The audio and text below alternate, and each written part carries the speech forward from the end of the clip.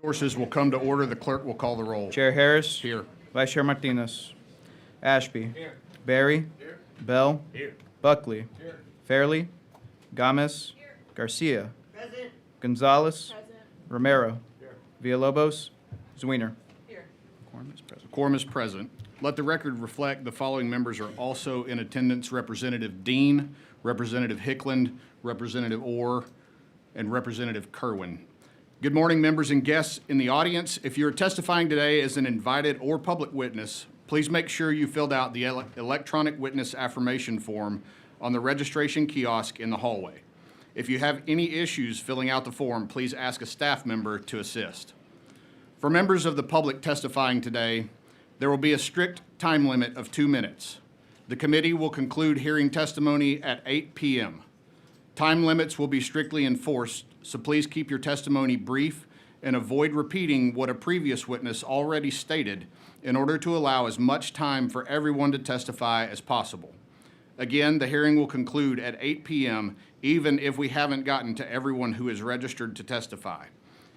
In the interest of time management for our data center water use and conservation charge, I will alternate between panels of invited and public testimony at the discretion of the chair to ensure this committee hears from both the public and our invited witnesses on this most important issue. The Committee on House Administration has approved a process for the electronic submission and posting of public comment for each item on today's agenda. The public comments submitted through the portal will be posted on the electronic legislative systems, TLIS and TLO, as well as on the House website at the conclusion of today's hearing. Directions on how to submit public comments through the portal can be found on the meeting's notice. As a reminder to the committee and our visitors and witnesses today, under House Rule 4, Section 13, House committees are subject to the same rules of decorum that govern the House proceedings. Under those rules, the chair is responsible for preserving order and decorum during committee meetings, and the chair may ask the sergeant-at-arms to assist in preserving order and decorum. Outbursts or vocal displays of support or opposition from visitors in the audience are prohibited, and the chair may order the sergeant-at-arms to clear the audience if there is a disturbance that disrupts the committee's meetings. Signs, placards, or other objects of similar nature are prohibited. Food and drink are prohibited in the hearing room. And members of the committee and witnesses must confine their remarks to the matter being considered by the committee, specifically data center water use. So your 2 minutes, use your 2 minutes wisely and stay on topic. If you happen to be running for office or you're a candidate for office, you're more than welcome to testify on data center water use. But this is not an opportunity for a campaign stump speech. I want to be very clear. Today's hearing is an opportunity for a constructive conversation and dialogue on some of the most pressing matters facing our state's most precious natural resource, water. Out of respect for this committee and the people of the state of Texas, the chair will not tolerate any outbursts or vocal displays. The chair will instruct the sergeant-at-arms to escort anyone who violates the House rules out of this hearing room. To our guests in the audience that are trying to find a place to sit, we do have overflow rooms located in room E2028 and E2030. We will now begin the first agenda item for today's hearing, Charge 9, Agency Oversight of the Texas Water Development Board.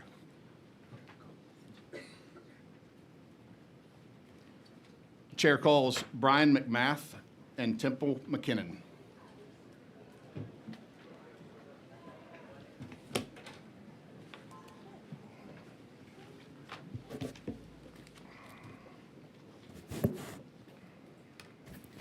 Good morning. Please state your name, who you represent, and you may proceed with testimony. Thank you, Mr. Chairman. Good morning, Mr. Chairman, members of the committee, and guests. For the record, my name is Bryan McMath. I'm the Executive Administrator at the Texas Water Development Board. So I've been asked to give an agency overview of some important initiatives at the Water Development Board. So I would direct your attention to slide 2 from my presentation. One of the big initiatives and efforts at the board right now is allocating a considerable investment that the legislature made last session in water supply and infrastructure through House Bill 500, the supplemental appropriations bill. Probably the largest opportunity related to that appropriation are what we call our water supply and infrastructure grants, or in agency speak, WSIGs. This was a little over $1 billion that was appropriated to the Water Development Board, specific to water supply and infrastructure projects. This is a one-time grant opportunity. By way of the mechanics of the appropriation, the best approach was granting this money out to communities. This money is general revenue, so it would sweep at the end of the biennium, and so we are taking a all-hands-on-deck approach to allocating these funds. We devised an implementation plan to spread these resources out to communities both geographically and by population size. So we have certain buckets within that $1 billion based on population. We have a tiny bucket for communities under 1,000, small under 10,000, medium goes up to about 150,000 in population, large up to 1 million, and then extra large communities over 1 million. We also created a separate bucket recognizing not only the need, but incredible value in canal, not only lining those canals, but converting canals to pipes specific to the valley. So we partnered with NADBank on a current initiative they had and allocated $100 million towards that in an effort to partner our dollars with their dollars and make those state dollars go a little further. I want to recognize Representative Gonzalez on that. We were very involved with her and on that initiative. In order to get these dollars out to communities and put to good use as quickly as possible, we have a target of next May to get all these dollars closed. And of course, the hard deadline would be the end of the biennium. The one kind of not so good news with respect to the WSIGs is by way of the appropriation, water supply corporations are ineligible. But I have some good news with respect to that coming later, and I know Chairman Harris is very involved in that effort. So, next slide. Bryan, if I could real quick, on the 1.025 billion that we're talking about on this slide, are these all low-interest loans? Or are they grants? Straight grants. Straight grants, okay. Yes, sir. So this, oftentimes, most of the financial assistance we provide is in the form of loans, whether they're 0% or subsidized or even market rate. But by way of this appropriation and the time limitations we had to allocate these dollars, the best course of action was to grant this money out. Yes, sir. Thank you. So next slide, general revenue grants. An additional $581 million was appropriated in House Bill 500 for specific projects or entities to further a variety of projects. Specifically, there were 32 projects that were articulated in the General Appropriation Act, an additional project for the City of Columbus that was articulated in Rider 26, and then we had an initiative or a mini program included in the GAA specific to mapping and line locates for rural water utilities serving 1,100 or less. To date, 30 of 32 projects have been committed. The remaining 2 projects are slated for board consideration either this month or this summer. And the line locate initiative, our RFP is currently out, so we'll be receiving responses to that RFP by the end of July and moving forward with selecting a vendor or vendors to provide that line location service to those eligible rural communities. The next slide kind of relates back to the WSIGs. I mentioned that water supply corporations, unfortunately, were ineligible for that opportunity. And so, based on numerous conversations with state leadership, key legislative offices, stakeholders, et cetera, we were able to create a separate parallel opportunity specific to water supply corporations. This, again, is a one-time grant opportunity. You can think of it as a WSIG-like opportunity specific to WSCs. The key difference there is this money, instead of being appropriated through the Supplemental Appropriations Act, being GR, this money was from that original billion we got in '23 into the water fund. Because of that, these dollars will flow through a financial assistance program. So there are a few program requirements that will also apply to these grants. That said, they're very similar in nature. And at the end of the day, these will be grant dollars going out to Water Supply Corps for those water supply and water infrastructure projects. We just put out a draft implementation plan for this opportunity. Comments are due mid-July. So if any of you or your interested communities, or especially your WSCs, I would encourage everyone to look at that, provide comments. We take those comments very seriously prior to presenting something formally to our board that we can go forward with. And I did include the email address to provide those comments on your slide. Feel free to let everyone know. Next slide, Senate Bill 3. I'd like to take a moment to once again express our condolences to the communities that were impacted, the families, the victims of the tragic July 2025 floods. We, as you know, since 2019 have been pretty involved in the flood space with respect to planning and allocating flood infrastructure fund mitigation dollars. So following that event and the two special sessions, Senate Bill 3 was passed, would essentially direct us to develop flash flood prone area maps. We've put together a guidance that communities can use for the installation of sirens. We've worked closely with the governor's office, went into a memorandum of understanding so that the grant dollars, $50 million that was given to the governor's office, was then given to us, and we're allocating those grants to eligible communities. As a reminder, there are 30 communities that are eligible for these grants and that will be under these requirements to put in sirens in flash flood prone areas. And all that is dictated by the governor's disaster declaration following those floods.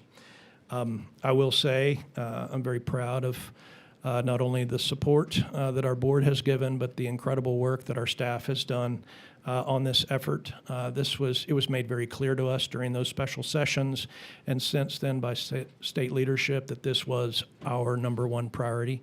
And we have expedited this incredibly well to ensure that those communities not only have the information they need to develop their project plans, but also once those plans are submitted to us, that we can review them timely and ultimately get the dollars out to them so they can start putting those sirens in, especially now that we're kind of on the early stages of summer vacation.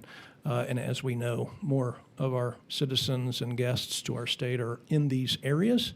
So we want to do our part to make sure they're as safe as possible. And again, shout out to our staff and frankly, the communities that we've been working at. Everyone's taken this effort very, very seriously.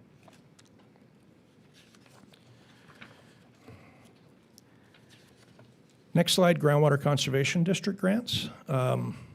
Chairman Harris, I know, was very involved in this last session and maybe again in the coming session, but we were given some funds through a rider to the General Appropriation Act, about $7.5 million for groundwater conservation district grants.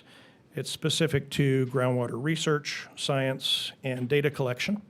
This was kind of a data gap, so to speak, that certain districts, especially those who aren't as well funded, needed help collecting the information they need to, gauge and then manage their groundwater resources.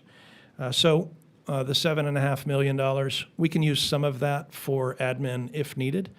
We may not need that admin dollars, but as of now, our board later this month will consider approving not only grants for fiscal year '26, but also fiscal year '27. We had such incredible demand for these grants that we thought it was prudent to expedite getting those dollars out. If there is some additional dollars available, some admin dollars we don't need, or maybe some grants that through rescoping, sometimes a community or a district may not need all those monies, we will then kind of have an additional effort before these dollars expire to ensure that all these funds get out to the districts that need them.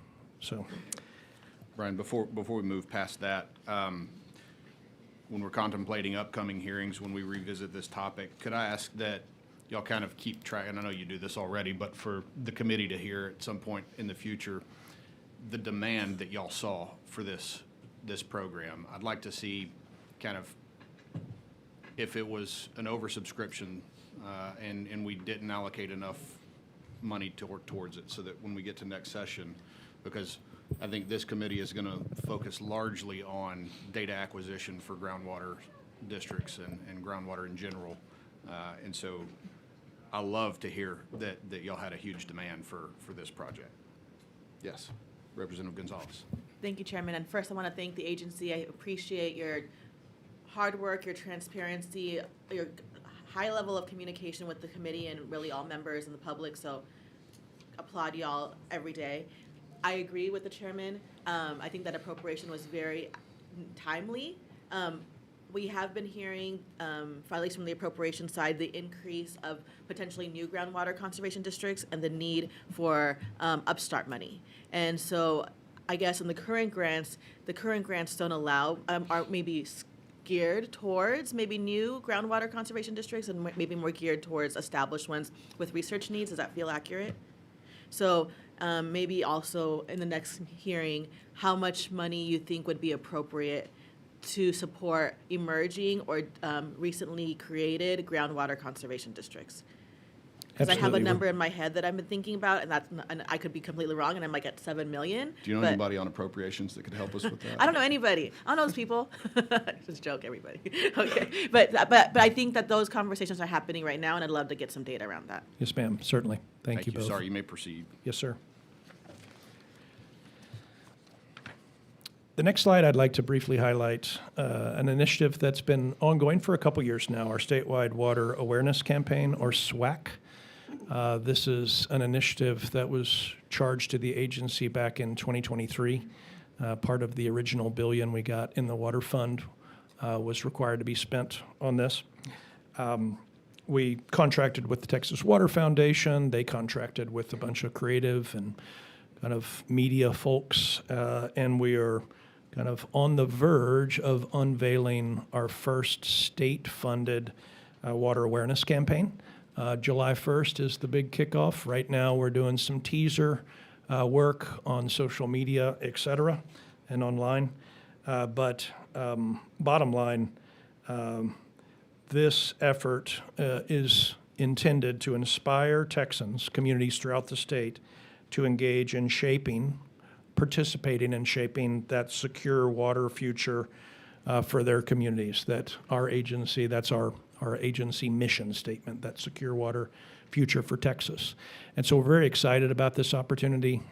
If at the appropriate time, if the committee would like a more robust update and presentation on that, we're happy to provide that. But I would just kind of encourage you to pay close attention to, the screens in your life, your podcasts, your radio ads, even billboards, restaurant cups, restaurant table placards, even koozies in your life. You will start to see evidence of this campaign, and we hope that it does kind of enhance not only community's excitement on participating in the solutions that we're all working towards, but also, recognizing, trying to kind of make the invisible visible through our water infrastructure, our water sources. But we're very excited about this initiative, and I know our board has been very invested in this from the get-go. I know Chairwoman Stepney is here, and this has been high on her list since day one, so want to recognize her contribution to this as well. With that, I'm going to hand off to Temple McKinnon, and she's going to tell you about the state water plan. Good morning. I am Temple McKinnon. I'm the Water Supply Planning Director for the Texas Water Development Board. For the state water plan this time, our agency has taken a phased approach to its development, and this was primarily to address timing constraints that have existed around SWIFT financial assistance deadlines. The phase 1 of this document was posted for public comment earlier this year, and we're currently considering public comments to complete the final plan, and we anticipate our board considering its approval in July. This document, along with the associated interactive state water plan, meets all statutory and rule requirements, but it's a slimmed-down version and analysis of narrative content. And this approach allowed us to have a more robust consideration for the statutorily required legislative recommendations from our board. A Phase 2 amendment is planned prior to the end of this year by the January 5th, 2027 statutory deadline, and that will incorporate the additional and more robust content in line with past plans. But a few key findings from the plan include that with the recurrence of the drought record conditions, water users across all sectors in the plan face potential shortages of about 3.6 million acre feet in the first planning decade of 2030. The strategy mix, the types and magnitudes of the recommended projects remain similar to prior plans, and the total nominal cost to implement recommended projects in this plan are $174 billion, which is more than double the cost of the 2022 state water plan. That's what I got. We're happy to answer any questions. Y'all are going to come back up when we get to the charge on data centers, and so I think at that point it would probably be a more appropriate time to ask questions about data center water usage as it relates to the state water plan when we get to that, if the committee's okay with that. Members, any questions? Representative Berry. Quick question. Thank y'all for coming out today. We've heard a lot about this plan, you know, and now we're updating it, refreshing it. It's $174 billion. When are we actually going to start putting pencil to paper on this deal? Pencil to paper on? Like implementation. I mean, we're slowly but surely implementing it statewide across the state. How are we doing that? What's the phased implementation process? I'll take a high-level stab at that question, and Temple can correct me where I'm wrong. As you know, the state water plan has decades of need, and so it's a 50-year planning horizon, and regional water planning groups working with interested parties and sponsoring entities within their region identify project to meet, you know, needs based on those kind of 10-year increments. And the advantage of being in the state water plan is that makes you eligible for our SWIFT program, which is our flagship water supply program. I think you'll hear a little later about capacity limits throughout kind of all of our programs, so we can wait until later today to dive into that. But what we do, it's kind of on one hand, we help communities plan for their needs in the future and how they're going to meet those needs. And then the other hand, we provide financial assistance in the form of grants, loans, whether low interest subsidized, 0% occasionally, or even just market rate, you know, that incentive capital for them to realize those projects. So we're kind of in a support position, both on the planning side as well as kind of the realizing those projects side. But ultimately, it's locally driven, that bottom-up planning process, and then the locals drive when they're going to implement projects, and then they contact us to help pay for them.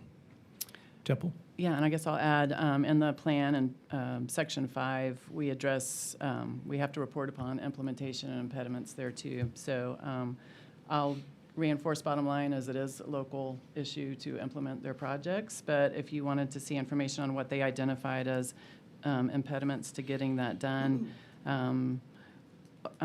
mainly around shifting in timelines and economic feasibility and financing were identified as some issues, as well as contracting and permitting constraints. So those are some recurring themes of issues that were encountered by entities trying to implement. Gotcha. All right, so it's just all the same stuff, different year, moving along, economic constraints, permitting, local issues, trying to get these projects done, that kind of thing. Yeah. Okay, thank you, guys. Representative Bell. Thank you, Mr. Chairman.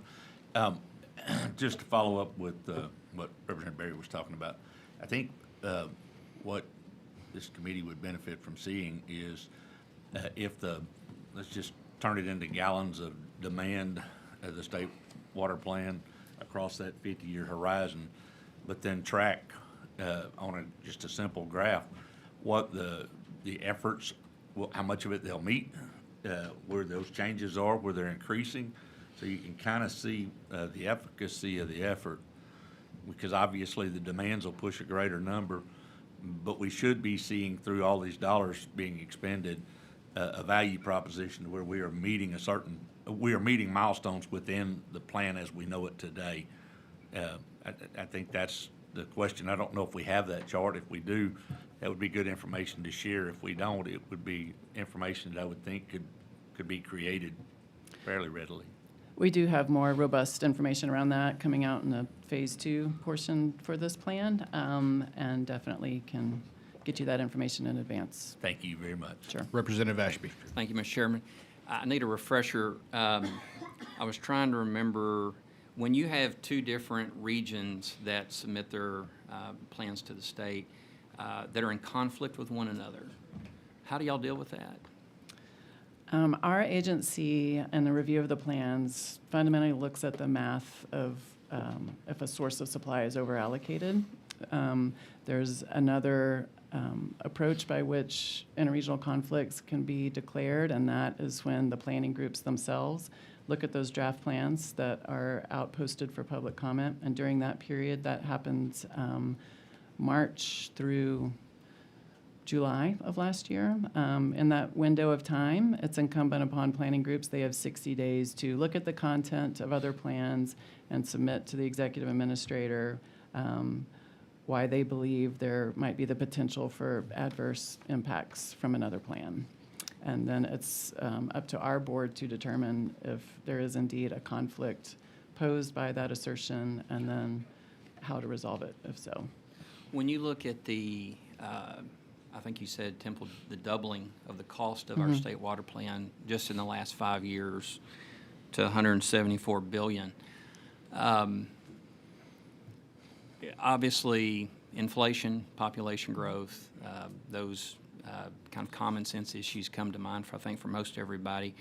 But what about, and this is a question, I guess, is the most costly strategy in regional water plans, is it reservoirs or is it something else? The most costly project in this plan is a conveyance from an existing reservoir, Toledo Bend. Okay. And how much is it? I'm just curious if you know off the top I think of it's your about head. 9.8 billion. 9.8 billion. Okay. Well, the reason I bring it up is, you know, I know in the past there's been some big, there's been a lot of controversy between some of the regions in terms of the strategies that are in their plan. And of course, when you look at the total cost here, I mean, to double in 5 years, that's a significant increase. I guess thinking about the funding of the plan, when you, and this may get to what's to come in the next presentation, but when you look at where we are as a state with the water fund, with SWIFT and everything, where do we stand today in terms of meeting that $174 billion projected price tag? I am going to have to defer to Marvin on that one.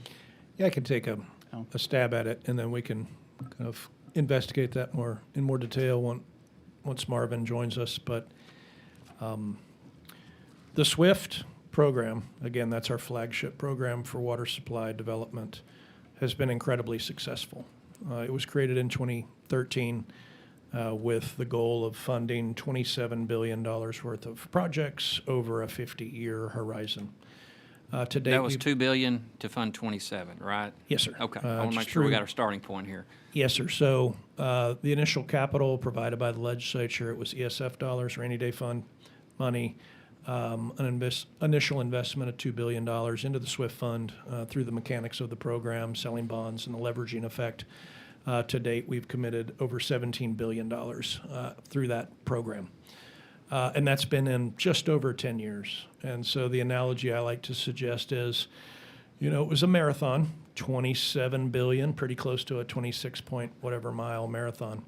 But the time that was expected to run that marathon was 50 years. We've run 2/3 of that distance in a fifth of the time. So to kind of lead into a more detailed conversation later today, to your question, you know, how are we doing meeting or, you know, addressing kind of the financial needs related to this plan?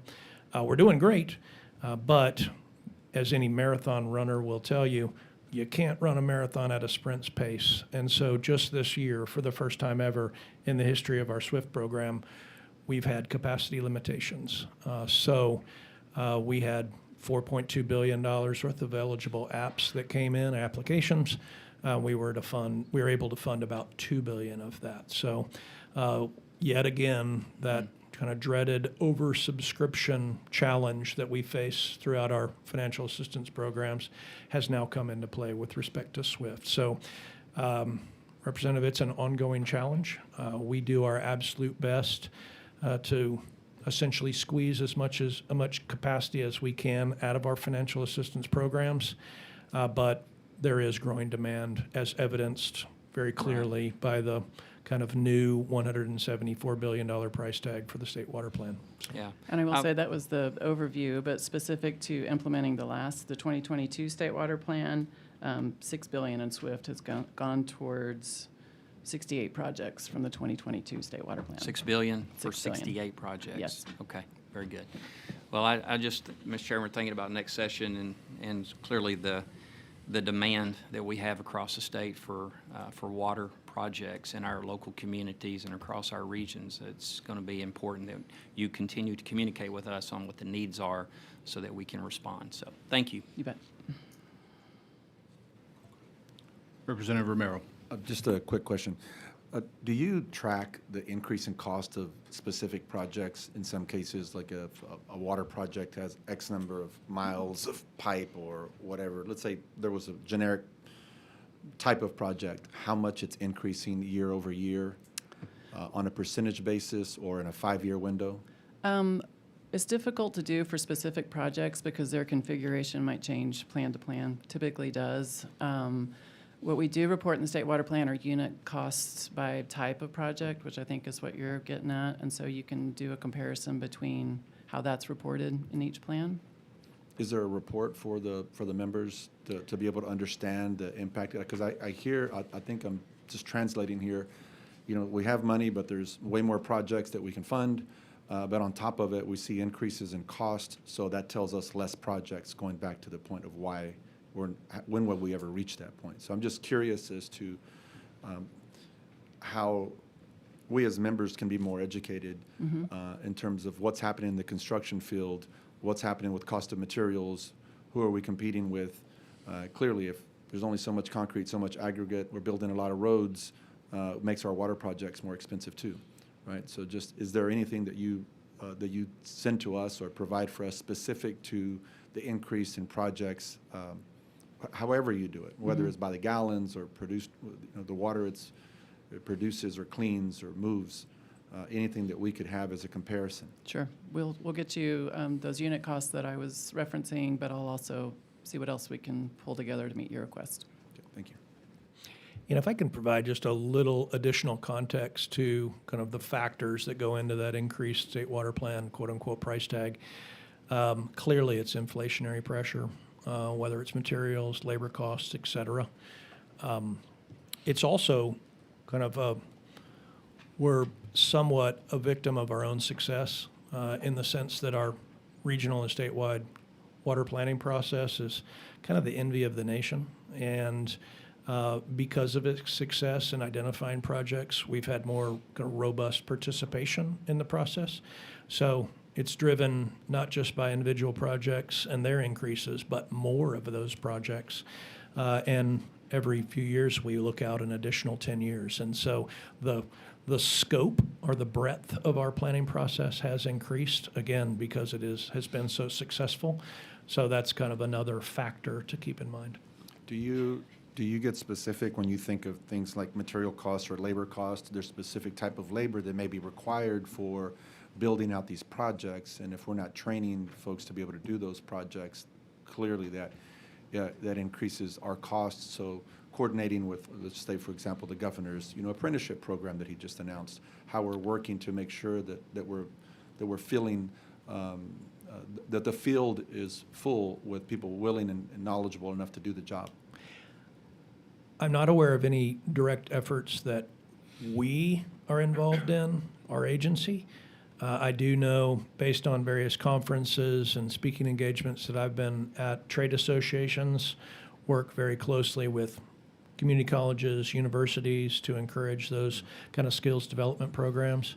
I think that when we're looking at costs, probably our best gauge of those costs and potential increase are applications. And so we're pretty late in the process from an entity standpoint of developing projects and putting, those proposals together. But we have seen, even with kind of our pre-application process, we typically have a two-step process. We'll get a pre-app in first, and then we'll invite a full app later. That process can take 6, 12, 18 months from start to finish. And even in that period of time, you'll see significant cost increases. And so entities are forced to either rescope or increase their ask. And so, again, that kind of puts additional pressure as far as capacity pressure in our programs. I'm sorry, Chairman, but I think that's exactly where I'm trying to go. Sure. You have a project that you thought you could do, now you can't do it. Project gets smaller, or you increase the budget, and there's factors of why that's increased. Specifically, it can be materials, competition for those materials, or labor cost, and how we're doing our part to ensure that we can minimize all of those. That's my point. Thank you, Chairman. Yes, sir. Members, any other questions? All right, Brian, I do want to go back real quick to the mapping and line locates for small rural water utilities. I'm sure I've got several of my small water service groups watching right now. And so walk me through a little bit more in detail what y'all are doing with this. So, it sounds great on its face, but if I look at Nature's Rural Water Supply Corporation and they've got one employee, that's really the issue that we're facing with these guys, is they're so limited on staffing available to go out there and do line locates. And they have no idea where some of these lines were laid 60 years ago or however long it may have been. And so it would be incredibly helpful, but before data centers, I got just about more calls on lines being broken by the broadband build out that's going on in rural Texas than anything. So this is definitely needed, but walk me through how we see that actually being implemented, if you would. Yes, sir. Thank you. So my understanding is that this initiative was, the impetus behind it was to enhance Texas 811, that call before you dig program, because currently these small water utilities, they didn't know where their lines were, and so they weren't part of that kind of call before you dig process. And so I believe this was kind of stakeholder and member driven last session.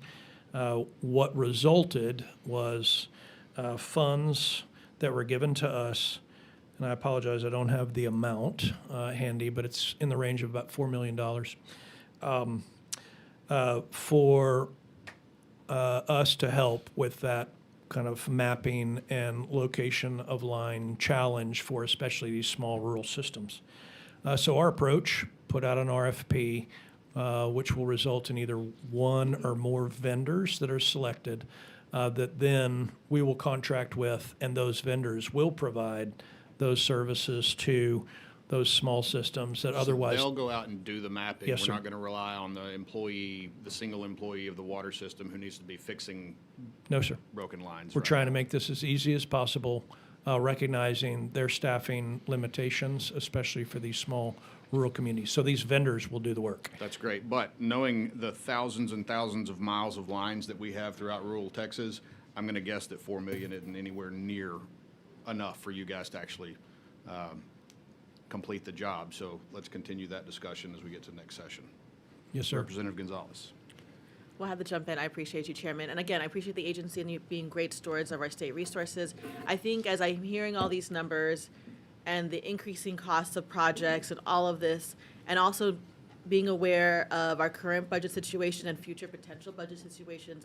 For example, potentially, I don't see it this session, but maybe next session, a deficit budget. How does the agency plan to navigate some of these financial ups and downs that could potentially hit the state? I mean, granted, we don't want that, but I also think it would be wrong for us not to consider the possibility of that in the upcoming years, because we were able to have excess funds, mostly because we didn't spend all our funds, but we did spend most of our funds this biennium, so we won't have the same amount of excess funds, and so we've been able to support, and I know you have streamlined money that's guaranteed, but that still won't even meet our needs.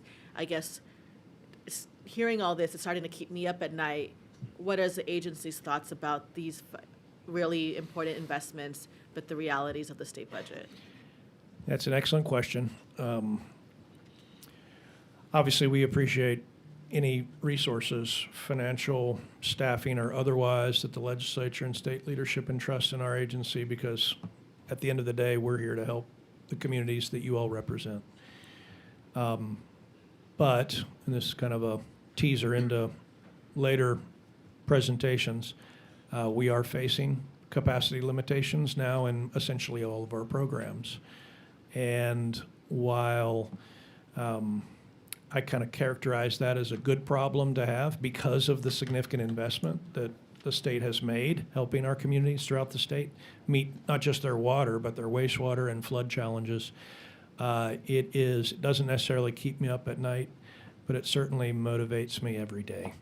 And so we're going to do our best. I mentioned earlier, we try to squeeze as much capacity out of our financial assistance programs. I know our board historically and currently has been very supportive of that, recognizing, I think, some of the conversation that Representative Romero initiated today, and we've had these conversations in the past. It makes a whole lot more sense to invest in these projects now because we know that their costs just continue to rise. And so that incentive capital is crucial for communities to get these projects up and going. But there are limitations, and we do our best to navigate those, but certainly appreciate all the to-date investment that the legislature has made and look forward to future investments. And of course, we're going to talk a little more about Prop 4 later, so that's coming soon. Okay, thank you. Yes, ma'am. All right, thank you, members. I didn't anticipate this first panel going 45 minutes, but great questions, great discussion. So let's move on to our next agenda item. But before we do that, I do want to announce to our friends and fellow Texans who are waiting out in the hall because there wasn't enough space, we've now added a third overflow room in E2026. If you're looking for somewhere to sit down and listen and follow along, E2026. Next agenda item is Charge 6 program capacity.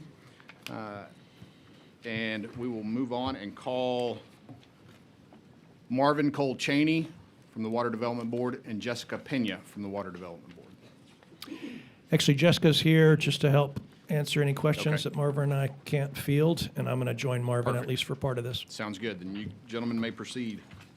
Yes, sir. Once again, for the record, Bryan McMath, Executive Administrator at the Water Development Board.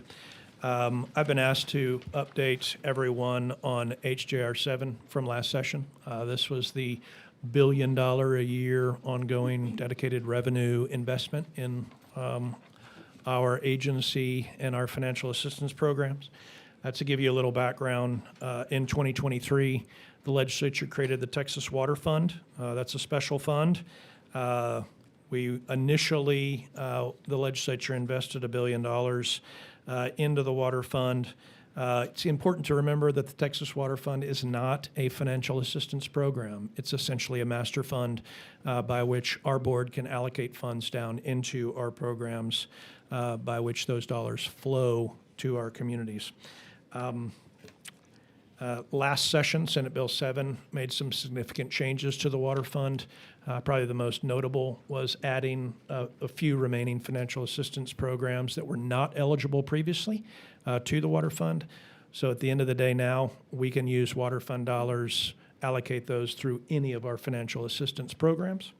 And then kind of that leads into the next slide, Proposition 4. So House HJR 7, proposing a constitutional amendment dedicating $1 billion a year, starting in fiscal year 28, into the water fund.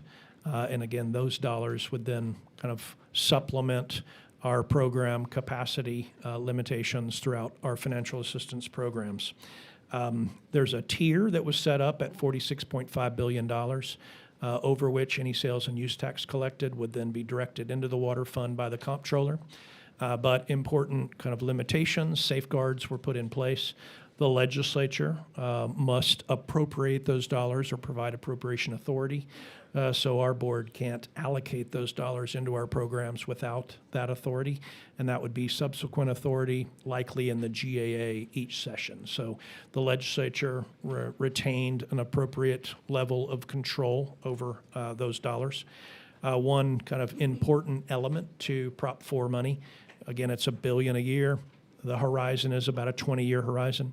But 50%, or $500 million, is dedicated to either SWIFT, that again, flagship water supply program, as well as what I like to call the NEWT, and that is the New Water Supply for Texas Fund.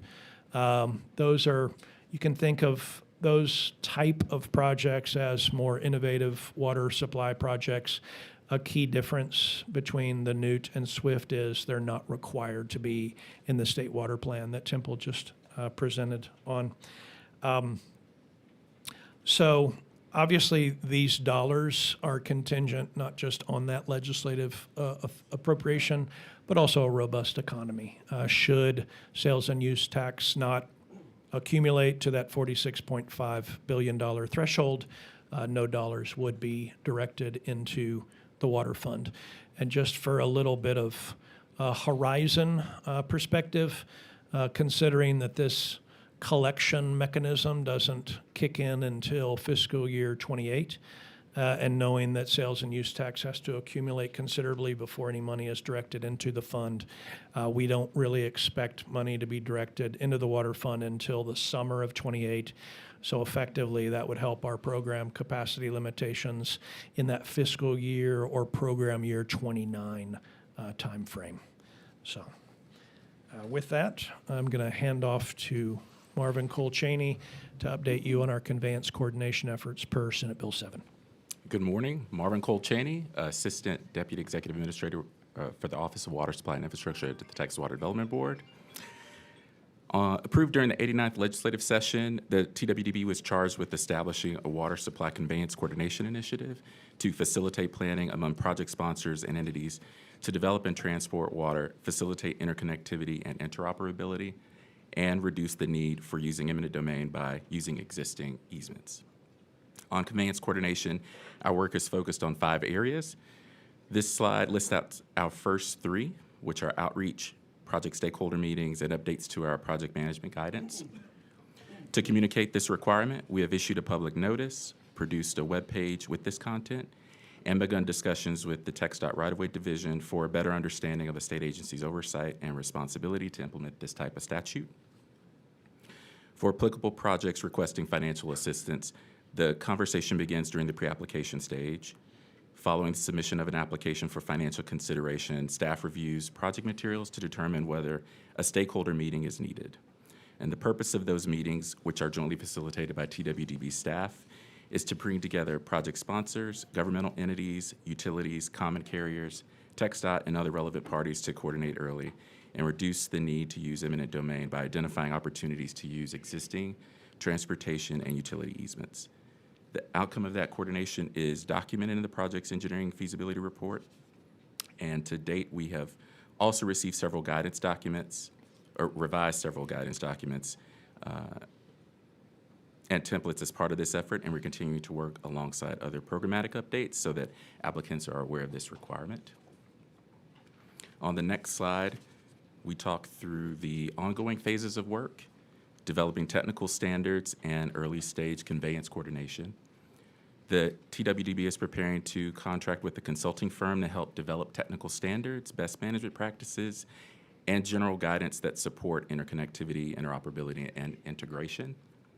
That task is expected to be completed by February 2027, and we are also advancing an early stage conveyance coordination concept intended to help identify and evaluate multi-regional projects within the regional water planning process. Staff conducted a stakeholder survey on that concept and is now reviewing the results to determine the next steps. And we anticipate selecting technical committee members in the summer to fall timeframe and convening that committee in late 2026. Members, any questions? All right, if not, we will move on to the next item on the agenda, program capacity.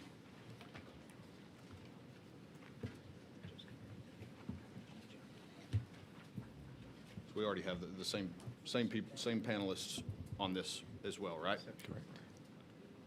Except for you? Not me. Okay. I'll step back and let Marvin take over. But Perfect. if needed, I'm happy to rejoin and answer any questions. Sounds good. Thank you, Thank you. Marvin. Yes, sir. Please proceed. All right. For this section, I will provide a high-level overview of the primary funding purposes for each of these financial assistance programs and mention during its most recent program cycle how oversubscribed they are in terms of the demand versus the funds available.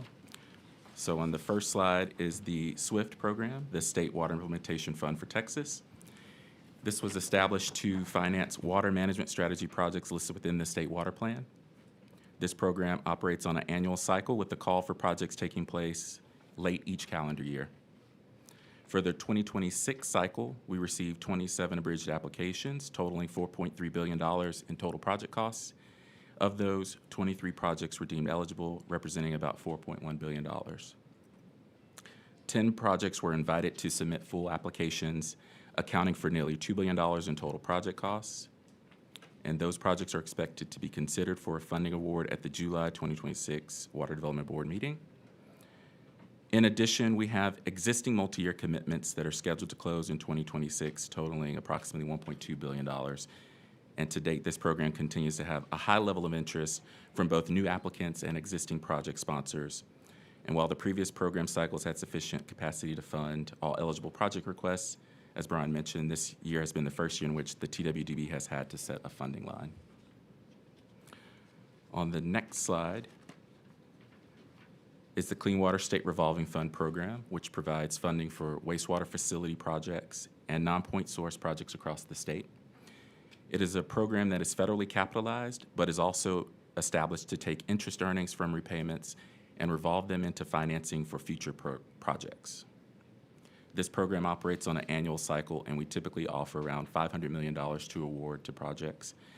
For state fiscal year 2026, our funding capacity totaled approximately $583 million.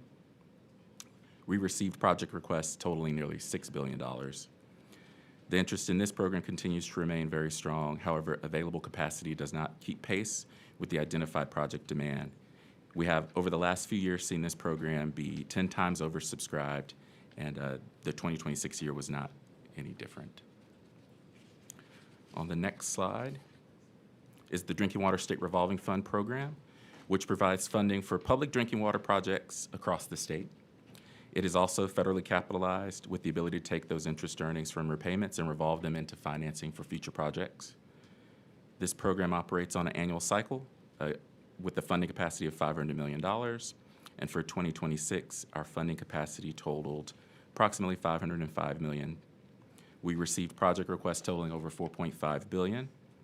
And this program also continues to remain very strong in terms of its interest and continued demand, and is 9 times oversubscribed. On the next slide is the Flood Infrastructure Fund, which was established as a financing program to move flood mitigation projects from concept to construction, specifically those that are included within the state flood plan. The program operates on a biennial cycle, and the TWDB is currently establishing a plan for its intended uses during the 26 and 27 state fiscal years. We will begin soliciting for new projects later this year, but with respect to our last cycle covering fiscal years 24 and 25, requests for financial assistance exceeded what was available to fund them. There was $312 million available to offer as grants or 0% interest financing, but the TWDB received $2 billion of requested needs, making the program 6 times oversubscribed. On a final note to this slide is that we show the 2026-27 intended use plan coming this summer. That plan was posted for public comment, which concluded on June 12th, and the agency staff are currently reviewing those comments received in preparation for consideration of any proposed programmatic changes by the agency's board at a future public meeting. And on the final slide for this section, the Agricultural Water Conservation Fund provides public entities with grants and loans for projects that support agriculture irrigation conservation strategies in alignment with the state water plan and that demonstrate best management practices. The TWDB provides up to $1.5 million in grant funding each fiscal year through a competitive request for applications, and loan applicants may apply at any time during the year. Staff are currently managing 49 grant contracts and 6 active loans. For fiscal year 2026, we anticipate making 10 grants from the 28 eligible applications that had an original total request over $8.6 million. This table shows the number of grant applications received over the last 6 years, the amounts requested and awarded, and how this program has been oversubscribed for all but 1 year since 2020. And that concludes the presentation. Real quick, on this last, the ag water conservation grants and loans. So as we're looking at development throughout rural Texas and land use changes, if we have row crops that have had allocated water rights either from surface water or groundwater that they're utilizing, would this particular program be an appropriate spot to basically the state to incentivize people to hold their water rights in conservation under the Water Development Board, so that we don't get in a case where we still have these allocated water rights being used when they could have been put in some sort of a conservation program? That's a good question. I may have to ask for John Dupnik to give a response to that. Chair calls John Dupnik with Texas Water Development Board. Good morning. John Dupnik, Texas Water Development Board. The projects for the ag conservation grants are typically projects that actually realize a savings. So think of laser leveling, Yep. canal conversion, things that actually increase irrigation efficiency. So it's typically. active conservation of water use. Yes, sir. Yeah, okay. Members, any questions? Representative Romero? Okay, so when you talk about being oversubscribed and you solicit projects, you have a finite number of dollars for each of those different categories, correct? That's correct. Okay, so then you have an application, let's say you have 10, but you only award 5, so that you have 5 winners and 5 losers. Pardon that, that's the words I'm using.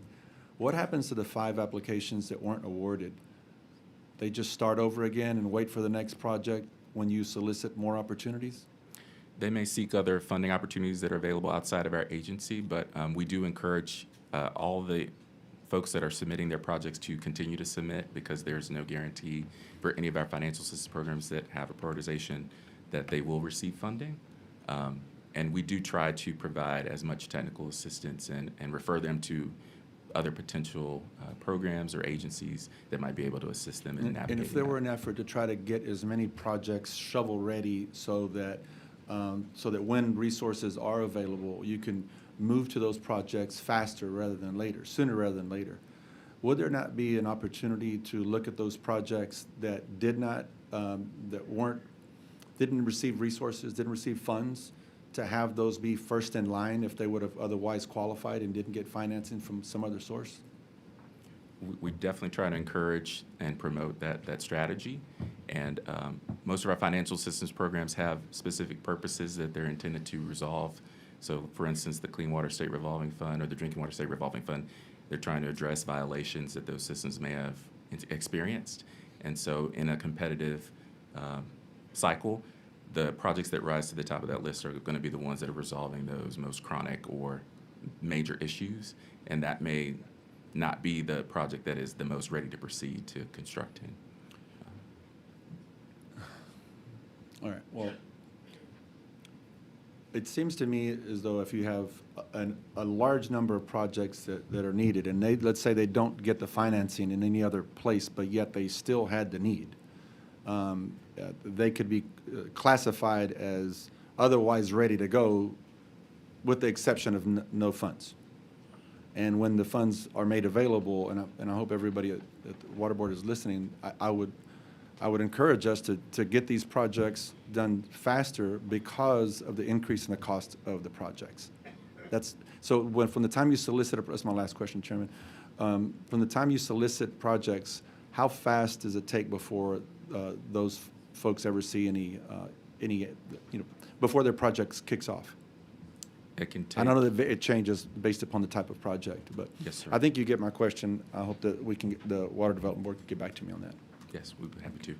That's a fair question, though. I mean, if government notoriously moves too slowly, right? And not y'all, but just in general, government moves slowly. And so if we're looking at water projects throughout the state, what methods can we employ to hit the gas pedal and make sure that they're, especially if state funds are being used, does the Water Development Board have any oversight after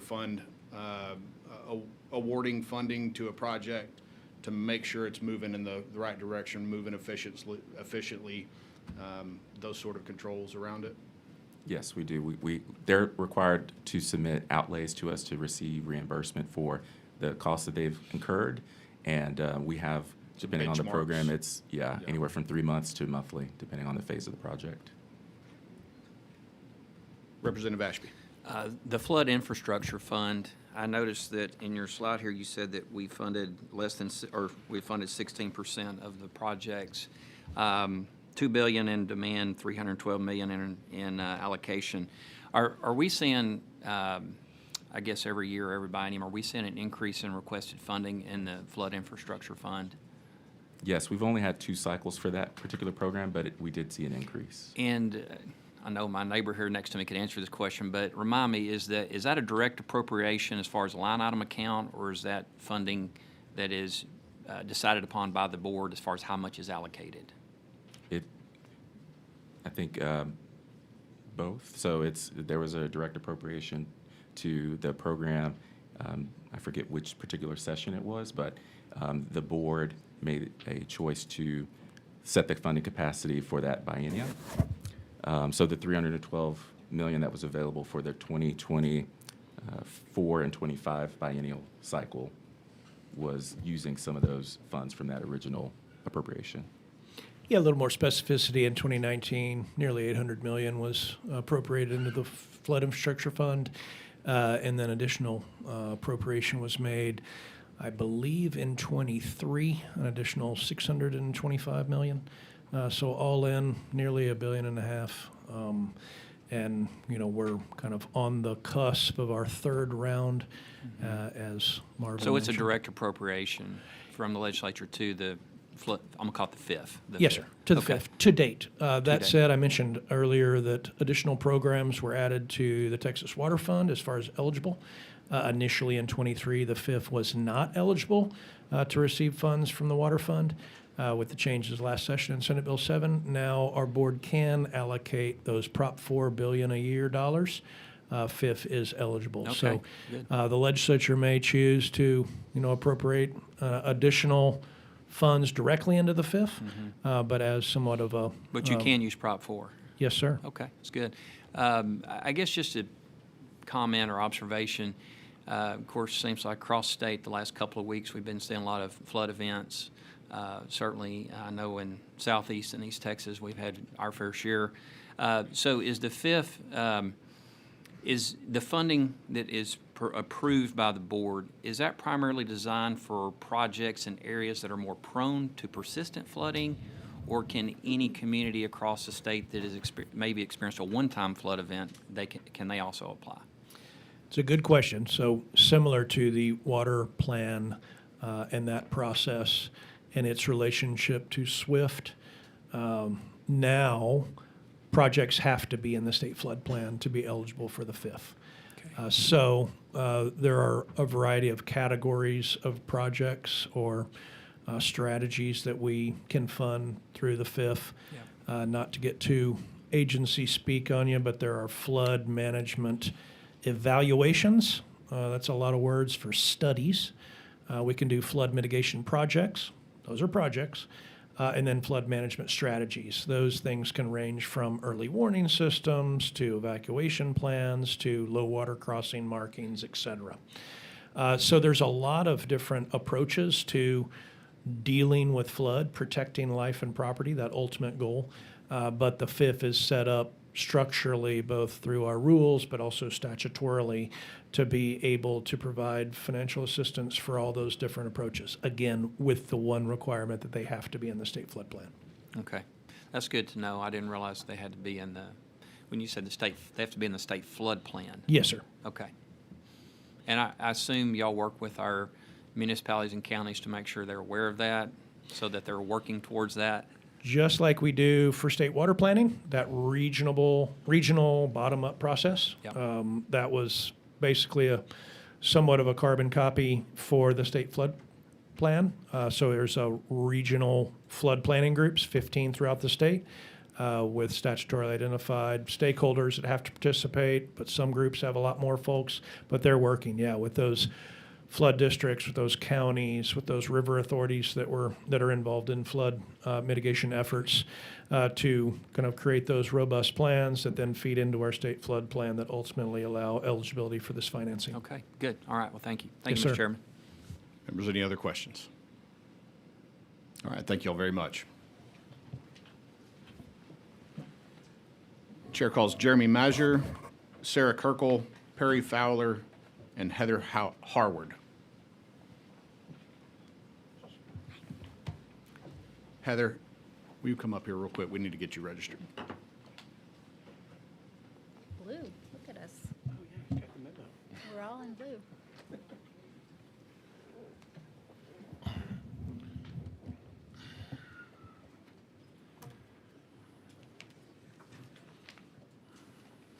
How are you doing today? Okay, how are you? Pretty good.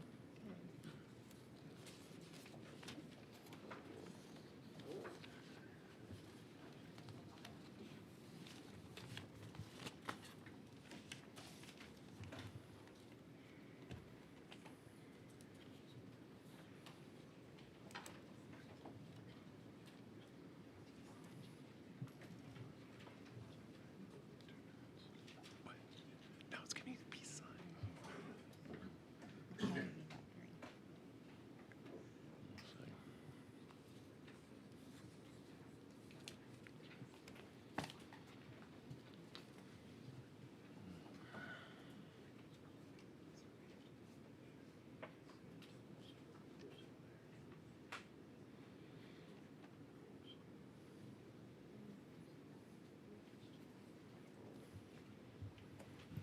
All right, Jeremy, let's start with you, and then we'll go from Jeremy to the left. You got it, Chairman. Good morning, Mr. Chairman, Vice Chair, members of the committee. It's great to see you again.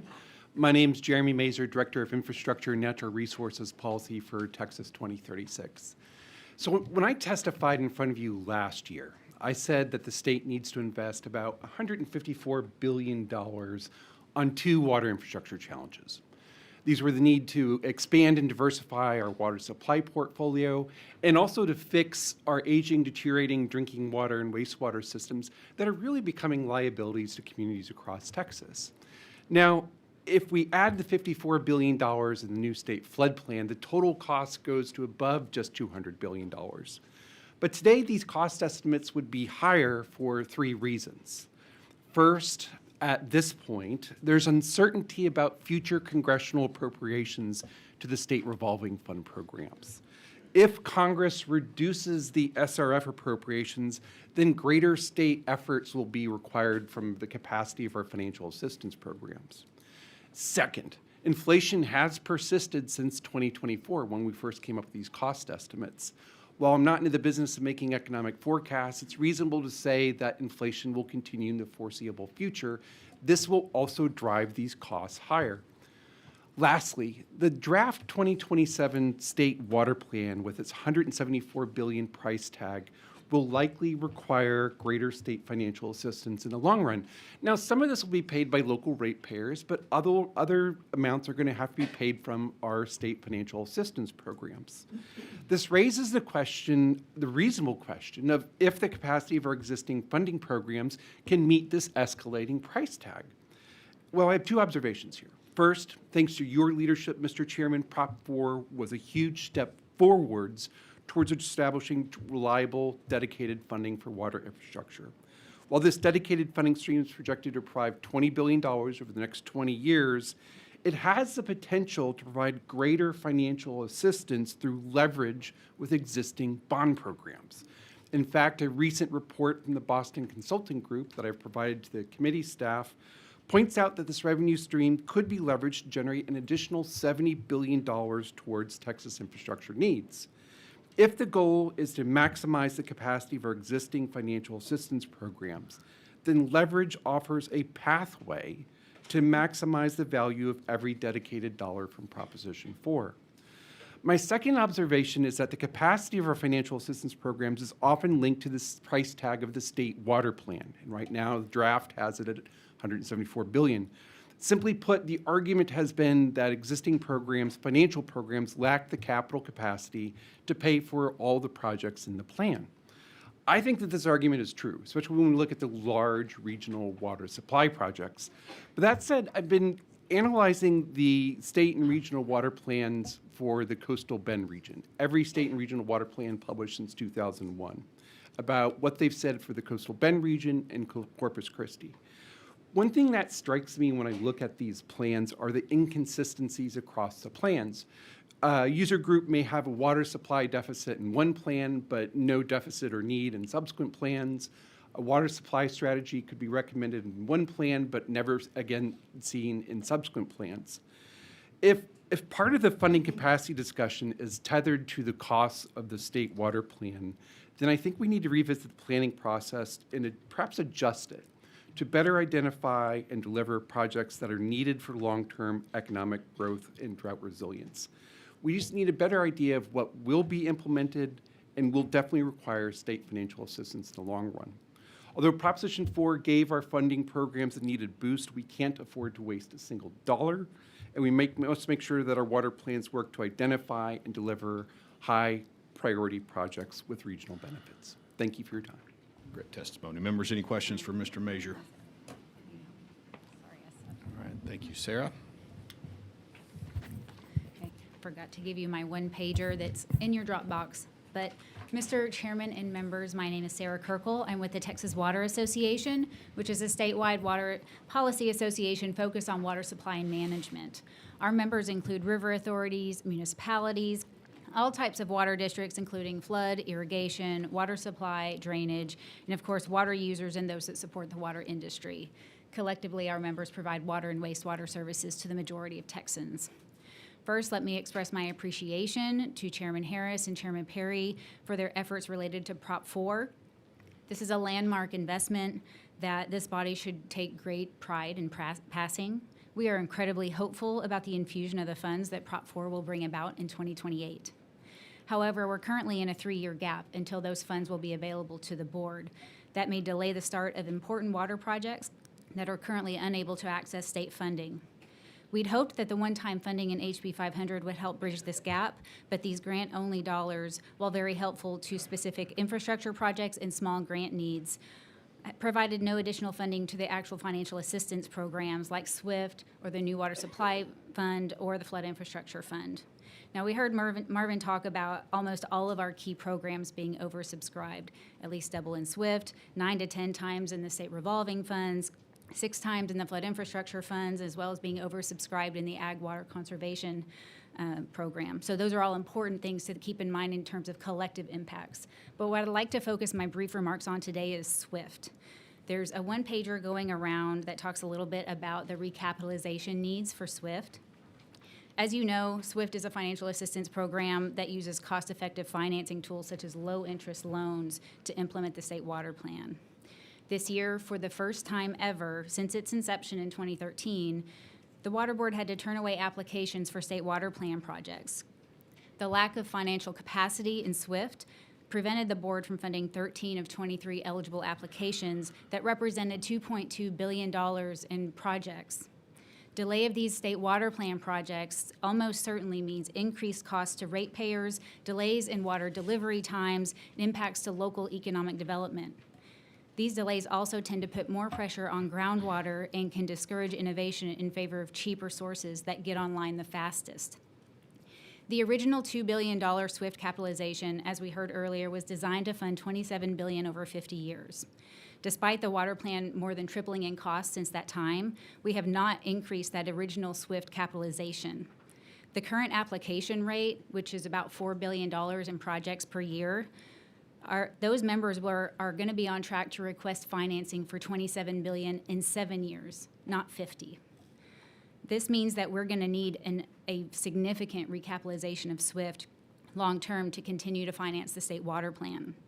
Outside of a significant recapitalization, the program is going to need a short-term infusion of funds if we want to keep state water plan projects moving until Prop 4 is able to help in 2028. Some experts suggest that this could mean upwards of $1 billion a year. When we get to 2028, Prop 4 money will not be enough to support SWIFT's needs. Half of Prop 4's allocation of $1 billion a year is required to go to either New Water or SWIFT. If you put the entire $500 million into SWIFT, you still end up in a situation where you're going to fundamentally change the program to a pay-as-you-go model instead of the program's initial design, which is similar to endowment in terms of using long-term investment income to fund the program. We're also quickly approaching a point where the significant expense of large regional water projects will be beyond what any one public entity can afford. And state funding to right-size those projects or participate in the acquisition of water supply storage or transmission may be needed. In closing, as we see water emergencies play out in areas such as Corpus Christi, it's important for us to continue to move forward on those state water plan projects to keep other communities from facing these same situations. We will continue working with the legislature, the board, and our members on these issues. And our legislative committee has just begun discussions on a number of topics, including barriers to implementation of large water supply projects, groundwater management, and data centers. And we look forward to sharing the results of those conversations later this year. Thank you. Thank you, members. Any questions for Ms. Kirkle? Representative Gonzalez. I really appreciate you highlighting that the fact that we have maybe the legislature failed at putting some additional seed money so that Prop 4 could be an endowment as envisioned. I think that's a gap that we did make in the legislature and something that I hope that you will consider talking to some of the appropriations team about for the next biennium, because if we don't address it, and I think there's ways to do it, right? This is off the top of my head, and I'm probably going to get in trouble for even saying this, but why couldn't we take some of the extra ESF money to supplement the money until Prop 4 is ready so we don't have the pay-as-you-go model? And I think that would be something we could do if we wanted to. I think there are a range of solutions, and we would love to engage in continuing those conversations, not only during the interim, but during the session. There are also a number of different models that you could employ when you're talking about costs of this size. I think that's one of the things we'll be discussing with our members. Is there a different model that we should be talking about given the size of these projects, and what are those real barriers, and how can we best address them? Any other questions? Mr. Fowler. Morning, Mr. Chairman and fellow members of the committee. My name is Perry Fowler, and I serve as the Executive Director of the Texas Water Infrastructure Network. Appreciate the ability to come here and testify before you today, and we've submitted more extensive written testimony here for you as well. TexWin represents the companies that build and deliver water infrastructure in Texas. We're actually executing these projects. And our perspective today is really from the delivery side. We're focused on how funding structures and financing tools, procurement practices, market conditions, and program administration affect the state's ability to actively get projects built. Texas has made historic commitments to water. The legislature, voters, the Water Development Board, local governments, and the broader business community have all recognized that water infrastructure is fundamental to the state's future. But funding alone is not capacity. Program capacity means the ability to move priority projects from need to planning to financial assistance to procurement and to construction and ultimately into service. And it also means using state dollars in a way that leverages other sources of capital and maximizes the amount of infrastructure Texas receives for every public dollar invested. One of the most important points I'd like to make today is the fact that Texas should preserve and expand the leveraging power of the Water Board and its existing financial tools.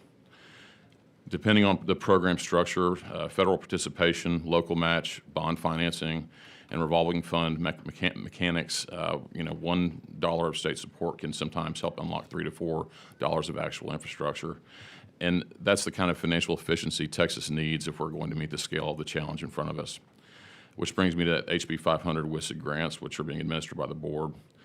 These grants are major and appreciated investment. For some communities, direct grant assistance may be the only way to get a critical project moving, and grants have a place in the toolbox. But we need to be clear about the structure and what this is. WSIC is a one-time, 100% grant program. It wasn't designed as a long-term finance model, and it was not directed to the Texas Water Fund, which would have been a more effective vehicle for maximizing Texas taxpayer dollars. That cannot become Texas's long-term financing strategy. The concern is not that grants are bad. The concern is that grant-only funding is not scalable, and free money is not sustainable. Waiting for free money is a race to the bottom. It does not encourage rate structures that support reinvestment, effective asset management, or thoughtful long-term planning. Texas cannot afford to lose the leveraging opportunity again that we have. Every state dollar can be responsibly turned into $1, $2, $3, $4 of total investment in projects and should be structured to do so. Program capacity should be measured not just by how much money the Water Development Board awards, but by how much total water infrastructure Texas is able to build with each public dollar invested. We should look at how SWIFT is structured to make sure applicants receiving commitments are truly ready to proceed. When a project receives SWIFT funding, but then is significantly delayed, that does not just affect one project. It can hold up limited financial capacity that could have been allocated to other ready-to-go projects, while also leaving the future of the delayed project in question. And we need to be honest, the state cannot control local politics. Local election, governance decisions, disputes, changing priorities, rate decisions, litigation, and land issues, and community opposition.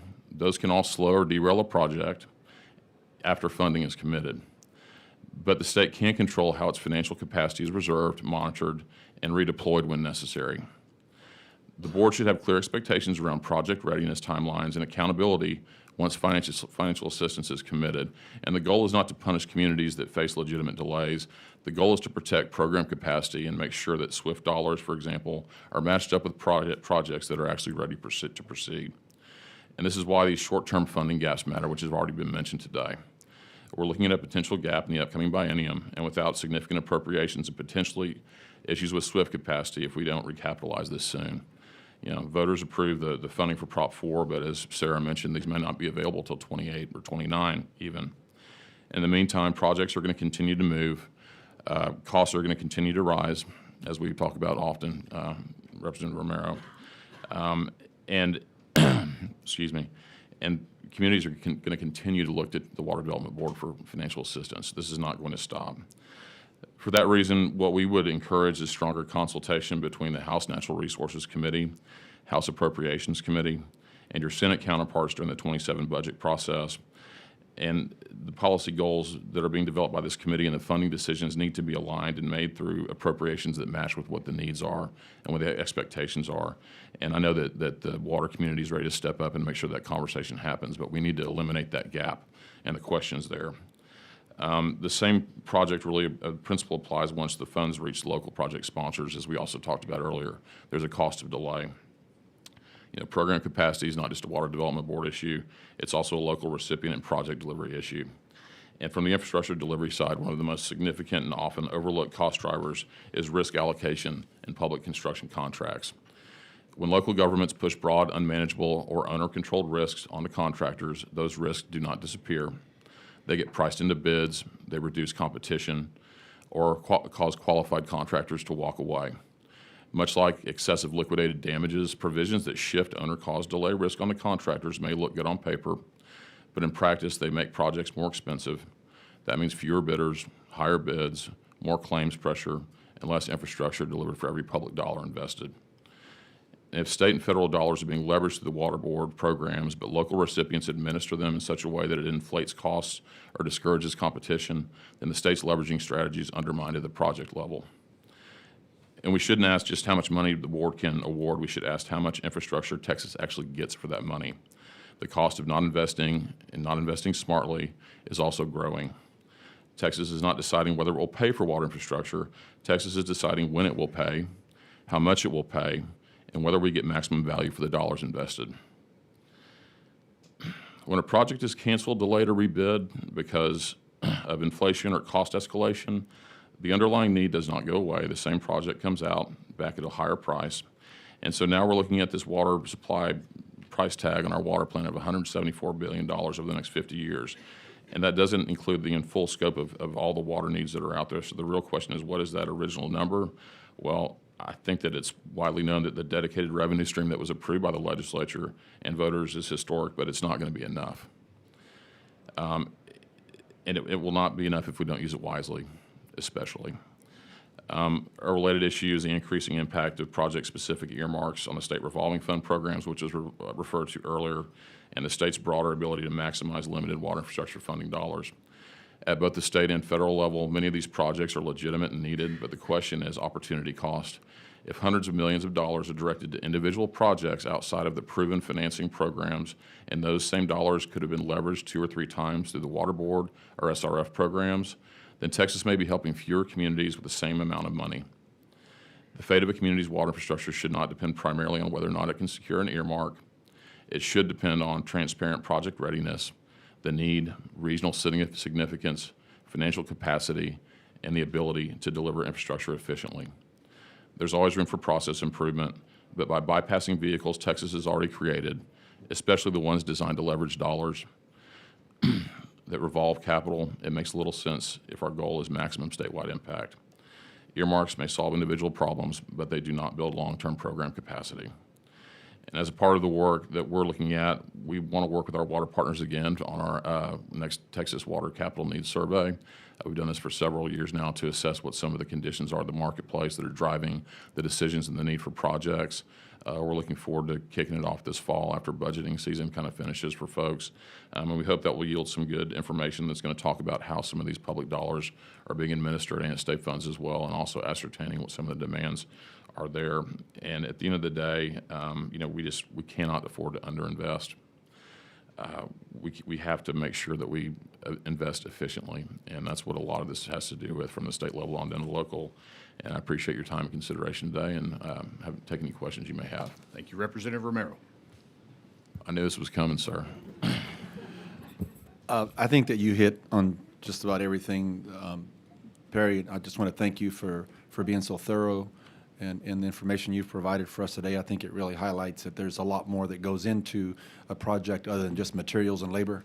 There's so many costs, and it's a real responsibility. And I thank the chairman for taking this role as chair of this committee so seriously and highlighting it to everyone out there in the state that we're here for the job, and we're going to get it done. But going back to labor and materials, I know you and I have had discussions on these things. What do you think that, I'm not sure that you're the right person to provide, but do you feel like the Water Development Board or what agency within the state should be providing information for us as those projects actually are being constructed as to how those projects got more expensive? I have no idea if it's going up 20% or if it's going up 10%. I just have a hard time of us bragging that our rainy day fund is making $1 billion a year in interest, earning 3 to 4%, whatever it may be, when projects are going up 15 to 20% a year. And unless I know how much it is, I don't know that we'll ever have that urgency, or we stop making the mistakes that we've made here, as we've heard through Prop 4, that we're not releasing that money.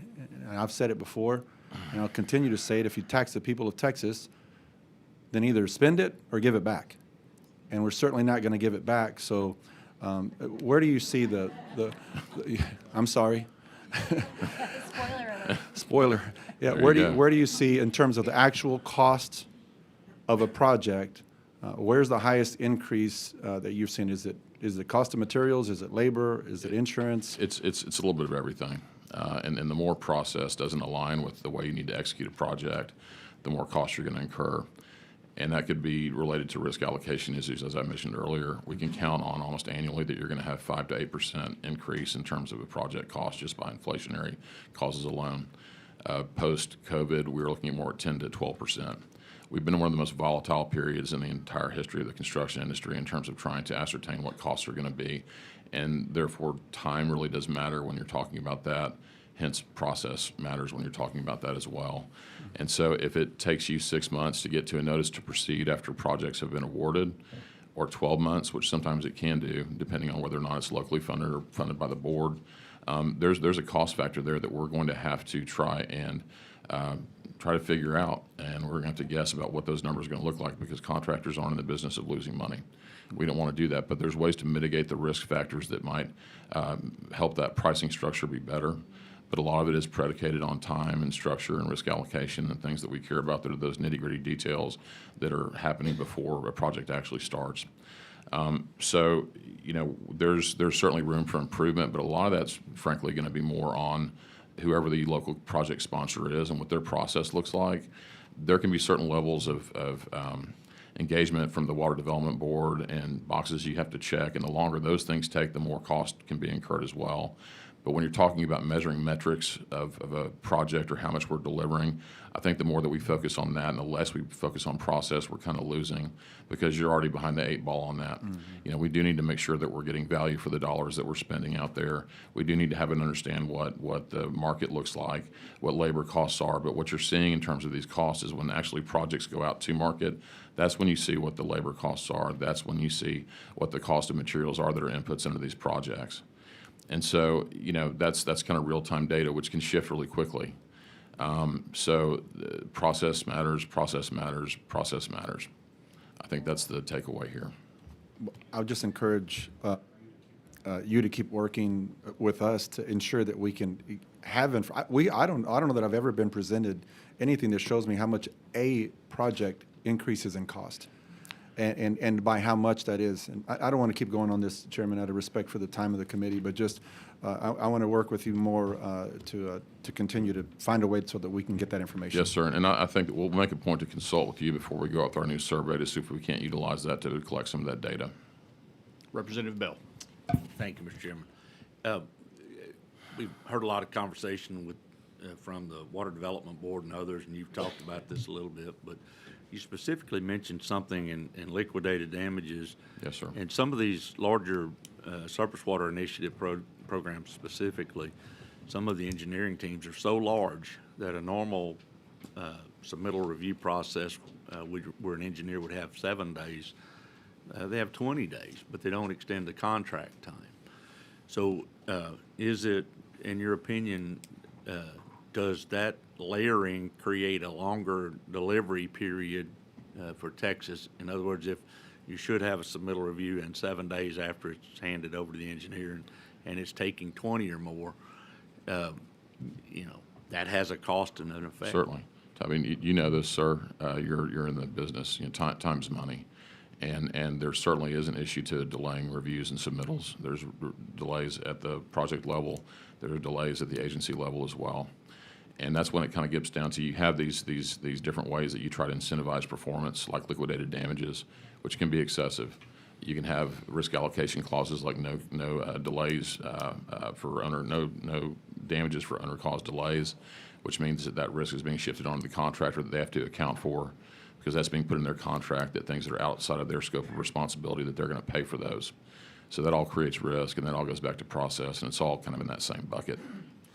And so just so this Diaz hears this, what it amounts to is that even though those delays are on a site outside the control of the contractor, the intent, as it comes out, is that those liquidated damages are withheld from payments due to the contractor for performance, and that can only have a negative outcome, both in increasing the cost of projects because of the risk associated with that, and a direct cost to the constituency of Texas, Absolutely. The taxpayers of Texas, because it delays the delivery of the projects. And ultimately, when you put that burden on the contractor, then you're going to increase that burden.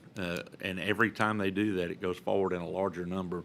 And we see that in these budget projections from forecasts. But thank you, Mr. Chairman. Members, any other questions for Mr. Fowler? All right, Ms. Harward.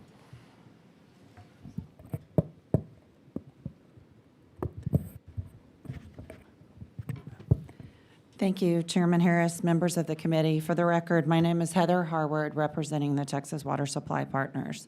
The Texas Water Supply Partners are a group of like-minded entities who share a commitment to advancing development of water supply projects throughout Texas, including implementation of the State Water Plan. Our work together through the partnership is very much anchored by State Water Plan project implementation. I want to thank you for the opportunity to provide testimony today, and I made a commitment that I would not be redundant. So I'm going to try to not be overly redundant, but I am going to echo a few of the comments that have been made here. But I would be remiss, Chairman Harris, if I didn't pause and celebrate, congratulate, and thank you for the passage of Proposition 4. It was truly a historic milestone that's been over 30 years in waiting. That's the good news, something on the horizon for Texas to look forward to. The bad news is that we do have a gap between now and when those historic funds come online, be that 2028 or 2029. It's a gap however you slice or dice it. And so I would like to talk about bridging that gap and focus on one program in particular, and it won't surprise many of you that is SWIFT. I hope that if you all take anything away from this committee today, it is this one pager that was presented by Sarah Kirkle from the Texas Water Association that spells out very clearly where we have been and where we are currently with respect to SWIFT. Put this under your pillow, bring it back to the next legislative session. This is what you're going to hear all of us talking to you about as the top priority as you head into the 90th legislature. Like I said, I do want to reiterate a couple of things that have been said with respect to SWIFT, just because I think they're so very important to help understand the exciting place that SWIFT has been over time, but also the somewhat concerning place where SWIFT is today. In 2013, as has been stated, when SWIFT was created, the legislature made a $2 billion investment out of the rainy day fund. At that time, project sponsors indicated that they needed help for $27 billion in projects. They needed state financial assistance for $27 billion of what was then a total price tag on the State Water Plan of $53 billion. You all remember where we are today with the 2027 State Water Plan. The total price tag is $174 billion. You know, that is easy math will tell you. That's over 3 times the cost of where we were in 2013. And SWIFT has not received any sort of additional infusion. The Water Development Board has done yeoman's work to get every bit of mileage out of that $2 billion that they can, but it is now incumbent upon us to recapitalize this program.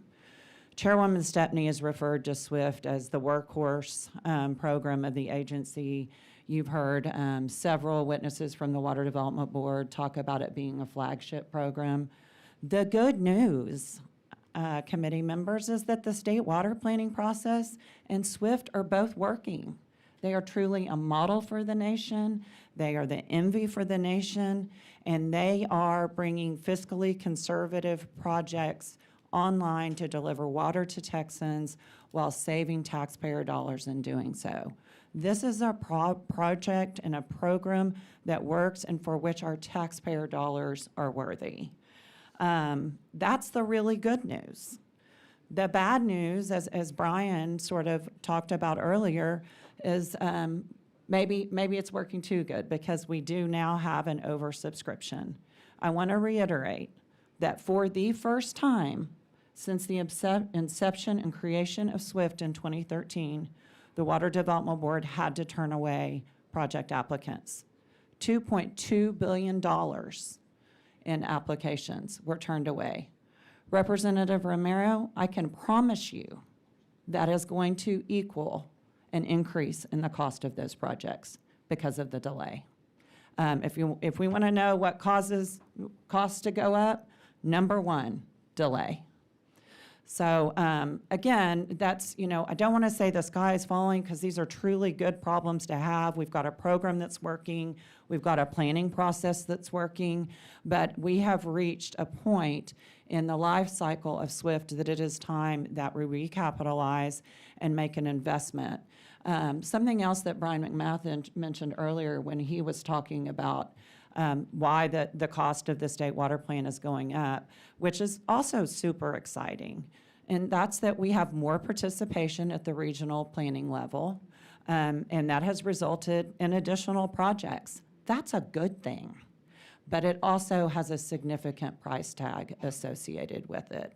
So I hope that we can leave here today, be excited about the success that SWIFT has given the state, and look forward to the opportunities that will be provided by Proposition 4 dollars when they come online, but also leave here committed to making an investment of taxpayer dollars in what is really the flagship landmark, the most exciting thing I would submit to you that the state of Texas has done collectively to advance water supply and infrastructure projects in the state by making a significant recapitalization into the SWIFT program. Again, $2 billion intended for $27 billion on a $53 billion state water plan price tag cannot be expected to deliver on a $174 billion water plan price tag. Thank you again for the opportunity to provide testimony and for your leadership. We're so grateful that you keep water infrastructure and financing at the forefront of this committee. Thank you very much, Heather. I greatly appreciate the kind words, but the reality is that the success is due to everyone on this committee, every member of the House who helped get it passed through the Senate, the governor's leadership, and most importantly, the groundwork that was laid before I got here. And that was you guys and the members who came before me. So, again, thank you for your kind words, and I totally agree. We accomplished it. Now it's time to continue making sure that we have the hard conversations and do the hard planning required to make sure that Texas remains the beacon of economic freedom and opportunity throughout the United States, and we continue on that path. So, members, any questions for Ms. Harward? Representative Berry. Well, actually, it's more of a panel question. You guys, Jonathan and Sarah, Heather, you talk a lot about the funding, and we desperately needed the funding, right? Perry, you talk about actually, boots on the ground, getting stuff in the ground, moving everything, all the construction projects. And it all circles back to funding, right? And we all know at the state level we're not going to be able to fund all those things, right? So we need partnerships locally.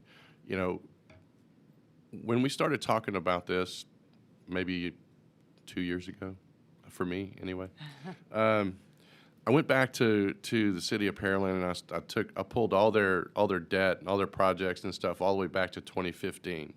So pre-2019, we had construction projects that were somewhat, things that we expected. But post-COVID, we have had an escalation in costs of construction projects of 5 times the cost to put infrastructure in the ground. And I just don't understand why we're not starting to see some of those projects come down, the costs of some of those projects come down. Any insight into some of that? I mean, timelines and all these things, I get all that, but. One thing I would point out is that there are a number of parts of the state where they have largely exhausted their local water supplies. And that means that they have to go further to find new supplies. That means that the complexity of the types of projects that are available to them are much more expensive. And so those are going to be pieces that will contribute. It's not just inflation. It's also that it's the population growth and the economic development, all these data centers. We're not even talking about the water costs that will be associated with the energy needs to support that, right? And we also have worsening droughts. So we have extremes in our climate.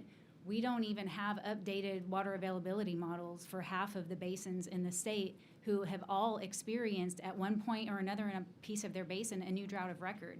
And so we've got to make sure that science is up to date and that will enable us to have a better understanding of those causes, but you still end up in a bad place in terms of very large prices for these very expensive but complex projects.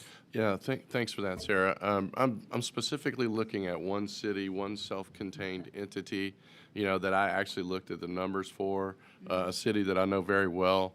And they have really good processes in place to get projects, created and underway and completed. But I'm still seeing the project costs are 5x what they used to be. I mean, it's since 2019. This is, it's not 10 years ago, it's not 20 years ago, this is just 6 years ago. And I struggle with that because our cities are having a hard time, making sure that these projects get done. I looked at the list on the Water Development Board's, the water plan of prioritized projects or recommended projects. Many of my cities are in there. But how are they going to actually put those projects on the ground? It's difficult for them to, number one, find the staffing in order to do it. But secondly, the sheer cost associated with it without getting your financial rating hammered by Moody's or Fitch or somebody like that. So there's certainly a balance there. But we're not going to be able to do this without enabling our local communities to put these projects on the ground and incentivize them to actually spend the money to do it. And again, Representative, I think that a lot of this is predicated on the world that we're living in now and the world that we were living in.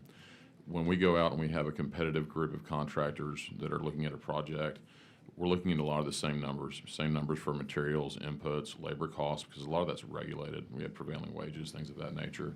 So when it comes down to it, the delta you're going to see is in the approach that's out there. But we're all working off the same numbers in the same economy, and it's about availability, it's about time, it's about cost. It's about trying to project for needs that are well in excess of what we have presently because we do have this growth. It's a lot of these things. And I don't think that this isn't the contractor's bonanza because we're trying to get to a good cost so we can deliver a project. But when it comes down to it, again, back to what I was saying earlier, and I hate to be repetitive, but things like risk allocation, the way contracts are structured really does matter. And that's can be a cultural thing with some cities and counties and water authorities. And because of the way that some people administer their business, they're automatically paying more because there's a higher risk factor in working for them. I'm not going to say who they are. We can have a private conversation about that, but it does happen. But what I do want to have a conversation with you about is what about those contracts and the procedures that are actually driving that timeline to extend? Because we really need to address those things. I'm very happy to have that conversation, sir. Yep. Can I add two other factors? Just, you also have a situation where back before the 70s, EPA used to give out grants to communities to install these systems in the first place. And so you're kind of reaching the point where it's the end of life. And that is it's a contributing factor to there being very high demand. Everybody has water issues. It's not, we're not staggering these things. Everybody has them all at the same time. I mean, even labor shortages, these are anecdotal things I hear from my members, but you can't find an electrician because they're all working on data centers. So, how do you get your project done when you can't find those basic people to come and do it? And that is real. And the other thing I would just point out in favor of how important the water planning process is the need and the importance of regionalization. We used to talk about it as a nice to have, what a great benefit of this collaborative process. At this point, it's not a nice to have, it's a must have because communities can't afford these projects on their own. They have to come together and find any economy of scale that they can find in order to make the projects feasible at all. Thank you. Representative Ashby. Thank you, Mr. Chairman. Sarah, I agree with that last point about the regionalization of these projects being so important. Heather, I will put this under my pillow, and Sarah, thank you for the one-pager here. One thing that Jeremy, I'm sorry I missed part of your presentation, and you may have hit on this, but this is my question. So the point has been well made by the Water Development Board and certainly each one of you on the panel about the importance of the recapitalizing the SWIFT fund. And I know Cecil, Mary, and I were here in 2013 when Chairman Ritter carried that bill, Prop 6, that the voters overwhelmingly approved to create the SWIFT. And I remember him saying distinctly that this is not a long-term solution, right? So here we are today. And we're facing the reality of we need to take another examination of SWIFT and potentially recapitalize it. But the one thing I didn't hear any of you talk about was you mentioned significant. Most of you just said recapitalization. What is the number? What is the number? I mean, I want you to dip your toe in this water. I'll dip my toe in the water. I've talked to some of our members. It can be tricky to talk about SWIFT recapitalization. It's a very complex program, and when you have conversations with the Water Board, there are some limitations there. But we should have a robust conversation about the capacity. Some of my members and experts that I've talked to kind of lay out a 4-to-1 ratio.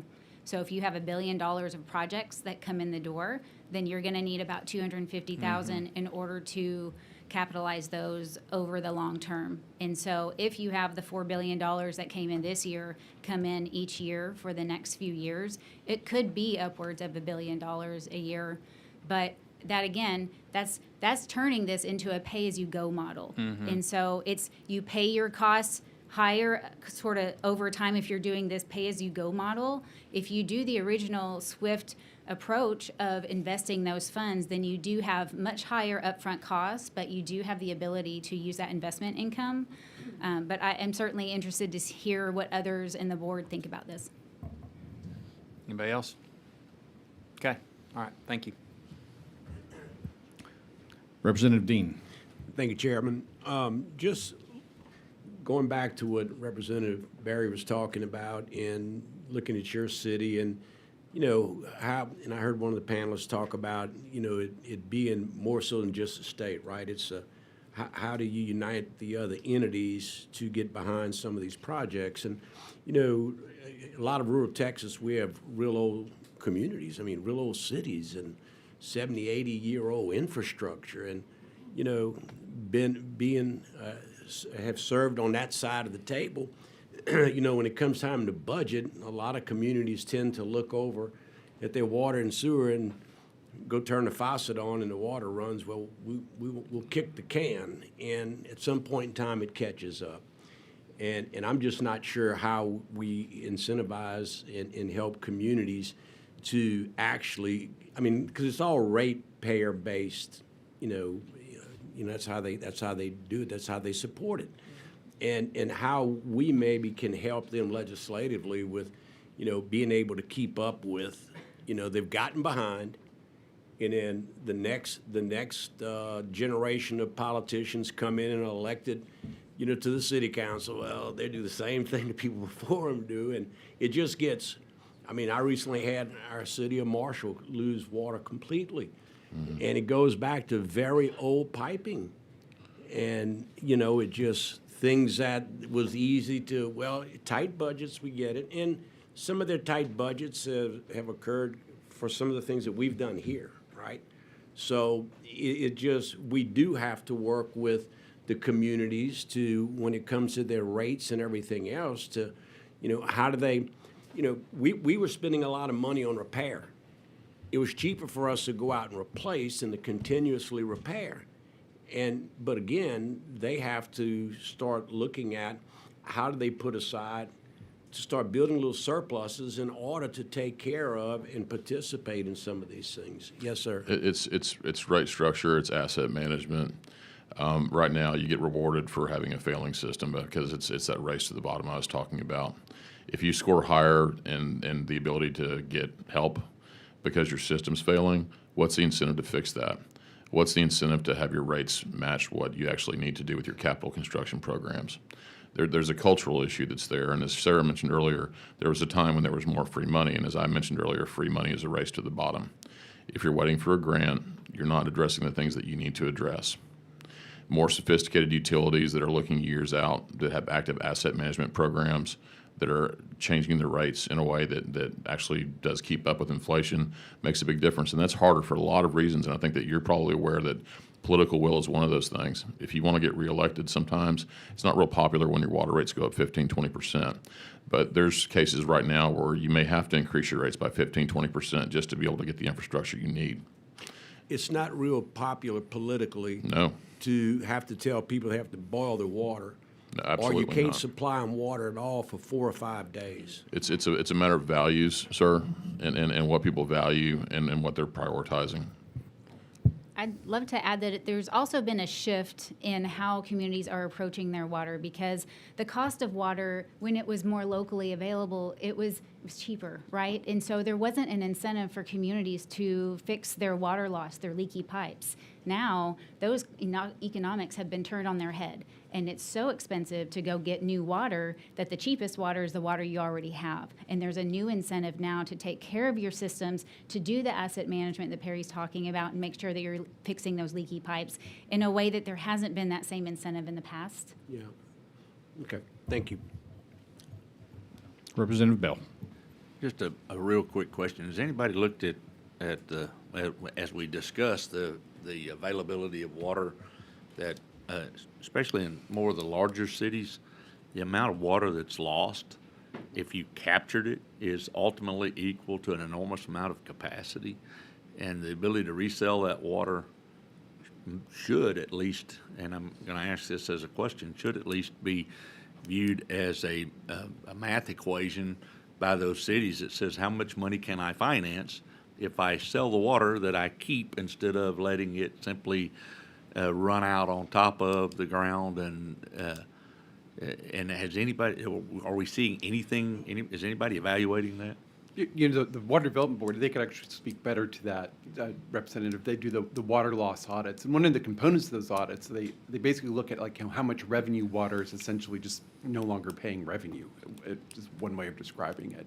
And so those audits were required by legislation passed in 2013, I believe. I believe that's right.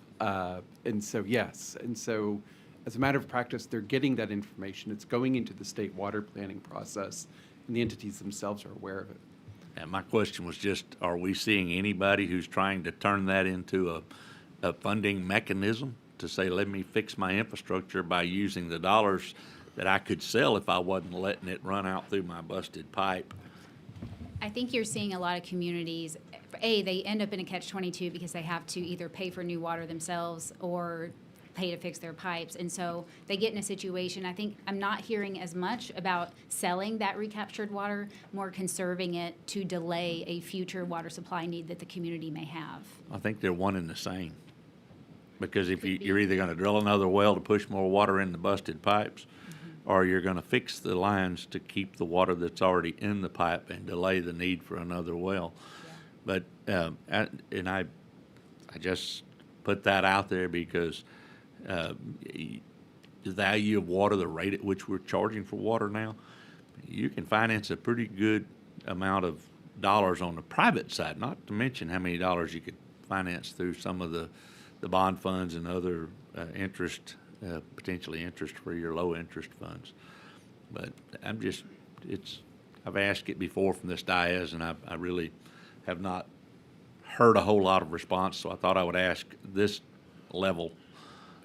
Can I throw something out there just real quick? 'Cause this has actually been an active conversation, I think on the Senate side a little bit more so. If we're actively constraining the ability for local government to be able to raise rates to address the infrastructure that they need to address, then we're doing a disservice to them and the ability to take care of key essential infrastructure and critical infrastructure that they need to have. And that conversation goes back to what Chairman Dean was talking about earlier as well. And you've seen this, sir, because you're out there. You know how much this stuff costs, and it's difficult. So I do think that it's, as much as it's a nuanced conversation, all of these things that we're talking about do matter, and they all factor into what we're looking at, and they factor into the challenges that we're having out there. I mean, there's just no way around it.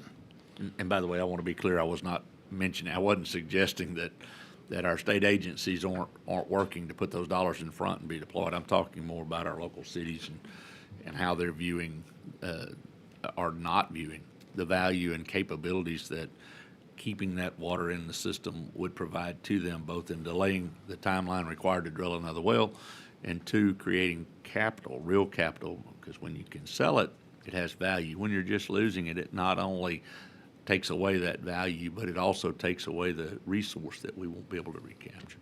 Thank you, Mr. Chairman. Thank you. Representative Zwiener.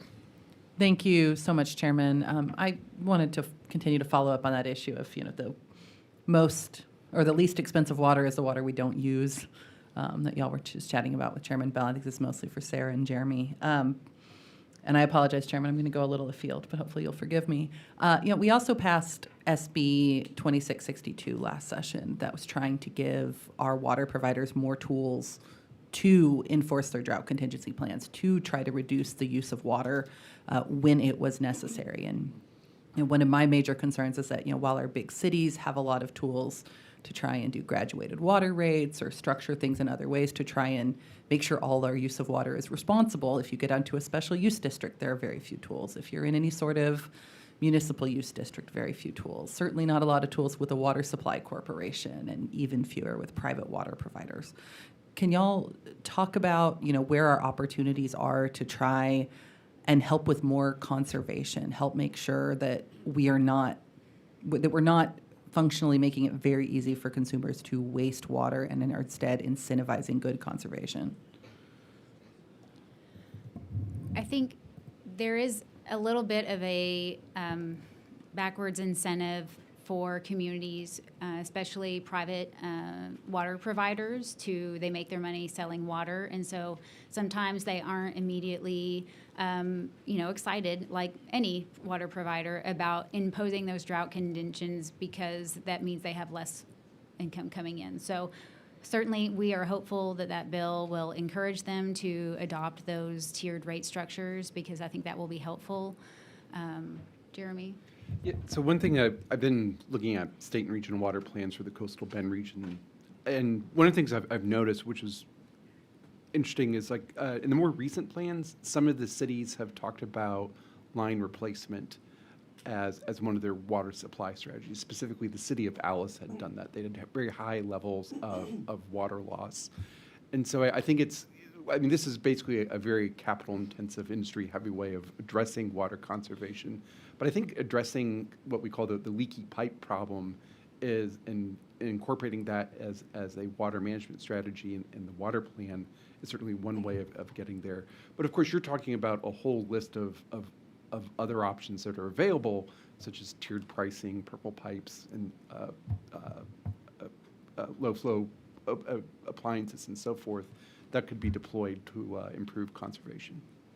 I would also just add, when you're talking about, a lot of times our members talk about their drought contingency plans. Those are plans that all of the utilities, over 3,300 connections, have to have, but they are sent to TCEQ. TCEQ doesn't have the resources to put those online, for example. So Jeremy and I could be neighboring communities that have the exact same plan for what happens when the drought comes, and it turns out they're not looking at is that supply already taken? And so if everybody has the same plan when the drought hits, then that water's only going to go so far. And so we have had conversations about, and 2662 had requirements to update those drought contingency plan templates, but I think there are some additional ways that we could improve sort of how we think about not just those, but the water conservation plans.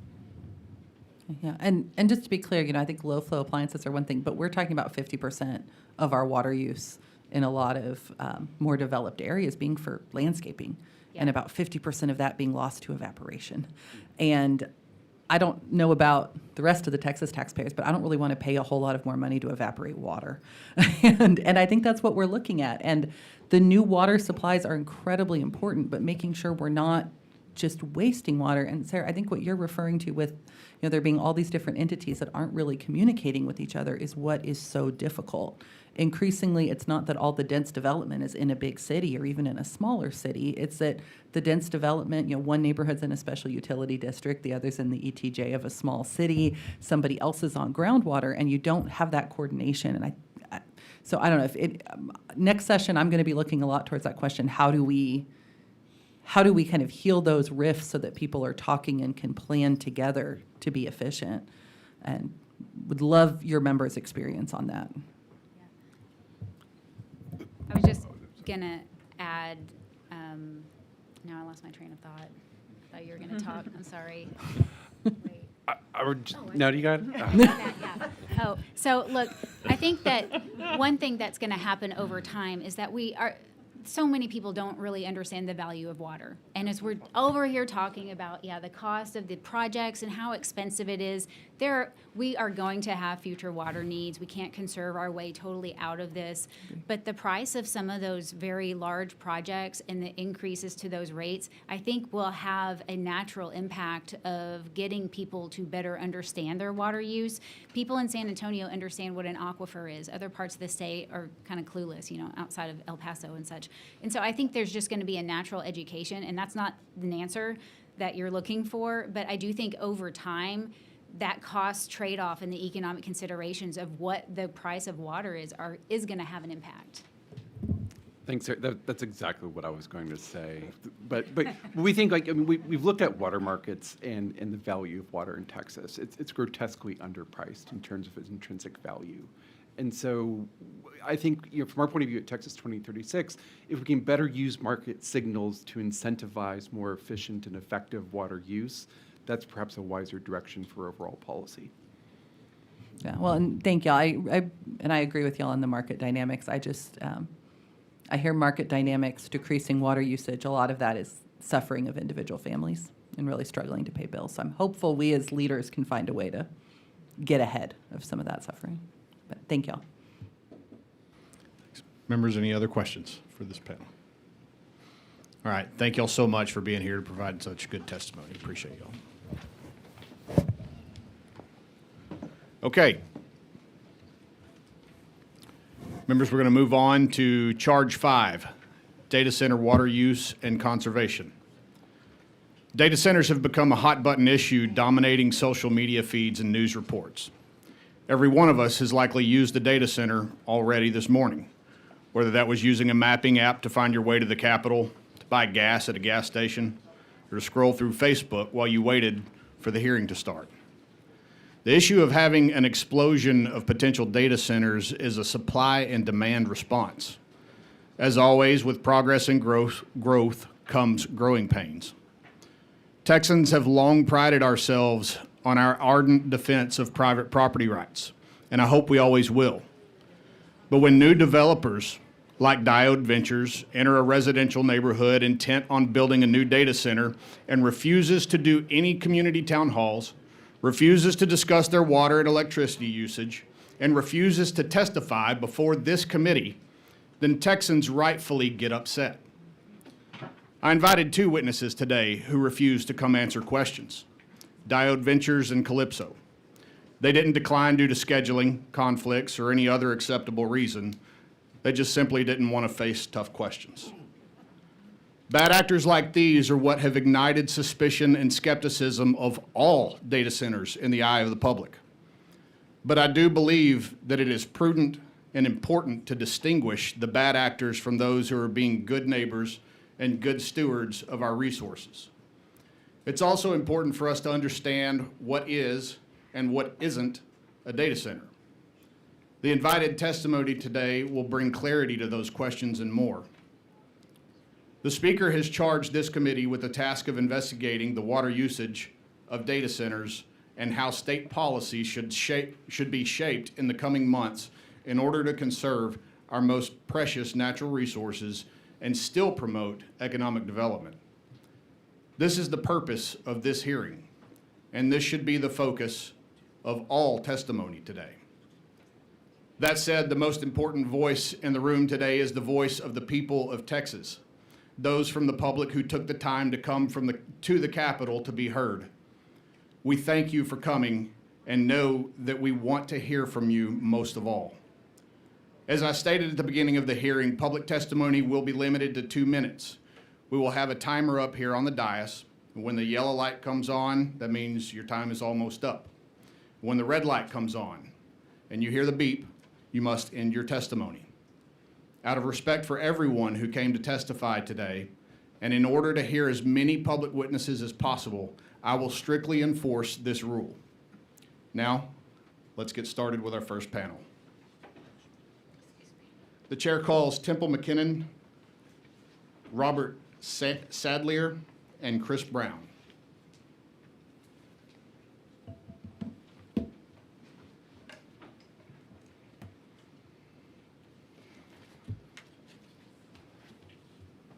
Since we have 3 overflow rooms, we're going to have to give a little bit of time for witnesses to hear it and then make their way into the hearing room. So we'll give a little bit more time for Chris Brown from the PUC.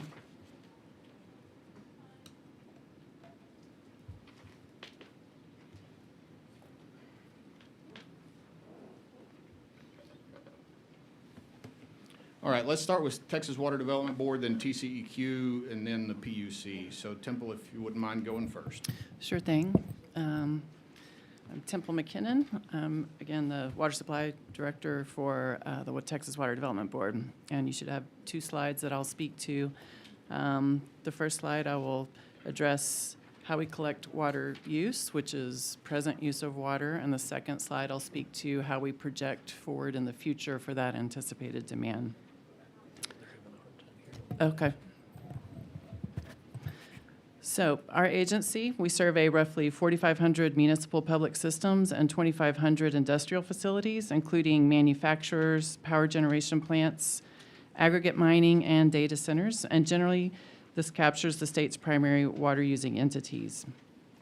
We estimate annual use for those that we do not survey, and that includes domestic exempt users on private wells, irrigation, livestock, and oil and gas use. We survey industrial users of more than 10 million gallons of water per year or that are considered significant industrial users in a given area. We survey, our survey collects annual water volumes used. It does not ask for projected use.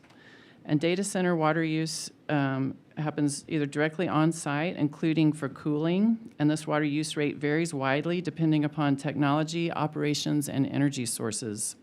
These are facility details that the Water Development Board does not capture in its annual water use survey for any industrial facility. Indirect water use is associated with electricity consumption, which is generally captured by survey responses from power generation facilities. These annual surveys already capture reported direct water use by data center operations, either within the municipal category as commercial use in public systems that sell water to these facilities, or as self-supplied facilities within the manufacturing sector. We've been paying a lot of attention to this growing sector of water use for several years now. Our agency continuously researches industrial facility development in the state, including data centers, to improve our survey results. We use public water system sales to industrial users provided through the Water Use Survey, along with purchased data from private sources and the Texas Department of Licensing and Regulation to identify facilities currently operating or expected to come online during the survey year. Between survey collection years 2023 and 2025, the number of individual surveyed data centers increased from 22 to 341. This rapid emergence of water use is reminiscent of the beginning of fracking around 2009, because it too was a new industry with proprietary information, and we now estimate that sector use with data reported through a frac-focused database. Your next slide will move into how we project for future demand and where future data center projected use resides within the 2027 State Water Plan. We develop baseline use from our annual survey data and project forward over the 50-year planning horizon with various methods per sector of use. Non-municipal water demand projections are aggregated at the county level, so we're not projecting at the facility level. Manufacturing demands, we start with a baseline that is the highest single-year county water use in the most recent 5 years of aggregated data available. And since our water use survey does not capture all manufacturing facilities in Texas, we adjust the projections baseline to estimate that unaccounted for water. And then a water use growth proxy is used to project demands across the planning horizon to assure the accommodation of potential economic and manufacturing sector production growth. Power generation demands capture indirect water use for the power generation connected to the grid. And the baseline is informed by your survey use as well as federal facility reporting and then projected forward. For the 2032 State Water Plan, we are enhancing our data collection and analysis efforts to improve our projections of high-load digital infrastructure water. As this sector grows, this water use category will report and fall more comprehensively within our manufacturing water use projections, largely because of direct use reporting. For the draft manufacturing demand projections for the next plans, we will assess data center water use and projected demand with a separate methodology from other industrial sectors. And we are currently developing a methodology likely providing a range of outcomes based upon known water use efficiencies for data center technologies, power demand forecasts, and projected site development areas from ongoing work across the state. We're also reviewing our power generation methodology to determine if adjustments are needed, and we anticipate providing these draft projections to planning groups for their review and revision in March of next year. I'm happy to answer any questions you may have around this topic. Members, any questions? Representative Zwiener. Thank you so much, Chairman, and thank you for being here today. One of the issues I've been trying to wrap my head around, which you alluded to, is that there is this inverse relationship between amount of water required and amount of energy required for cooling at a data center.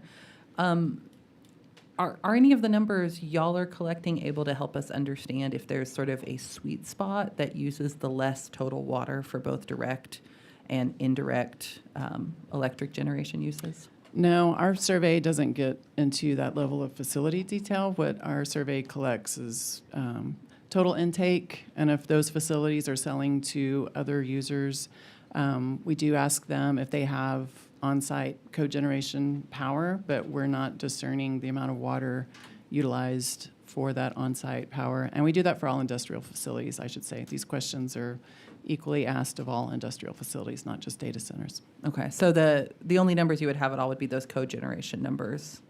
Yes. And in terms of total power use and how that relates to water, you don't have a way to connect that to the Correct. individual facilities. We don't assess anything on the power side. That's out of our wheelhouse. It's just the water used at the facility. Yeah. Do y'all do separate assessments for water use for power generation? Yes, we do. Okay, and how does that process work? We survey power generation plants individually, but then we also look to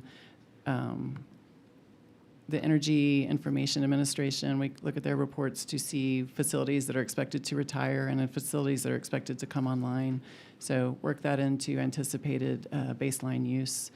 In the past, given the developing technologies in that sector, we projected forward at a constant rate, but we're reassessing if that's a reasonable projection in the upcoming plan. Okay. With more information about the power mix at these facilities, is that something, or is that sort of more holistic direct and indirect water use something y'all would be able to do some calculations around? Around the mix of power generation, like fuel of facilities? Yeah. Well, and then, I think a lot of what we're concerned about is if we continue to build these facilities out, are we looking at an even more dramatic increase in water use than we think because of the electric generation side? Yeah, we're definitely looking to that to see, the Public Utility Commission collected some survey data recently, so that would inform forward-going what we might be doing in our methodology. In our current methodology, we definitely have water use factors geared towards whatever the source of fuel is for each facility. So we will continue to consider those types of factors and projected water use. Okay. All right. Thank you. You bet. Members, any other questions for the Water Development Board?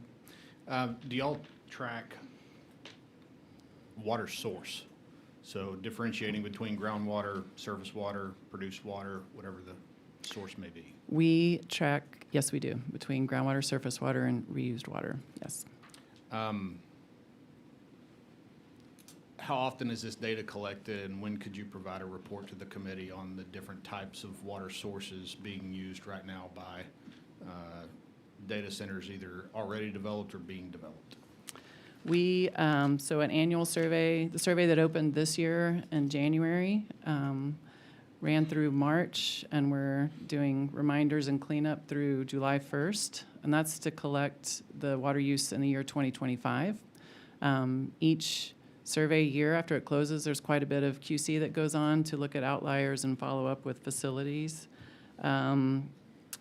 What I do know to date, like as of yesterday, the data centers that we have been surveying for the year 2025 use, we have about a 17% response rate. 98% of those responses are showing they purchase water from public systems. About 2% are self-supplied. About 89% of that reported water is surface water, 8% of it is groundwater, and 2% of it's unknown. Okay. And do you track the quantity? Yes, we do. Okay. Members, any other questions for the Water Development Board? Representative Zwier. You said you had about a 17% response rate. Is that fairly typical for this type of industry or for Good question. other That industry? sounds pretty terrible. It's, well, all surveys are challenging, for sure. I will say, just as a whole, in our water use survey, we focus the limited resources we have towards the higher water users to try to capture the bulk of the state's water use. Data centers have been in our survey since about 2020. At that point in time, there was one facility, so we did get a 100% response rate. Starting in about 2023, we had about a 32% response rate, and it's declined down to about 17%. But we're also serving many more facilities. So I think our standard response rate's in the high 70s, if we're lucky, for all public water systems as well as industrial facilities. Yeah, how does that compare to, say, the chemical industry and their response rate?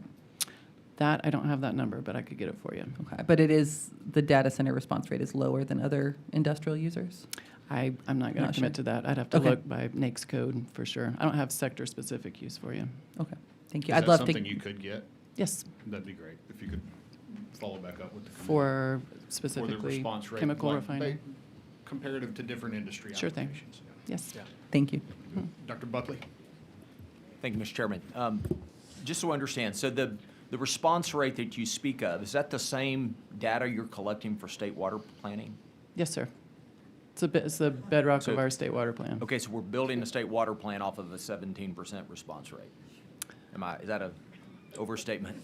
Well, it's, Yeah, so we have to do a lot of, whatever you call it, extrapolation. to yes, do we that. I'm do. not, yeah, that is a terrible response rate.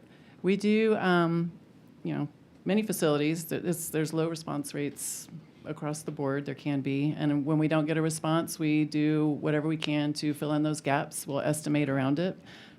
We might project or roll that over, estimate forward based upon past use. So it's kind of like I like to call it just forensic accounting in a way. We ask these folks to report directly, but we're also looking at many other methods to assess water use. Do we sort of distill that down to regional planning areas in terms of regional Yes. planning groups and the response rates that they get in areas that are more densely packed with data centers versus others? We can assess that. When in our planning process, we use the water use survey. That is the baseline of all the work that we project forward. So we are collecting it by county and region.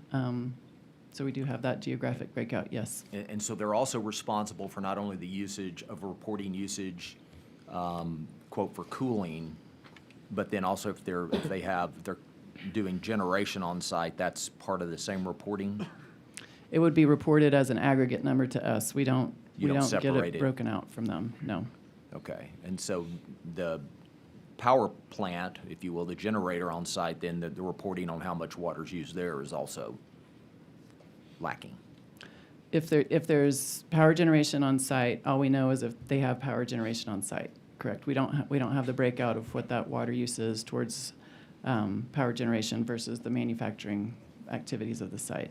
If it's a power generation facility, we're getting connected to the grid, we're getting that water use for that power generation facility. Okay, all right, thank you. Mm-hmm. And to be clear, I don't think anyone here thinks it's the Water Development Board's fault that you're getting a 17% response rate if you don't have the ability to compel participation in the survey. But I do think, even though the hearing hasn't completed yet, the transparency of utilization of resources shouldn't be optional. And I think that that's just kind of a low bar that we're going to be looking to set next session is disclosing how much water is used and the source of it. So hopefully that helps y'all in your state water planning as well if you have a much higher response rate. I will say it's required by law in Water Code 16012. It's just it's something we don't enforce. It's something that would be enforced by others. Do you know who? It's a Class C misdemeanor, so it'd be enforced by authorities that have the authority to do that. Okay, so either the local DA or maybe the Attorney General's office could enforce that. I know that's not your expertise. Representative Ashby. Thank you, Mr. Chairman. So in looking at your provided testimony here, Temple, I was looking, and this is about the survey, and I share the comments around the dais here. You know, it's pretty frustrating when you hear only 17% of the respondents have actually taken time to fill out the questionnaire as they're required to do legally, as you just stated, which I think is important to highlight here. But in your testimony, it says on the survey, it says you use the public water system sales to industrial users as part of the survey, and then you look at purchase data from private sources. Yes. Okay, when you say purchase data from private sources, what kind of water are we talking about there? That's more facility information, so we know who to send a survey to. So there's a data center map, and there's companies that, you know, curate that information and then sell it to folks that are looking for those facilities. But just to give you a scenario, so if you're in a county outside of city limits, obviously you're not tracking municipal water sales because they're not in a municipality. Counties, you know, at least the ones that I represent in rural East Texas, are very frustrated with the data centers, as am I. But I would say that in some of those counties, they're in groundwater conservation districts, right? Mm-hmm. So maybe, you know, they're going through the GCD if they're looking at drilling a new well. But half the counties I represent are not in a GCD. So if you're in a county with a data center or a proposed data center, and there is no GCD, there is no requirement or obstacle if you're a data center to overcome to pump as much groundwater as you want. Am I correct? There would be no entity in place to regulate that use, yes. And we do, our water use survey team does work with groundwater conservation districts to get their reported pumpage and roll that into our survey as well. So where districts exist, we're utilizing the information we can get from them as well. Well, as you know better than I, but the majority of counties in Texas are not in a GCD. And so when you look at this proliferation of data centers across rural Texas in particular right now, there, rightfully so, is a lot of concern about the usage of water and how that would impact those citizens that live in those counties, as well as folks up and down, you know, the aquifer. You know, I thought Chairman Buckley did a really good job of kind of highlighting that 17% in terms of looking at, we're using that 17% of respondents to build out our state water plan.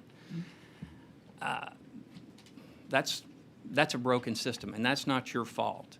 But when you're talking about massive water usage, especially groundwater, and the state can't calculate how much water is being used, I think we can all understand why Texans are rightfully concerned about making sure that we have enough water, groundwater in this case specifically, to meet our future demand. And, you know, just to highlight for the folks that are tuning in for the first time, you know, our state water plan is our roadmap for the next 50 years. And we use the best available data, which is pretty good, to build out that plan. But in this case, we're talking about an industry that is moving into a lot of counties that don't have regulation in place on the consumption of water.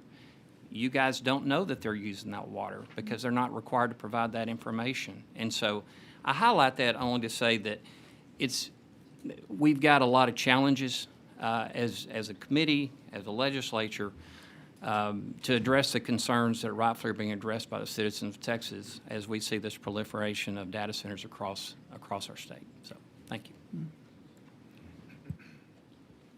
Members, any other questions? Representative Orr. Thank you, Chairman. I wanted to go back to your statistic that you gave originally. When you did your study, you had 22 data centers, and now you're showing 341.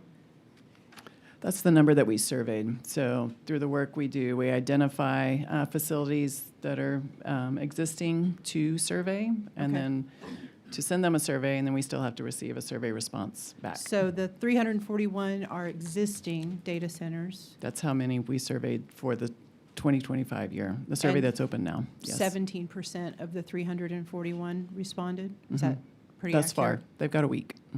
Okay, very good. Well, maybe we'll get that number up between now and then. But the 341 is not considering any that are under a planning stage right now. These are actually actively. These are, yes, on the ground, can report use to us. Okay, thank you very much. Any other members have questions for the Water Development Board? All right.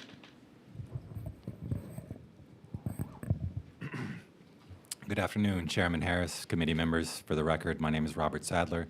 I'm the Deputy Director of the Water Quality Division with the Texas Commission on Environmental Quality. TCEQ's Water Quality Division develops permits for discharges of treated wastewater in the state, and I am here today to provide an overview of the water quality permitting process. Any entity that proposes to discharge wastewater into or adjacent to water in the state of Texas is required to obtain a water quality permit from TCEQ. TCEQ authorizes discharges of treated wastewater into surface water in the state through our Texas Pollutant Discharge Elimination System, or TWDB program.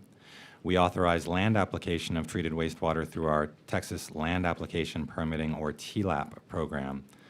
Additionally, we authorize discharges of stormwater associated with construction activities through a construction general permit. TCEQ also issues reuse authorizations, which allow entities to offset the use of other sources of water by reusing treated wastewater for landscape irrigation, toilet or urinal water, fire protection, and other uses. TCEQ is federally delegated by the U.S. EPA to implement the TWDB program to control discharges of pollutants to surface waters in the state. TWDB permits are developed under Chapter 26 of the Texas Water Code, which authorizes TCEQ to set requirements in a permit before an entity discharges wastewater into surface water in Texas. TWDB permits are unique and are developed to reflect site-specific conditions of a single discharger.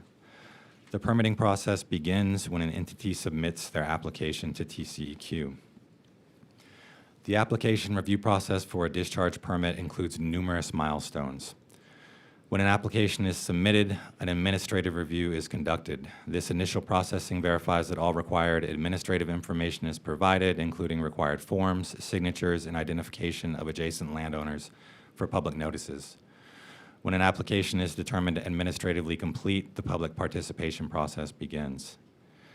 Applications are made available for review in public locations near the proposed facility, and the applicant is required to publish the first public notice, which begins the public comment period for the application. TCEQ also makes copies of applications available on the agency's public website. The water quality permitting process is designed to ensure that no facility will be allowed to discharge wastewater that results in in-stream aquatic toxicity, that causes a violation of an applicable state water quality standard, results in the endangerment of a drinking water supply, or results in aquatic organism bioaccumulation of toxic substances that threaten human health. Technical reviews of wastewater discharge projects include a review of applicable surface water quality standards, assessment of critical conditions in the receiving water, and dissolved oxygen modeling. These reviews are assigned to specialized technical personnel experienced in the fields of hydrology, biology, chemistry, and environmental sciences. Each technical review step is necessary for a comprehensive evaluation of a proposed project and its impact on receiving waters. The technical review is unique to each project's proposed activity and location. Discharge permits are drafted to include applicable federal and state requirements. Permits may include effluent limitations, monitoring and reporting requirements, and other requirements as necessary to ensure protection of human health and the environment. When TCEQ completes its technical review, a draft permit is finalized and filed with TCEQ's chief clerk, and the applicant is required to publish a second public notice in a local newspaper to solicit additional public comments on the draft permit. If required, the draft permit is mailed to EPA for their review at this time. Public meetings may be held on an application if the executive director determines there is a significant degree of public interest in an application, or if a public meeting is requested by a member of the legislature who represents the general area in which the facility is or will be located. If comments are received on an application, the executive director prepares and files a response to comments after the comment period ends. This response to comments is mailed to all commenters, and a period is provided to allow for requests for hearing or reconsideration. A permit may be issued by the executive director for uncontested applications.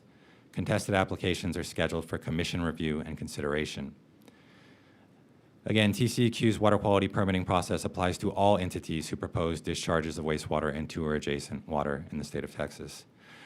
When an entity does not discharge, but instead sends their wastewater through a collection system to someone else's permitted off-site wastewater treatment plant for handling, the entity that receives the wastewater and treats it is responsible for complying with their TCEQ water quality permit. That concludes my testimony, and I'm available for your questions. All right, thank you. First off, I hope you can stick around for a while. I'm sure after we go through several rounds of testimony, the members will probably have more technical questions to ask, if that's okay. Are you going to be the resource witness for? I will be. TCEQ has a team here Okay, great. of witnesses to serve the committee. So let's talk about a closed-loop water system, and we'll get more into this in a little while. But what sort of data are y'all collecting or seeing on when water is charged into a closed-loop system and it circulates for months or however long it is before it's refilled or discharged? What type of contaminants are we seeing come out of that to be treated, and what are the processes for ensuring that whether it's heavy metals or different types of toxic chemicals coming out, and that could be for data center or Bitcoin mining or any other industrial application where they're using water, so it's not just specific to this that uses a closed loop system for cooling. And then what are the processes to ensure that those things are taken out of the water in the treatment process to ensure the health and safety of the public? Yeah, thank you for the question. So when an applicant submits an application to TCEQ, as you said, any industrial or domestic for that matter, but we're talking industrial here, entity submits an application to the agency, they're required to propose the quantity that they intend to discharge, and they're also supposed to disclose the character of that wastewater. So information on any chemicals they're using in the process and chemicals that would expected or may need to be controlled when it's discharged. So TCEQ does, again, what we call an individual or site-specific evaluation. We're looking at things like the receiving stream, again, quantity and character of the wastewater, and then we're developing a permit based on those factors and controlling for any contaminants that are or may be present in that wastewater when it's discharged. And so it really does depend on what that specific industry is using in their process. But our application contemplates hundreds of potential constituents that may be present in an industrial waste stream, and we build a permit around those specific constituents. And so it's incumbent upon the applicant to tell TCEQ what they think is going to be a constituent in the water. So what if they get that wrong? How do we catch that? That's also a great question. Yes, on the front end, it is incumbent for the applicant to provide accurate and complete information in order for us to develop a permit.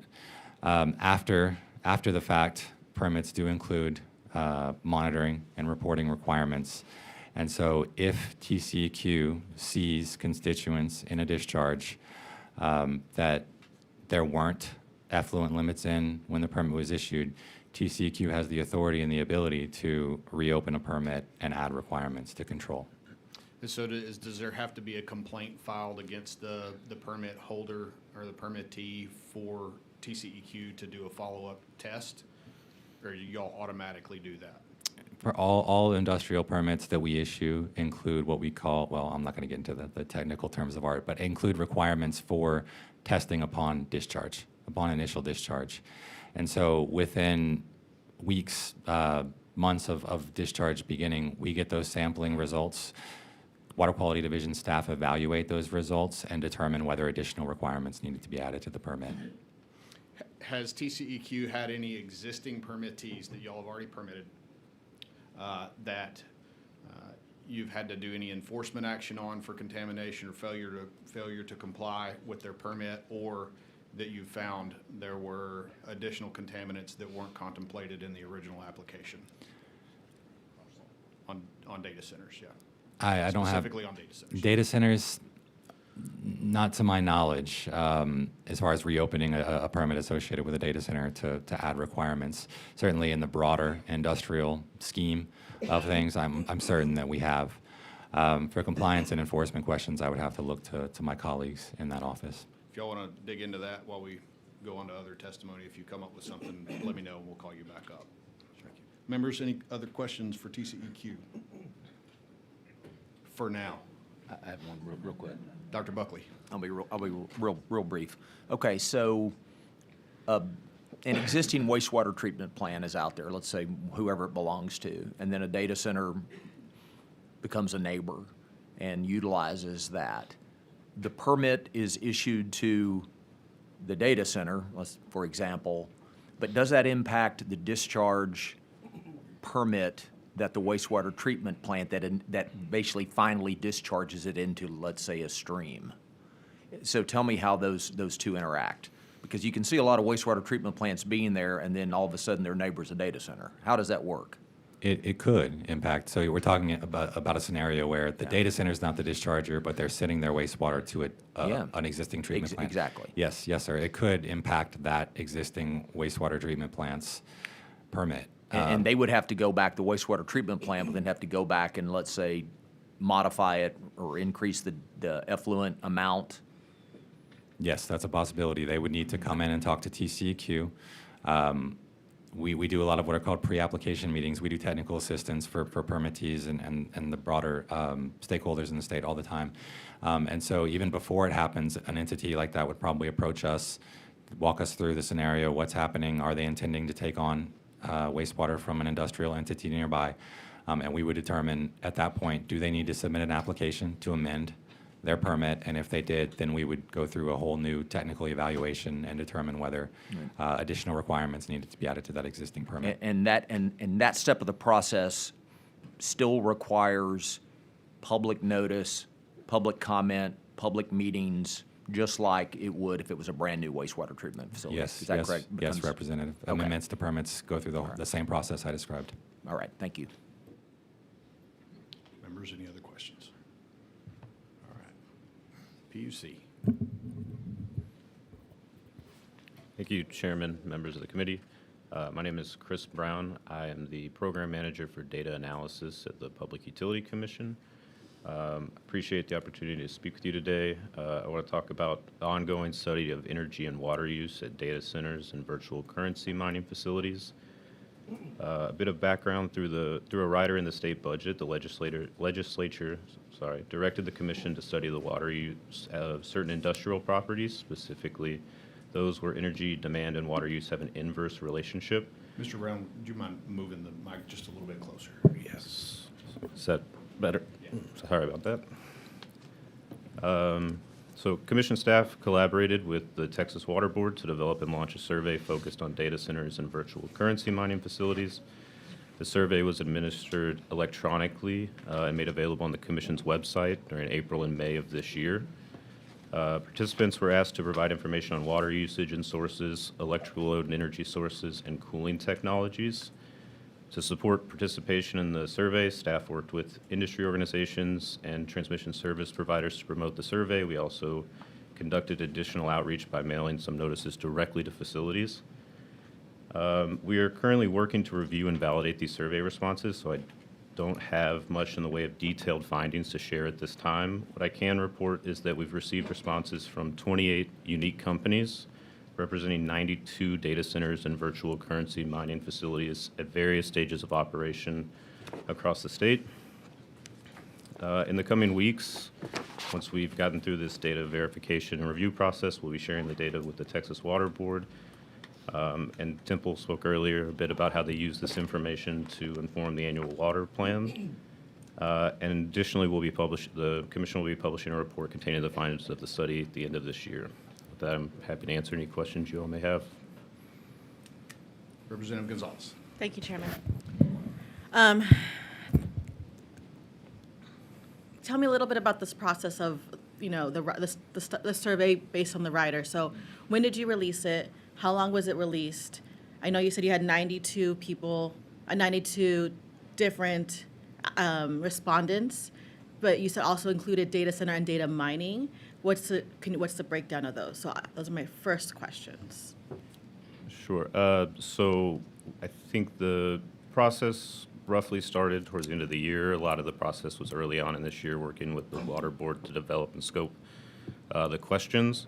The survey was launched at the beginning of April and was available through May 28th. As you said, there was 28 companies represented in the responses, representing 92 individual facilities. I don't have the exact breakdown on data centers and virtual currency mining facilities in front of me. I believe it was largely tilted towards data centers, but I could follow up with the exact percentages there. I think I'm asking that question because based on the 92, that's less than a third of the current data centers that exist. So your survey respondent rate is very low, as well as, and so if you're including the data mining facilities as well, that's going to bring your survey numbers even lower. And so I'm concerned about the agency's respondent rate. And so I want to know, how did you get the responses? And I know you said you sent some by mail, which I can't imagine that worked. How did you electronically, how did you create your communications database? Like, what work did the agency do to ensure that it was honoring the rider to get 100% participation? Sure. So we used existing PUC databases. I believe we used some Texas Water Board databases to try to identify potential respondents. There was also a collaboration with some industry organizations to promote participation to their member facilities. Do you think that less than 30% respondent rate is a good respondent rate, considering this is an ask of the legislature? And do you think the agency did enough to get responses? I think, staff made the best effort we could to reach these facilities. At the end of the day, it's a voluntary, the survey was voluntary, and so those are the responses that we were left with. Of the 92 respondents that you get, I know that there were both water questions and energy questions, and they were not required to answer all the questions. How many were completed surveys? Again, I don't have those exact details in front of me. What I can say is that some of the facilities, they were in various stages of operation, so some of these are even planned facilities, and so they obviously wouldn't have some of that information either way. So my request of the agency is to actually have the information that you're supposed to provide us. So how many were data mining? How many were data centers? How many responded completely? How many were were halfway completed? So a full analysis of I know that you're still working on what the actual numbers look like, and I'm not asking for the analysis of the data per se. I'm asking about the analysis of our respondents, because I'm concerned that when we put a rider in the budget, that the agency honors the request of the legislature by truly going out there and getting the respondents. We cannot make, let me go back. I'm really grateful that Chairman Wally put in this rider. I think it is a critical foundation of information for us to make decisions. I think when the agency doesn't do what it could be doing to collect the data, it leaves us with a gap of information to make the policy decisions we need to make, considering this really critical conversation. Does that make sense? I hear you, Representative. So I guess my question is, considering you only had a third of respondents at best, what is the agency's plan to honor the request for the information from the legislature? So, as I said, we're currently in the process of trying to validate and ensure we have the best quality data we can, and then we're going to do our best to analyze that and meet the directive of that rider to the best of our ability. Would it be feasible for the agency to go out and try to get more entities to respond to that survey? Or are you not going to try anymore to get any more data for us?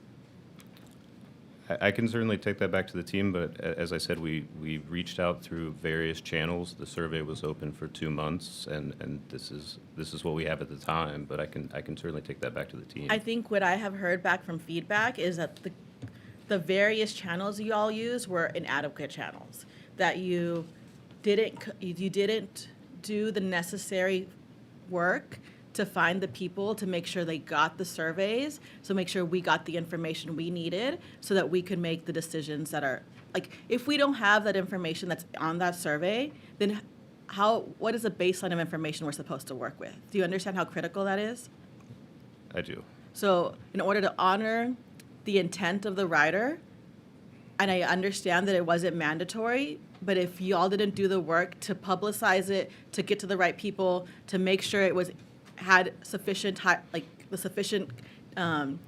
network to get it across the finish line, I would like for y'all to consider how do we get a stronger respondent rate so we can do our jobs and make sure we have the information. Does that feel fair? Yes, Representative, I'm happy to relay those concerns to the rest of the project team. And you can give me the numbers I've been asking for to my office and for the rest of the committee? I can follow up with specifics. As I said, some of the data we're still in the process of verifying. So I'm not asking for I get that there's analysis, but I'm asking for performance metrics of the respondents themselves. I think we could follow up with that. Yes. Okay, I appreciate you. I have more questions, but I think I'll let other people ask questions. Representative Ashby. Thank you, Mr. Chairman. It's Chris, right? Yes, sir. Chris, I'm going to have a few more basic questions. So PUC oversees ERCOT.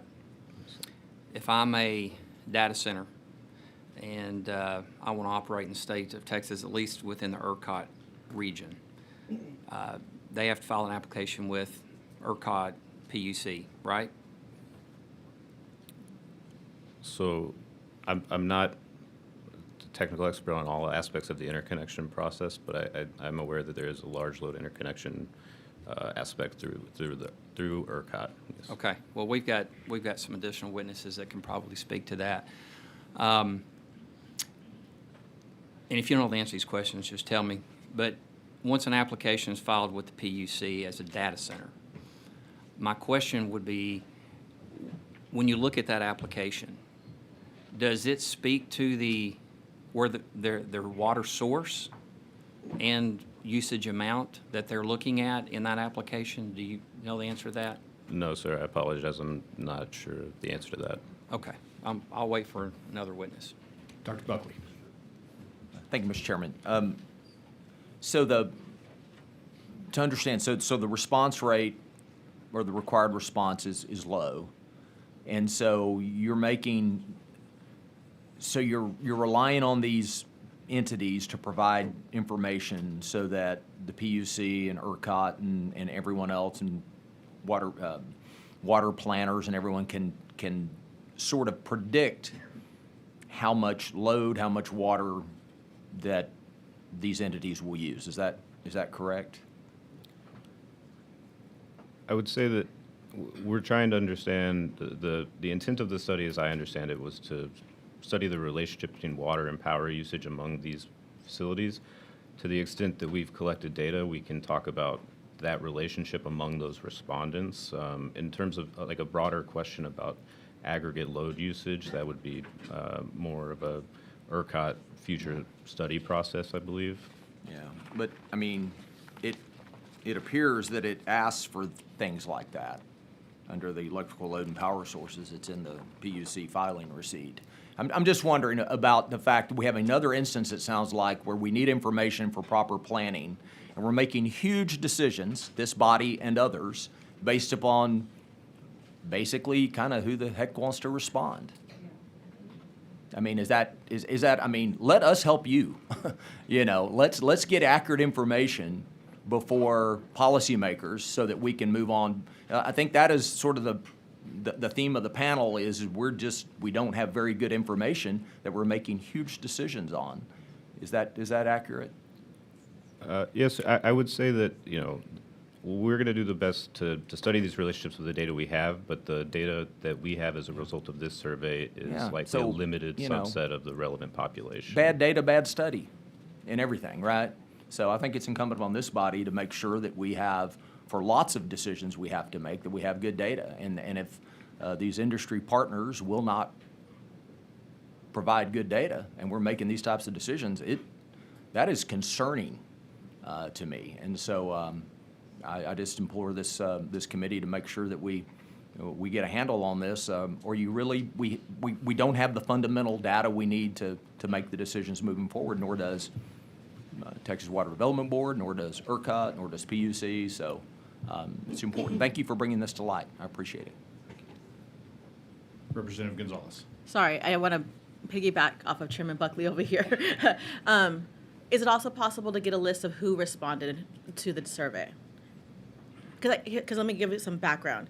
We're getting lots of people coming into our offices and trying to give us like some ideas of frameworks that should be included in upcoming legislation. But for me as a legislator, if they're not giving us information in a survey, that is relevant for my decision-making process as well. And then I could also push an entity to do the survey. And so in being a partner with the agency, if I know who hasn't responded, but I'm meeting with them to have these conversations, it's helpful for us to all have that information. Could you provide that? I would need to check with the team and see what actual lists of entity type names we have, but I'm sure we have some type of information like that. I'm happy to check with them and follow up on that. Okay. I think the only other thing that in the information you're going to provide our offices is we want details of exactly what the agency did on how it recruited respondents. Details, again, because as Chairman Buckley specified, we need that information, but we also need to hold the agency accountable for its own processes and procedures. I think as someone who cares a lot about the budget, when we put a rider in the budget, it is because we want it to be fulfilled with integrity, to honor the intent. And I'm not sure that actually happened. And so having that information will give it more clarity into the process and more feedback for the future as we continue to, because we need that information. Representative Zwiener. Thank you, Chairman. Thank you for being here today, Chris. And I wanted to sort of follow up and ask you pretty much the same question I asked Temple, which is the data you've been collecting, does any of that help us understand which types of cooling systems actually use the least water when we're talking about both direct and indirect use? Thank you for the question. What I could say at this point is that the survey did ask for information about both water use and sources as well as cooling technology. So we can certainly do our best to look into that relationship, but again, I don't have that information readily available today. Yeah, and I think the reason I'm asking that is we as members have been having conversations about, do we need to require things like closed loop systems or whatnot? And, I have some concern that we don't really have the numbers to know that if they used closed loop but are fully relying on water-heavy power generation sources, if that's actually a net victory for us in terms of water. And I think we need that data and to understand how that intersects with different power sources. Are y'all able to, with the data y'all have collected so far, make connections between the type of power that most sites are using combined with the type of cooling systems? I believe we could probably look into that. I know that the survey responses also included information about grid connected versus behind the meter, and as well as the cooling technology. So I think that's something else we may be able to look into further. Are y'all able to make any projections for the grid connected about where a lot of that power is coming from? I know we talk about the ERCOT market like it is, like all power is the same, but because of congestion issues, that's not always true. You can have a site that functionally ends up being mostly using wind and solar power because it's located in a place with a lot of congestion or whatnot. Are y'all able to make any of those assessments of the power mix that ends up going into a particular site, and if it's using otherwise captured power that's going to have less of an impact on water? I'm not sure I could give a sufficient answer on that one, and that may be more of an ERCOT question. That it sounds like a little more detailed than what we may be able to do with this data, but I'm not entirely sure at this time. Okay, yeah. Can we hit pause for just a second? I'm going to call up another PUC employee who may be able to help tag team and answer some of this. Sure. If that's okay. Chair calls Mike Hoke.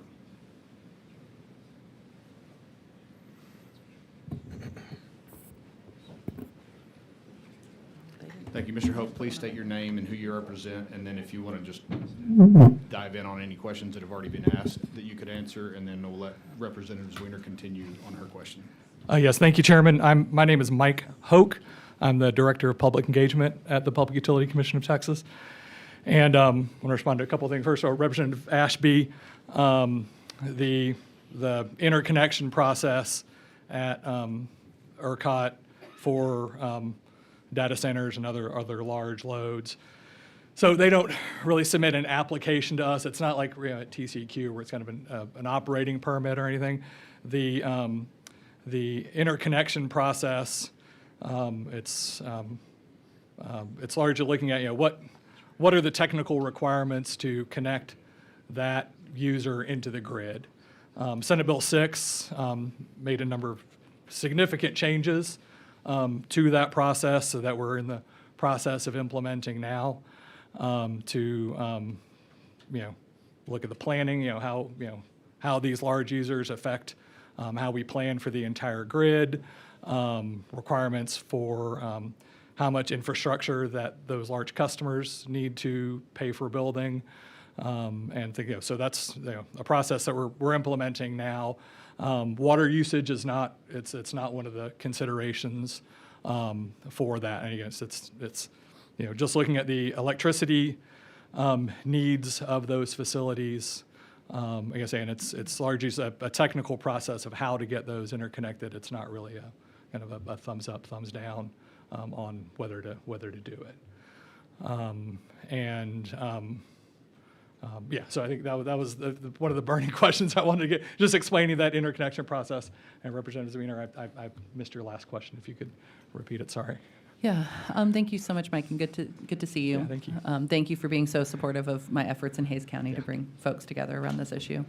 What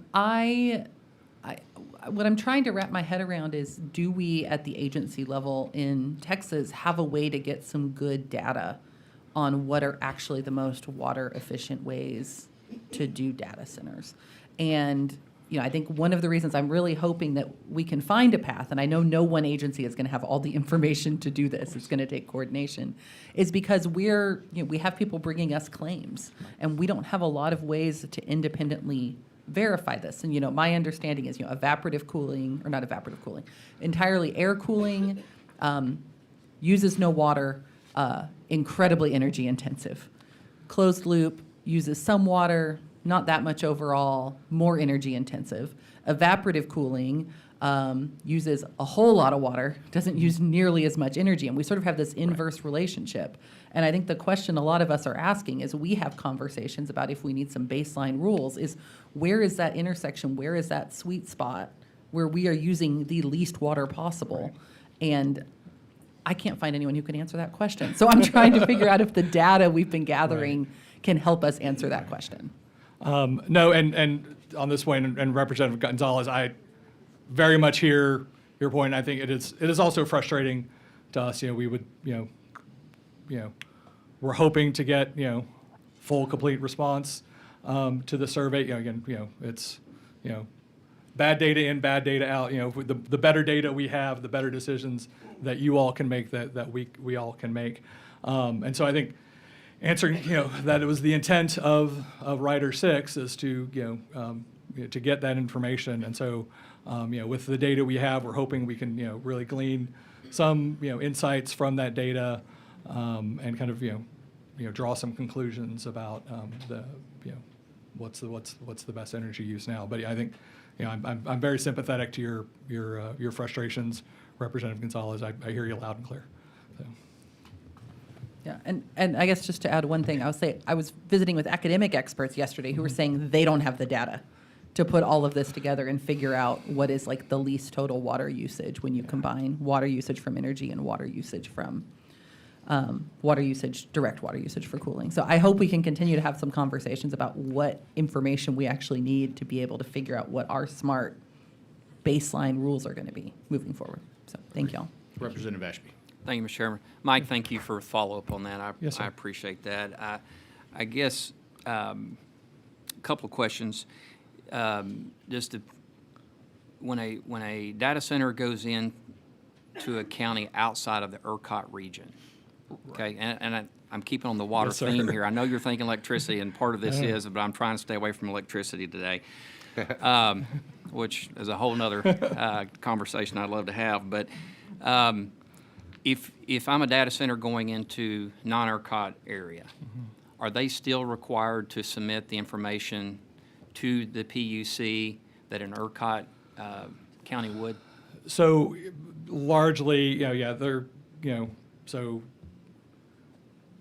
there is kind of also an interconnection process, for the non-ERCOT areas. And you need to figure out what the impact of that increased demand is going to be on the area and what infrastructure is going to be required. So they're going to be working with the ERCOTs of those areas, MISO or the Western Interconnect, as well as the transmission distribution service provider for those areas. So as far as the information to connect that resource in, they're also going to be needing to provide that too. But again, it's not, they're working with the local system operator, the local ERCOT, and the transmission provider. I guess where I'm driving with this conversation is, and this gets back to what we were just talking about with the Water Development Board, but somehow the state has got to get our hands around the water source for data centers and the consumption.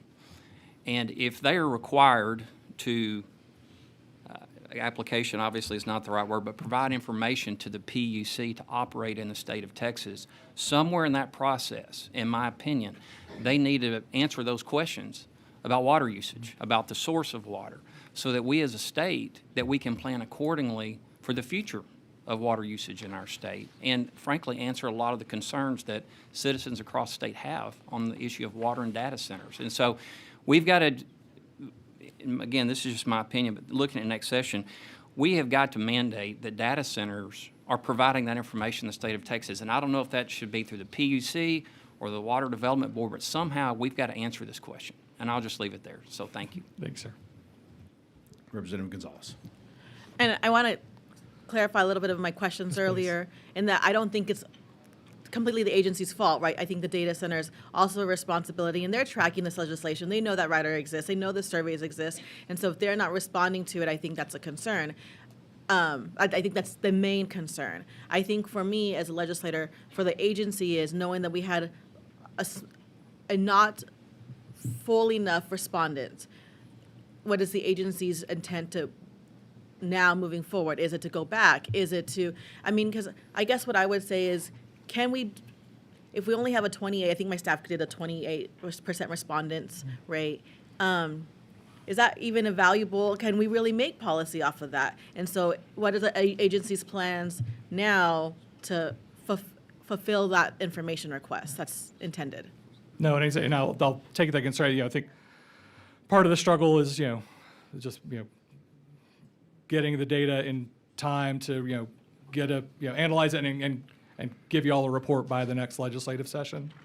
But yeah, I'll take that back to the, even, see what, kind of and what follow up. And I think the agency can be creative, right? The agency could say, here's the report based on the initial survey results. We still went out to get more survey results, and we'll have a fuller report. You can do 2 reports, right? Like, I know the rider says send a report to the legislature, but you could say we still went out and got more data because we know that's important to the legislature, right? Like, I don't know. I guess I'm I hear you. asking the agency to be creative and thoughtful as we continue to need, and we know that there's a need for this information.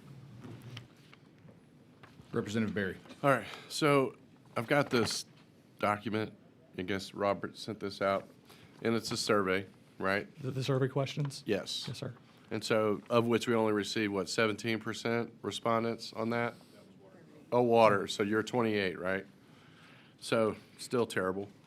But you do ask a lot of the good questions here, and a lot of these questions that, we were talking about here, type of facility, type of data center, whether it's AI or crypto or electrical load, power sources, and things of that sort, cooling technologies, you talk about that, you talk about your water usage.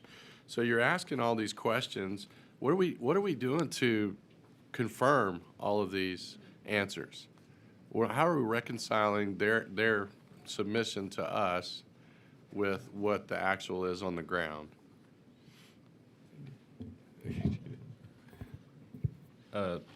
So, as with surveys, it's self-reported information. Sorry, it is self-reported information.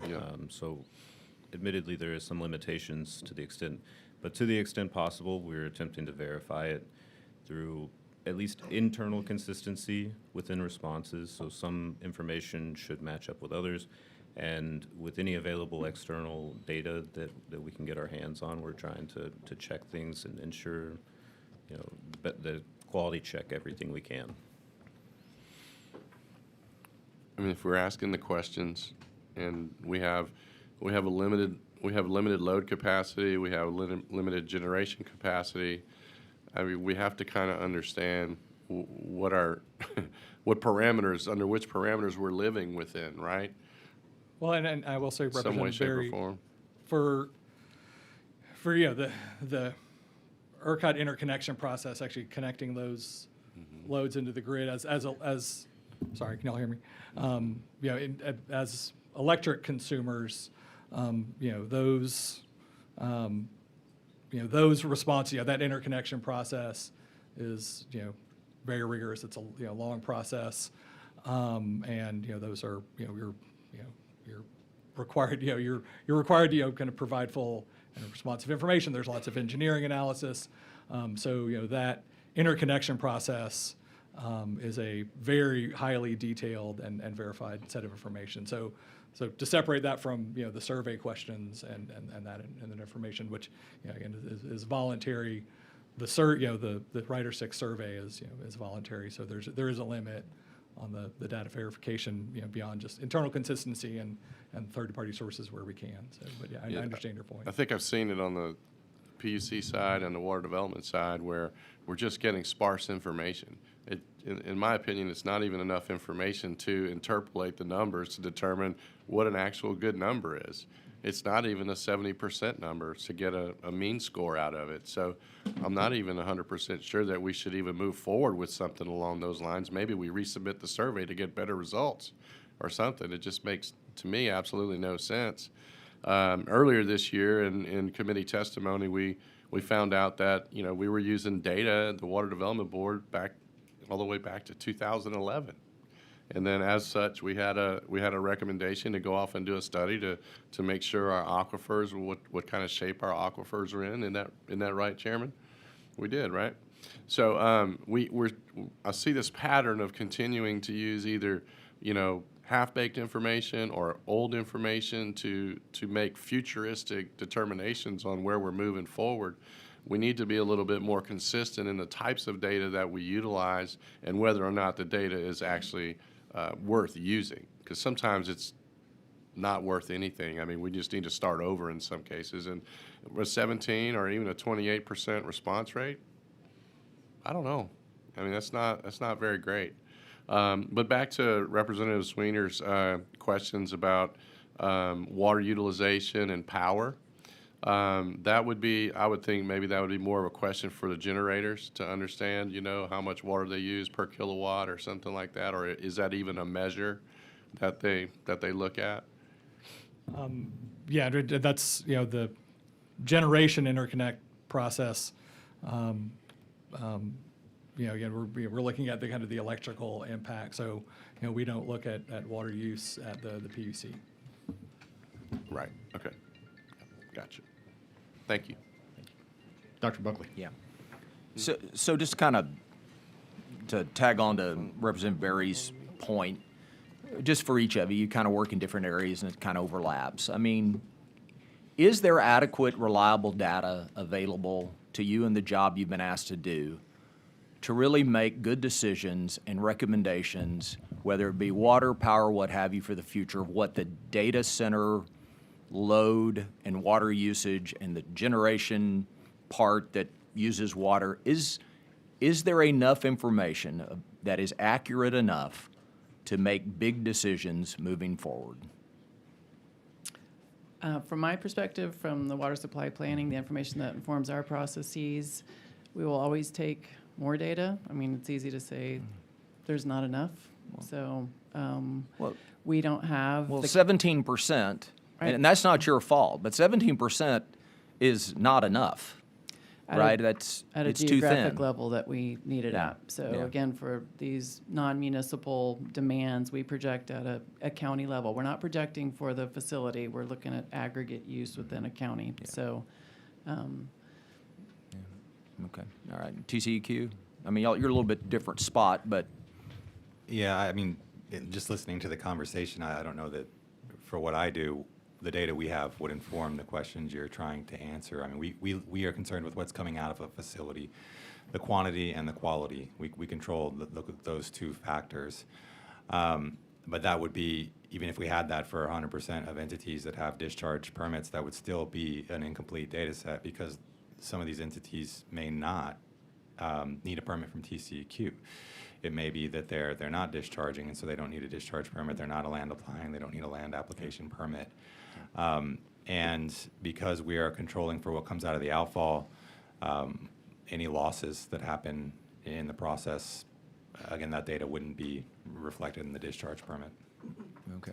Yeah, and so so the interconnect, I understand, is way more detailed. But in terms of long-range planning, is this enough data to make those types of decisions? So on the electricity side, just speak quickly about that. I mean, I think Senate Bill 6 really gives us a powerful set of tools to, on the electricity side, to both, figure out what projects are real, what's really coming, what needs to be, that was a significant change that the legislature made and that we're, in the process of implementing as we speak. So, we're on the electricity side, I think, we're getting highly detailed data and more than we used to get, and, more than, for other, for other types of customers.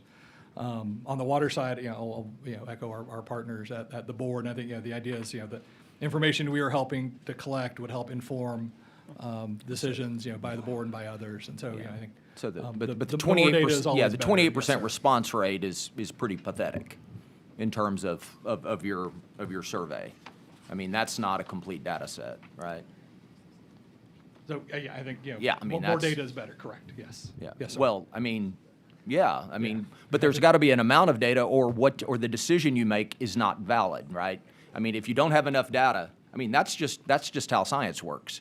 You either have enough data or you don't, and it appears like the data centers are not reporting enough data for us to make these big long-term decisions. And I mean, separate from the interconnect, if I'm in the data center business, I'm talking to the transmission company or whatever you call those things, and they're figuring all that. That's one thing. But the long-range plan, and look what the impact this will have on water, power, all that other good stuff, it sounds to me like it's woefully lacking in the amount of data that's being self-reported. Right, I think, having more responses to that survey, again, would be better, if we had more responses and more information. Would be, more, full information that. Yeah. Well, y'all we've could have as detected a policy pattern makers. here. We're not getting enough data. I appreciate it. Thank you. Representative Bell. Thank you, Mr. Chairman. PUC specific questions. So the survey belongs to PUC, kind of is how it reads, at least in what I'm looking at right here. But when I look at questions 22 and 23, I've heard several times the comment that PUC doesn't take water into account. But there are two questions in this survey that I believe compel the PUC to take that water volume data and incorporate it into the electrical consumption. Question 22, what percentage of the total water volume provided in question 21 is specifically used for behind-the-meter power generation? So, and then 23, I won't belabor the conversation by reading both, but I would ask the PUC to when you leave here, look at those two questions and come up with some answers as to how that the actual generation of power and the compelling intent behind lines 22 and 23, the questions in line 22 and 23, should be, who should be providing us with that information if it's not the power generation side? It seems to me to be a math formula, but anyway, and if you want to answer, you can, but more than anything else, it's a request to get that information back to us. Yes, sir, and yeah, I agree. I think you're going to hit on really one of the cruxes of, of the survey and of, Writer 6 is to illuminate that kind of nexus between, energy use and water use and, for this, sector of customers. So I think, I hear you loud and clear, sir. I think it's to clarify that nexus, not to eliminate it. To see so that when Sorry, illuminate, I imagine. Illuminate. Okay. I was sitting there going, okay. My wife makes fun of my vocabulary words all the time. I apologize. Well, my East Texas vernacular gets in the way of my command of the English language, or lack of command of the English language on a regular basis. But anyway, I would like to hear a good understanding of where the PUC goes with those two pieces, because I believe if you look at what the effort is on this dais, understanding how those two correlate is key to being able to write policy. And participation in the surveys, obviously, when you go up all the way to the start, they have to sign up to even participate. So there needs to be a compelled process, not on your level. That's our job, Mr. Chairman. But but those two questions in specific do put an onus on, I believe, the PUC to at least provide that nexus. Thank you. Thank you, Mr. Chairman. Representative Zwiener. Yeah, thank you, Chairman. Just a very quick question for TCEQ. Do y'all end up with any data about the amount of potable water that ends up going to data centers? We don't, at least not in the water quality permitting process. We are concerned with the quantity that they're proposing to discharge and the character of the wastewater, and then we develop a permit around that. It's the facility. I was more thinking on the drinking water side where y'all, I'm blanking on the exact word, but y'all are the ones who certified that water is drinking water quality, but y'all don't have any way of tracking where that's going. We do authorize drinking water facilities. That's not my subject matter expertise, but we can certainly take that question back. Yeah, I'd just be curious if y'all have any way of tracking what types of uses it's going to after it's been approved through your drinking water program. I'll confer with my colleagues. Thank you. Members, any other questions for this panel? Representative Spiller. Thank you, Mr. Chairman, and I apologize for being late to the party, but there was previous discussion about the authority, Ms. McKinnon, of relative to compliance with the executive administrator's request for the survey for these entities to complete and return the survey. And I think you referenced 16.012 of the Texas Water Code. When I look at that under Section M, it does provide some recourse in that those entities that fail to timely complete and return that survey, number one, they're not eligible for funding. Not that some of these are seeking funding. They may not. That may not be relevant. Number two, they're ineligible to obtain permits, amendments, or renewals of permits. And again, I don't know to what extent they may be operating under a permit. But number three is you have the ability to charge them with a criminal offense. Granted, it's a Class C misdemeanor, but I'm just curious, have you made any referrals for recourse against any of these people in terms of restricting permitting, funding, or criminal prosecution? Well, we're not regulatory, so we don't make decisions on permits. I'm not certain how TCEQ administers that part of the code. We do look at the last 3 years of water use survey respondents for anybody coming to us for financial assistance for a water supply project. And we work with them to make sure that they get those surveys submitted, but that is definitely a criteria for eligibility in our financial assistance programs. But again, we're not a regulatory authority, so no, we're not enforcing that aspect of the code. Well, I think the way, at least the way I read it, the executive administration can seek this, and it doesn't say who has the ability to enforce it. It could be enforced by some other regulatory authority, the way that I read it. I just don't know if there's communication between everyone here and if that's actually being done, or would you consider doing that, enacting that, just to, if nothing else, to put some teeth in what we do have in place? It would be up to local authorities to enforce that, and we have not pursued that avenue of notifying authorities, just at the scale of work it would take to do that and the degree to which we're not resourced to do that. Okay. I would encourage you to look at that section, because I think it does give your department and others, I don't think it's limited, and I don't think I think it applies if anyone has not complied or timely completed and returned those surveys. I think it gives everyone here the ability to do something about it. Certainly, I think we could all agree that whatever is in place could be stronger, but I think there is some recourse there, and I would just encourage you to look at that and see what you can do. I will say the administration of our survey is from January to March 1st. That's technically the closing date. We keep it open for another 3 months, and we're following up with facilities that are non-responsive. So I don't want to leave you with the impression that we're not doing anything to get people to respond.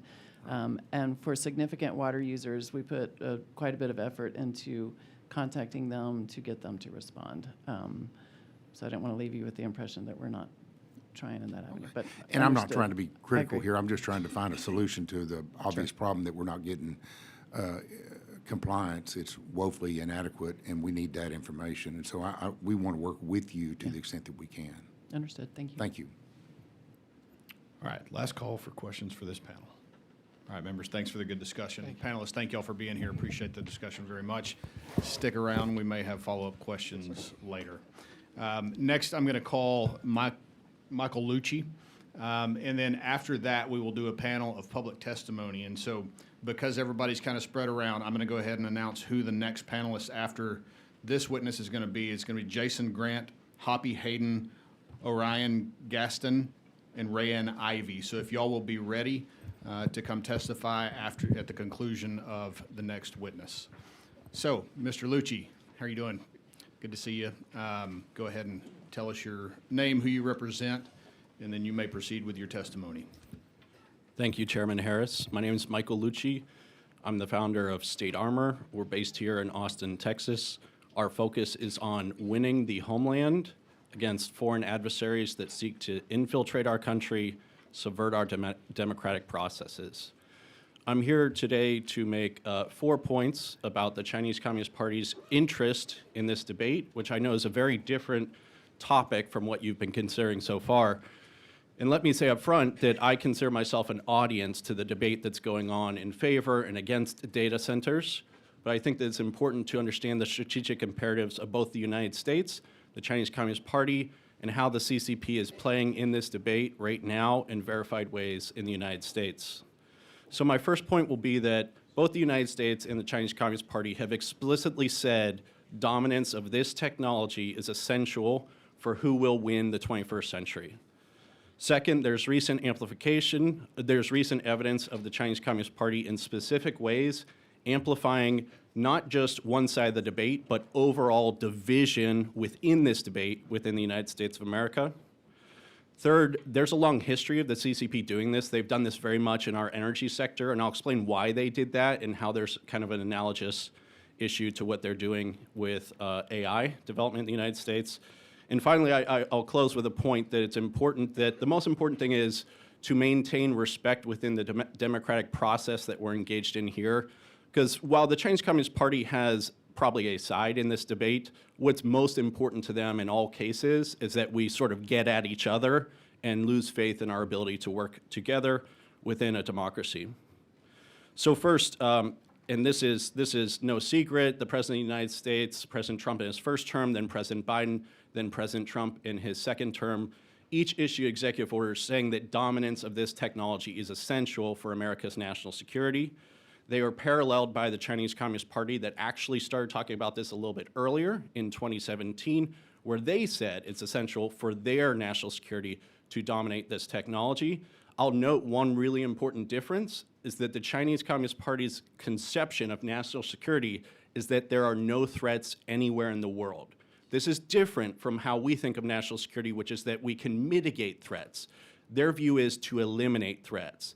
And they see AI as a tool for which to have narrative control on the global stage of how we talk about the Chinese Communist Party, how we talk about American democracy, and so on. I'll give one example of how this is a really important tool for national security purposes. On June 12th, just a couple weeks ago, the Commerce Department put export controls on Anthropic's newest model, the most powerful model.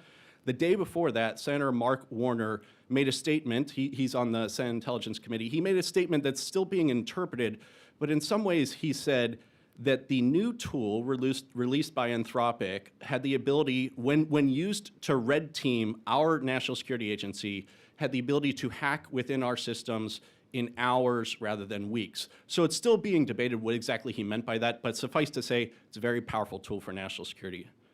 There are 3 recent instances of Chinese Communist Party amplification of the debate and fight within the United States.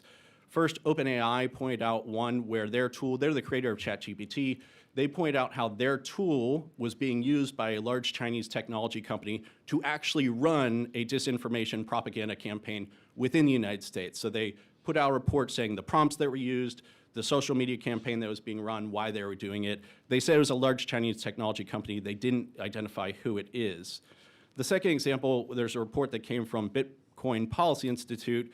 There are several parts to this. I think the most important to highlight is they point to Neville Roy Singham and his network of nonprofits within the United States amplifying the fight over this debate and amplifying concerns about why the United States shouldn't adopt these technologies.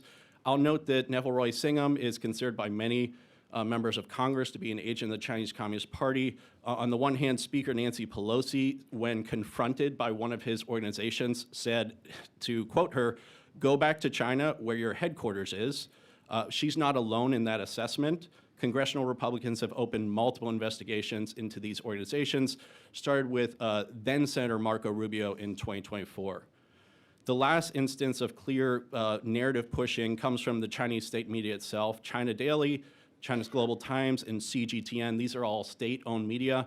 They have published English language narratives, op-eds, saying that the United States really should back off on data centers and development of AI.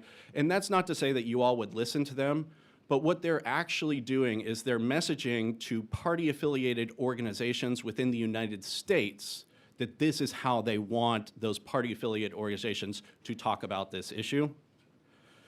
I'll point to an analogy that's occurred in the energy sector. So the Chinese Communist Party has been very interested in America's energy sector, in particular in Texas.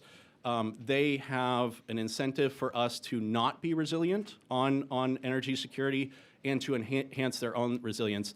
The way they've done that is through a number of organizations. One, Energy Foundation China, which my organization has profiled. EFC has pushed for very rapid transition from fossil fuels to green energies. And the reason they want to do this is, there are multiple reasons, but one, this is less resilient for the United States compared to, say, nat gas. But furthermore, they don't have nat gas. So they want to build out the supply chains of green energies, which they dominate. And one way to do that is to get us buying all those green energies. So they're securing their own energy resilience while harming ours. And I think that it's important to note that those energy devices coming from China, we now know are coming with kill switches. These exist in solar inverters across the state of Texas. There's a report that was first profiled in the Washington Post on December 10th of last year. It relied upon a study from Strider Intelligence, which is sort of an intelligence firm. And what this report found was that solar inverters largely come from state and military affiliated companies within China. China dominates this particular input in the solar industry, and there are 2,700 academic papers within China about how to attack our energy grid. Solar inverters and dominance of that supply chain is one of the ways that they identify to attack our energy grid. So the Washington Post published that, basically these devices could be weaponized to cause rolling blackouts across the country. I say that because there's an analogy. There's a recent report from Booz Allen, which is a defense contractor, and what they were doing was querying Chinese AI tools. So they want these tools to write code. And what they found in this was when they were just like a normal requester of code, the Chinese AI tool just gave them normal feedback, normal code. But when the Chinese AI tool suspected that it was an American government employee or contractor asking for the code, the instance of errors that could be exploited for cyber attacks went up, in one instance, 130%. There was another study by CrowdStrike, which is a cybersecurity firm in 2025, that found when you use political sensitive terms with these AI tools, such as Tiananmen Square, Taiwan, it would trigger a 40% increase in insecure code put out by these Chinese AI tools. That was DeepSeek in particular. So I connect that because they control the inputs for our energy grid. I mentioned solar inverters as one of them. If we allow them to control our AI inputs, they are already putting the code kill switches into the products that we would be taking from them, and which I should note, the majority of American technology startups are actually using Chinese AI tools for some tasks because they're much lower cost. There's an analogy to how we offshored our manufacturing supply chains. That probably wasn't a great idea. We did it to save money, create security risk in the long term. I'll close by amplifying the words of Chairman John Molinar, who's the chair of the House Select Committee on the Chinese Communist Party, who pointed out the OpenAI study on this debate. Molinar said, "There are very legitimate concerns about data centers, and Americans deserve answers as the companies work to build infrastructure we need for our national future. We're blessed to live in a free and open society where we could debate these topics. Unfortunately, the Chinese Communist Party exploits our openness and works to divide Americans through its United Front organizations and other entities." And he closes by saying, "My committee and I will continue to investigate potential Chinese malign influence in the data center debate. I hope all Americans involved in these debates will treat one another with respect." I think that that's the most important output here is we should absolutely have a fair and democratic process. I live just outside the city of Austin. I wonder how this would affect water or not affect water, affect utilities or not affect utilities where I live. To do that, all sides have an incentive to reject Chinese interference in this debate, which is happening to some extent. I'm sure that people on both sides of this debate completely reject that, and as we should. This is an important debate for the safety and environmental concerns of our community. It is also a very important debate for the national security and the competition between the United States of America, Chinese Communist Party, to see who will dominate the technologies of the 21st century. Thank you. Fascinating testimony, Michael. For the members of the committee, members of the public who may have not heard your testimony before in other committees and on other topics, and in case anybody just thinks that Michael is some crazy person who hates China, will you kind of give us your background and how you came into this role and some of the specific examples of direct attack that you've experienced before? Absolutely. It's been a little while since that question. I founded State Armor at the end of 2023 here in Austin. My background was I'd been the policy head for a governor in Illinois, and before, like all smart Illinoisans, I moved to Texas. So I had the experience with the state policy background, executive experience with the governor, and so I saw what a state could do, but I also learned from first President Trump's administration, then actually in more specific terms from President Biden's administration, how the Chinese Communist Party has a subnational campaign, a subnational strategy, and that's just to say they specifically target different states in different ways. There are things they want to get states to do to align with their policies. So we built out a team to respond to what they do to attack our state governments, our state universities, and otherwise. We worked with a lot of you all last session. Texas had the single best legislative session to counter the Chinese Communist Party of any state ever in the United States. A lot of that, almost all that was bipartisan. Texas is, Nebraska has a really good competition with Texas on securing their state in similar ways that you all do here. We work with, former national security advisors, folks who've been in State Department, former ambassadors, and they will come out and testify with you all, as you've all seen in different cases, to highlight these issues. Personally, I mean, the first time I testified on a controversial bill, well, they think it was a controversial bill in Nebraska, I had a death threat on my phone as soon as I walked out of the hearing room. So it's a very Chinese way to convey a death threat. That was the beginning of State Armor's public life, was February 8th, 2024. And they were just kind of all over us starting then in all sorts of ways that mostly should not be talked about on the record, but I told you about one here. I'll give one example. I mentioned how the Chinese state media is covering this issue and why they do it. They're not actually trying to convince you. They're putting out talking points to people within the United States. I know that because they did that about us. So there's a whole article in Chinese state media. It's actually kind of incomprehensible because it refers to like German literature. You don't know what they're talking about. What they're actually doing, and they did it in a specific way, they put out 4 talking points that they want Chinese Communist Party aligned entities within the United States to use against our organization. And we've seen that. I mean, and so that's why they write in Chinese state media in the English language. They don't think that you're going to buy propaganda. They're messaging to their people who are spread across the United States what they want those people to be saying when they confront you all. So we've had a lot of contact from the Chinese government, which is, I would say, useful to know what annoys them. So that's some usefulness to that contact. But then, it's somewhat annoying to us as well. And your family, if I remember correctly, were from China, correct? There are 8 people in my house. I'm the only one that does not have any Chinese ethnicity. So a lot of kids, grandparents, and so on. We started State Armor when my in-laws left China.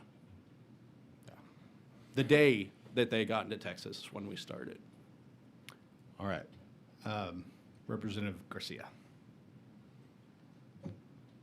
Thank you, Mr. Chair. Mr. Lucci, I represent Military City, USA, San Antonio. It's my honor to be one of maybe 3, I think, veterans we have here on this committee. It's refreshing to me to hear somebody talk about national security in a way that we're not used to hearing about. Just for context, I think last session, less than 10 of us out of 150, 180 had military affiliation. And we're talking about Texas being the home to so many military veterans and active duty folks. And I always, when we talk about data centers and things of that sort, first thing that goes to my mind is the OPSEC-COMSEC piece of it. How are we going to protect our state from issues that are happening? We're looming, or we're seeing ourselves on, the brink of many international wars. And so what do we do to fight against these types of things without the hateful fear-mongering that oftentimes we see? And I think this is a great way to do it, because sometimes the messenger really matters when we're addressing these situations. But the bigger question is, what do we do from here? The amount of access to media and manipulation, we see it amongst us. We see it in the hyper-partisan world that we're in. What is our real combat against that? Representative, I think the only way to really combat that is to engage in our civil society in a respectful way. Obviously, we've all struggled with that over the last, say, many years. And I want to make clear that what I'm saying here today, where I obviously have strong concerns about the Chinese Communist Party. I saw some people outside. I assume that they really don't like data centers. I bet you they hate the Chinese Communist Party even more. So I'm not saying that because the Chinese Communist Party has a position in this, that should have any implication for someone who wants to resist a data center at all. I think that it's important for all sides of the debate to recognize what they're trying to do And I said, like, yes, they don't want us to have artificial intelligence tools. They want to dominate that. We want to dominate that. Full stop. That's very clear. But if they can't achieve that, what they would always love to achieve is to put each other at each other's throats. So even if they can't get the policy outcome they want, the societal outcome that they want is for us to always be after each other, to lose trust in each other. So I mean, this is kind of a non-response, but I think that the way to guard against what they try to do, and they try to do it in a lot of ways, is to engage with one another as respectfully as possible. There are very valid sides to this debate. I mean, obviously I skew towards national security because the other side is so bad. If we allow them to dominate this space, that outcome's so bad. So I'm someone who, right before I came out to testify, I looked on my Twitter feed to see the last time that I criticized one of the hyperscalers. It's not very long ago. But I very much hope that they win out over the Chinese companies that they compete with, because that future would be a very bad future. But respecting one another in this process, like you all are doing, I think is the key way to resist what they want to achieve. Representative Romero. You just used the word win out. Polls suggest that you're right. Folks don't really like data centers, right? Would you then suggest that they are winning right now? Representative, while they are undoubtedly amplifying concerns, there are organic concerns, for sure. So I don't, if you take the Chinese Communist Party out of this debate, the poll might be something similar to what you're already seeing. I'm not going to say that the poll's bad only because of their impact. I bet you there are a bunch of people who, as I said, who are going to say they don't like data centers, and they probably dislike the Chinese Communist Party even more than that. So I think that there are a lot of layers to why people would want to be skeptical of something like this. I mean, the companies involved haven't always generated, the really large companies haven't always generated a huge amount of trust from everybody. But then there's if it's going in your backyard, it's going somewhere near you, you're going to want to think about what that means for you. And the common topics are water and utility costs, right? And I think that that's exactly where to establish clear knowledge. I will say that their side, the Chinese Communist Party, is inserting things into that debate that are not true, right? Mm-hmm. And so you could have that debate on the effect on water, on the effect on utility costs, without having what they would want to say. In terms of are they winning, I would just, my hunch would be that this is just largely where they are. They're probably driving us a little bit more in one direction, but we should have an open discussion of what this means.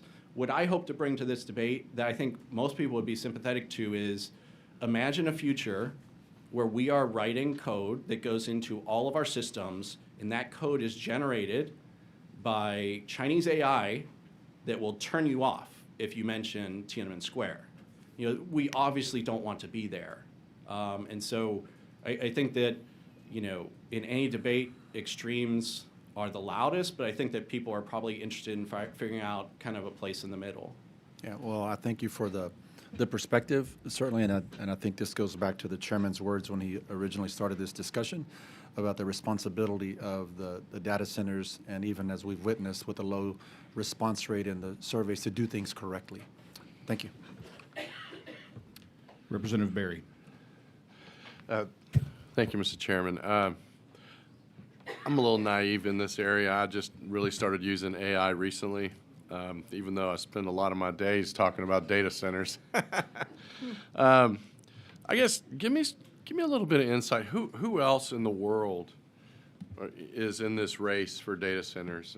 I mean, is it just the U.S. and China, or who? What else are we dealing with here? Representative, the dominant forces are the United States and China. I'll mention, and then I'll get to some of the other countries, but say 5 key inputs: talent, compute. Compute means chips, highest end chips, energy and electricity, data centers, and capital. These are like the 5 inputs you need to be very strong. The United States and China have some degree of all of those. India, Japan, and Europe are trying to figure out where they can have their own version of this. The Europeans, there's a French company that's been very vocal about this where, well, look, I want the United States to win. I like our allies in Europe, but I want the United States to win. They have concerns, and you could understand why they have concerns, that if they don't figure this out within a year or so, they're not going to be able to compete with us. They're not going to be able to compete with China. So, and I hope that if that happens, that we can still work together well with them. So the Europeans are trying to figure it out. India is trying to figure out if they could do their own thing. Japan's trying to figure out if they could do their own thing. But if you look at just the GDPs, I mean, the United States is 31 trillion, China 20 trillion. Europe is also 20 trillion, but they're kind of very slow to develop anything for a lot of reasons. And then everyone else is much, much, much smaller than that. So the 5 key inputs, talent, compute, energy, electricity, data centers, and capital, that's the United States and China. Maybe someone else will play. The Europeans hope they could play. Right now, they're not really competitive with the 2 lead countries. You mentioned these Chinese tools and whatnot. If I was out on the internet and doing my Google thing or whatever, how would I know it's a Chinese tool? Representative, I believe that you would either be using their application, you would download like the DeepSeek application, or you'd be accessing it through your internet browser. So versus, when I use ChatGPT, I think I just type in ChatGPT, it brings me up to that tool. Someone used Anthropic the same way. So for yourself as a user, you could know what I would be concerned about is, let's say the state government as a customer of, pick your large contractor to the state, they're using the Chinese AI tool, which might be introducing risks for the state, and you don't know about it. So individually, for you to use Qwen or DeepSeek or one of the Chinese tools versus OpenAI, Anthropic, or the American tools, you could pretty clearly know that. Where there, I think, should be a debate, which is very different from this debate, is should governments know when their contractors who are providing services to the state of Texas, federal government or otherwise, when those folks are using Chinese tools, because you could be getting very bad code written in there just because it's coming from a Chinese tool. And so you know the names of all these Chinese tools that are out there? There's 5 big ones, Qwen, DeepSeek. I mean, Baidu produces one, Alibaba produces one. I could give you the names of the 5 big Chinese ones. I was just curious. And I guess we're in a natural resources meeting today, but how could this potentially affect our water supply, water systems? Representative, I could relay what the debate is. I don't have expertise in it. I think that there's debate on one side that there's kind of a huge water usage from data centers for cooling and otherwise. I've seen headlines recently that NVIDIA, which has an interest in the debate, claims that they've found a way to cut water usage by 99%. I don't know whether I don't know what the valid numbers are on water myself. I think that there are probably other people who could testify on that. One interesting Texas angle is, SpaceX is looking to launch compute into space. They want to do it in space to avoid these terrestrial arguments. But I think that we should nonetheless figure out the right thing to do here in the state of Texas. Thank you. Dr. Buckley. Thank you. So the take-home point is anything we do that increases our reliance on solar is good for China, bad for us?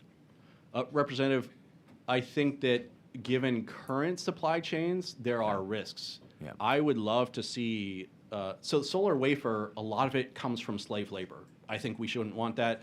And solar inverters, a lot of that comes from Chinese military companies. Yeah. We should want American companies making these inverters.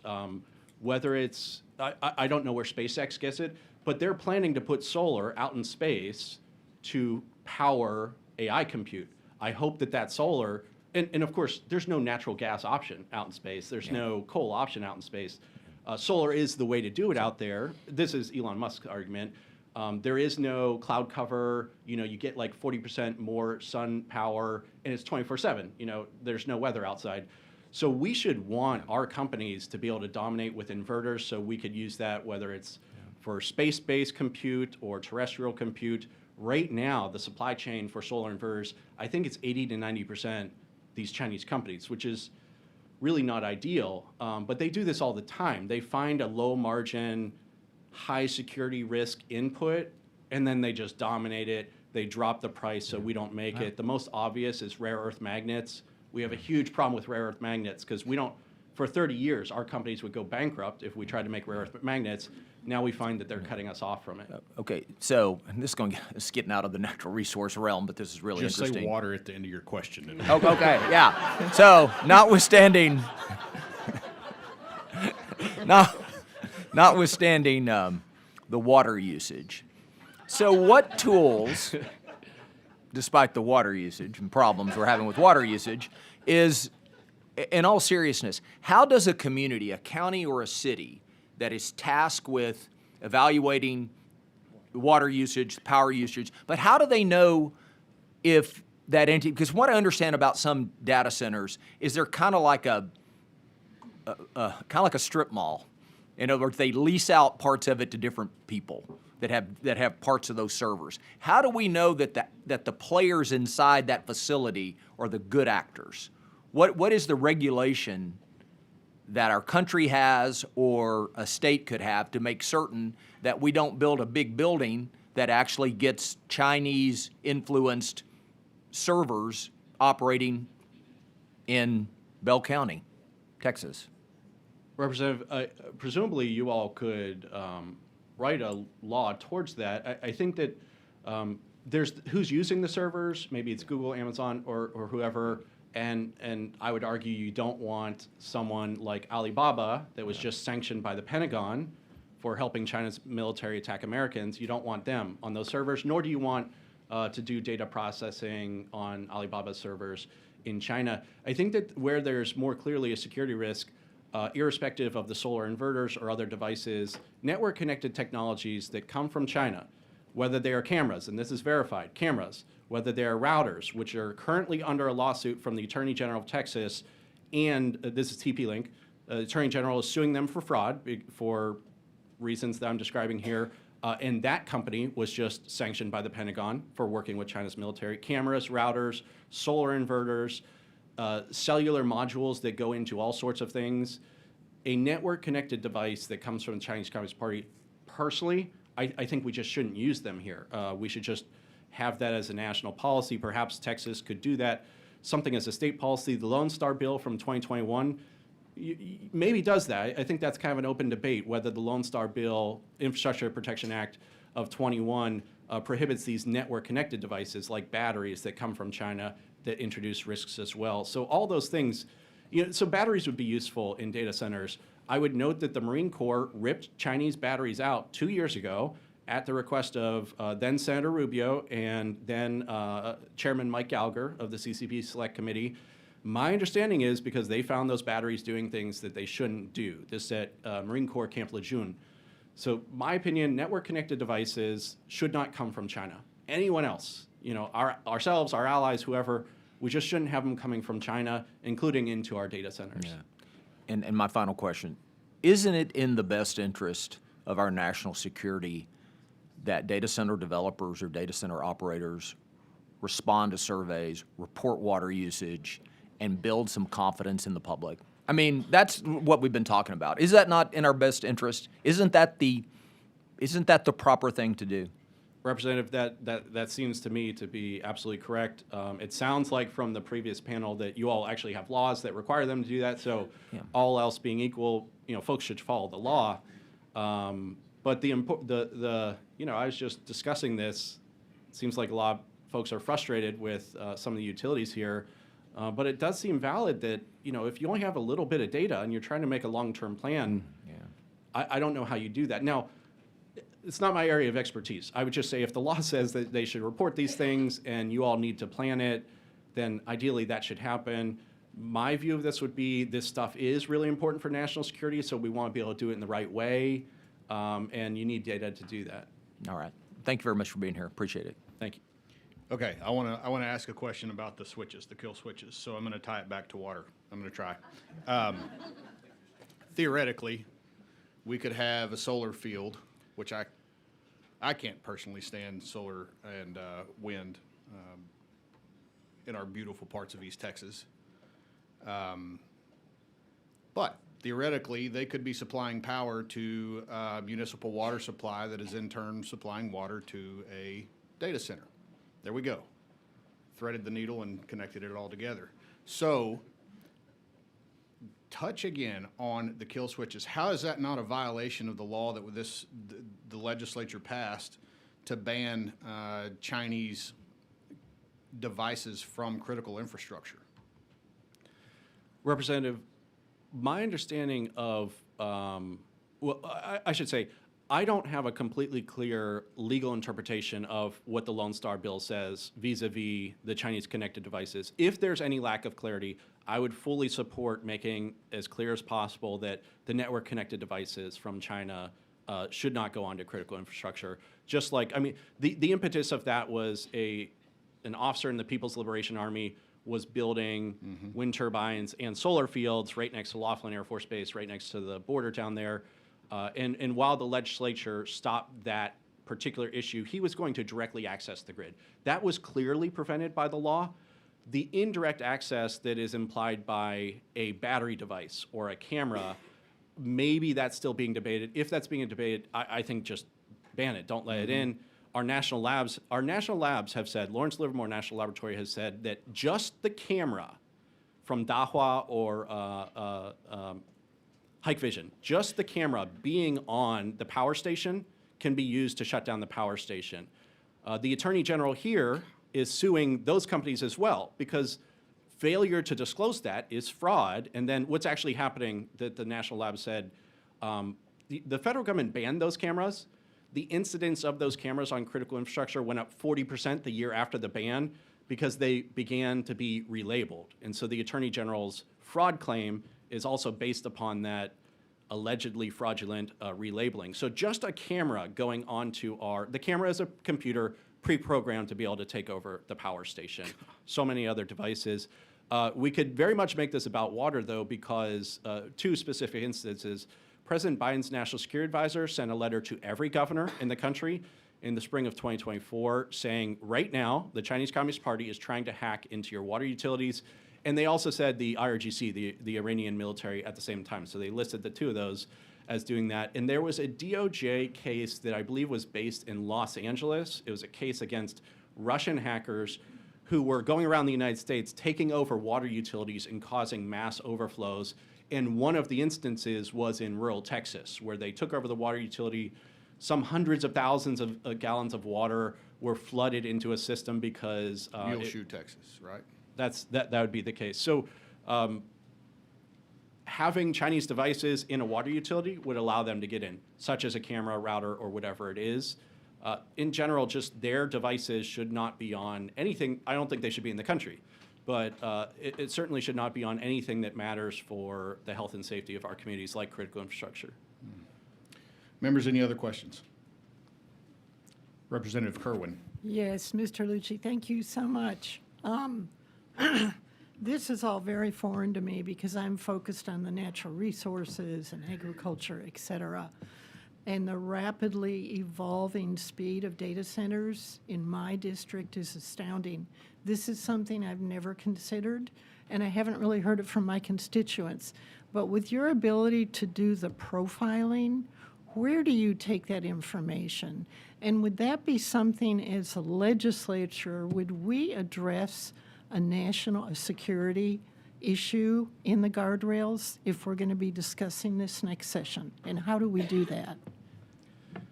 Representative, personally, I absolutely think Texas should consider national security issues in regulation of the utilities, AI centers. Texas, of course, you all know, uniquely has its own grid. And so it has its own sort of jurisdiction and powers to make rules related to electric utilities and things that connect to the electric utilities. So I absolutely think that it should be a consideration in terms of where the information's coming from. So when I'm talking about devices having backdoors in them, it's really just coming ad hoc. How I would shorthand it is leave a Chinese network connected device within the United States for 5 years. We'll find out that it's got a backdoor eventually. I mean, we found it out with their drones. We've found it out with their routers. And again, the state of Texas, state of Florida, state of Nebraska have consumer fraud suits against these companies now. The FCC at the federal level has been banning these products as they can. We have a lot of that data just because we aggregate it, we take it, and we try to transmit it to you all at the state level. This is a huge gap that China seeks to exploit, which is most of the information that we need is, largely overseen by folks in DC, and a lot of it's classified. A lot of it doesn't get down to the state level, which is why we exist, candidly. So we're happy to help continue transmitting that data. So more work should be done, more research should be done, but there are organizations, Strider Intelligence puts out reports. It is really ad hoc. There's not like a master list of all the Chinese technologies that we should absolutely not have. Again, I'm biased, but I just shorthand it as, if it's network connected from China, we just shouldn't be using it. Use it from anyone else. But as our legislature, and if we are looking at establishing guardrails for these data centers, transparency, water usage, power sources, et cetera, how could we address something like this to make it, craft it into a bill where these permitting processes or engineering plans would include something like that to protect the communities where they're being built? Representative, so I could think of two options. I haven't worked on this a ton, but I could think of two options. One, you could talk about the network connected inputs and just have something about country of origin for the piece of that is network connected. But the second part is a lot of these data centers, I believe, in some sort of agreement with President Trump, agreed to have their power development behind the meter. So they would kind of come with their own power. There was just a headline of Microsoft doing this with Chevron in West Texas in the last couple days.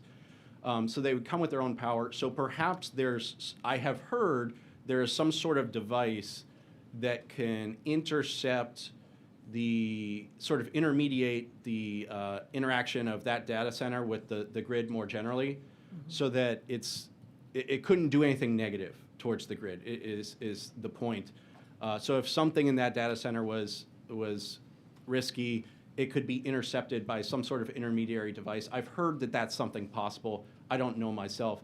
I would, though, say that just within the grid itself, these devices exist. So you might say if the data center uses a dangerous Chinese device, we want to be able to cut it off. I would not disagree with you, but the same Chinese device is also out there just in the Texas electric grid generally. Thank you. Representative Hickland. Thank you. So you mentioned in your testimony that the Chinese have talking points that are detracting from some of the legitimate issues that we're facing, like water. Can you advise us as to what some of those might be? Representative, so some of them are just amplifying legitimate debate. So they talk about utility costs. They talk about it in very extreme numbers. I've seen there's a researcher in Hong Kong who's done a publication that overestimates the impact on water and utility by perhaps 1,000-fold.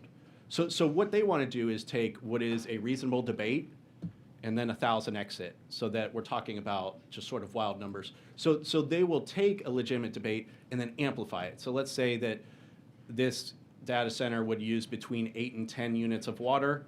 They'll say it's 10,000 or something like that. So that's kind of how they will push the debate.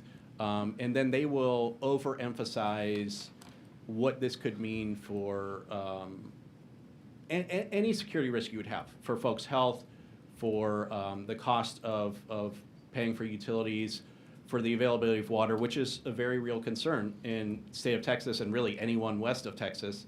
All the states west of Texas have water scarcity issues. So they want to take legitimate debate and amplify it and turn it into something that is not connected to reality. And I think that what you all want to do is have that same legitimate debate, just making sure it's connected to reality. Okay. When you say that China is our biggest competitor on this issue, how close is this? I think you mentioned there's several prongs to it. You know, they're developing their own data centers in their own country. How close are we competing in that sphere? And then, that's aside from some of the offensive things that they're doing against us here in our country. But Representative, when we hear the leading frontier labs, so Anthropic, OpenAI, speak about it, they'll say 6 to 12 months. We're 6 to 12 months ahead, which is quite short. That's on the top end stuff. So that's to do the top end computations. China is arguably larger market share for the very low cost functions that require much less computational power. There was Andreessen Horowitz, a large venture firm, estimates that perhaps 80% of American startups are using a Chinese AI tool for the kind of the lower computation. But in terms of I mentioned 5 things that are important. Talent. China argues that they have more homegrown talent. And they've argued this actually in Singapore, which is kind of disputed territory. The leader of Singapore said, even if you have more homegrown talent, the whole rest of the world wants to go work with the United States. So let's say that that's a contested area. They do push a lot of people into AI. We don't have as many coming in out of our system that focus on AI, but we could bring them in from the rest of the world and some from China. Obviously, there's some security issues around that. For computation, we have the advantage there because President Biden and then continued under President Trump put export controls on the top AI chips from NVIDIA. Electricity, actually, they have a much larger electrical grid, so they have an incentive for us to not build out electrical grid. Capital, we are far way ahead. The last year I saw we are over $1 trillion of CapEx into this space. They're like 100 billion per year, so we're 10x them on capital abilities. Then data centers, who's going to do that? Well, I think that that's kind of an open debate, so we'll see about that part. But they're ahead in some, we're ahead in others. On the highest end, we are, our labs are the best. On the lower cost stuff, to me, it's too much like manufacturing, where we offshored manufacturing to do it cheaper, which is why American startups are doing it. It's a lot cheaper. Then 20 years later, we figure out we can't make military shells to help ourselves, help friends. I really hope that we don't depend on them for the lower cost computations of these AI tools. thank you. Thank you, Chairman. Representative Ashby. Thank you. Michael, thank you for being here. I didn't want to be the only one not ask you a question, so I thought I'd jump in here at the end. I have been trying to square a question in my mind for a long time, and I'm just going to lay it on you here.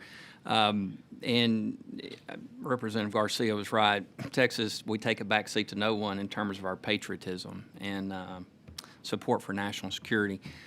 And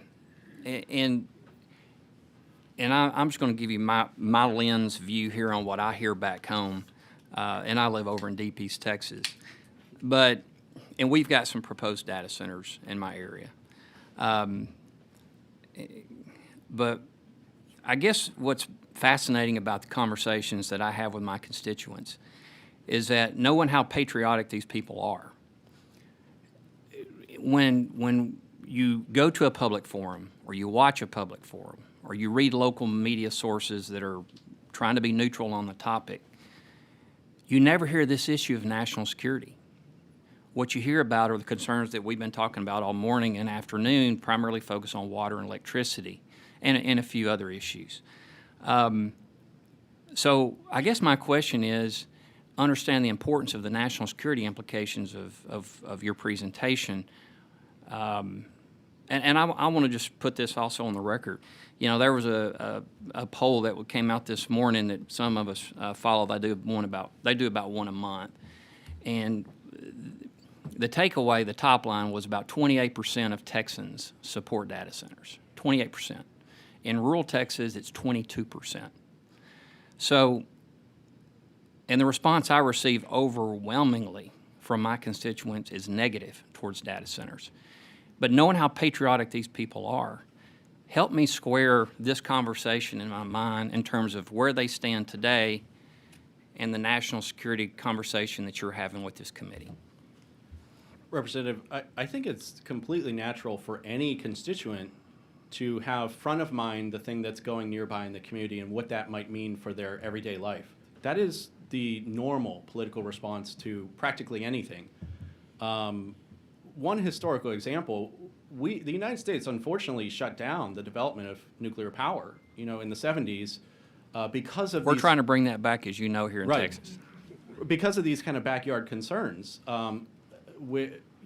Set aside whether those concerns, I think that was unfortunate. I mean, nuclear is extremely reliable, dispatchable, everything like this, but folks need to be trusting of what is happening near them in their community, that it's not going to hurt them, hurt their children. I would hope that the companies that stand to benefit the most from this can make communities be invested in some sort of way. I mean, to figure out how to have a community be invested in wanting to see the success just sort of selfishly for their community. I mean, I don't know what that is, but hopefully these hyperscalers, so to speak, which I criticize all the time, hopefully they could get folks invested in their communities to want to see that success. And then there is the higher level, this is just what I do for work. It is extremely clear to me, it's us or it's them. So if we want to run all of the technology of the future, just like right now, the internet basically runs on the American technology stack. We dominated that wave of innovation, the digitization through the 90s, 2000s, and so on. We dominate that space globally. China is definitely cutting in. I mean, that's what we're talking about. If they're going to dominate, then get ready for your children to not be able to ask the question of what happened in Tiananmen Square if they were to dominate in this space. And so to me, it's very stark what's at stake here. Those with a much larger vested financial interest, I would hope would make this argument and find some way to get the communities involved. I want to make clear, when I say I criticize the hyperscalers, it's for all kinds of other things they do. I hope that they do win in this space because I think it's important for the country, but they should find ways to get the communities to want them to win as well. So that it's a community win rather than I could see a community seeing this as exploitative in some way. We don't want it to be that. When I think of exploitation, the extreme example is if we end up on the Chinese stack for all of this, we're going to really see what exploitation looks like. But we want the American companies to show why this is a win for everyone, make this a win for everyone, and it's absolutely an issue of perilous national security. Do you think the public opinion is so galvanized at this point on either side of the conversation that the needle can be moved? Representative, I expect that the needle could be moved. I think that what you need are stories of success, and maybe these already exist. I've heard one argument. I don't know if this is true, but I've heard one argument that the development of a data center reduced utility costs for that area because basically the data center brought their own energy, brought their own electricity, and let's say they could produce 100 level of electricity. Sometimes that data center will use right up to the 100, but sometimes they would only be using at a level of, say, 80, so the excess 20 they would sell into the community and thereby drive down cost. I think that that's what the proponents who stand to benefit, they need to create success stories like that. They need to ideally show that where these exist, perhaps property taxes start falling in that area, and property taxes are a very real issue in Texas. So data centers will occur in some areas, and we'll see. Does that go well? Does that go poorly? I would just re-emphasize the folks making those capital investments, which I really hope succeed, find ways to make that a win for the community around them, whether finding ways to make the utility costs go down rather than up, finding ways for the tax burden to go down rather than up, and then obviously finding ways to mitigate whatever the water issues are, if there are water issues. I'm just not an expert in that part of this. Yeah, thank you for your responses. I appreciate it. Thank you, Mr. Chairman. Representative Bell. Yeah, I just want to touch on Representative Ashby's conversation, but because I want to really, I guess, be a little more clear. What you're saying is that our communities ultimately have a decision to make. Do we want to put the risk in place rigidly that China will own that technology space and that we will not have the alternative? You talk about Tiananmen Square, that's a problem, but what happens when they decide to turn off our military satellites, or they decide to turn off our whatever, if that's their capability? And that's what I hear you stating, that they potentially have the capability to do in terms of switching. So is that the greater argument that if you just want to put a broad arch over your conversation with regard specific to data centers, that ultimately we have a decision to make what risk means to us? Is risk the Chinese turning everything off, or is risk having a data center in our district? Representative, there are, obviously, as your question implies, there are multiple levels of risk. We as a country need to decide how we're going to have this work. I absolutely think that we as a country should have a strong footprint of data centers to power not only our artificial intelligence tools, but the needs of our allies, because our allies will also go on to the Chinese tech stack if we're not producing it. And so, whereas, let's just talk about NATO, our software might be clean for our missile systems or whatever because we're using Anthropic or OpenAI or whatever. But if our European allies are using a different software stack and it's coming from China, what happens to interoperability between our military systems and theirs? I mean, I would not trust missile systems that are developed with software that comes from a Chinese artificial intelligence tool. So, I mean, that's very high level. I mean, I think it's hard for someone in a community to think about, you know, if I don't have this data center, then we could lose the next conflict. But if we as a country don't have the data centers, we could lose a conflict. The way I would think of it as, there is, you know, obviously the very famous rocket company, SpaceX. They moved from California to Texas because the leader determined they will simply not be able to do it in California. He made that decision, so they're down Boca Chica. If Texas becomes a place where you cannot do these things that are necessary to win the next century, to win on national security, unfortunately, there's kind of nowhere else to go within the United States that has scale. So I hope that there's a way that this could work. I want to learn about the trade-offs this means for communities, but if we don't do it in the United States of America, and Texas is really the most important part in this debate, then it's going to go on their stack. It's going to go at least into our ally systems. It might go into our systems. I think that is just a straight-up dystopian world if we are running on Chinese AI. And that is actually what we're deciding in the macro sense when we decide whether or not to have data centers here. Well, and that's what I hear you saying, and I don't think it's a question of do we want, certainly not from my perspective. My question wasn't do we want them or not want them in our communities. My question was right on your topic of ultimately deciding where that risk lies as a community. Do we, or as a society, you know, do we have to decide ultimately, it sounds like, at least from your testimony, whether or not we have a greater risk environmentally that can not be mitigated successfully, or whether we have a greater risk to our national security, and then all of the other things that go along in between. But I appreciate your testimony. Thank you. Thank you, Mr. Chairman. Thank you. Members, any other questions? All right, Michael, thank you so much for providing that super interesting testimony. Thank you. Appreciate it. Chair calls Jason Grant, Hoppy Hayden, Orion Gaston, and Rayanne Ivy.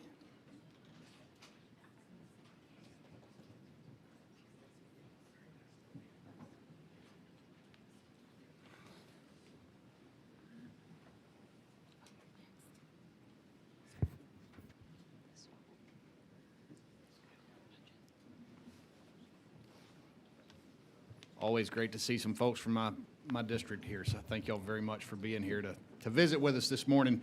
Jason, let's start with you, and then we'll go from you to the other side of the table. If y'all would each state your name, who you represent, even if that's I represent myself, and then you may proceed with your testimony. Well, first off, I want to say thanks for y'all letting me testify behind such a polished speaker.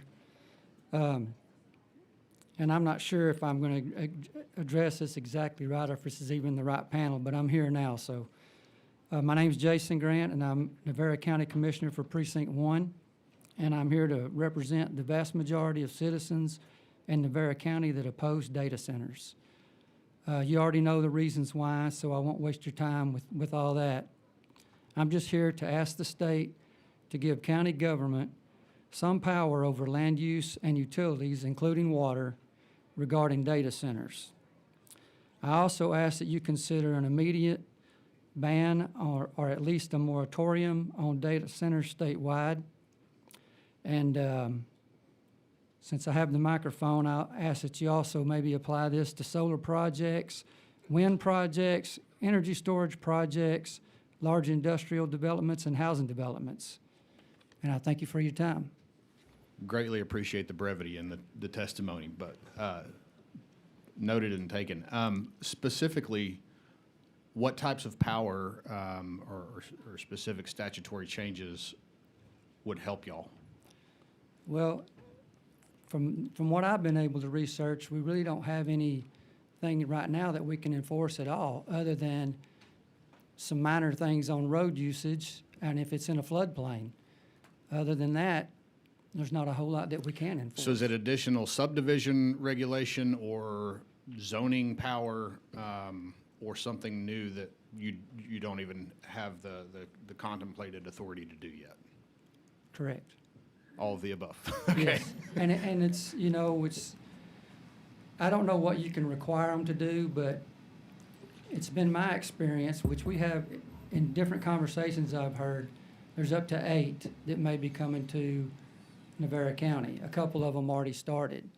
They come in here and talk to all the utilities and construction people, that kind of thing, without ever stepping foot in my office.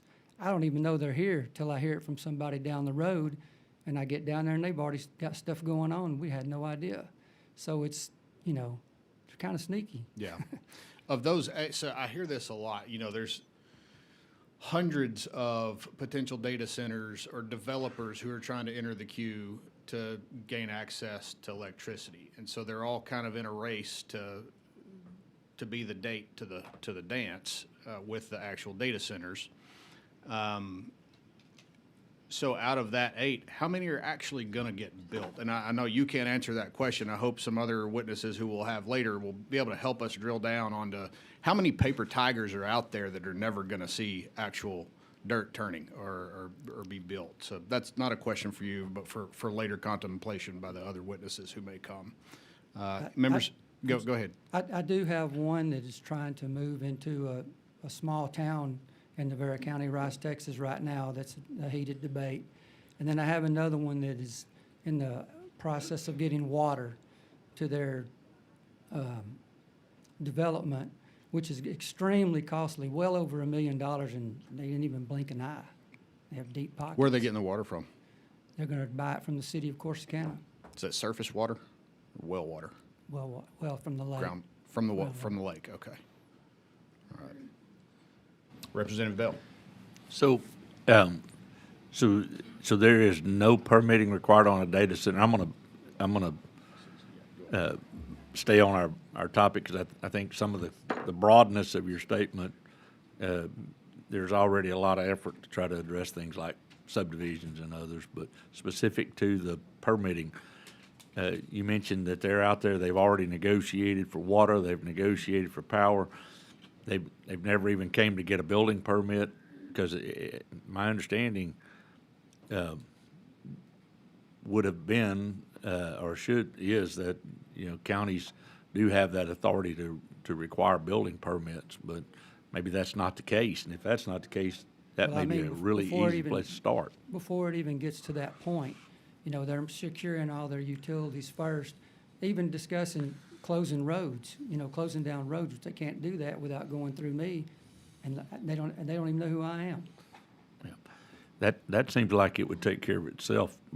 Because I think just taking a look at you, I don't think if somebody decided to close a road and went through all the efforts to get to that point and hadn't talked to you about it first, that's probably a real quick no. You're not closing my road kind of a conversation, Right. but so anybody out there listening, I would highly advise you go talk to your county officials if you're contemplating any kind of a project of any significance. But anyway, is it your opinion that you have that? I mean, there are a lot of projects developed where who owns them isn't even known, and for a long time they operate under some form of a pseudonym to keep them from being known for what they are. But Coca-Cola does that. Amazon did that. A whole bunch of other people, other entities have used that same type of an approach. And so they do that so that they don't change prices and other things. I think I've never participated on that, but they've all been working through the permitting process. Is it, at least in Navarro County, it's your understanding that you don't have any, whether they follow it until it's later in the game or not, but is it your testimony that they're not following any permitting process until it's already time to build, or that no process exists? Well, one of them, there's a building already built that they're wanting to move into. The other one, they have not got to the building part yet, so they haven't had to put in for a building permit. But like I said, you know, they're coming in and getting their utilities, making sure they're gonna be able to get the utilities they need, that kind of thing, without us ever knowing anything unless we just hear it on the street, you know. Thank you. Yeah. Representative Berry. Just a point of clarification. So the building permit has very limited scope, right? It's just setbacks and simple things like that in order for them to obtain that permit. So there's not any kind of building code that they have to adhere to or anything along those lines, correct? You know, they have to go through planning and zoning for that. And I know as far as home constructions, you know, I know the permitting process for that. I'm not real sure on a business like this. It hasn't happened yet, so, you know, I don't know. But this business is in the county or in the city? It is in the county. It's in the county. Okay, thanks. Members, are there any other questions for this witness? All right. Commissioner, thank you so much for being here. Appreciate your testimony. Thank you. Next.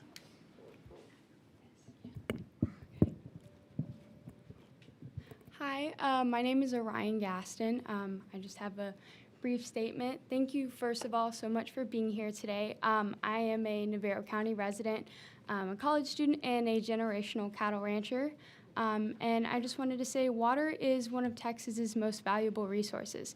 And as our state continues to grow, it is important that we carefully manage our aquifers, groundwater supplies, and other water resources that support families, communities, agriculture, and local economies. Farmers and ranchers rely on dependable water supplies to raise livestock and produce the food that Texans depend on every day. As discussions continue regarding future development, expanding infrastructure, and increasing industrial water demands, I encourage decision makers to carefully consider the long-term impacts these projects may have on local water availability and groundwater resources. I also encourage state leaders to ensure that counties and local communities have a meaningful voice in decisions involving large-scale developments that can place significant demands on local water supplies. Those who live and work in these communities are often best positioned to understand the potential impacts on agriculture, groundwater, and quality of life. Economic growth is important to Texas's future, but so is protecting the water resources that sustain our farms, ranches, communities, and our way of life. I appreciate the work being done to plan for Texas's future water needs, and encourage continued stewardship of these resources and generations to come. Thank you so much. Thank you, Ms. Gaston. Excellent job. You said you're in college? I am, What yes, year sir. are you? I'm a junior at Tarleton State University. Tarleton. All right, great. Yes, sir.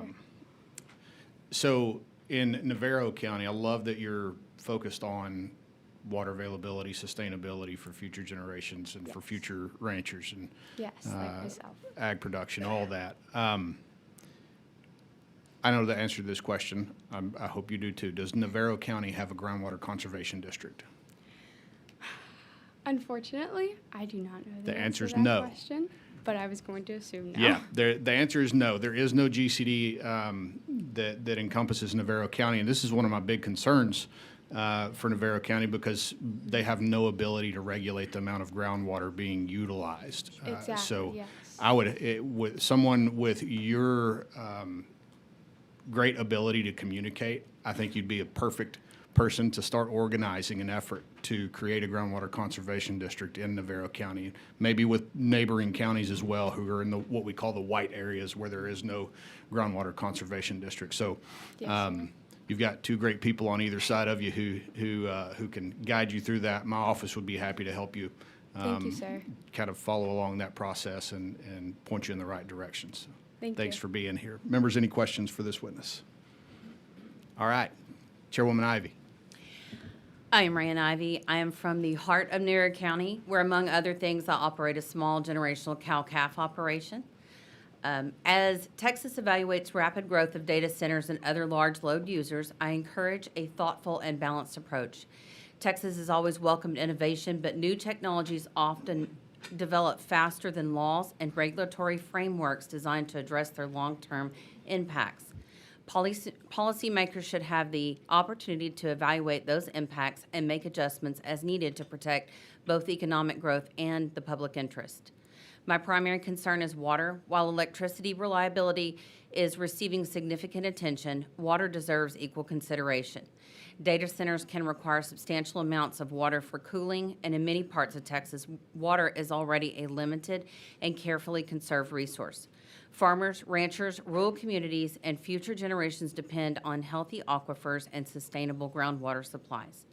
I respectfully ask state leaders to carefully evaluate the cumulative impacts of large-scale water consumption and to encourage responsible development through water-efficient technologies, sound energy planning, and infrastructure practices that protect scarce rural resources. I also encourage greater transparency and accountability regarding water and energy use so communities can make informed decisions and any growth can occur responsibly. For many Texans who live along the previously proposed high-speed rail corridor, we have seen this lack of transparency and lack of concern for our land and resources before. All large-scale projects should be openly and collaboratively built with local governments. On behalf of my fellow farmers and ranchers in Navarro County, thank you to listening for our plans for making to protect water resources that sustain our communities and our way of life. Thank you. I love that you said previously proposed high-speed rail track as well. Members, any question for this witness? Are y'all related? We are related, You're- and we are related. Y'all are, okay. Yes. Then the three of us are related as well, because we're cousins too. Yeah. Yeah.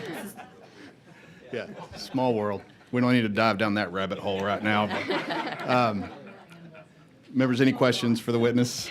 We're moving on past that comment. Ms. Ivy, thank you very much for being here and testifying. Next up.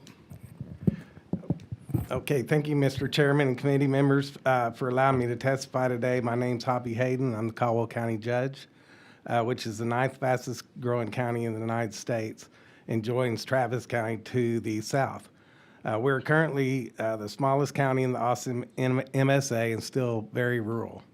To date, we have data centers, developers that have purchased approximately 6,000 acres that will comprise 4 campuses with around 18 to 20 data centers on those campuses. There are several more in the works, and if they make, we'll have more demand on our natural resources per capita than any other county in the United States. It's no accident these developers are targeting rural, unincorporated Texas counties. Since county government has very little statutory ability to control development, we're forced into a position of giving 312 tax abatements in exchange for development agreements with these data center developers. Those agreements are contracts tied to the 312 agreements, and we ask for the following things at a minimum: a limit of 200 gallons per megawatt per month of potable water, closed-loop cooling systems which are filled with non-potable water, removal of 80% of suspended solids from stormwater, wastewater discharge with maximum nutrient discharge in parts per million of 5, 5, 2, and 0.5, road use agreements, and on and on. I won't get into the rest of it because it doesn't have anything to do with natural resources. If these items are not met, we will claw back their abatement, and it is in those contracts. I'm here today to implore you to consider giving counties authority to restrict potable water, stormwater, and wastewater usage to quantifiable limits. And as I just described, and if you can't do that, then please give those authorities to TCEQ and the Water Development Board with meaningful fines. Thank you. Excellent. I want to ask a question of both the county representatives. Have either of you or do you know of anyone in your counties who have been asked to sign NDAs from any data center developers? That's a great question. We've not been asked to, nor would we. Okay. No. Neither, we haven't either. That's a good question. Okay. I've heard other instances Yeah. of it happening. Yeah. I have too. Oh, I have a question. Yes, Representative Gonzalez. First of all, thank you all for being here and talking this really important topic. I have a question also for the two elected county folks. Also, I have cattle too, so I love Okay. anyone who has cows. We do too, Yeah. all Oh, of okay. us, Well, yes, so. you too.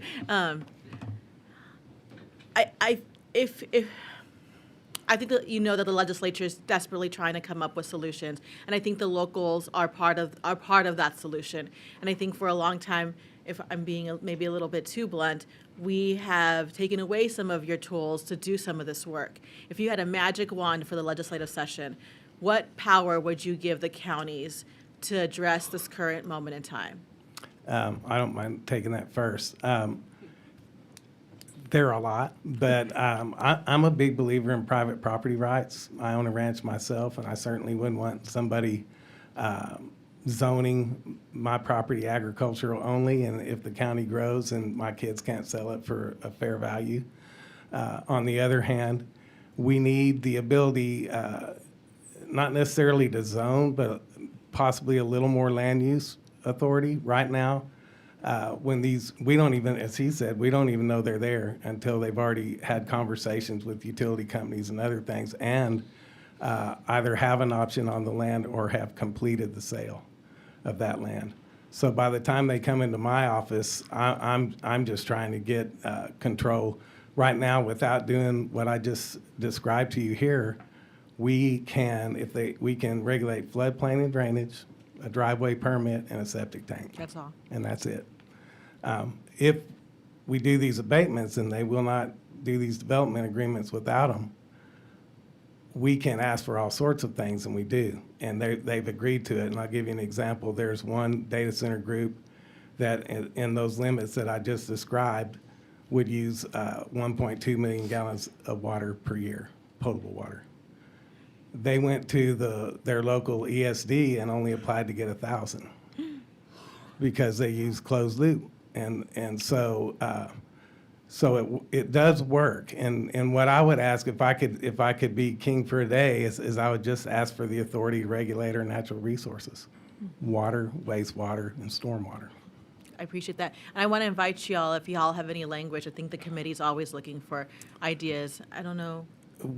We are working on submitting a bill. Okay, oh, you're ready. So we've been working on this for a couple of months, and we have some language in that bill. Right now, I'm not happy with it because the way it's been drafted, it only talks about TCEQ and Water Development Board and doesn't talk about any local authority for these specific things, and I would like to see that in it.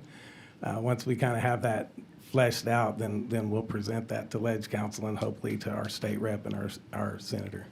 It's a really interesting thought, too, when we consider what to do with the wide areas and how to give them some regulatory authority over their water. That's an interesting idea I've never heard presented before. I'd like a And copy what of it. he's saying is exactly right, and he's reflecting the thoughts of every county commissioner in the state of Texas right now.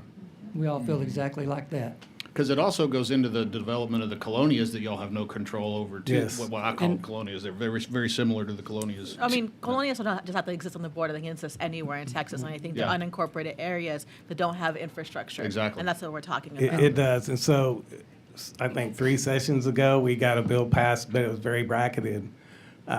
What those do is they come in and do contract for deeds. And the main developer that did that had a nickname amongst the people that were doing these contract for deeds, and he was El Diablo Blanco. And and he literally caused us to come in and get that bracketed legislation pushed through, and it just says you can sell that land for contract for deed, but the moment you put any sort of domicile on it, you have a clock ticking on you, and you have to convert it to a warranty deed. And so, but that was bracketed to my county and one other. I think Representative Zwiener next. Did you have Thank questions? y'all. And then Representative Ashby. Yeah, thank you, Chairman, and thank you so much for being here, Commissioner and Judge Hayden. Judge Hayden, it's great to see you in the You too. flesh. And, I really want to thank you for all the work that's been going on in Caldwell, our neighbor to the east that's getting so many more data centers than we are in Hayes. And so I just wanted to make sure to put a point on this, how did you find out these data centers were coming to Caldwell County? So the very first one, which is tracked, which is in and of itself a 3,000 acre project. That we were in the running for Micron when Micron was looking here, and that block of land was put together by two developers, and they had an option on that land from Walton Group. We worked very hard to try to get Micron. We were unsuccessful. We wound up being second place in a 18-person beauty contest, basically. And so they left and went to Syracuse. Right behind them came a major auto manufacturer and wanted to put a plant on that site. During the negotiations, the economic development negotiations, those two developers lost the option on that land and didn't say anything to anybody. And in that void, Walton sold the land to Tract, and Tract is now going to put a data center campus on that land. We did not find out about it till that entire process had taken place. And did they come to y'all asking for an incentive? Was that your first interaction, or did you hear through other entities and reach out to them? No, this group did not come asking for incentives, but they wanted to do a development agreement. But because we had zero leverage, we have a very, very weak development agreement with them. It doesn't have anything that I just described in it. Why did they want a development agreement? Did they want a variance on something? Yeah, they wanted a development agreement to because it was us, the city of Uland. It was a tri-party agreement, and there was some conversation about Uland annexing that property. But they wanted to develop the county to also be involved in that because the whole thing was in the ETJ. And so we were supportive of that because, as you know, Uland would have had much more authority over what could be done there than the county. So we were very supportive of that, and they still hope to get annexed. But as you know, Uland's got some things going on, and so it's kind of stalled out. Did the ETJ release legislation have any impact on that negotiation between Uland and the county? I'll be honest with you, that legislation has turned ETJs into the Wild Wild West. What basically happens, and it's not just them, I've seen a utility do it. Developer goes in, we have a 1445 agreement with the city, which just basically states you're going to operate to the stricter of the two sets of regulations, either the county or the city. If they don't like what's going on in that 1445 agreement, they now can fill out a 2-page document and remove themselves from the ETJ, and now they have become the county's problems, and we have the authority I just described to you without a development agreement. Okay. And then who are the water providers for these data centers coming into Caldwell? So in my county, we have several special utility districts and then some local water supply corporations. And the cities, if they go into the cities, but they haven't. And do those folks have any obligation to report to y'all that there's a big industrial user reaching out No, to them? but they are very cooperative, and so they do let us know or if we reach out to them, they'll let us know. Like, that's how I found out that the one user only applied for 1 million gallons rather than 1.2 was by cooperation with one of the SUDs. Okay. And, sort of to follow up on your conversation with Representative Gonzalez, do you think there's a space to give the county a more formal role in coordinating between those water entities? I do, and I'm certainly, as I said, I'm not a big proponent of zoning regulations and land use and those kind of things because you have 254 different ways of doing it, and so that could be an issue. But this is something that's quantifiable, and that we can check. And we're already doing it through these development agreements, so we're really not asking for anything we're not already doing. But what it would do is allow us not to have to enter into these 312 abatement agreements if we don't desire to. And so to put a fine point on it, y'all are giving up millions, tens of millions of dollars in revenue in order to get commitments on closed loop? Tens of millions. Okay. If I could answer your question real quick, the way I found out about the one coming in, they had come in and purchased almost 900 acres, drew up plans for 6 different buildings, talked to the water company about running a pipeline from the city of Corsicana to this data center that was well over $1 million. They didn't even bat an eye at that. And the way, when they had the meeting with the water board, the water company actually called me and said, hey, we're having a meeting with this data center. Did you know anything about it? No, didn't know anything about it. Well, they're talking about closing a couple of your roads. Didn't know anything about it. And I've also heard that it's 900, almost 900 acres that's been purchased, but I've also heard, I can't confirm it, but they may have purchased an additional 1,700 acres, which maybe they can provide the water for that right now, but if they're anything like the solar panels, in 6 months to a year, they'll sell to somebody else that come in there and have a completely different kind of data center, doing completely something different, you know, using more water or whatever. They change, if they're like the solar or the wind, they change hands so fast you can't keep up with them. Once you get agreement worked out with them, somebody else buys it, you got to start all over again. How well do those development agreements stick with the property if it does change hands? We tie them to the land through the warranty deed. Okay. One last question for both of y'all. We hear over and over again when we talk about county authority that maybe county commissioners don't really want any more. Could y'all address whether that's accurate as to this subject matter? I don't mind telling you that that's not true. At least not We want all for we my can get. court. Yeah, we would like the ability to do that. I'll speak just for myself and not my entire court right now, but that is the single most frustrating thing I go through.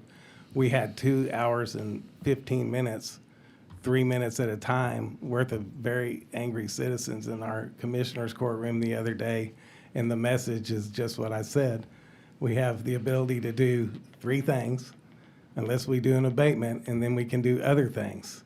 And anything short of a moratorium, they're not satisfied with. And so any tool we have would be greatly appreciated.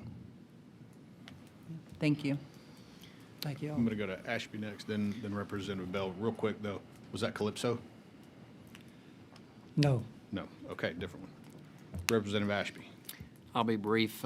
Judge, Commissioner, I'm curious, one thing that I have started seeing is, at least from 2 counties that I represent, is that I'm getting along with, I'm sure, our state senator and our congressman, resolutions from the Commissioner's Court in 2 of my counties, basically asking for probably a lot of things you just asked for there in your vocal testimony.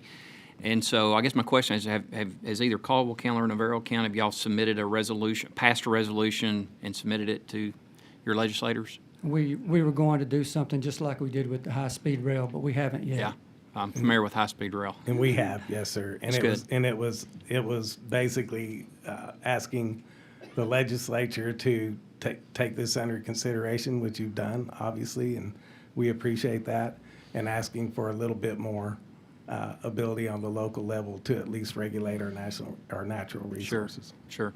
Well, I commend you for that, Judge, and Commissioner, maybe in Navarro County. I know your state representative. He probably welcome that, but I do think that, you know, members around this dais and in this Capitol, we obviously respect and listen to our local elected officials, and a Commissioner's Court resolution carries a lot of weight. And the other benefit that I've seen is it, like you just suggested, Judge, is it kind of forces a public conversation amongst your citizens, our citizens. And you get to hear a lot of really good feedback as far as pros and cons, what the concerns are, and get a real unvarnished opinion from folks about their feelings on it. Yes, sir. We actually did a town hall. There you go. We've done a town hall, and we've done just a data center workshop in Commissioner's Court. The message is received, and they get it, that, you know, we're somewhat limited, but it's not well received, to say the least. So any ability we had to say, you know, we've been granted the authority through statute to, you know, regulate water usage and wastewater usage would be tremendously appreciated. Duly noted. Thank you for being here. Yes, sir. Representative Bell. Thank you, Mr. Chairman.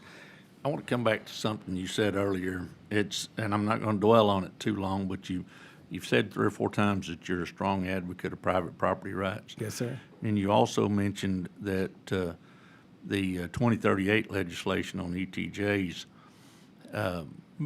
gave you heartburn because you felt like it turned it into the Wild Wild West because it moved those areas from being under the jurisdiction of the cities to under the jurisdiction of the county. Do you happen to know off the top of your head why a private citizen might want to have the ability to be removed from an ETJ? So I can give you multiple examples. but No, I'm nor- saying why would they want to be removed? Not examples of it. Why would they want to be removed from an So- ETJ? Why would a Texan owning property that was in an ETJ want to remove their private property from an ETJ? If so a private citizen may not, but a A developer. private citizen can. Yes, they can, but a developer definitely wants to, because if they do, then they remove themselves from city authority, which is much more restrictive than county authority.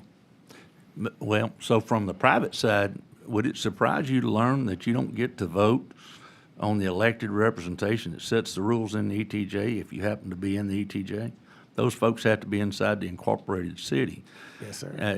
And I have a vested interest in that bill. I actually carried the House Bill 5217, I think, to make sure that we put that private property right back in the hands of citizens. And I just don't want to conflict these two issues of private property rights and ETJs, because there is no private property right in an ETJ. That right has been conveyed to the city.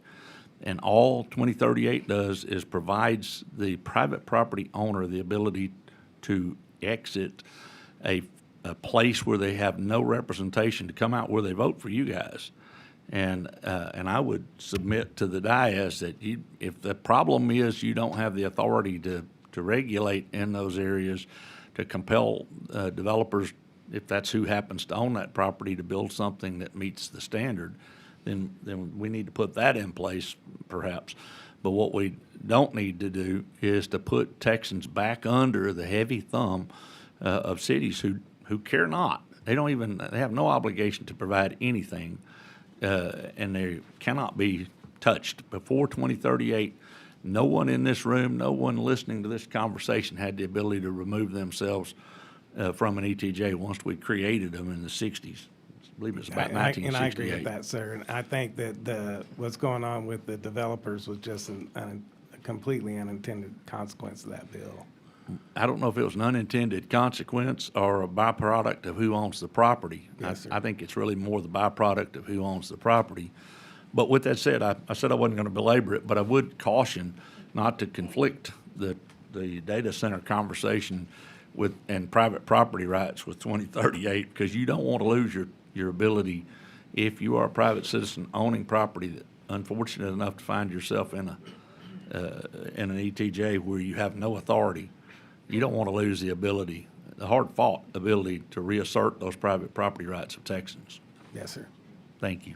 Thank you. All right, we're going to go back to Representative Zwiener to bring us back to water usage in data centers. Well, I'm going to tie it all together, if that's all right, Chairman. No, I want to make sure I understand, Judge Hayden. The reason I asked about that is because you were talking about that track development and that negotiation. So pre-2038, pre all the various annexation reforms that started in 2017, theoretically the city of Uland could have just annexed that property and put their own water restrictions on it without a development agreement. Is that correct? Yes. Okay, thank you. Yeah, and I don't think anyone expects us to go directly backward, Chairman Bell, but I do think I think the impact on our county development services has been pretty dramatic and is really affecting these types of development agreements. Our counties are having to enter in to try and have some oversight over the water use and try to protect our water supply. Thank you, members. Any other questions for any of these witnesses? All right. Thank you guys so much for being here. Thank you. Appreciate your testimony and the conversation. We appreciate what y'all are doing. Yes, sir. So that was our first panel of public testimony. So we now only have 111 more public witnesses to go for over the next 5 hours. Next up, we are going to call Ben Townsend, Dan Diorio, Bo Shills, and Misty Allen.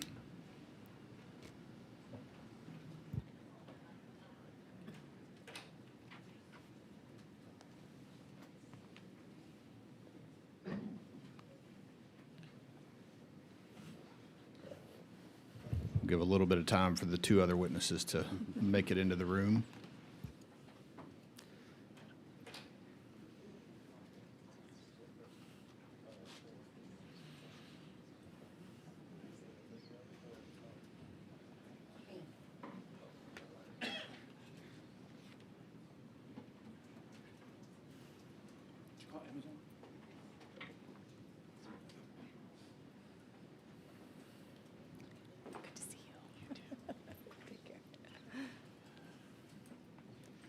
Who am I missing?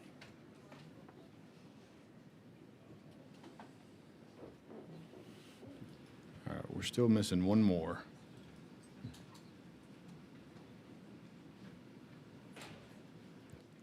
Good to see you again.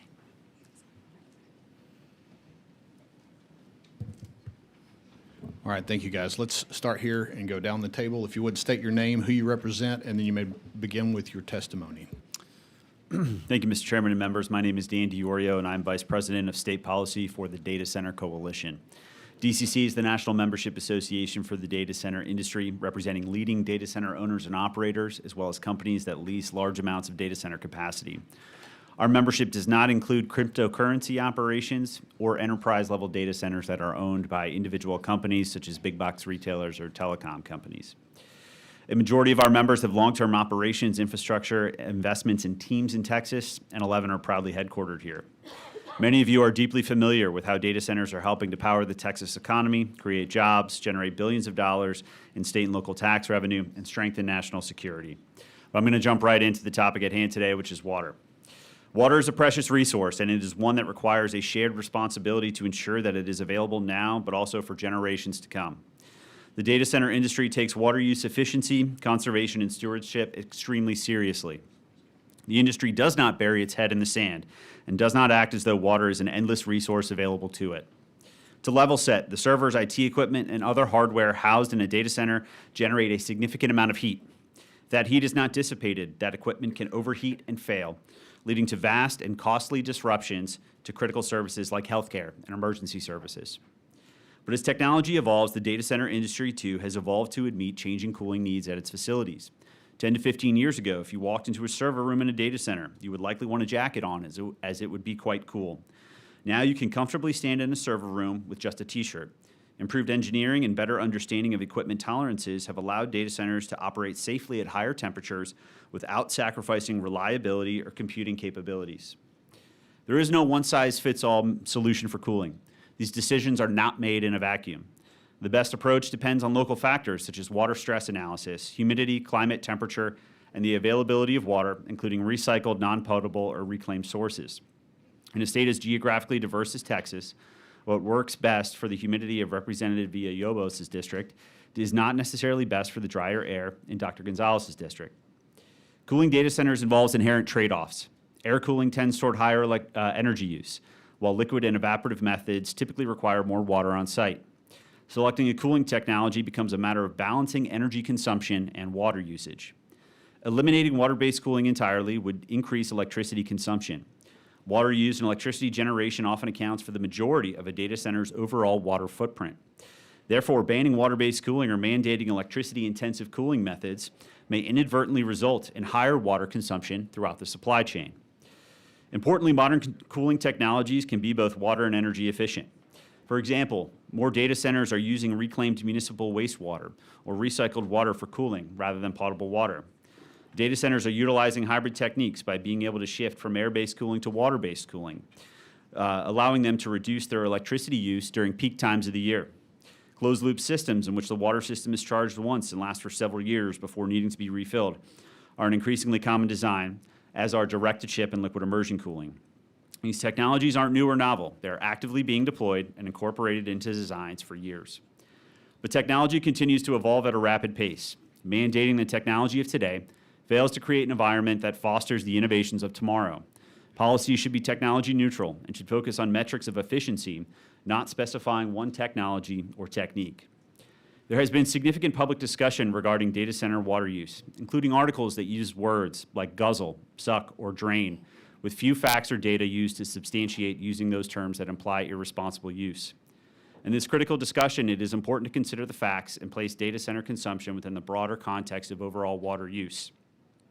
Data centers are just one of several industrial water users throughout the economy, yet they are one of the most efficient. According to Bluefield Research, data centers use less water than semiconductor manufacturing, food and beverage production, or the amount of water that's lost to water leaks in municipal water systems on an annual basis. In Virginia, home to the world's largest data center market, 83% of data centers use the same amount or less of water than an average large office building in the state. And data center water use is sustainable, according to the Joint Legislative Audit and Review Commission. The Houston Advanced Research Center estimates that between direct and indirect water consumption, existing data centers in Texas consume approximately 25 billion gallons of water. That is equivalent to 0.4% of total water use in the state of Texas in 2025. And as for the fears around AI tools spiking water use, to put it into perspective, the amount of water it takes to produce one hamburger equals 19,000 ChatGPT searches. Additionally, a common misconception often occurs because permit applications reflect maximum cooling demand under worst-case operating conditions. Actual water consumption is usually substantially lower because facilities rarely operate continuously at a peak load. As a result, reported permitting figures should not be confused with actual day-to-day water use. Lastly, on transparency, this is a fast-moving and highly competitive industry. Companies must protect proprietary, confidential, and competitive information. In some cases, highly granular data can reveal operational details, including compute load, creating serious security concerns for facilities handling sensitive or national security-related information. As with electricity, effective forecasting, planning, and investment can address concerns while preserving economic development opportunities in Texas. The data center industry is fully committed to answering questions, fixing problems, and being held accountable. We are committed to creating jobs, to driving economic growth, and to investing in the success of all Texans. Thank you, and I'm happy to answer questions.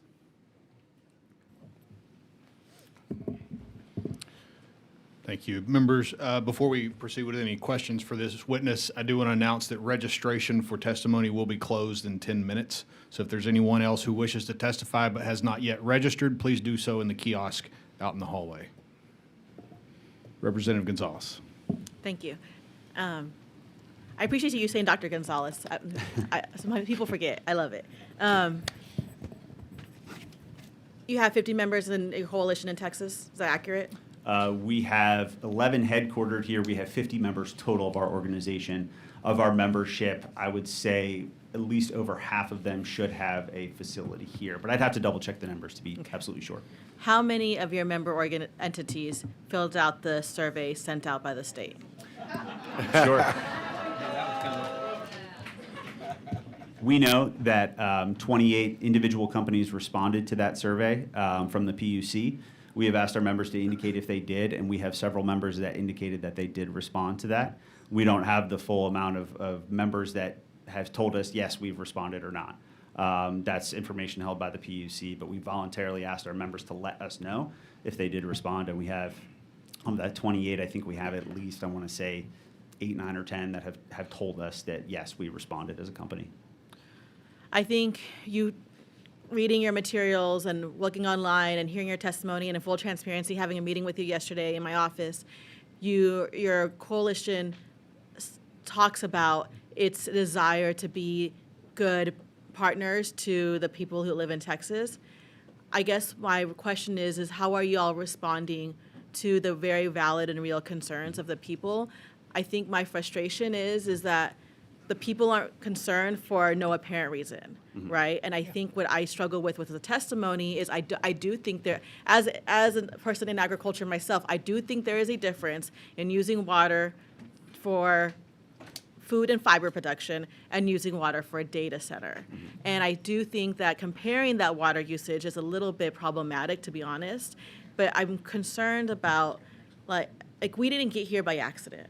Like, what type of conversations is your coalition having about the responsibility it has in creating this situation and in the future?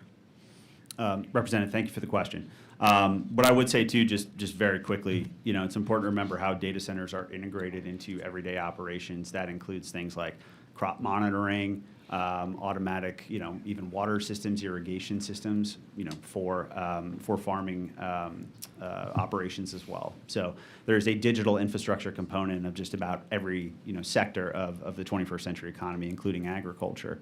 What I would say as well is that as a coalition, we're a member-driven organization, and the conversations that we've had and what we see and what the member companies up here will describe to you, I think, is their efforts to do two things. I mean, one is to always be a good steward of water, and the technologies and the techniques that they will describe here today will demonstrate how they are rapidly advancing water efficiency and always seeking to figure out that balance between energy and water use, because not only is it a significant operating cost for them, but it's part of their overall goals of sustainability.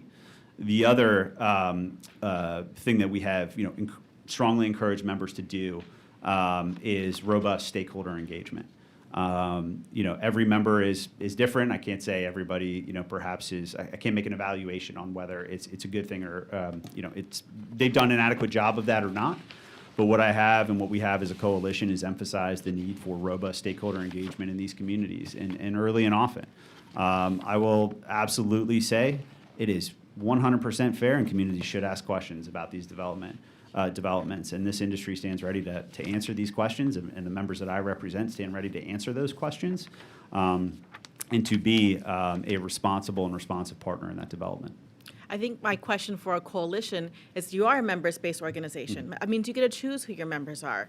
So do you ever make guidelines, frameworks, best practices that these are the standards of which a coalition will embrace and tell members they need to abide by these guidelines? You're here advocating. Could there be bad actors in your group? Because if you don't create standards, you could just put everybody in the same bucket. So what are your standards? What are the teeth you're using to keep everybody to move up? We do have membership criteria which are designed to ensure that we don't get any of the speculators or just the land developers who want to come into our organization. We're focused on real data center owners and operators, those that have a history of development and have actual operational data centers, or at least one that is imminently online with a profile that shows legitimacy and sufficient capital and organization. We have not, put together a series of standards or anything that we are holding members to at this point. That's not how the organization is put together. Doesn't mean I don't think that we can, and I'd love to discuss further with you how we may be able to do that amongst our membership, and really, I think, highlight the good work that members are doing, but also, show a demonstrable support for how we address these issues going forward. I'll give an example. I live in El Paso, or outside of El Paso. Meta is one of your coalition members. Is that accurate? Yes, it is. And have I expressed concern that they are not talking to the community, that there are concerns about the water usage, that they are is concerns about the rising rate of electricity costs, and et cetera, et cetera? You have, yes, and I've said that I would definitely talk to Meta about that and ensure that they have an opportunity to address that directly and let them know what we are hearing directly from the representatives on the ground who are interacting with their constituents every day concerned about this. I think what I struggle with is, as a coalition, you're saying, we're here to do all these right things, and then what I'm experiencing and what my people are experiencing is the exact opposite. My congresswoman had to get on the floor of Congress and ask for Meta to come to our community to have an open community meeting. My mayors had to do the same thing. We've all had to do that. There has not been an open community meeting. So I struggle with your actions and your words are not congruent. And so for everybody who wants to make this work, how am I supposed to be working with a partner whose words feel a little bit hollow? No offense. No, and I understand that. Meta, again, is one of almost 50 members that we have within the coalition. And so, we strive, I think, to represent all of our members. And I would, as I mentioned, I'm going to be talking to Meta and asking them, hey, what is the actual situation on the ground here? How can we do better? And how can the coalition facilitate that? That's the role that I think we are especially uniquely poised to play, which is to be able to, if you're not hearing from that company directly and they are not doing a good job on the ground, you have a conduit through, to them through us in which we can ensure that your questions are being answered. And I know that may sound, as you said, maybe hollow, but I think at this point, we are trying to encourage members to really engage in that stakeholder engagement. And if they're not, that obviously creates problems, and that creates problems for a planned development that involve billions of dollars in investment in steel in the ground.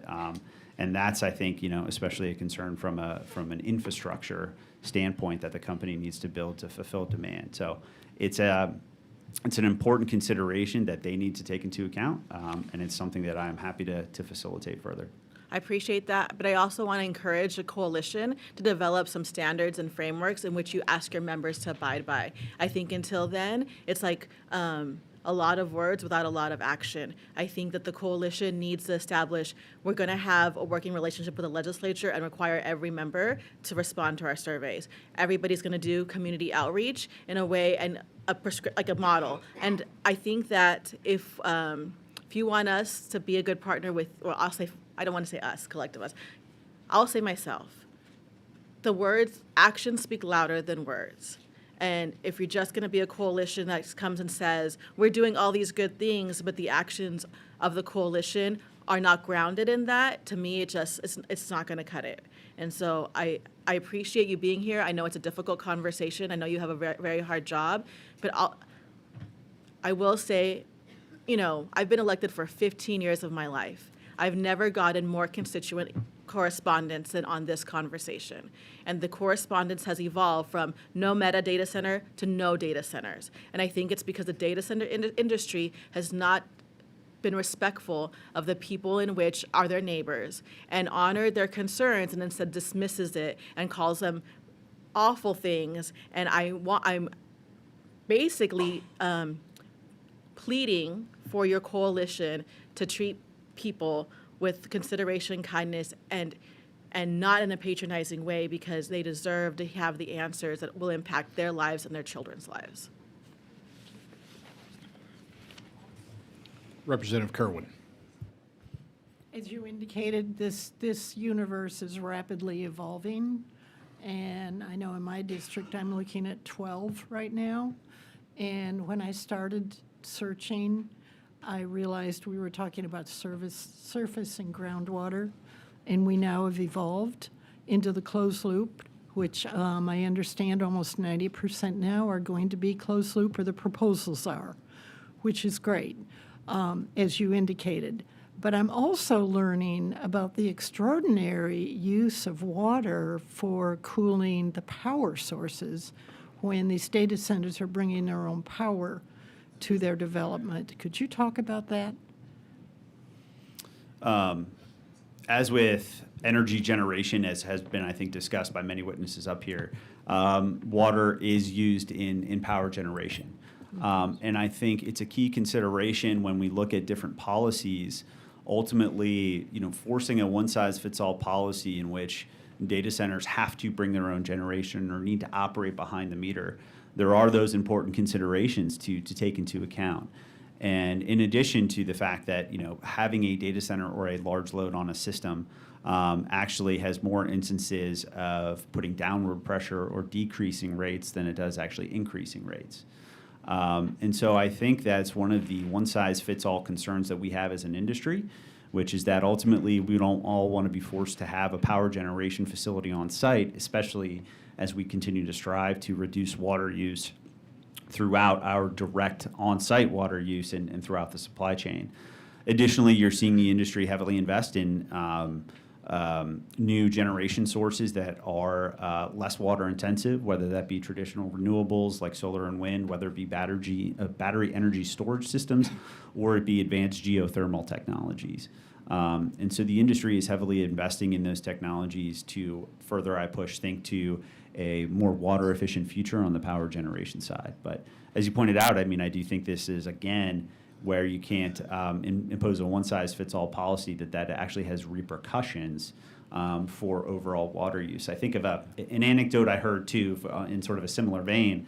A data center in Arizona, their largest water use on their property was going to be the landscaping and vegetation required under the zoning code. It's those kinds of, I think, unintended consequences that ultimately ripple throughout how these resources are considered. But as far as the different power sources, could you just explain the different water consumption, like gas, diesel, et cetera? Where would the highest demand come from? I'm not an expert on power generation technology, so I don't think I could unfortunately describe exactly all of their overall, average water use for those generation sources. Other panelists up here may have more expertise in that, but what I can do is certainly go back with my SMEs on the power generation side. We have an energy team who is, very experienced in this area, and I'd be happy to get you that answer. And consult also with the TDUs and the energy generators here in Texas on that. That'd be great. Thank you. One more question. How do you feel about the small modular nuclear reactors coming in? Many of our member companies... Answer carefully. I wrote the bill.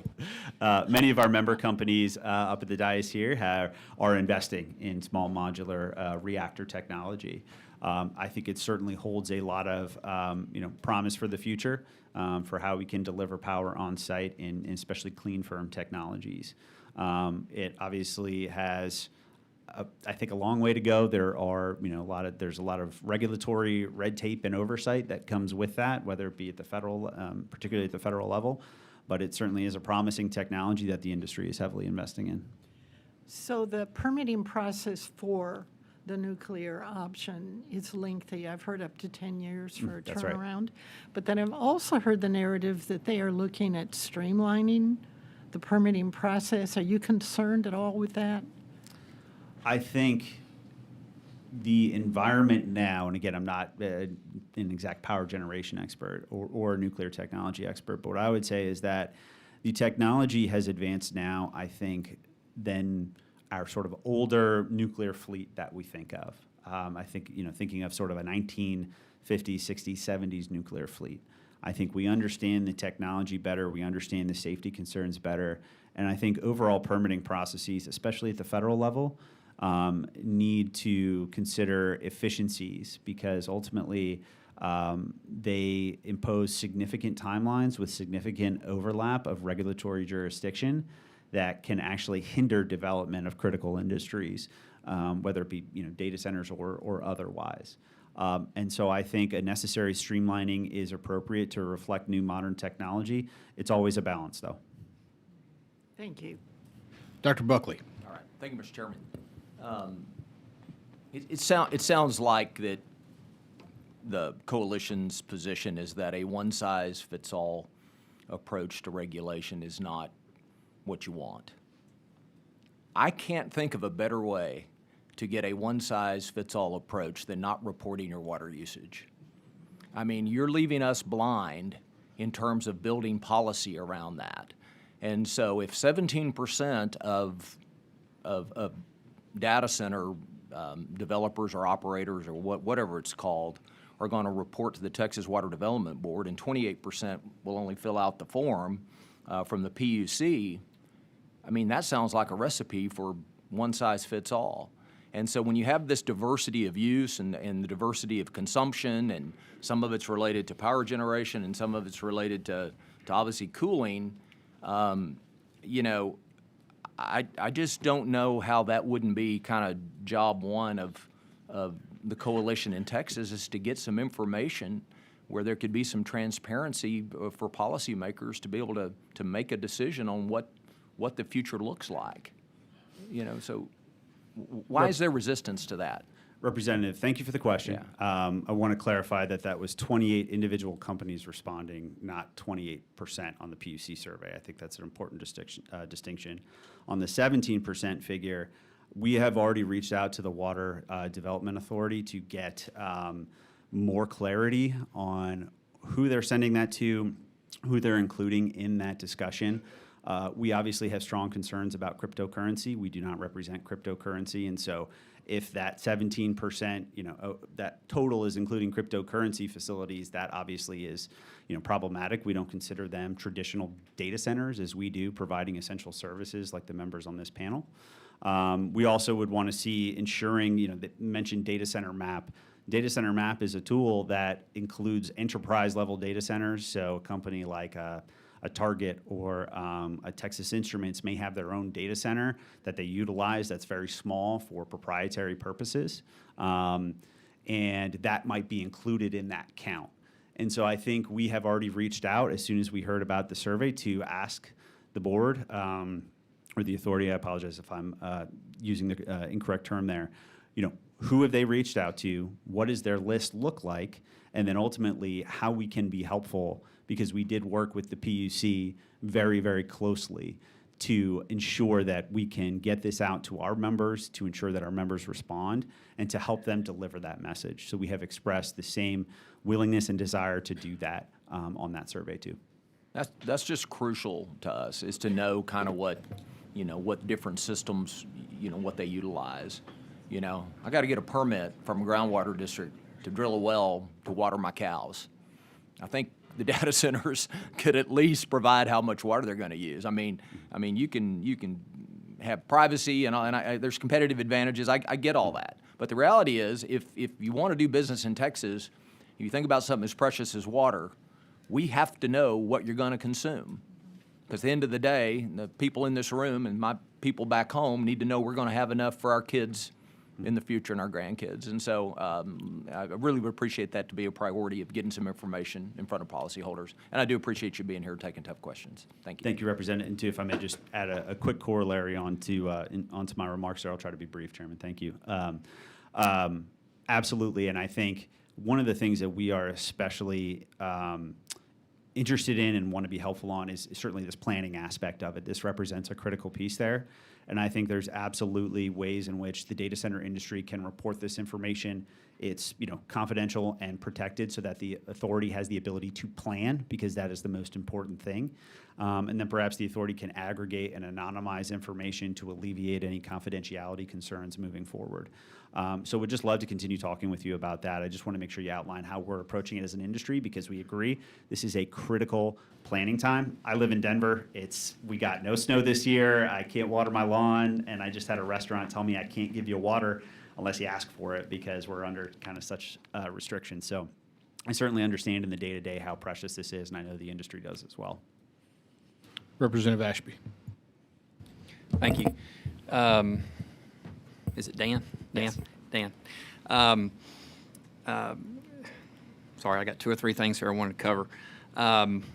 One, let me ask this question. The Data Center Coalition, y'all don't represent all of the data centers that are being proposed in Texas, is that correct? That is correct. Okay. Yes, not all of them. Do you have any idea, you said y'all have about 50 members? Yes, almost. How many data center developers are operating in Texas right now? Developers, not including our members, I know that I could say probably well over half of our membership at least have a facility or a planned facility in Texas. Mm-hmm. Beyond that, I don't know that I could speculate with the other amount of developers that are out there. Yeah. I'm going to ask you, and I won't ask y'all since he represents a bunch of folks, but, one thing that I guess I want to get my head around here is there are data center companies, let's say, like these three here.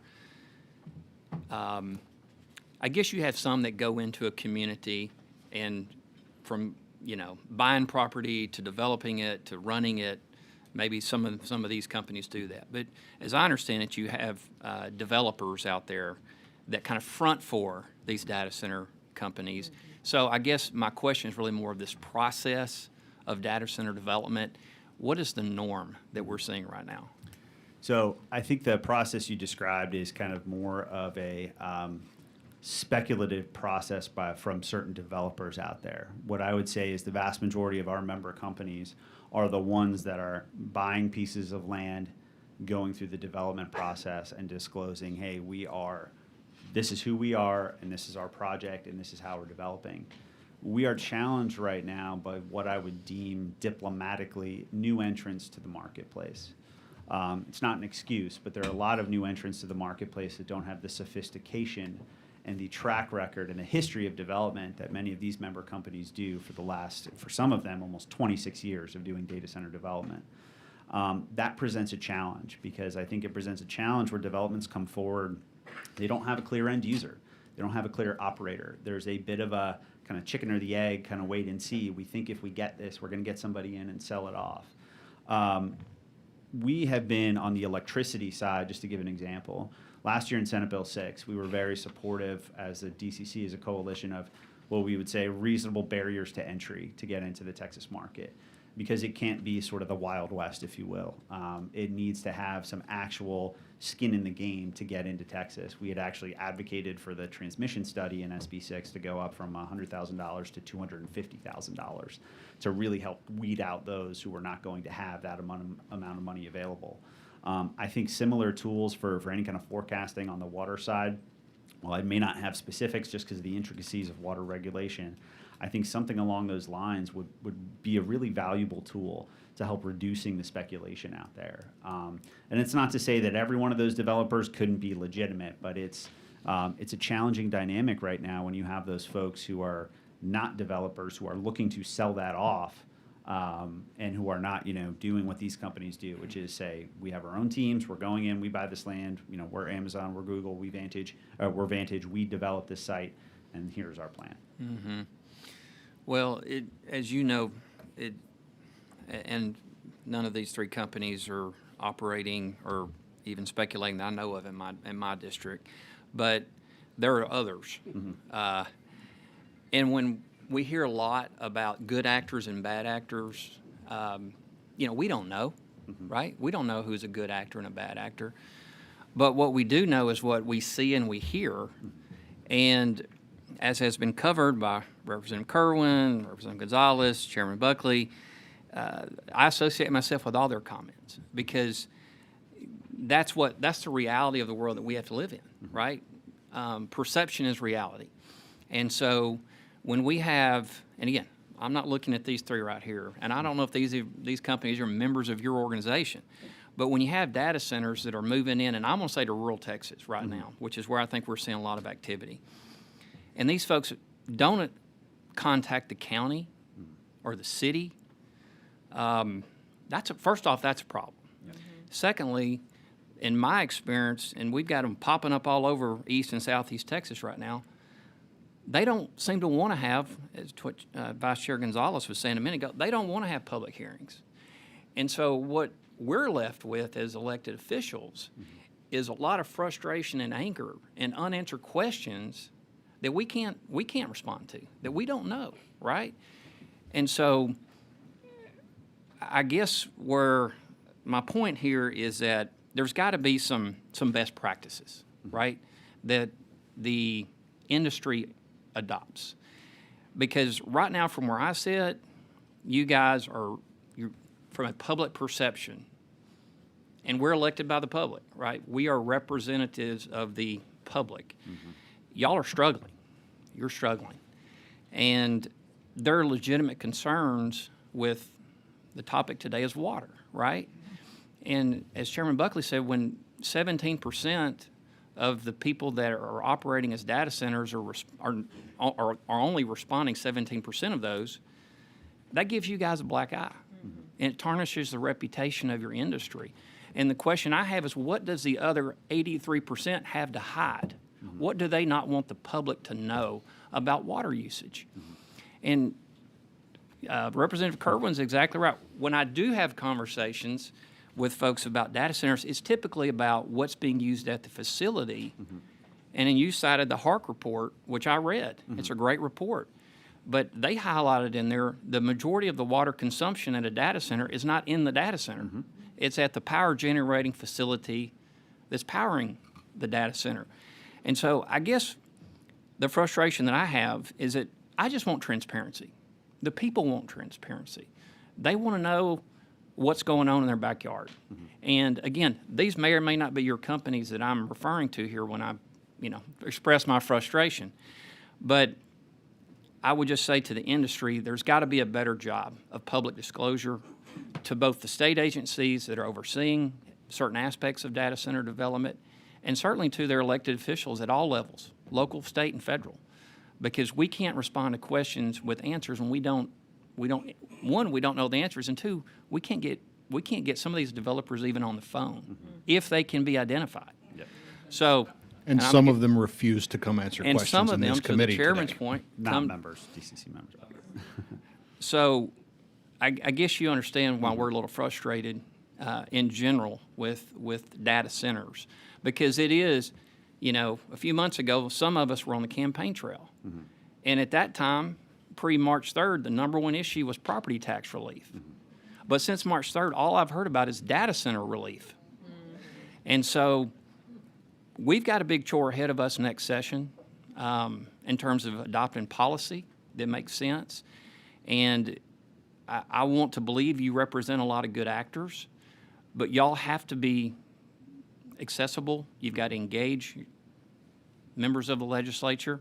I've never had a conversation with, I take that back, outside of one company, I've never had a conversation with one data center that's ever called and said, hey, let me talk to you about what we're doing. And I don't want that. You know, I'm not saying I want that right now.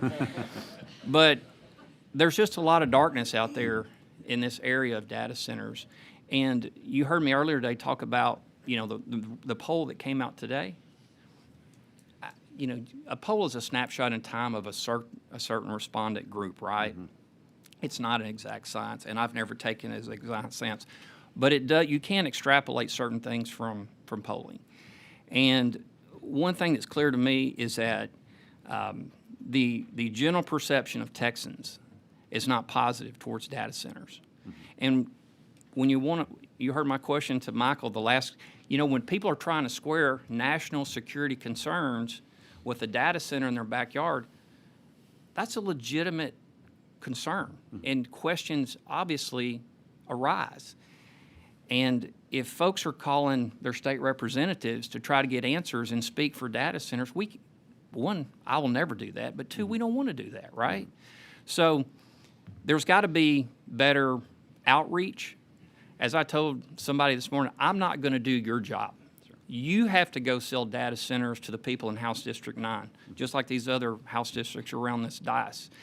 And I think it's incumbent upon your industry to hear the cries of Texans that are starving for information and want their questions answered, and get out there in the public and be transparent. And again, I'm not saying these companies sitting beside you aren't doing that, because I don't know if they are or not. But I'm saying in general, the ones that I do see in my backyard, they're not doing that. And it is creating a lot of angst and legitimate concern with the public. So I don't have a question. I just wanted to get that out of my system. Thank you. Representative Berry. All right, thank you, Chairman. Dan, it was certainly a pleasure meeting you yesterday. But I just kind of want to reiterate some of my questions. And look, I feel Representative Ashby's pain right now, because I only represent half of one county. And every area in my county is not even in my district that is actually in the crosshairs for data centers.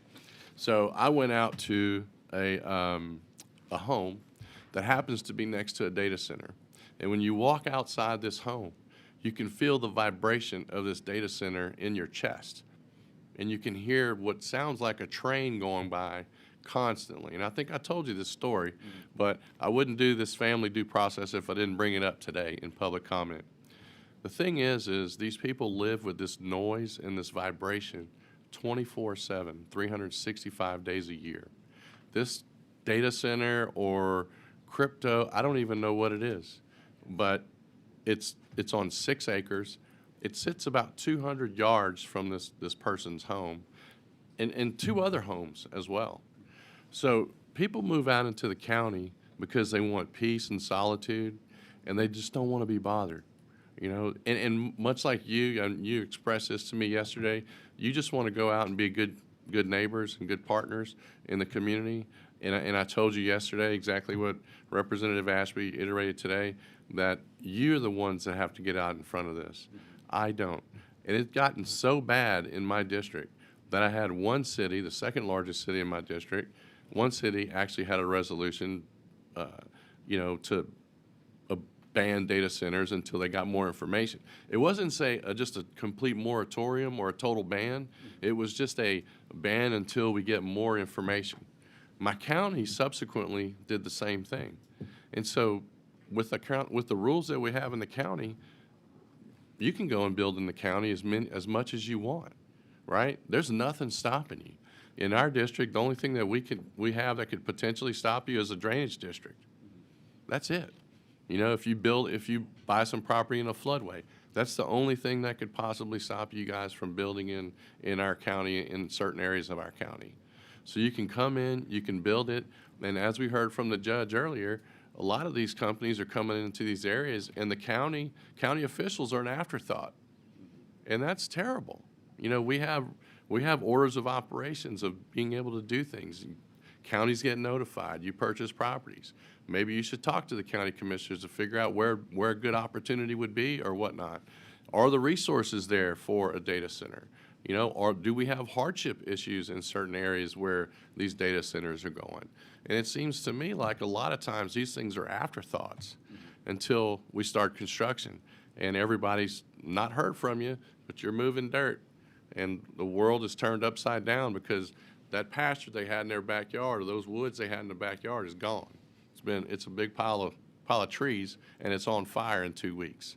So that being said, it is very frustrating to the point where I called all my county officials and all my county commissioners, all my mayors, and I asked them to come to a meeting on the 17th last week. Unfortunately, we had a little tropical storm that came through, so the meeting got postponed. But we're going to have that meeting, and the reason is because, just like Representative Ashley mentioned, I have to do the job for you guys. I would love nothing more than you to show up at that meeting, but I would not do that to you. But and look, I just want to make sure that we get the right information out there. There is a lot of misinformation out there about data centers. I've done some research recently. I've gotten some information about you guys and about the data centers. I met with Google guys and stuff like that. Great people. I don't think that there's anybody out there that's trying to do anything mischievous or they want to be bad actors. But we don't know the members that aren't the folks that aren't your members. You do. You know your members, and you hold those members to a certain standard. I hope you do, like Dr. Gonzalez mentioned. So we have a lot of things that are real problematic in our counties and across the state. Obviously, it's not just my district; it's everybody. So that leads me to my first question. So I do have a question. I didn't want to vent. I do have a question. But we talked about this a little bit, the timer. He went longer than I did. Anyway, I know he's going to be a senator and all, but no, we talked briefly about this yesterday. What other forms of liquids have y'all done any kind of research on besides water in the cooling process? Mm-hmm. Yeah, so there are, I think, 2 other specific technologies besides water. We talked about the direct-to-chip cooling method, which is a liquid, sometimes I think probably a glycol substance. There's 2 types of glycol. We talked about ethylene, which is more of an antifreeze. There's another one that data centers are utilizing as well, which is kind of classified as non-toxic, I believe. It's with a P, I apologize. I don't know the chemical name. Yes. And then there's also the liquid immersion cooling, where you actually are submerging the server in a liquid substance, which is, I don't think there's probably a little bit of water in it. The experts up here would know exactly what that substance is. Both of those technologies are my understanding is they're very energy efficient and water efficient as well. And so we see those technologies continue to evolve, and we see architecture and design further evolving to accommodate for that. And especially those are important, I think, for AI loads as well, which are typically running a little bit hotter than the GPUs, than the CPUs. Okay. And let's kind of take a step back a little bit about older technologies versus newer technologies. We all know how technologies evolve, right? They have roadmaps, and they get faster and smaller and so on and so forth. So kind of walk me through the evolution of kind of how, the water utilization, and not necessarily the power, but has come. Where has it come? And what about some of these older facilities that you guys are familiar with? Are they being converted to some of the newer technologies? Yeah, so certainly over time, data centers have gotten larger. They are, on the whole, a far more efficient way of doing all of this computing, processing, and storage that we need today. We saw from 2010 to 2018, which is the migration over to the cloud, that computing output rose 550%, energy consumption only rose 6%. So just as a kind of a quick overview, data centers are a far more efficient way of doing all of this that we need today, especially. Typically, data centers, and again, there's some experts up here who can go probably into further detail, but you've likely either had a air-cooled system, traditional sort of think of it as just kind of air conditioning, or you had evaporative cooling system. In drier climates, I had an evaporative cooling system on an old house of mine.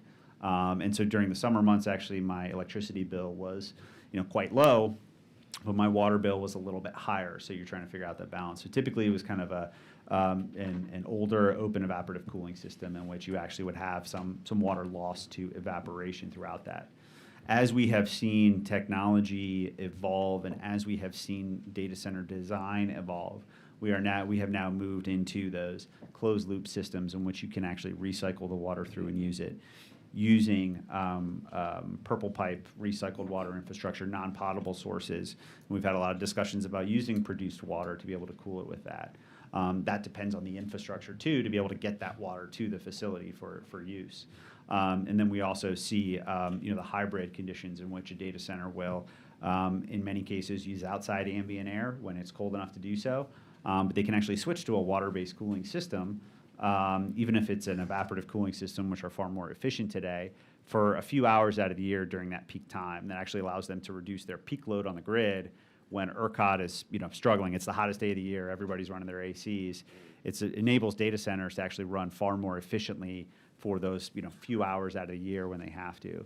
So we've seen this evolution of just both the technology but also the techniques, I think, in trying to figure out how to balance energy and water together in that package. And I think what's important in that is not writing off water as a cooling technique and cooling technology, because you do have those opportunities for significant efficiencies. And as we discussed, just the water use from the supply chain. And do you see some of these older facilities transitioning to newer technologies, or that's just not possible? It's going to depend on the facility. Some, it's likely not, just because of the amount of cost it would take to upgrade it. But I think when we're talking about, especially the data center industry in Texas today, we are talking about modern, newer built facilities. We're not talking about vast quantities of older facilities that are using resources inefficiently.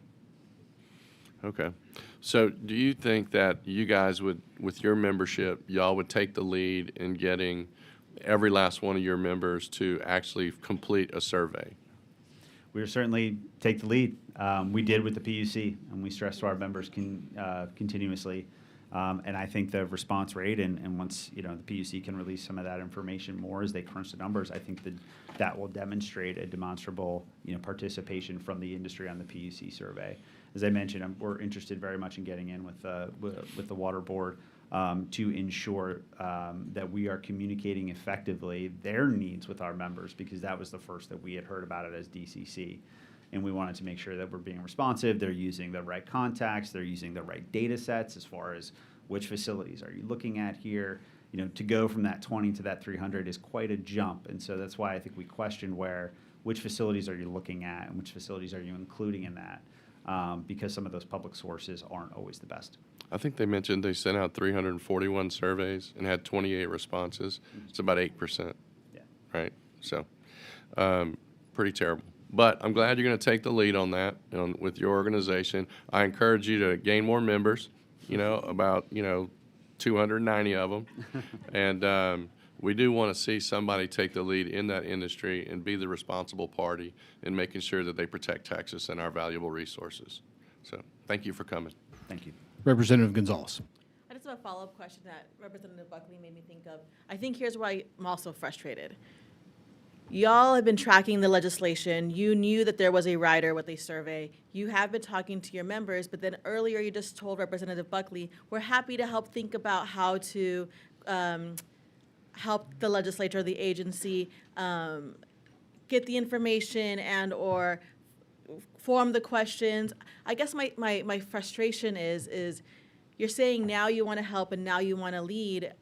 It's hard for me to trust that when you, other than just like encouraging members, you have not said here, like again, like a teeth, like we're doing it. We're already doing it. It's not after the fact but before the fact, here's how we did that. Like, here's how we led. We told the members they had to, and if they don't, they were not going to be part of our coalition because we're not going to advocate for people who are not being transparent. Like, that's the kind of leadership I think this moment in time needs. And so I just want to encourage y'all to think about leading and not just saying you're going to lead, but actually leading.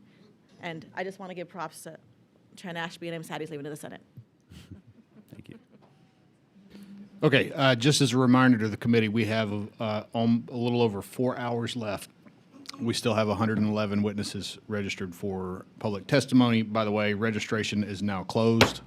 So I love the questions. Love that the committee is asking questions. Keep asking them. Maybe let's increase the efficiency of those questions as we move forward. So let's go to the next witness. Thank you. For the record, my name is Bo Shills, and I'm here to represent Amazon Web Services. So Chairman Harris, Vice Chair Gonzalez, the rest of the committee, I just want to start by saying thank you for allowing us to be here today to testify. Amazon's been operating data centers for more than 20 years. We've seen an evolution of design over that time, different designs, and we're constantly improving on our efficiency, both on the water side, but also the power side. We're also constantly improving on our transparency and on our community engagement. And that's where we've seen the most improvement over the last few years. And so when we come into a community and we develop large-scale, long-term projects, we're trying to take the approach of being more upfront and sitting down early with planners, understanding what the outlook looks like for their water supply. We make sure that when we ask for water for cooling our data centers, that it fits within those long-range supply plans. There's typically a water utility will plan for new industrial growth, commercial growth, residential growth. What does that look like? We work very closely with them to understand that, and then we make a decision on whether or not we should use water. We have multiple designs to choose from. We could very well choose not to use water, and we've done that in a few places where there's basins that are experiencing very high water scarcity or stress. Some examples might include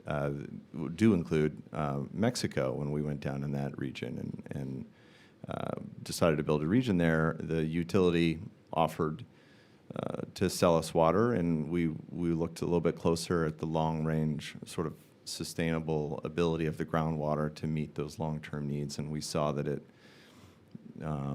was not a great outlook at that time. So we just decided it didn't make sense, not just for us, for the risk of our business, but also just for the community, more importantly. So our goal is for communities to see us as responsible stewards of natural resources, and like water, and because water is shared by all. Texas is a big state, and the availability of water is highly variable throughout the state, and we recognize that. And as Dan pointed out, there's no sort of one design that fits every scenario. There's been a lot of discussion about the trade-offs of using more power to reject the heat from the servers versus using water. Happy to get into some of those details and how we think about that, what our mental model is there. But it is true that you will end up using more power if you can't use water to reject the heat, and that more power has a water footprint. There's a certain amount of water used to generate electricity. So we're striving to use less water per kilowatt hour of server. There's a couple of metrics in the industry. One's called water use effectiveness. That measures how much water in liters do you use to cool your per kilowatt hour of IT load. There's another metric called PUE, power use effectiveness. And these are industry sort of measures to determine what does the efficiency look like. It's sort of like when you want to buy an automobile and you want to know how many miles you can get out of a gallon of water, or you you buy an appliance and you want to know how much energy it's going to use. That's the intent of those metrics, is so that one can compare one data center operator to another. Amazon's very proud to be among the lowest, if not the lowest, in water use effectiveness. That comes from 20 years of design improvements over the years. And we're also a leader in power use effectiveness. We're not the leader. There may or may not be someone else at this table that is the leader in power use effectiveness. But when we do use water, I think it's also important, when we sit down with the community, one of the first questions we ask is, what are the sources of your supply? Do you have recycled water? We like to use recycled water. We like to use water that's coming out of the drain, not the water that's coming out of your tap, right? We want to use water that is otherwise unusable for important potable drinking and other purposes. So that's where I think this has been mentioned many times, but Texas, there's a big opportunity in Texas for if we can find ways to use sources like produced water for cooling. We think that's a really pragmatic approach, and we think that could create a lot of win-win scenarios for the data center industry and for Texas that is looking for a use of this water. Because at some point, you're going to run out of room to put that water underground. So what are we going to do with it? So this is a good opportunity, and we'd love to continue those conversations. We've already started those conversations to see what's possible there. Ultimately, when we use recycled water and other sources like produced water, it puts us in a position where we're better protected from drought. These are typically drought-proof sources because this is water that has otherwise been discarded by the community. It's not useful for any other need, and so we're not competing with potable water. So we believe in efficiency. Dan alluded to, we've got some programs in place where we're constantly trying to use more recycled water. We've invested $1 billion in infrastructure to create and build out more recycled water networks. We're continuously driving down our water use, and then we've also made a commitment to return more water to communities than we use in our direct operations. And we've made very good progress on that. We're about 75% of the way there as of last year.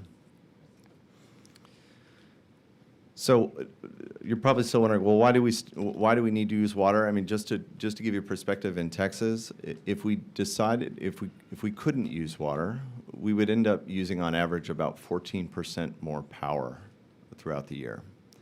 And that, on the ERCOT grid, the average amount of water that's used per kilowatt hour of electricity produced is just under 1 liter. It's about 0.9 liters of water per kilowatt hour.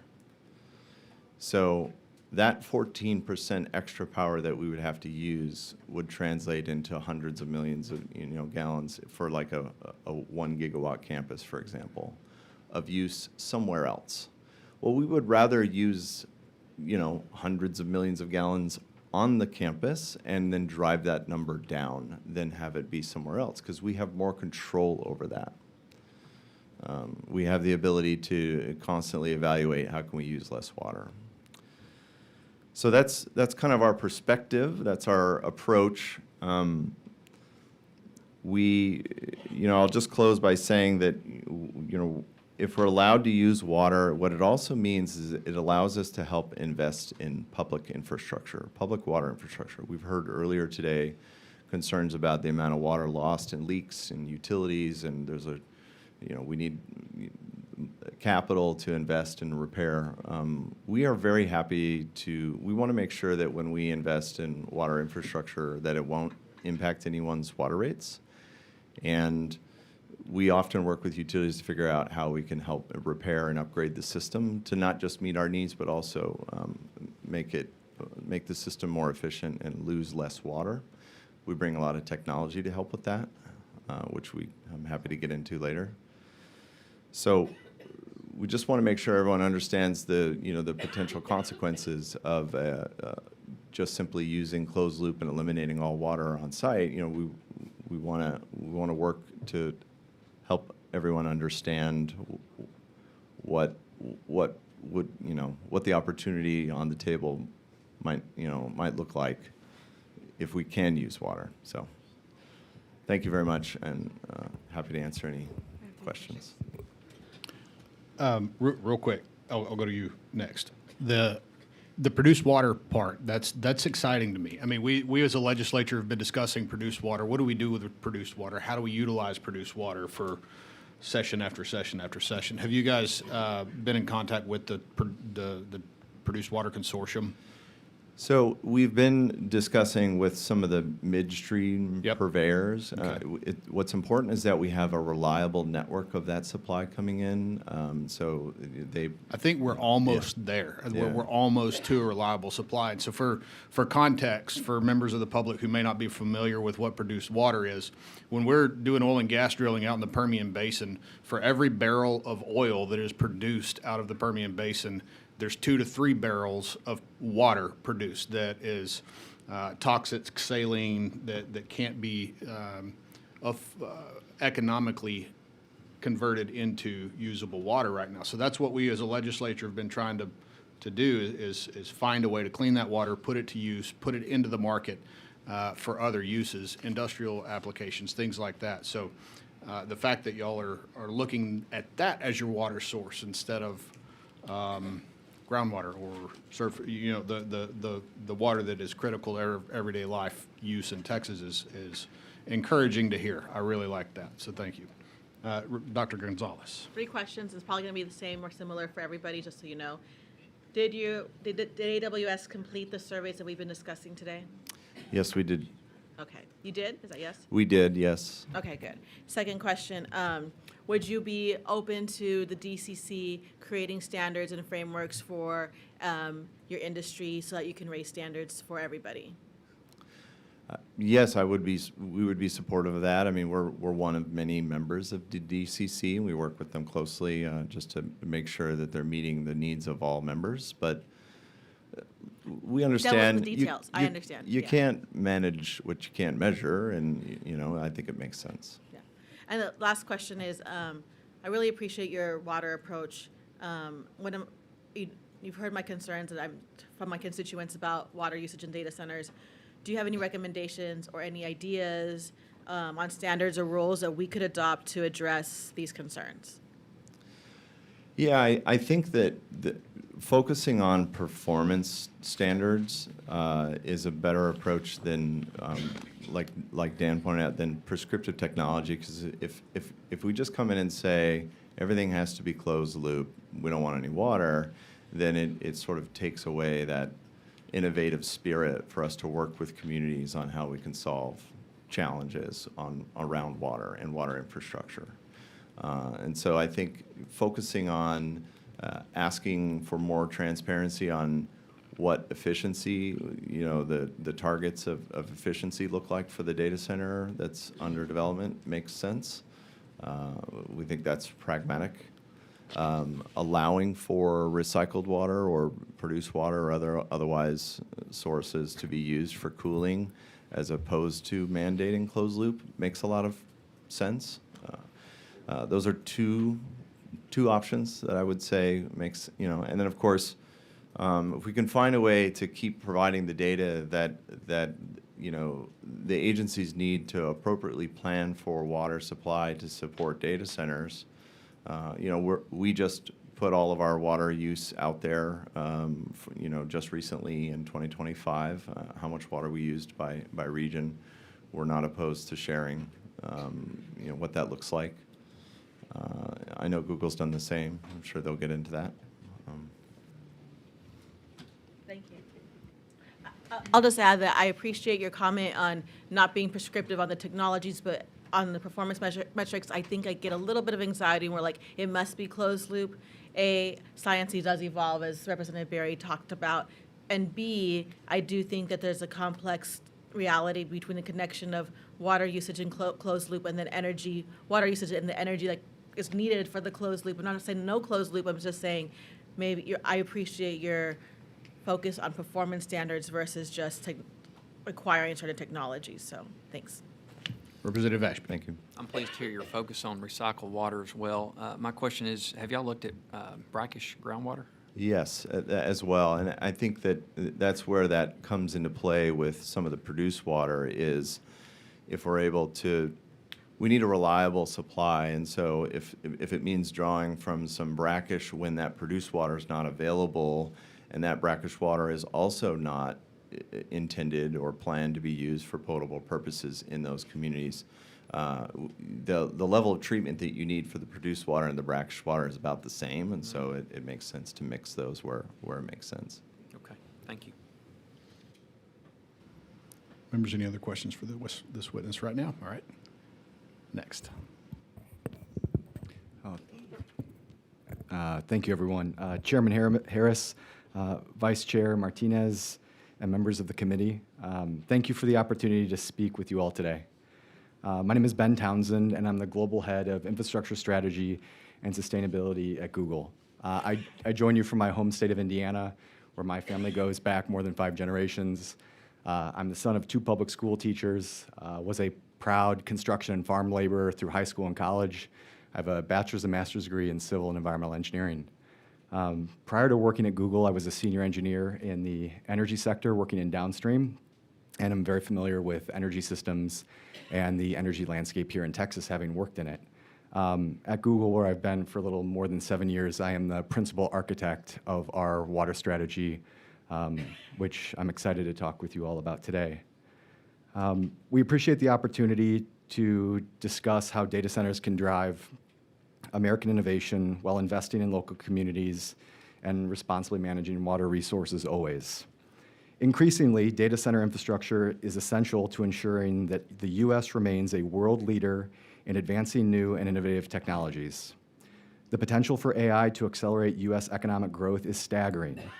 Research estimates that AI could result in global economic uplift of more than $4 trillion annually.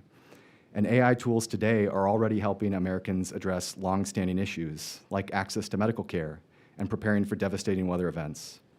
For example, in partnership with Northwestern Medicine, Google has developed AI models to interpret ultrasound images with accuracy comparable to trained professionals, potentially increasing access to vital prenatal care.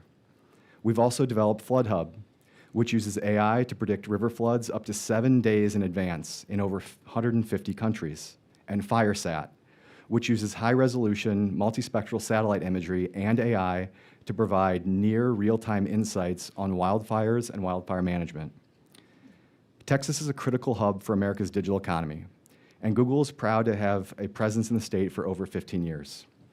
In 2025 alone, Google tools helped provide over $50 billion in economic activity for hundreds of thousands of Texas businesses, nonprofits, and publishers.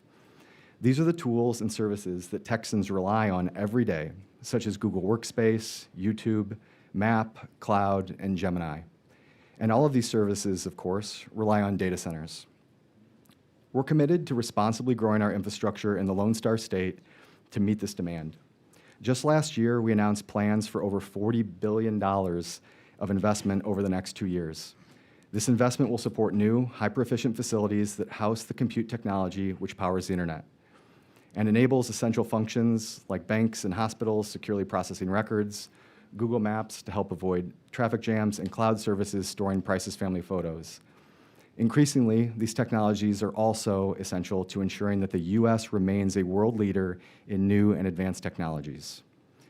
When we think about our infrastructure, it's not just about what we're building, but how we're building.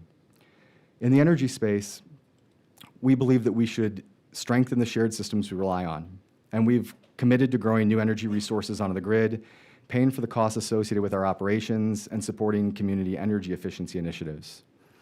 On the water and cooling front, I'd like to just jump to the punchline. What's been shared here today is absolutely true. What you often see is that when you're evaluating air-cooled versus water-cooled data center technology, there is a trade-off. Water-cooled data centers can reduce energy consumption by roughly 20% compared to air-cooled solutions. This helps reduce grid congestion and constraints, but we at Google believe that this trade-off cannot be made at the consequence of communities. Water is a vital shared resource, and it is scarce in some locations and plentiful in others. That's why we are very proud to summarize the 5 commitments that we've made, which we believe to be the best-in-class industry blueprint for managing responsible water resources and protecting communities. First and foremost is transparency. We do not believe that water should be a black box topic. Communities deserve to know how much water data centers use, and water planners need to know how much water data centers use. Beginning in 2022, Google became the first major cloud provider to disclose exactly how much water is used for each specific campus. That means in our environmental report, every year you can see how much water was withdrawn, how much was consumed and evaporated, and how much water was returned to the watershed. What you also see is that in areas of high scarcity, we will have a evaporative water footprint of 0. That's right. The second commitment of our series is protecting at-risk watersheds with air-cooled solutions. When we're evaluating new sites for development, we perform detailed hydrological assessments with state water experts to make sure we have a shared vision of what is sustainable and what is not. And what's been sort of scary and unfortunate is that as we've developed across the world, there have been lots of locations where water was offered. Thankfully, we have a great team of water experts, and we were quickly able to come to the summary that that water resource was not sustainable. It was not going to be a good idea for us to use it, or probably for anybody else. And so we opted to not use that resource. We're proud to share that at our new data center developments here in Texas, those will be closed-loop air-cooled data centers. And yes, there will be an energy trade-off that comes with it. But in some of these locations, the status of the Ogallala and water resources that the public depend on, that trade-off would just not be responsible. In addition to, very clear transparency and protecting at-risk watersheds with air cooling, we're also committed to investing in public infrastructure solutions, even in locations where we opt for air cooling. A common theme that I think we're all aware of is that public water systems oftentimes struggle to get appropriations or funding. Across the U.S., we see public water systems that are in disrepair. They can't modernize and protect themselves or improve resilience for communities. We're proud to have invested over $500 million in public water and wastewater infrastructure, and we're just getting started. Additionally, as we look at the water resources that we all share, it's obviously I've made a career out of this, so I find it very interesting, but watersheds are a lot like people. There are some that are very big and very strong, and there are some watersheds that are small and not so strong. But what's very interesting is in the same way that we can take vitamins, eat well, exercise, and get good sleep, investments can be made in public watersheds to help ensure that they're strong in the long term, or even improve at-risk watersheds. We have a commitment to replenish more water than we consume by 2030. We've made strong progress, over 176 projects in 97 watersheds. We've made nearly a dozen investments here in Texas, from irrigation efficiency, aquifer storage and recovery, wetlands restoration, and we would hope to see others join in this space. The last of our 5 commitments that I'd like to highlight is our commitment to invest in alternative water resources. When we talk about the efficiency that comes with water-based cooling, that up to 20–25%, that's not just a sort of law of physics seen in the data center space, it's also in the power generation space. If you look at the role that water can play in assisting in efficiency gains in power generation, it can also boost efficiency by anywhere from 20–25%. So if you see water playing this role in boosting energy production by 20–25% and reducing the demands of data centers by 20–25%, that's a 40–50% reduction that water can unlock in this economic activity of new generation and AI demands. A very important point to sort of recognize, though, is evaporative cooling does not require fresh potable water, and it certainly doesn't require fresh potable groundwater. And so what I think is a fantastic opportunity here in Texas that we can all work on is as we look at brackish aquifer resources or produced water resources, by collaboratively investing, having honest discussion, getting at a table with sort of communities and solution providers, having this wide variety of data center developers and operators all get around a table and honestly, communicate their ambitions, we can start co-investing in these solutions that unlock this resource in a sustainable fashion for lots of communities and different users. As I wrap, I would also like to sort of convey, a message of gratitude and respect. I mean, sort of as an engineer, I look at how Texas has been the epicenter for so much innovation in energy, in agriculture. I mean, I look at the Apollo program, which Texas made possible, which showed the world what's possible when a lot of really smart Americans who want to work hard come together. And as I think about the role that Texas will play in potentially enabling an AI future that, right, all of America can depend on, I just think that the communities who are helping make this possible, leaders like yourselves who are making this possible, deserve gratitude and respect from everybody who would come to Texas looking to do business. Thank you very much for that testimony. I think it's really important for you guys to make it a priority to tell your own story as we move forward. And as you all move forward in innovation and being able to use water sources that, because when folks back home hear water usage, usually there's no distinction, or they don't care the difference between surface water or groundwater. It's just water usage. But if y'all are using produced water that not only doesn't prove a threat to the water availability back home, but I would argue what y'all are doing provides a relief valve to the water back home ever being taken to begin with. And so that's a story worth telling, in my opinion. And all you guys, as you continue to develop these technologies, I hope that y'all make it a priority to tell that story. Representative Romero.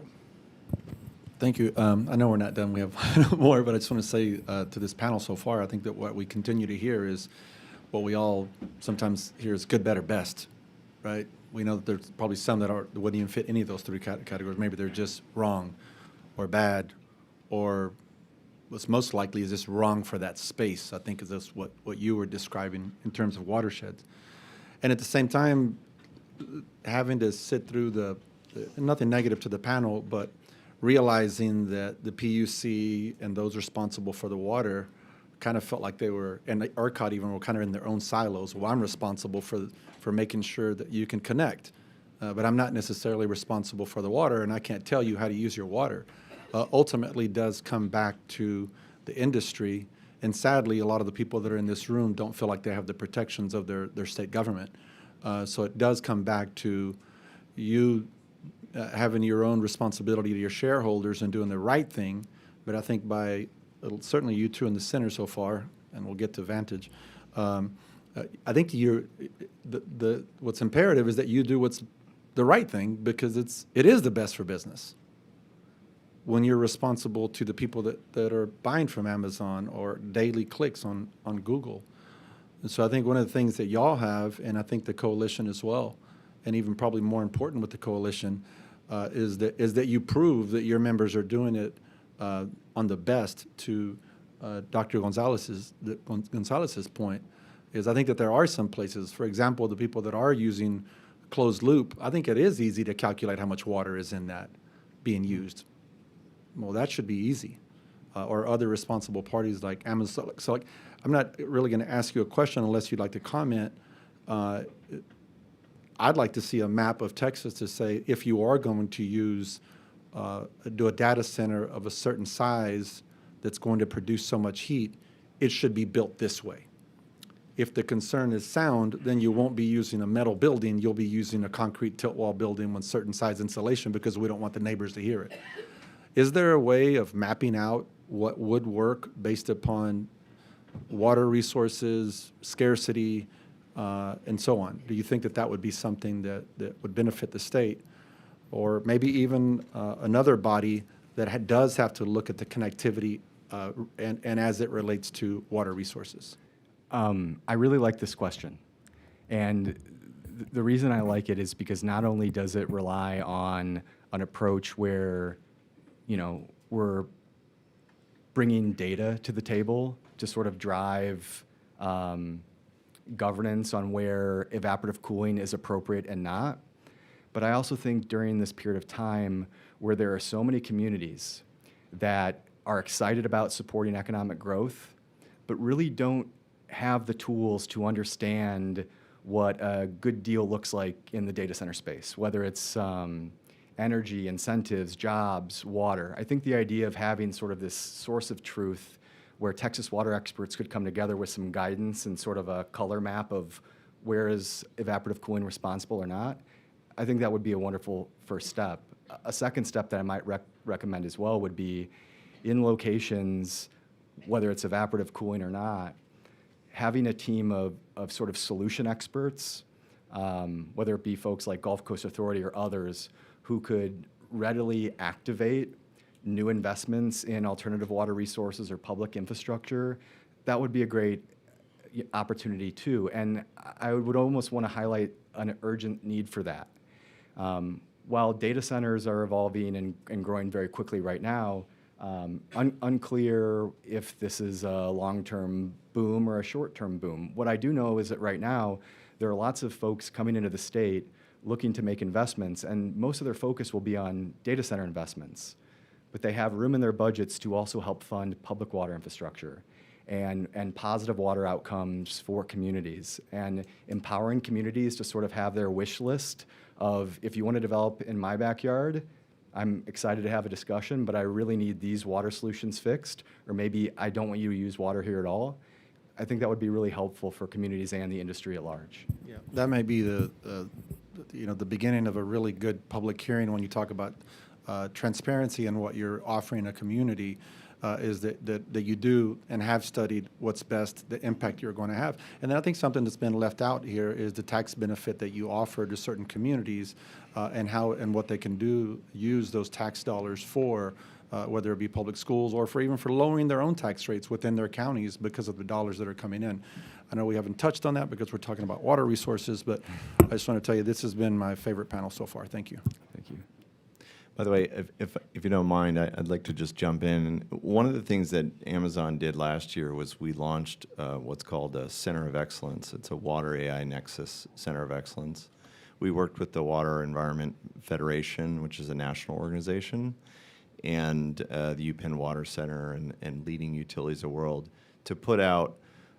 We put out a white paper that said, hey, this is what good looks like, to your point. Like, what does good data center development look like, and from a water perspective? And so we did that because we felt like we could tell our story better, but also just try to show some more leadership. We can't compel other companies to do, but we did want people to understand that these are the kinds of things that people should be asking for. They should be asking for efficiency metrics. They should be asking for how much water you're going to use, and they should be coming with a list of projects with, hey, these are the parts of our water system that need improvement. We're going to need your help with this in order to serve you. That's super helpful for data centers when they come into a community to know that the community's thought that through, so that it helps make that decision easier. And helps them participate in that work. Representative Gonzalez. Did y'all do the survey? Absolutely. I mean, we've been self-reporting our water use I know, but since 2022 I'm going to and ask leading the way. everybody. I want to be consistent. Yeah, everybody should be disclosing how much water they use. Thank you. Communities deserve to know, and water planners need to know. All right, next witness. Thank you. Good afternoon, Chairman and members of the committee. Thank you for the opportunity to be here. My name is Misty Allen. I am Vice President Public Policy North America at Vantage Data Centers. Vantage Data Centers is a Denver-based developer and operator of data centers, and we are really excited about our growing footprint here in Texas with 2 data center campuses in San Antonio and then the Frontier campus in Shackelford County, just outside Abilene. I'm going to first start and answer Dr. Gonzalez's question. We did submit the survey response because that is part of our responsible growth framework for how we approach development. And under that responsible growth framework is 3 main pillars. One is really protecting ratepayers. We pay our own way. This includes our energy infrastructure needs, but also water infrastructure, other infrastructure, roads, and utility services that are needed in that community to support our growth and projects. So we pay our own way. Second is around advancing our sustainability. And I think this gets to Representative Romero's comment about a holistic approach. So every project is designed with a view of our energy use, our water use, our biodiversity goals are all put into every single project. And then that comes together by working with the community. So we work to strengthen our communities from the very beginning. So we come in, we have a conversation, we sit down, we identify what are the needs, what will it take to build this project in this community. And this ranges from everything from the infrastructure projects needed to support the project, but also workforce. Is there upskilling needed? How can we participate in the workforce development needs of that community, in supporting other community-identified nonprofits or other events that are needed? So it really is a joint collaborative effort to bring these projects to these communities. With respect to water, our water commitment to Texas is water positivity. You heard that from all three of us today. We will lead in reducing our water usage through efficiencies and technologies, and then also partnering on just clear water stewardship with organizations like Texan by Nature.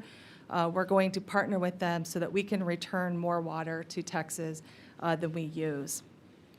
So regarding the water technology at our Texas data centers, as you've heard from other panelists here today, we are relying exclusively on air-cooled and closed-loop systems here in Texas.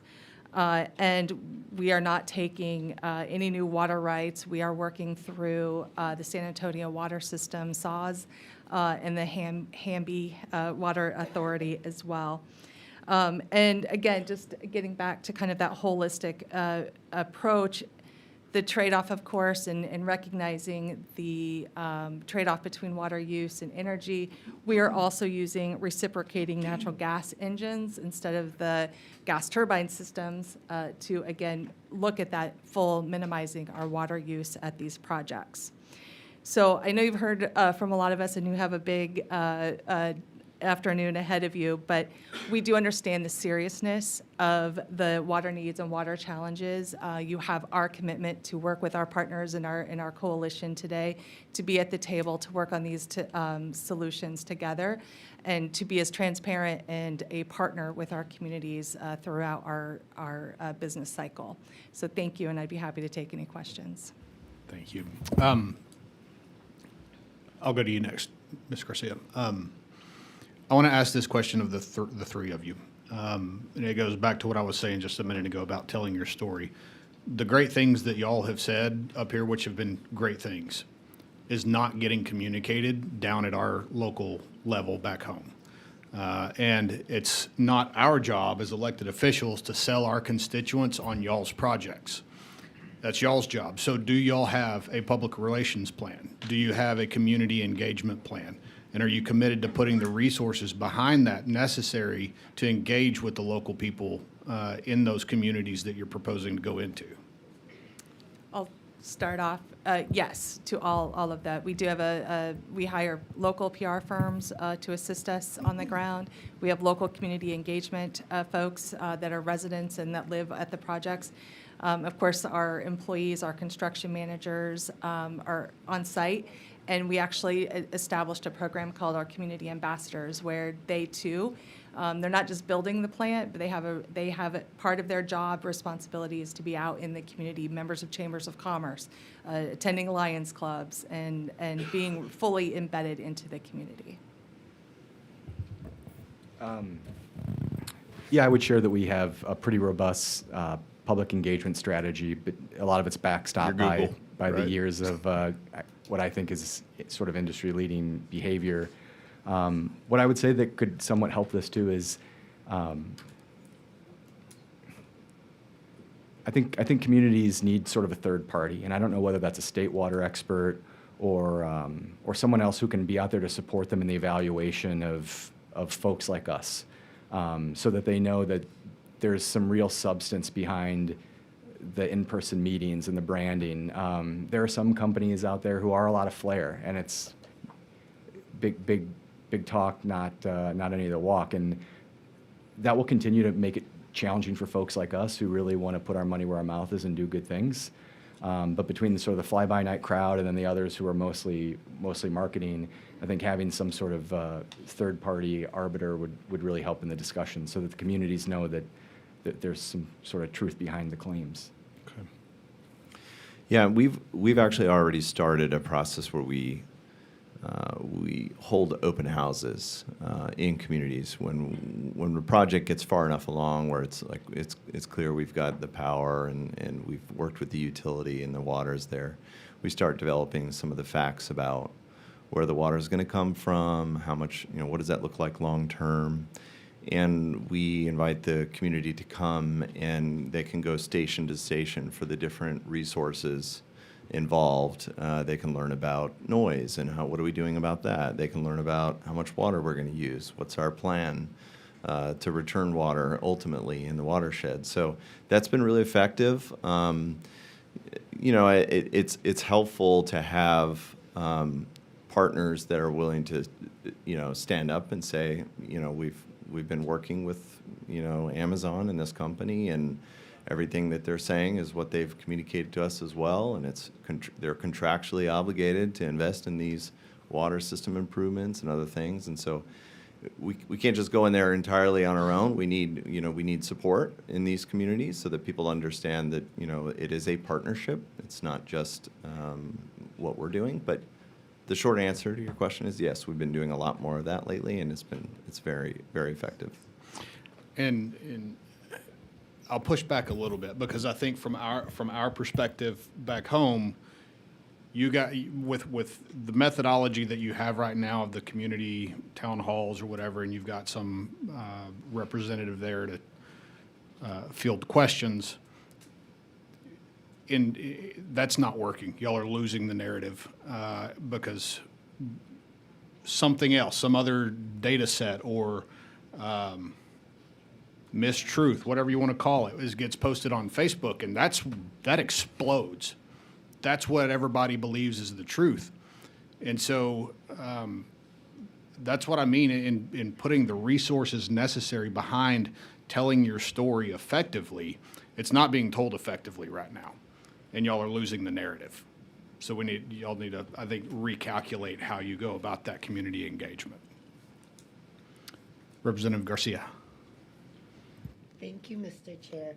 I wanted to come on and say something positive. We've been beating y'all up for a little bit, but I represent San Antonio, and Vantage is one of the data centers in my district. And I have a pretty solid activist network in my area, and trust and believe when they see it on social media, they're going to lose their minds. And rightfully so. We have to make sure that we address it, right? I want to really compliment Vantage because that's in my district that I've worked with. Every time something has happened and, folks are really upset about something, they have shown up to a room full of angry people. So I thank you all for that, even on a special occasion when it was the wrong room. But y'all showed up anyways, meaning it was another data center that, the community had a problem with. But, to have the industry experts there to at least answer the questions of angry people. When we're thinking about people being upset, we've heard a lot of a lot of the stories and a lot of the information that we're missing. But I think what we really need to focus on is making sure that these conversations continue to happen. This engagement has to continue to happen. Being embedded in our communities has to happen. And another little thing too, if y'all really want to sell to our communities and you really want to make sure that you're being good stewards, I could think of childcare. Investing in childcare within the communities that you're planning to serve, medical care.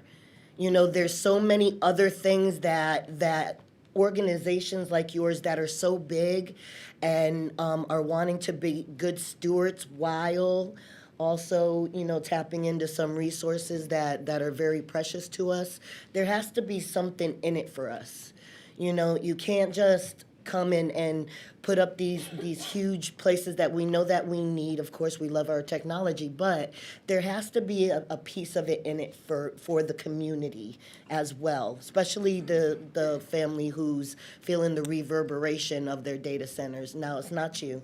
However, I would impress on you all to start thinking about some outside of the box ways too, perhaps, that you can be good stewards to the community.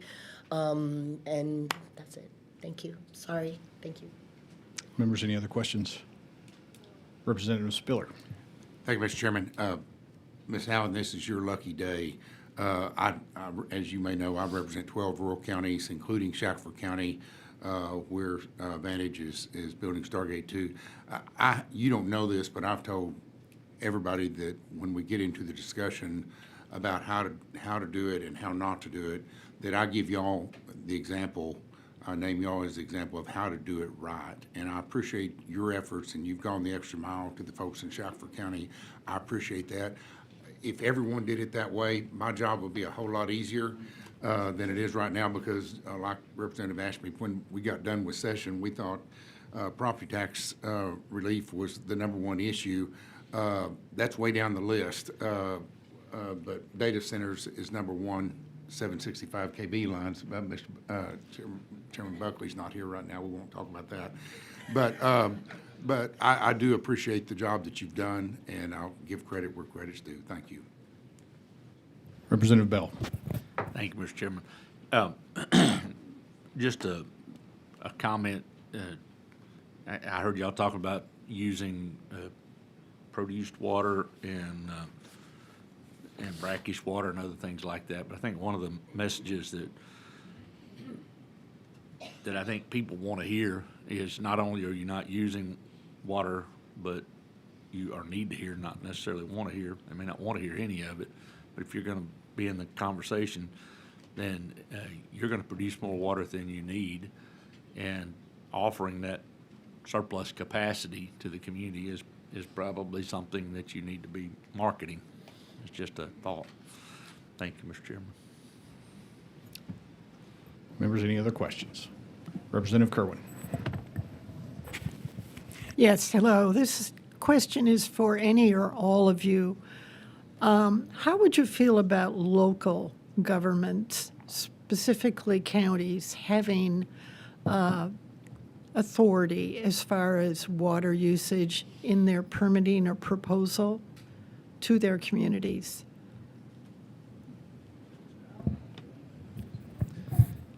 I mean, that is common in other states. So it's not right. Yeah, in terms of the utilities, and how they operate.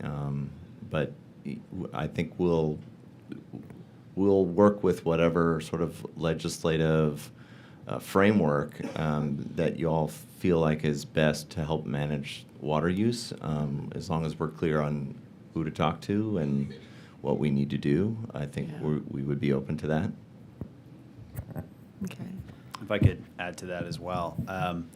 The most important thing, I think, is certainty and predictability.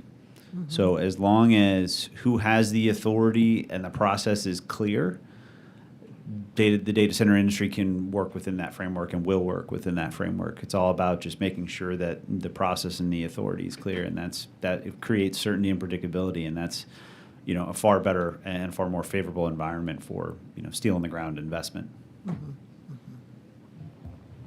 Representative Romero. This isn't a question, but it's kind of a comment. I'm from Fort Worth, and way back in the late 90s and early 2000s is when the fracking started, which so many Texans benefit from energy independence today. And I sat at a spa with a gentleman from Total Energy, and we were just looking at regulations for the oil and gas industry, whether that was air and or underground aquifers and so on, because they're drilling through them. And I asked him, I said, so let me just ask you a real simple question. More regulation or less regulation? And to my surprise, he said more regulation. And I said, why would you say more regulation? And he said, because that way I don't have to keep proving myself over and over again. And I think that's what the people of Texas need.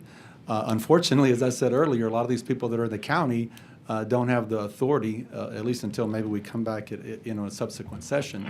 But there's not really a way to instill regulation. So again, I'm going to say this about this panel. I think what you guys have been talking about is self-regulation, regulating yourself to do the right thing. And I think this is a call to anybody else who's out there that's coming to Texas and feels like they can do things. There's people out there doing this the right way, and this is going to be our expectation. And I'm certainly know we'll do everything in our part in the upcoming session. But thank you for those of you today that are doing it right. Thanks. All right, I know it depends is the answer, but how much water is in a closed-loop water system? How much water is used? I can tell you. So on a typical like multi-100 megawatt build, right, there might be a couple of these on a campus. The fill, which should happen one time, you fill the system similar to the radiator on your car. You fill it and you cap it. That water volume is anywhere from 1.2, 1.8 million gallons, which is close to the same amount of water used by one golf course every day in the Southwest. And in creating that structure, you're sealing that system and not evaporating water out of a watershed. How many times do you flush the entire system and recharge it? After initial construction, there's typically a single flush, which needs to be coordinated both with the water supplier to make sure you're not impacting the local water supply and with the wastewater purveyor to make sure that you're complying with all environmental quality standards and not creating problems for anybody. But that should occur one time, and if the system is operating per design, you should not have to drain it unless there is a major system failure. Okay. Representative Zwiener. Ever? Thank you so much, Chairman, and thank you all for being here today. And I know this is certainly the hot seat today that y'all are sitting in right now. I think we heard from all y'all that engagement with the local community is important. And that's something that your entities prioritize. But we know there are entities who have not been prioritizing that. Certainly in this sort of data center rush we see going on in Texas right now. Are there things that you think we could do to more formalize that process that make the community engagement part more straightforward to navigate? I'm thinking if there's a way to formally bring in the county commissioners court to that process and that maybe help bring the community on board in a more structured way that both gives good actors a straightforward path to follow, but also provides a safety net from bad actors. If I can respond first, I think that what almost all people want is a predictable, repeatable framework that defines what success looks like. And that success would be that the community gets what they want and they need, and a project can be quickly delivered. And so I guess my response would be focusing more on consistency and replicability would be helpful, because we also have to remember that this is a race. And I don't say that from a sort of corporate race. I say that from the perspective of America very much wants to and we believe should continue to be the leader in AI and the infrastructure required to advance it.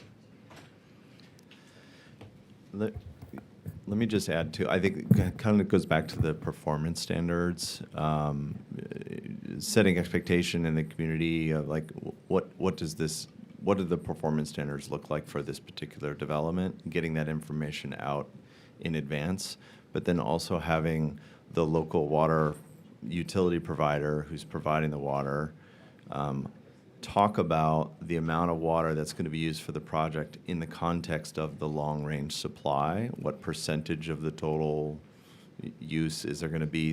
Getting those facts out there in advance, so that when the engagement happens, and maybe there's an open house or something, people are aware of the facts of what's happening before they show up, and so you can get into more important questions, like the facts are already known by that stage, if that makes sense. So that might be one tangible way that would help. Well, can I follow up on that before you take it, Dan? In terms of getting those facts out there, I'm curious if there's a way to make sure we do have facts that the community trusts available, because a lot of times this water provider is a small special utility district, doesn't have a lot of bandwidth to look at this scale of a project. And so then sometimes, the developer comes in and provides the numbers, but then you immediately have a problem with community trust in that number. So, I mean, is there a way that, we can plus up and bring investment in from the developer to provide those numbers, but not from the data center developer themselves?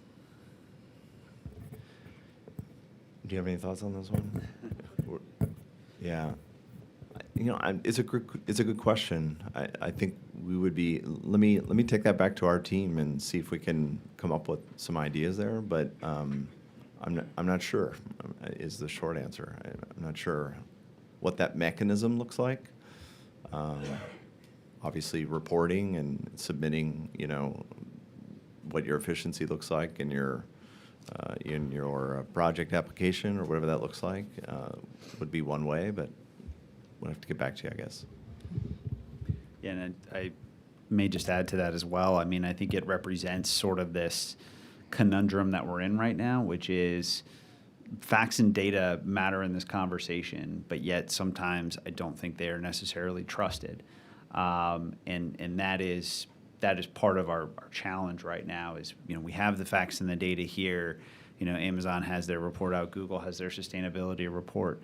But yet we continuously hear, I think, sometimes, well, we don't believe you. And so we're kind of stuck in this conundrum a little bit of we're trying to get as much as we can out there. There's comparative studies, some of the data that I mentioned, but it's not always, I think, accepted. That's not something I think that anybody maybe can sort of solve in this room. I don't know if we can legislate that or make a policy of that.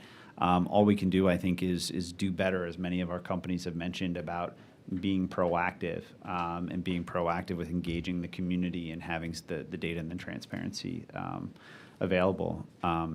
And if I may go back then to, unless you have a follow-up, but jump into the first question. Go ahead. What I would say is just, it kind of goes back to my previous answer, which is that certainty and that predictability and the replicable model and the clear lines of authority, I think, provide just a better structure for how a development can go in. And I think that clarity would be enormously helpful for who are some of the most, who are the officials in charge of XYZ and who should, a development be talking to, or developer be talking to when they come into a community. I guess I was, wanted to clarify, your question was more like holistically, like what sort of process, governance would cover all aspects of a data center project to sort of ensure alignment with what's best in class. Say, like a checklist, which is if you have an energy efficiency or water efficiency or X amount of jobs, like sort of if you check all of these boxes, you're good. If not, we have to do an edge case evaluation. Is that the concept you were thinking? Not specifically, but I think that's one path that it could take. I mean, I think the question I'm thinking about is, where do the locals really get to come into this conversation? And, if we look at other, not identical, but let's say similar industries, I'll mention aggregate facilities. We have some set state level rules on setbacks from certain types of properties, from residences, from schools, from hospitals, to try and deal with nuisance issues. And then that's kind of about it. There's not a point where anybody that is elected by the local community gets to come in and say this is a concern. And I think the reason it's such a big issue around water and data centers is, we have this very distributed water system in Texas. And so sometimes, if you have the city of Austin or the city of Dallas water being who's in the conversation, we all know they have a lot of resources to come to the table. If LCRA is involved, we know they have a lot of resources to have that conversation and bring good science to the table. I'm dealing with Crystal Clear Special Utility District, who has board members elected from 3 different counties. It's not something any particular local jurisdiction feels like they have good governance over, because it's a big, sprawling, rural special utility district. And, the quality of legal counsel they have, I don't want to say specifically their people are bad, but they don't have resources to go bring on a big legal team and figure out if they're allowed to tell a developer no if they don't have the water available. They're terrified of litigation if they say no to somebody. And they don't really have that many resources to put into this long-term projection. You end up with all of these little entities who feel like their job is to say yes and figure it out later. And that terrifies our communities. And so, I don't want every little special utility district to be trying to figure this out on their own. And so I'm like, how do you get an entity where, all the people in that region get to go vote for those folks, get to engage in the process and help add their expertise and their resources to be a part of that process? And I guess the thing that makes sense to me is the county, because most of these are not going in city limits. Most of these are going out in the ETJ or out in unincorporated. And, in my private conversations with folks, what I've heard is we want good relationships. We go proactively talk to those people.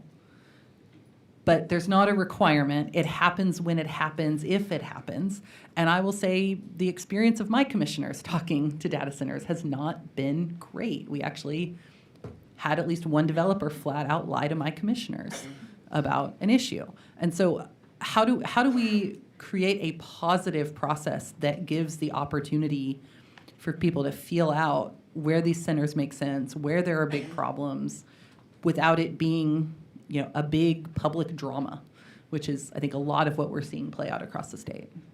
Yeah, I guess what I would say is we believe that communities should be empowered to drive their water future. Whether that is a yes answer or a no answer, that is a local shared community resource, and that community must be empowered to be able to drive the future of that resource. And I love what you're highlighting here, which is, it sounds like we agree on that. It's when the discussion begins with the data center developer or operator, how can that local community quickly get the resources they need to due diligence and evaluate what is being proposed, to understand if it is good for them or bad for them, so that they're empowered to make an informed decision.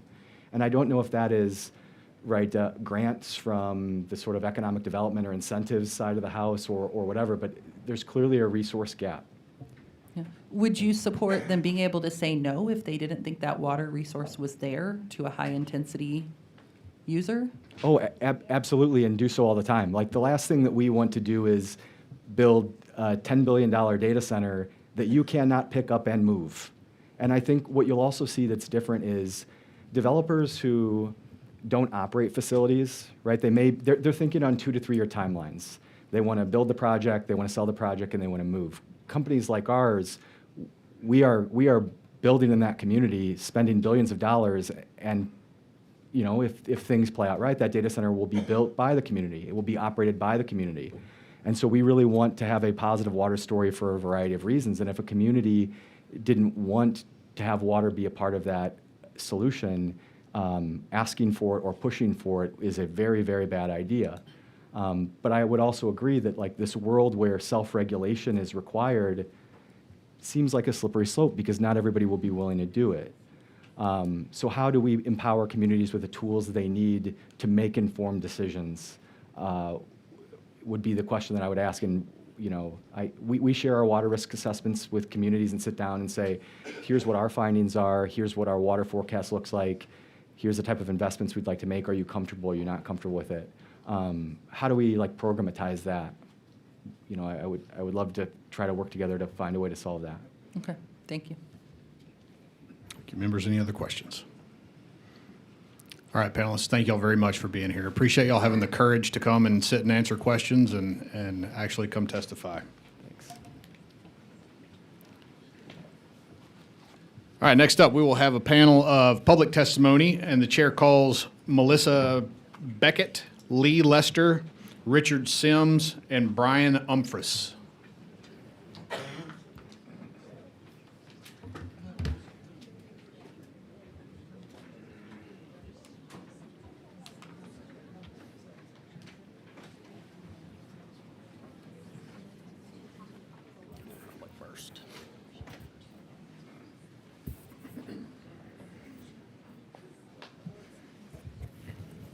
All right, thank you all very much for being here today. Let's start with Ms. Beckett. If you would state your name, who you represent, and you may proceed with your testimony. Okay, great, thank you. I'm Melissa Beckett. I am here on behalf of Citizens for Renewing America and myself. I am from House District 7, and so East Texas. And I'm going to come at this a little bit different than I think a lot of people are. My background is I was a commodities trader. And I'm glad to hear that the conversation today hasn't gone in the direction of we need to make water a commodity, because commodities are things that you, in theory, can live without if you can't outbid your neighbor. With water, an average everyday family cannot outbid technology companies that might have unlimited bank accounts, and we risk, not having water for people, which is obviously important to all of you. So thank you so much for that. But we had this amazing panel here of the gold, what I would say the gold standard, right? And if you were to work on legislation, I would say work to legislate at least the silver standard, so that the people who are really just coming in to make a quick buck don't care about the community, that the community has the right to say no. And I think that's talking to the people that I talk to around the state, that's what they want to have the power to do. This is the government by the people, for the people, and you guys have talked about representing the people. The people want to have the power to say no. But I tell you what, if any one of the people who were up here before were to sit down with their county commissioners and the people, you can hear their heart, and it matches how they do business elsewhere when it comes to the environment and things like that. So our gut checks are usually pretty good. But we want to be careful that these bad actors, because they are out there, that's why you're getting all the phone calls, right? They're not probably from these guys. We want to make sure that we don't give an incentive for these bad actors to hoard our water. And I think if you want to ask a few questions on that, I've got some thoughts on how to make sure that doesn't happen with the bad actors. So. Great. Members? Questions for this witness? All right, I'll go ahead and ask it. What do you mean? Well, if you think about they should not be able to resell their water, would be a standard contract term, that they should not be able to resell it. And they need to be accountable for how much they're taking. You hear stories that they say they're only going to take X, but they take 10 times X. Well, let there be a contract penalty for taking, more than 10% outside of what you project. And let it be hefty, because money will talk to the bad actors. Consequences will talk to the bad actors. Requiring them to fill out a survey that they're not going to get in trouble for, they're not going to do it. And so I'm not surprised they didn't fill it out. I'm not surprised that the people who sat here before us did fill it out, because you can just tell in their character where it matters. And I heard a couple of you say to the panel that was here before that that they have a PR issue. And I agree with that, obviously not created by them, created by the bad actors. And I think that people of Texas, we need you to grab that as your problem, because we want you to help protect our rights to live in Texas and not be taken advantage of by the bad actors.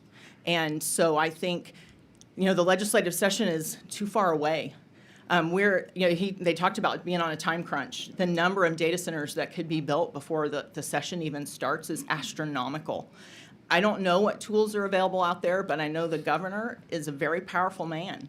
And do we need to give these counties these authorities now, rather than waiting for a legislative session? I don't know what hoops would have to be gone through to do that, but I think that would go a long way for people feeling like we have control back in our lives. I don't think it's going to get better between now and then if we don't figure out a way to provide that. Thank you. Members, any other questions? All right, thank you very much for your testimony. Mr. Lester, please state your name, who you represent, and you may proceed. My name is Lee Lester, and I am also from HDD 7. What I came today, I just want to compliment you, Chairman Harris, and the whole committee, because the questions I'm hearing y'all answer has helped me a whole lot today to be confident that y'all are going to do the right thing. But I think what we've been told today is our concern, because the last ones that were here seemed like they were honest. But the only question I had was one of them with Google, I believe, said they're going to return more water than they take. How are you going to return more water than you take? I mean, that's impossible. That's an impossibility. You might can return it all, but you can't return more.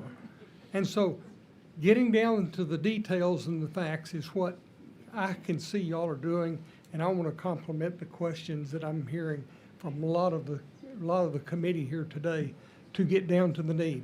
It looks to me like desalination or closed system is the only answer. Thank you very much. And I think I can give one specific example of what they mean by returning more data or more water than they actually take.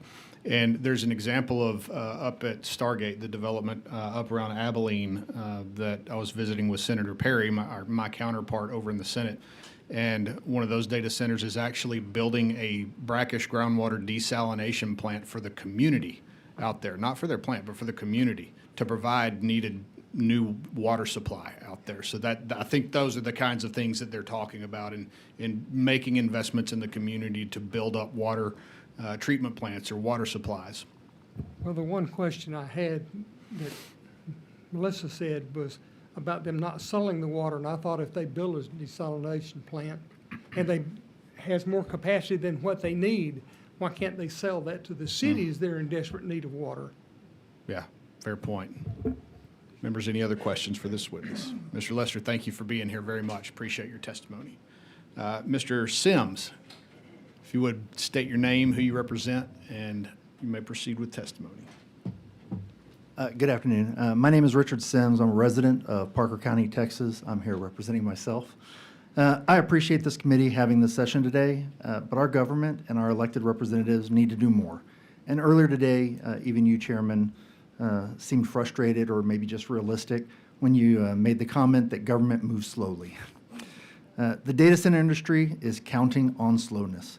Maybe not those that showed up just before we all did, but there are many out there that are actually counting on it. Somebody also brought up that many times infrastructure gets kicked down the road, and that's exactly what they're expecting of our representatives so that they can continue to do what they want to do.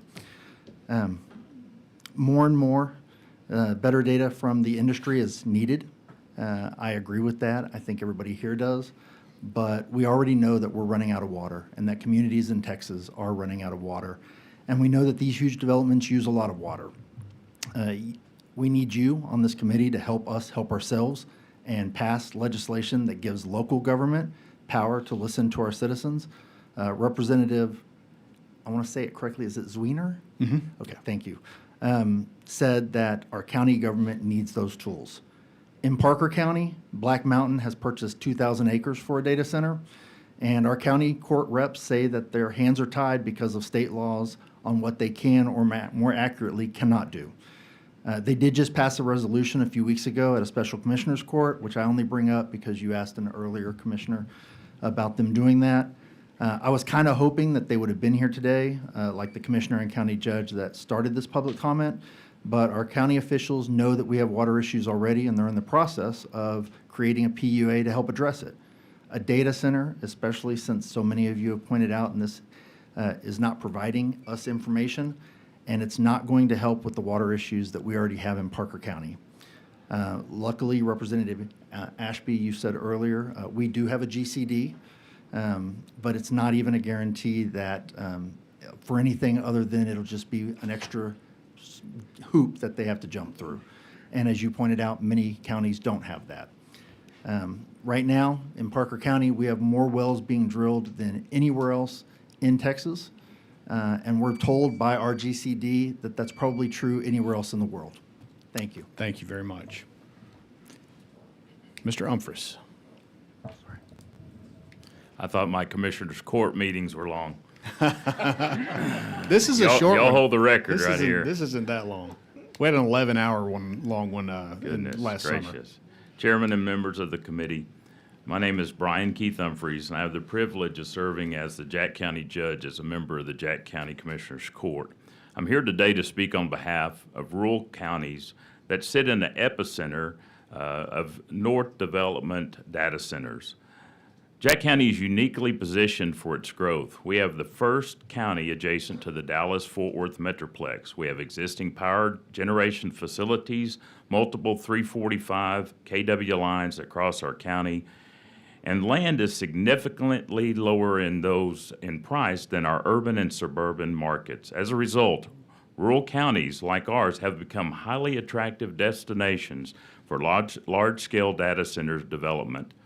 While we welcome responsible economic opportunities, I'm here to emphasize one critical point. Water is absolutely our most valuable natural resource, and it must be protected before development outpaces our ability to sustain it. Now, today, counties have virtually no authority to regulate these projects. Aside from floodplain permits and on-site septic systems, counties have almost no meaningful oversight for industrial developments that may consume substantial amounts of water on a daily basis. Now, Jack County does not have a groundwater district. Now, historically, our citizens have been opposed to the creation of a groundwater district because they believe it limits their private property rights and unnecessarily restricts landowners' ability to manage the resources beneath their own property. Now, I have to respect that position.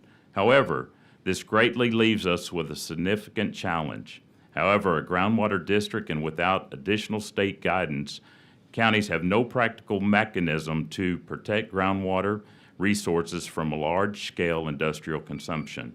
Groundwater is not an unlimited resource. It supports our families, ranches, farmers, livestock operations, and once an aquifer is stressed or depleted, the impact can last for generations. We're not asking for the state to stop development. We're asking that the state to provide clear guardrails that protect both economic opportunities and natural resources. I respectfully urge this committee to establish statewide standards that require developers to disclose projects, water consumption, implementation, water-efficient cooling technologies. It is my privilege to be here today, and I want to thank you. The one thing that hasn't been discussed today is the amount of water that's necessary during the construction phase. Most all the questions have been directed towards operations, but no one's addressed the amount of water usage during the construction period. Thank you, Judge. Members, any questions? All right, guys, thank you all very much for being here. Thank you for your time. Chair calls Michael McNamara, Michael Obradovich, Charlie Hamilton, and I'm going to try this one, Gabriella von Zur-Mullen. Did I get it? You got it. I got it, okay.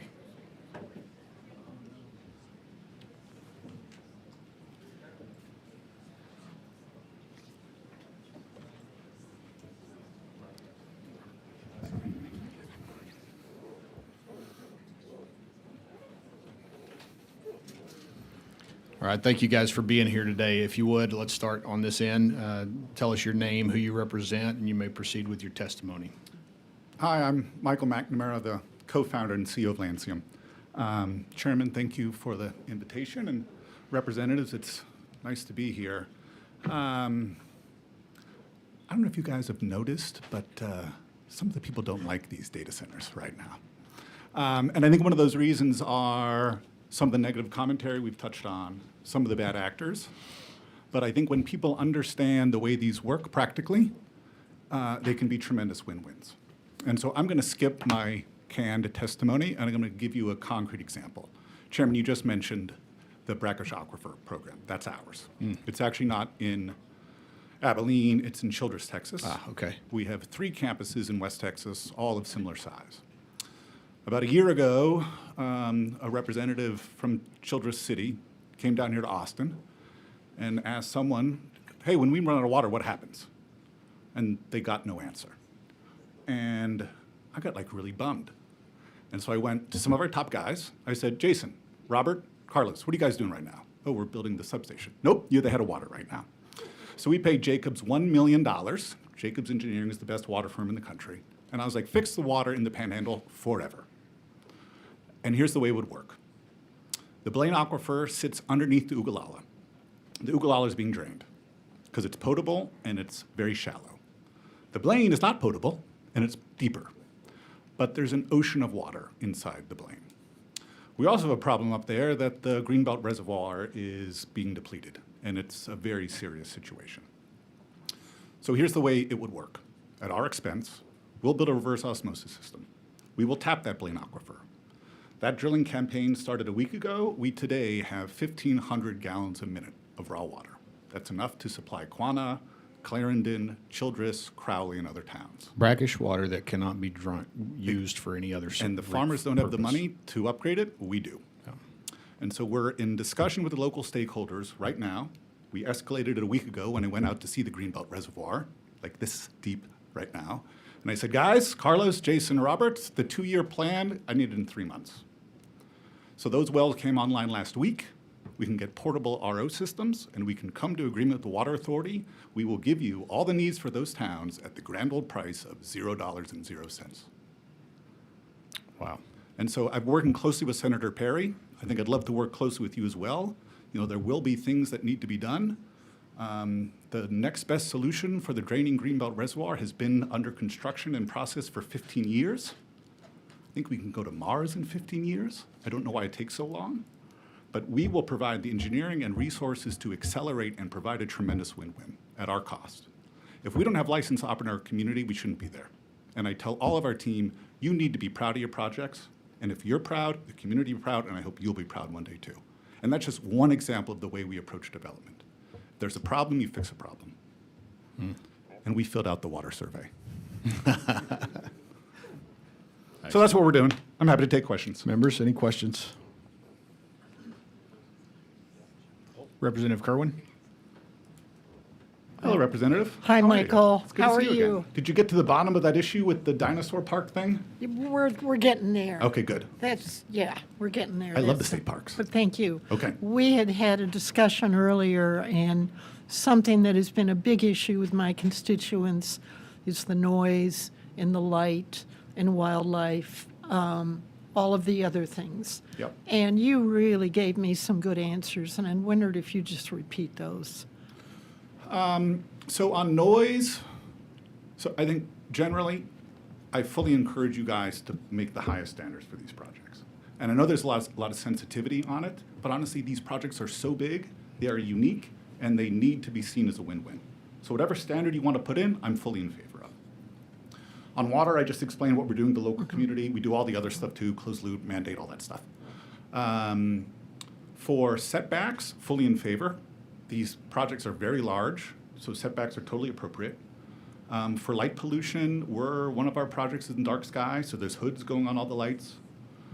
There's transparency. When the county judge has a problem, when a constituent calls and said, oh, there's light pollution, we help fix that too. Or the million other things that get encountered. So create standards, create high standards.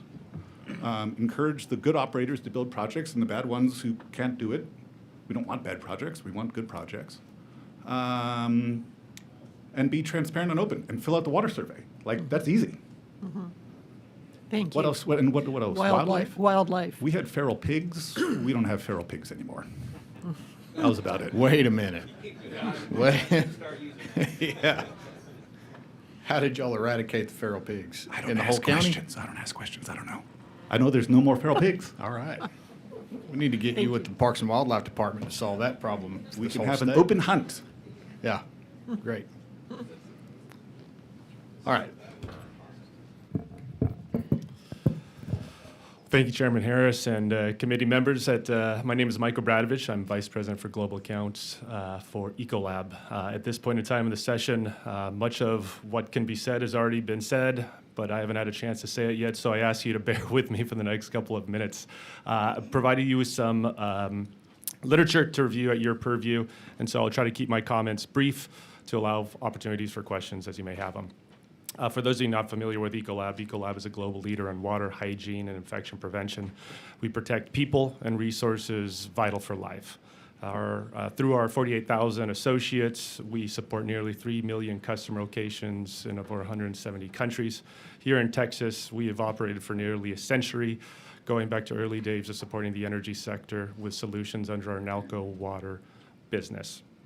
That global water business today now operates across 40 different industries across the globe, including oil and gas, power, healthcare, hospitality, life sciences, food and beverage, semiconductors, and data centers, to name a few. Our mission is straightforward. We help our customers unlock performance and efficiency, allowing them to scale faster, more reliably, more responsibly, and more sustainably. As evidenced in the latter, in 2025 alone, our technologies combined to help those customers save over 245 billion gallons of water across their sites.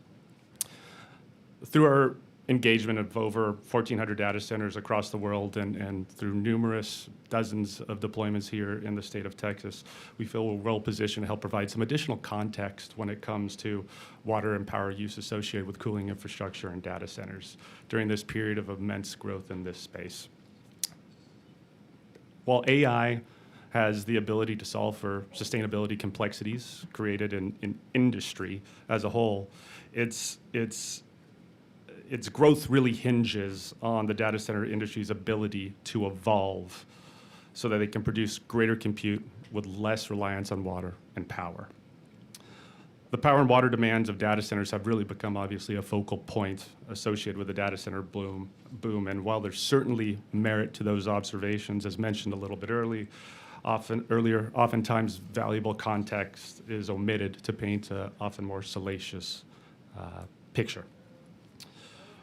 Power availability has and continues to remain one of the current primary constraints on data center growth. However, with the growing concerns around data center water use and requirements, the topic of water has quickly been elevated to an equally challenging constraint. As you heard, in response to this effort to reduce water use, some operators have adopted non-evaporative, non-consumptive cooling methods. While this sometimes can be the optimal, most sustainable solution for a given deployment, non-evaporative, non-consumptive cooling methods, as you heard earlier today, can potentially overlook two fundamentals that increase the overall holistic hydro footprint of a data center. First, water is a much more efficient cooling medium than air. This is due to its 3,000 times greater heat carrying capacity, which equates to a 24 times greater heat removal efficiency. Second, energy has a water intensity that we have discussed ad nauseum here today. Its production itself, in most instances, requires a significant amount of water depending on that source of power generation. So forward-looking, we really advocate that data center design can no longer look at water and energy as separate silos that are solved for independently. Rather, they must be viewed collectively as part of a broader application of the energy-water nexus. Taking this into consideration, it's imperative that data center operators and communities, as part of this data center design, not only account for the water and energy use at the data center site, but also consider the upstream impact of potential increased demands at the power generation source. With our engagements in the industry, we support from the entire life cycle of a data center, from site selection, design, commissioning, ongoing operations. And we do so with an eye towards holistic, sustainable resource use. And this has given us a perspective that is really founded on three pillars when it comes to the future of data center designs. First, the criticality in maintaining an open, competitive landscape for data center cooling design topology. As noted earlier, rather than specifying or restricting certain cooling architectures or topologies, we should really instead be furthering framework that ensures that data center designs being deployed have the least holistic impact on local watersheds and power grids. This framework would include considerations like geography, local climate, source of power generation, water stress, available water sources, and planned data center workloads in order to optimize resource efficiency and design. Where data centers ultimately do use water, prioritize and incentivize the use of non-potable alternative water sources, many of which have no competition from a human consumption perspective, if not all. These include reclaim, gray, rainwater, brackish, production water, like we discussed earlier, and industrial reuse. Lastly, leverage the data center industry, as been mentioned earlier, as anchors of water infrastructure as part of their efforts around net zero or net positive water impacts, ensuring alignment and promotion of coordination between data center providers and community stakeholders around the topic of water and targeted watershed projects. While many see the AI revolution as an obstacle to conservation, we at Ecolab see it as an opportunity. We do see that there is an opportunity for data centers to be done right. We can meet data center infrastructure demands in a way that maximizes their performance while optimizing efficiency and thus ensuring conservation of water, one of Earth's most precious resources. Thank you, and I'll open up to any questions. Thank you. Members, any questions for this witness? All right, next. Good afternoon, Chairman Harris and members of the committee. Thank you for the opportunity to testify today. My name is Gabriella von Zermeulen, and I am the Senior Vice President and Chief Policy Officer at the Texas Association of Business. We are the state chamber of commerce, and we represent businesses across every industry and region of the state, along with over 200 local chambers of commerce. Water stewardship is undoubtedly one of the most important policy issues facing Texas today, and the business community shares the committee's commitment to protecting this critical resource. We appreciated Chairman Harris's leadership on HJR and the creation of the Texas Water Fund last session. The Texas business community strongly supported that historic investment because long-term water planning and infrastructure are essential to supporting Texas' continued growth and economic competitiveness. As policymakers evaluate the water implications of data center development, we believe Texas has an opportunity to do what Texans have always done: solve challenges through innovation, entrepreneurship, and practical problem solving. Texas has long been a place where innovation flourishes. Our state's pioneering spirit has helped make Texas a leader in energy, manufacturing, technology, financial services, and countless other industries. As demand for water grows across our economy, we have an opportunity to harness that same spirit to meet the challenges of today. That opportunity extends beyond data centers themselves. The need for more efficient water use is creating demand for new technologies, infrastructure solutions, and I think we've heard some of those today, engineering expertise, and other innovations that support a growing ecosystem of Texas businesses and entrepreneurs. In many ways, solving these challenges can create new opportunities for the very industries and small businesses helping to build Texas' future. Importantly, this is not a theoretical conversation. As you've heard today, Texas already has hundreds of data centers operating across our state, demonstrating that economic growth and responsible resource management can coexist. Many of these facilities have been part of their communities for years, and the industry is already deploying more efficient cooling technologies, expanding water recycling and reuse strategies, and implementing other measures designed to improve efficiency and reduce consumption. Many companies are also making substantial private investments in new water and energy infrastructure. In some cases, these projects bring additional infrastructure capacity to a community rather than simply relying on existing systems. And it was very encouraging to hear the example earlier in this panel. Those privately funded improvements often provide benefits that extend beyond a single project and help support long-term community growth. Data centers are increasingly becoming critical infrastructure that supports every sector of our economy and helps ensure that the data powering American businesses, consumers, and institutions is stored, processed, and secured here at home. The question before us is not whether Texas will need this infrastructure. The question is how we continue to build it responsibly while protecting the resources that support our long-term prosperity. Texas does not have to choose between water stewardship and digital infrastructure leadership. We can and must accomplish both. We appreciate Governor Abbott's focus on responsible data center development and agree with many of the principles he recently outlined, including thoughtful planning, transparency, and ensuring growth occurs in a manner that benefits both businesses and local communities. As policymakers evaluate this issue, we encourage an approach focused on outcomes rather than prescriptive technology mandates, so that businesses can continue developing innovative solutions that improve water efficiency and resource stewardship over time. Texas has always succeeded by identifying challenges, building solutions, and creating opportunity in the process. We believe that same approach can ensure Texas remains a leader in economic growth and technological innovation while responsibly stewarding the resources that support our long-term prosperity. Thank you for your time. I'm happy to answer any questions. Thank you very much. Representative Zwiener. Thank you so much, Chairman. You mentioned that Texas Association of Business supports thoughtful planning about these facilities. Who should be doing that planning? I think it's a community discussion. I think the discussion today was very important. I think it's important that companies are at the table for that, policymakers are at the table for that, and local representatives as well. Okay, but the actual planning decision, is that something y'all envision being entirely led by the business entities? Is it something that you think a state agency takes the lead on? I mean, we as legislators, we're not planners, we're policymakers, which is a little different. Or is that something that you think local governments should have a voice in the planning decisions? I would say that the business community thrives where there's predictability. So I may not be able to speak to exactly where that planning should take place, but I will just say we would appreciate a predictable environment for the businesses. Okay. I think communities would appreciate some predictability in where they have say and where they don't as well. But no, I think that's the challenge. And I mean, that's why I dialed in on it, as you mentioned, that y'all support responsible planning, but I don't know which state agency is ready to take on that task. And I think the question is, are we willing to give some of those tools to counties to be engaged? Or are we willing to dramatically up-resource a state agency that already has a whole bunch of other duties? So if y'all could help us solve that problem, I'd Certainly. appreciate It's a fair question, and we'd be glad to be part of that conversation. Thank you.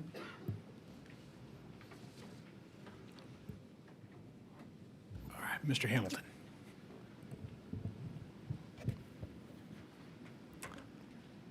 Chairman Harris and members of the House Natural Resources Committee, good afternoon. My name is Charlie Hamilton. I'm a co-founder and the Chief Site Development Officer of Fermi America. And thanks for inviting me here today. One thing I want you to know is I'm a sixth-generation Texan who grew up on a cow-calf operation and a cotton farm not too far from our site. My family's been in the Panhandle for 135 years, and water stewardship is something I take personally. Fermi America is developing the world's largest hyperscale grid campus in Carson County, just northeast of Amarillo. It's engineered end-to-end to meet the hyperscale demand on a timeline in which the AI economy requires. And just as importantly, we're doing it with the natural resource protections that both you and I would demand. We call it Project Matador. It's in the Texas Panhandle. This Fermi site is more than 7,500 acres. The land is leased from our partner, Texas Tech University, and my alma mater. The location has significant advantages over other sites being built in the United States, in that it's located directly across from the Department of Energy nuclear Pantex site. It also benefits from a ready access to water, natural gas supply, pipelines, a fiber network, and a skilled network. One of our first stops when we were first planning this and growing up in this area was to go see our county judge, to go see the commissioners and have a conversation about how to best meet the needs of the county. Once complete, Fermi will have over 17 million square feet of hyperscale infrastructure and produce 17 gigawatts generated by nuclear, natural gas, and solar. During construction, we expect the project will support over 10,000 local jobs and produce more than 5,000 full-time jobs associated with the data center, the nuclear power plants, as well as the gas generation facility. These jobs matter, but so does the environment, especially water. For Fermi's Project Matador to be successful, we must be responsible steward of the region's water resources. We've assembled a team of federal, state, and local engineers and consultants with vast experience using a 4-pillar water strategy using the best practices and leading technology to conserve and reuse water at our site. Number 1, insist on hybrid and dry cooling across the entire campus. Number 2, maximizing reuse of closed-loop systems. Number 3, matching the water quality for the use in which it's being used for. Number 4, relentlessly pursuing innovative strategies that reduce water consumption. At the heart of everything, it's called closed-loop cooling, which is what you've been hearing about all day. We use the same water over and over and over again, rather than disposing of fresh water after it's been used for the system. We cool with air whenever possible. Our project will use advanced hybrid cooling towers that rely on air and reduces our water consumption by 80%. We reuse our wastewater. Wastewater generated on campus from sinks, restrooms is treated and reused for industrial purposes. rather than being disposed of off-site. We match the water to the job. Industrial tasks rely on recycled water, non-drinking water being used in these industrial tasks and kept entirely separate from our drinking water. We capture rainwater, a new source of water. We collected from our 17 million square feet of rooftops and put it back into use. But to put a fine point on it, we squeeze every last drop out of the water. Across the whole site, water is reused as many times as possible before it leaves the system. Ultimately, Fermi wants to be more water efficient than any data center in America. We're aiming to be water positive as well. With our engineers are actively studying multiple technologies for future integration. These include absorption chilling, brackish water desal, and controlled environment agriculture. Fermi operates under the exact same water framework that panhandle irrigators do as well. That's 1 acre-foot of water for every surface acre that's pumped. That limit is set and strictly enforced by the Panhandle Groundwater Conservation District. We have not received any special exemptions, any special waivers of any kind. We will also be using 2 sources of water from Pantex. In getting creative and looking for other sources of water, we realized that Pantex had environmentally contaminated water in the perched aquifer that was left over from the World War II bomb-making facilities. We reached an agreement with them where we're taking that environmentally treated water and using that in our generation facilities, in addition to taking the Pantex's effluent water. On top of that, we've reached an agreement with the city of Amarillo, where we're paying twice the municipal rate for water, while also installing infrastructure like pipelines and wells for the city at our cost. In other words, rather than draining the city's resources, we're helping fund and strengthen the water infrastructure. I'll wrap this up. Fermi believes in economic growth and responsible stewardship must go hand in hand. From the beginning, our approach has been to invest in and commit to an innovative technologies that reduce local resources, that reduce the impacts of local resources, and at the same time increase jobs, tax revenue, and critical infrastructure for Texas. We're committed to being a responsible neighbor, a transparent partner, and a good steward of the resources that have been entrusted to us. I'll welcome any questions. Charlie, thank you very much. To start off, are y'all considered a data center developer? We're a data center developer who's building its own power behind the grid. Much more than just a data, but I want to point out, you're the only one who could call themselves that who actually showed up to testify today. Well, So thank you for being here to answer some of these questions. And I would argue, let's get into some of the things. Full disclosure, you and I have sat down and talked about y'all's water strategy before. And so let's go through a little bit of that. First off, with regard to other producers, other water producers in the region, where you and I had a conversation about, guys who are using water, pumping groundwater out of the Ogallala, and they may be on a center pivot or something like that. For your water use, you aren't going and adding to the existing pumpage of what's being seen locally, right? Y'all are going and basically either acquiring existing pumpage or something along those lines. Is that correct? That is correct. In the Panhandle of Texas, there's over 3,000 pivots. At maximum build-out, we're saying 17 gigawatts worth of power. And so that equivalent is about 1 pivot, which is an irrigation circle. 1 pivot of irrigation of corn equals 1 gigawatt of power.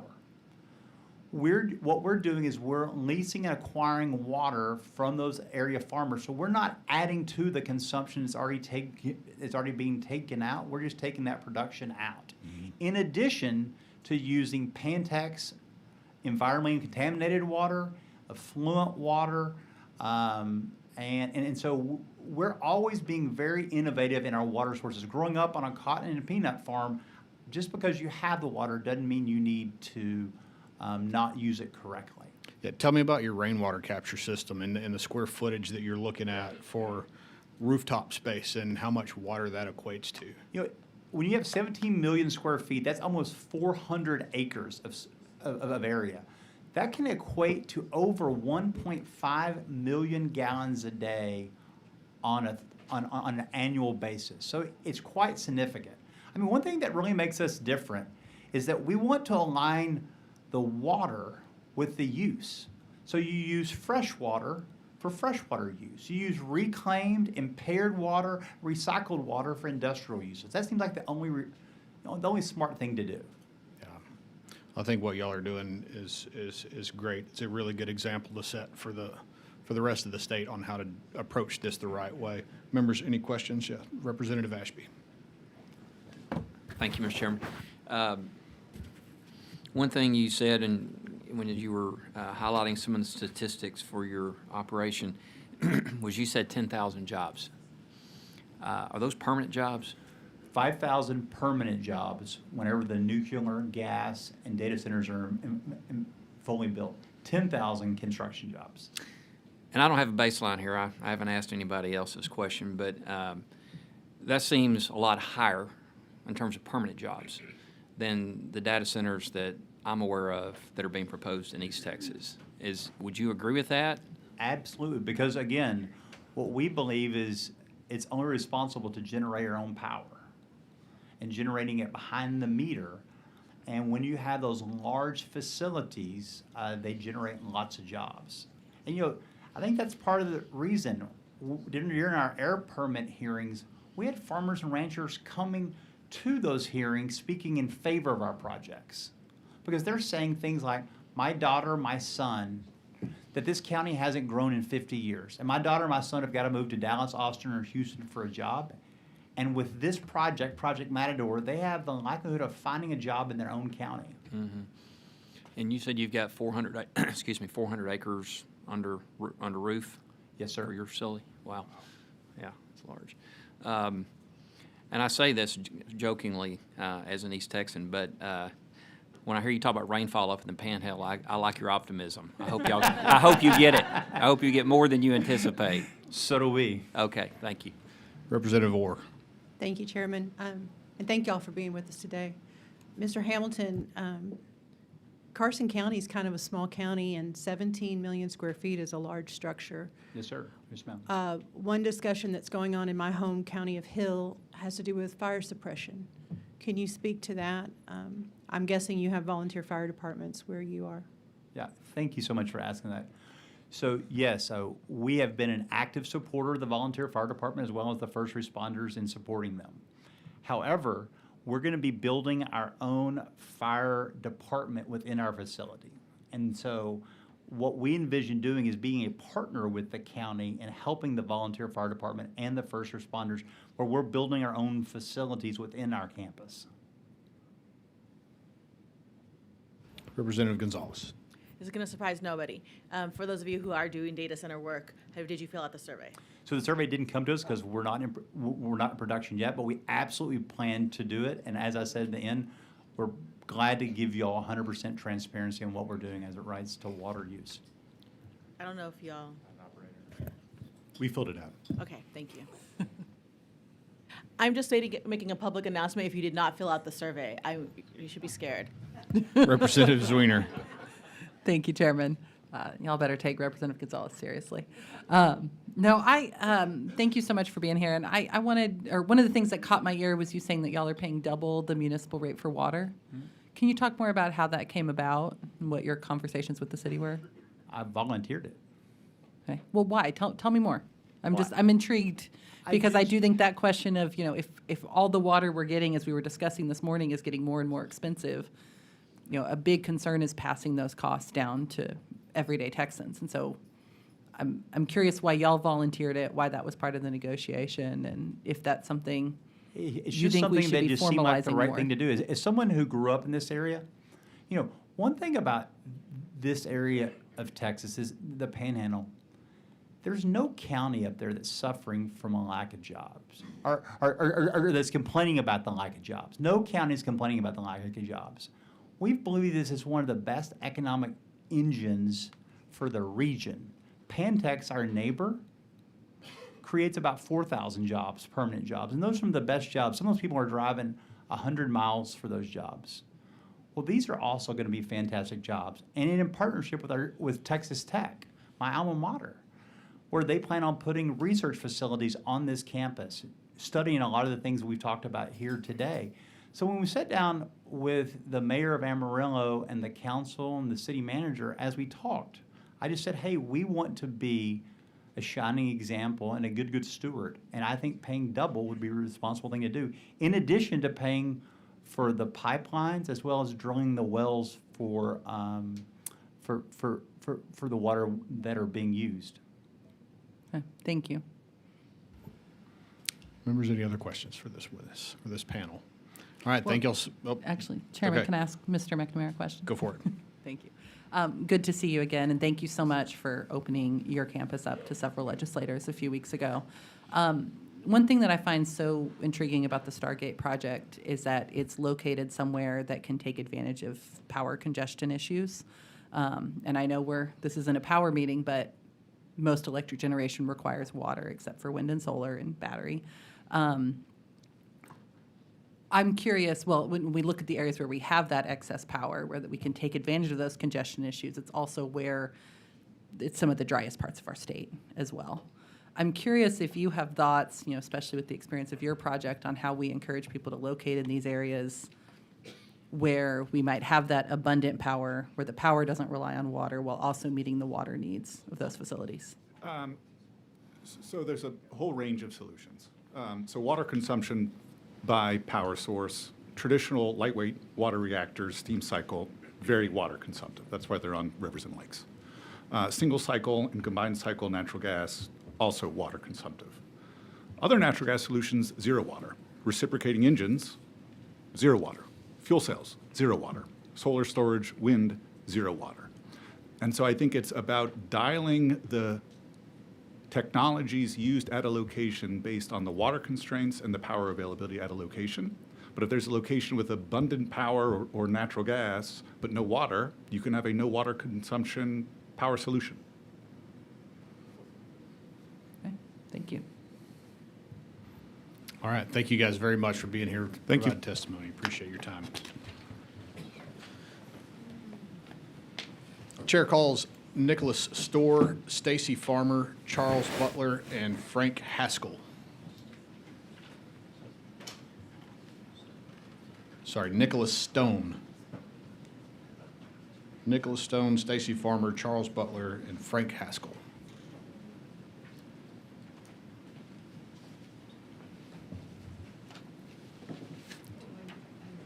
Sure, yes, ma'am. You can give them to the clerk right here.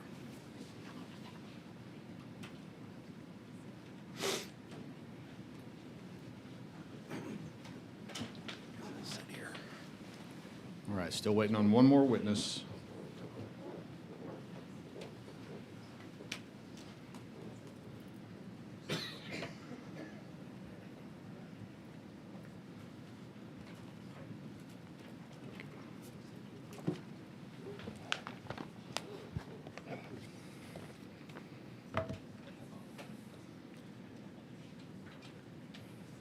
All right, thank you all for being here to provide testimony. If you would, let's see, Mr. Stone. All right. Yes, Mr. Stone. Would state your name, who you represent, and you may proceed with your testimony. Fantastic. Thank you, Council, for letting me speak today. My name is Nicholas Stone. I'm a resident of Temple in Bell County. I'm speaking for myself today and other citizens of Temple. So I'd just like to address a few different things here and some specific comments that, or questions that the committee had. But first I want to provide a little bit of context. There's been a lot of discussion about proposed power use, or excuse me, proposed water use, what this water use might look like. And there's been a lot of discussion about the fact that there is a lack of numbers. However, just with some real basic research I honestly did while waiting for my turn to speak, I already have numbers I can present to the chair right here today from official sources, including government sources, as well as the actual the actual operators, specifically where it comes to power generation, which I know there have been a lot of questions about. So specifically, from the Federal Energy Information Administration, it requires about 2,000 gallons of water per megawatt hour for natural gas production. So through Pacifico Energy, their GW Ranch project in Pecos, Texas, their own website states that they will generate 7.65 gigawatts of energy at this location. That is a natural gas combined cycle site. So just with basic arithmetic, their water usage gallons per day would be over 500 million, with over 180 billion gallons used per year. That would be 3.8% of the current water usage for Texas, which our current power usage for water is 4%. So this one site would almost double our entire power usage. Unfortunately, I do believe I ran out of time, but Not yet. It'll be long at you whenever it runs out. Okay. So just to address a few specific points that the the committee has made and how this relates. So according to the Texas Water Development Board, in 2023, we used 15 million water acres, which is over 4.8 trillion gallons a year. Of all of the proposed projects, now this I did find from a non-governmental source, which would be cleanview.org. The planned capacity, we're looking at roughly 90,000 megawatts. All told, this would end up being roughly 47% of our current water usage purely for power generation for these data centers. That would be more use than our municipal, mining, manufacturing, and livestock use combined. Thank you very much. Appreciate your testimony. Members, any questions for this witness? All right, thank you very much. Ms. Farmer. Yes, hi, I'm Stacy Farmer, and I am a resident of the Cedar Creek Lake area in Henderson County. And I'm here because our neighborhood in Cedar Creek Lake feels under siege right now. Texas has no requirement that data center developers notify communities before initiating water contract negotiations on public water supplies.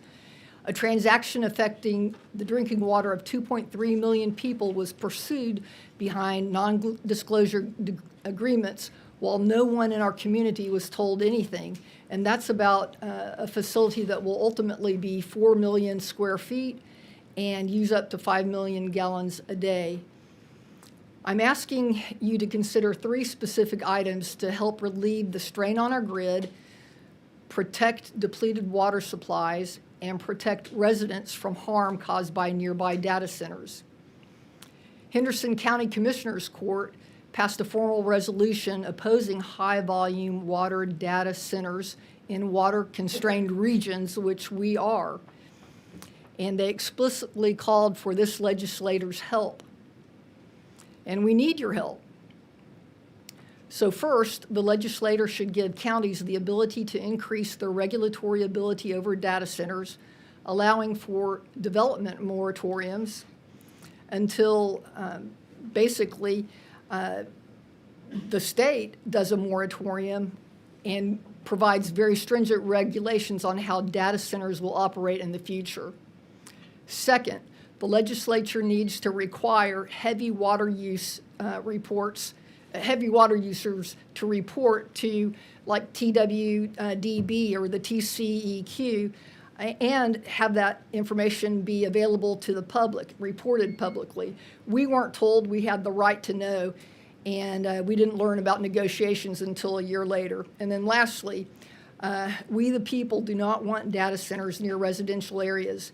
No reasonable person wants to have a data center in their backyard. So my third request is please legislate a moratorium and protections like requiring data centers and have like a 5-mile setback in residential areas and for this committee and residential areas on the water.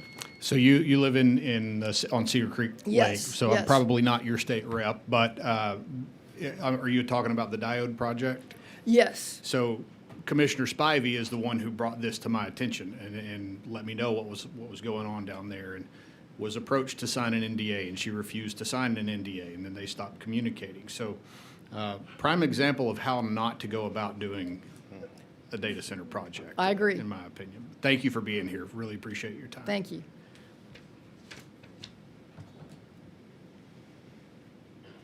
Mr. Butler?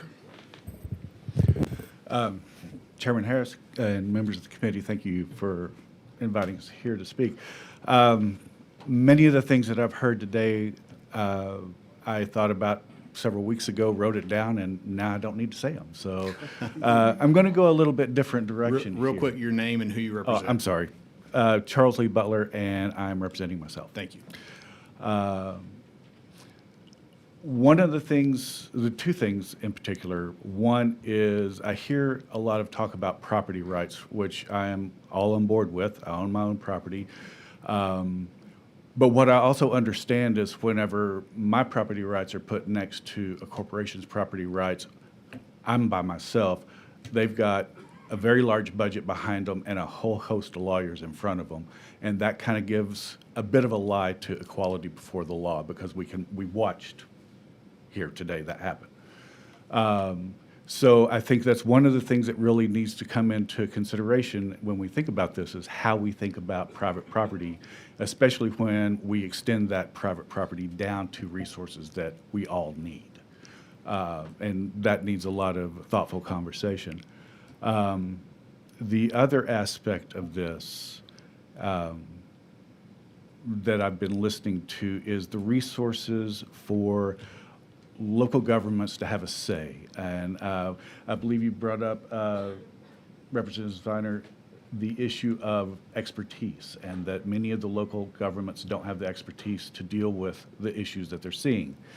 I also see a lot of the individual companies offering solutions to problems that a lot of different organizations or a lot of different communities have.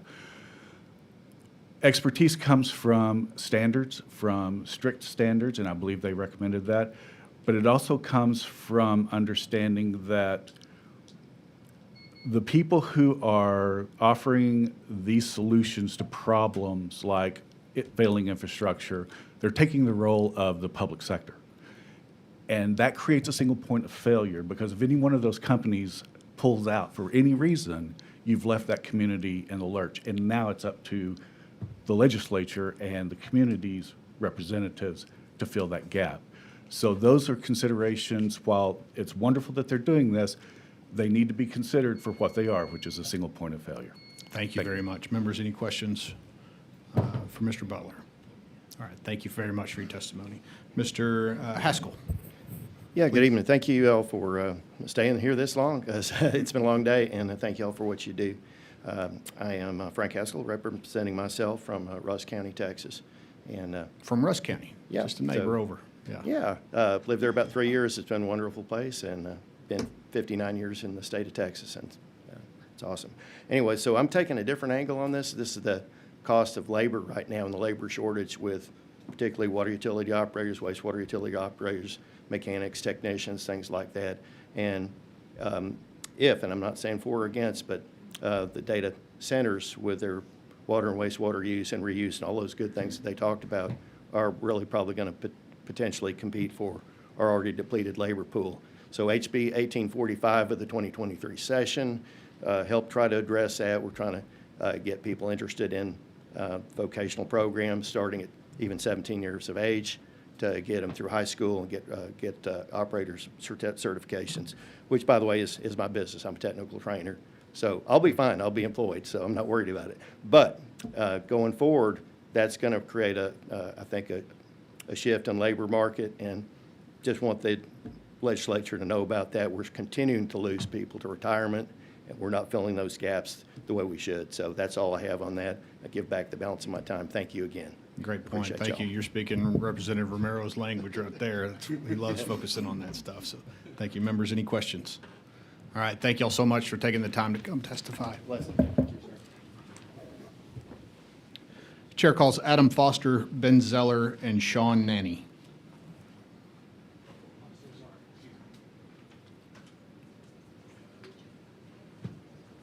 And this is our last invited testimony panel. So from after this one, from here on out, it's nothing but public testimony.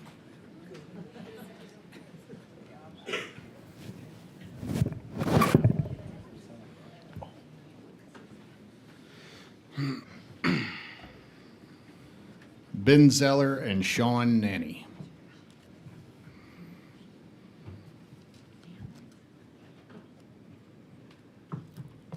While they're coming, Adam, I'll let you go ahead and start if you want to. That'd be awesome. All right, sounds good. You know the drill. Yes, thank you, Chairman, members. Appreciate the opportunity to come and talk to you today about districts' perspectives on data centers and some of the issues and concerns that they have. Again, I'm Adam Foster, Executive Director, Texas Alliance Groundwater Districts. We represent 92 of the 98 groundwater conservation districts throughout the state. Groundwater districts are local government entities created by the legislature to manage and protect groundwater resources and are recognized by Chapter 36 as the state's preferred method of groundwater management in Texas. Every day, groundwater districts work to balance groundwater conservation with the water needs of landowners, municipalities, agricultural producers, industry, and other economic development. That includes working with large water users such as data centers to ensure the growth can occur while protecting the long-term viability of the aquifers of Texas. To better understand districts' experiences and thoughts on data centers, TAG conducted a statewide survey earlier this month. We had 64 of the 98 groundwater districts throughout Texas respond. Just want to go over some of these highlights. A lot of these things we've already heard before, but it's good to understand the perspective of the actual districts themselves, the ones that are managing the aquifers. 84% of responding districts reported that they have either received inquiries from developers, have active permit applications or facilities, or expect data center development in their areas in some time in the near future. Only 10 districts reported that they do not expect or don't have any data center interest in their area. So large areas of the state are anticipating or expecting data centers, at least where there is groundwater districts. While responses varied based on aquifer conditions and local circumstances, several themes emerged consistently across the state. Districts identified concerns related to protecting existing groundwater users, ensuring planning efforts keep pace with new demands, obtaining reliable water use information, understanding the full water print of the facilities, and addressing development that occurs outside district authority. Respondents repeatedly identified concerns about potential impacts to municipal water wells, agricultural operations, domestic wells, and existing permit holders. Nearly 3/4 of districts responded to that as their primary concern when all other factors were considered. So they are concerned about the impacts from data centers.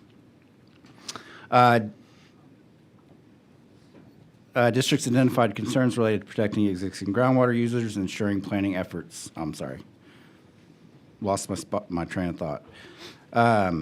Several districts noted that the projected groundwater demands from developers in their area would be comparable or in some cases exceed the largest permits currently in their districts. So we're talking about a lot of water.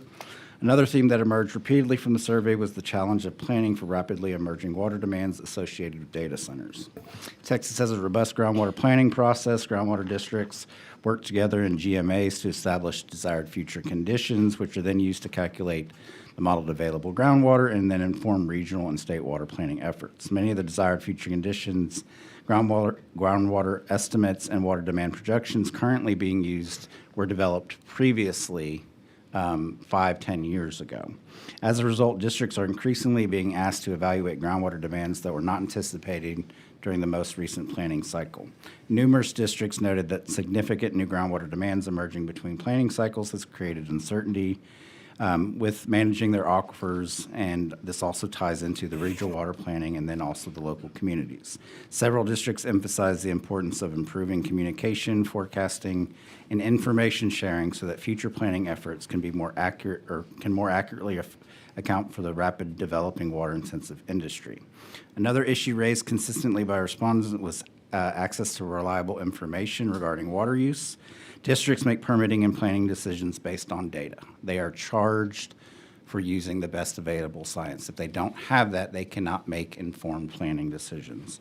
Understanding anticipated water demand, cooling technologies, facility operations, and actual water use is essential for evaluating potential impacts and making informed management decisions.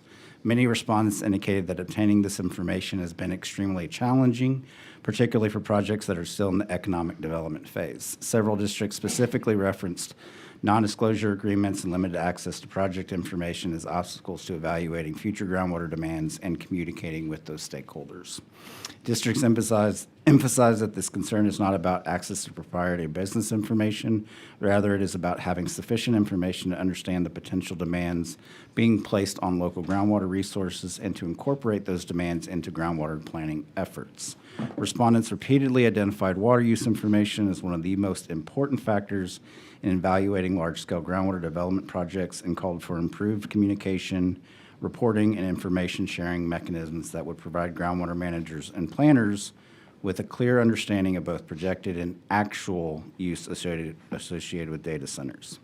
Another theme that emerged repeatedly through the survey was the importance of understanding the full water footprint associated with data center development. Respondents noted that discussions regarding data centers often do not focus often focus exclusively on the water consumed directly at the facility. While that demand is important, many districts emphasize that it represents only a part of the overall picture and repeatedly identified concerns regarding indirect water demands associated with electric power generation, cooling infrastructure, supporting industrial facilities, construction activities, and the additional growth that these developments accompany. Several respondents noted that construction-related water use has been extremely substantial and may occur over multiple years before a facility becomes operational. Others expressed concern that discussions regarding data centers' water demand rarely account for the water required to generate the electricity needed to power these facilities, particularly when additional power generation capacity must be developed. Several respondents said that this was a major issue, and one stated that indirect use will create a huge issue if power plants are built alongside data centers. Respondents emphasized that understanding total water demand, not just direct facility consumption, is important for groundwater planning efforts.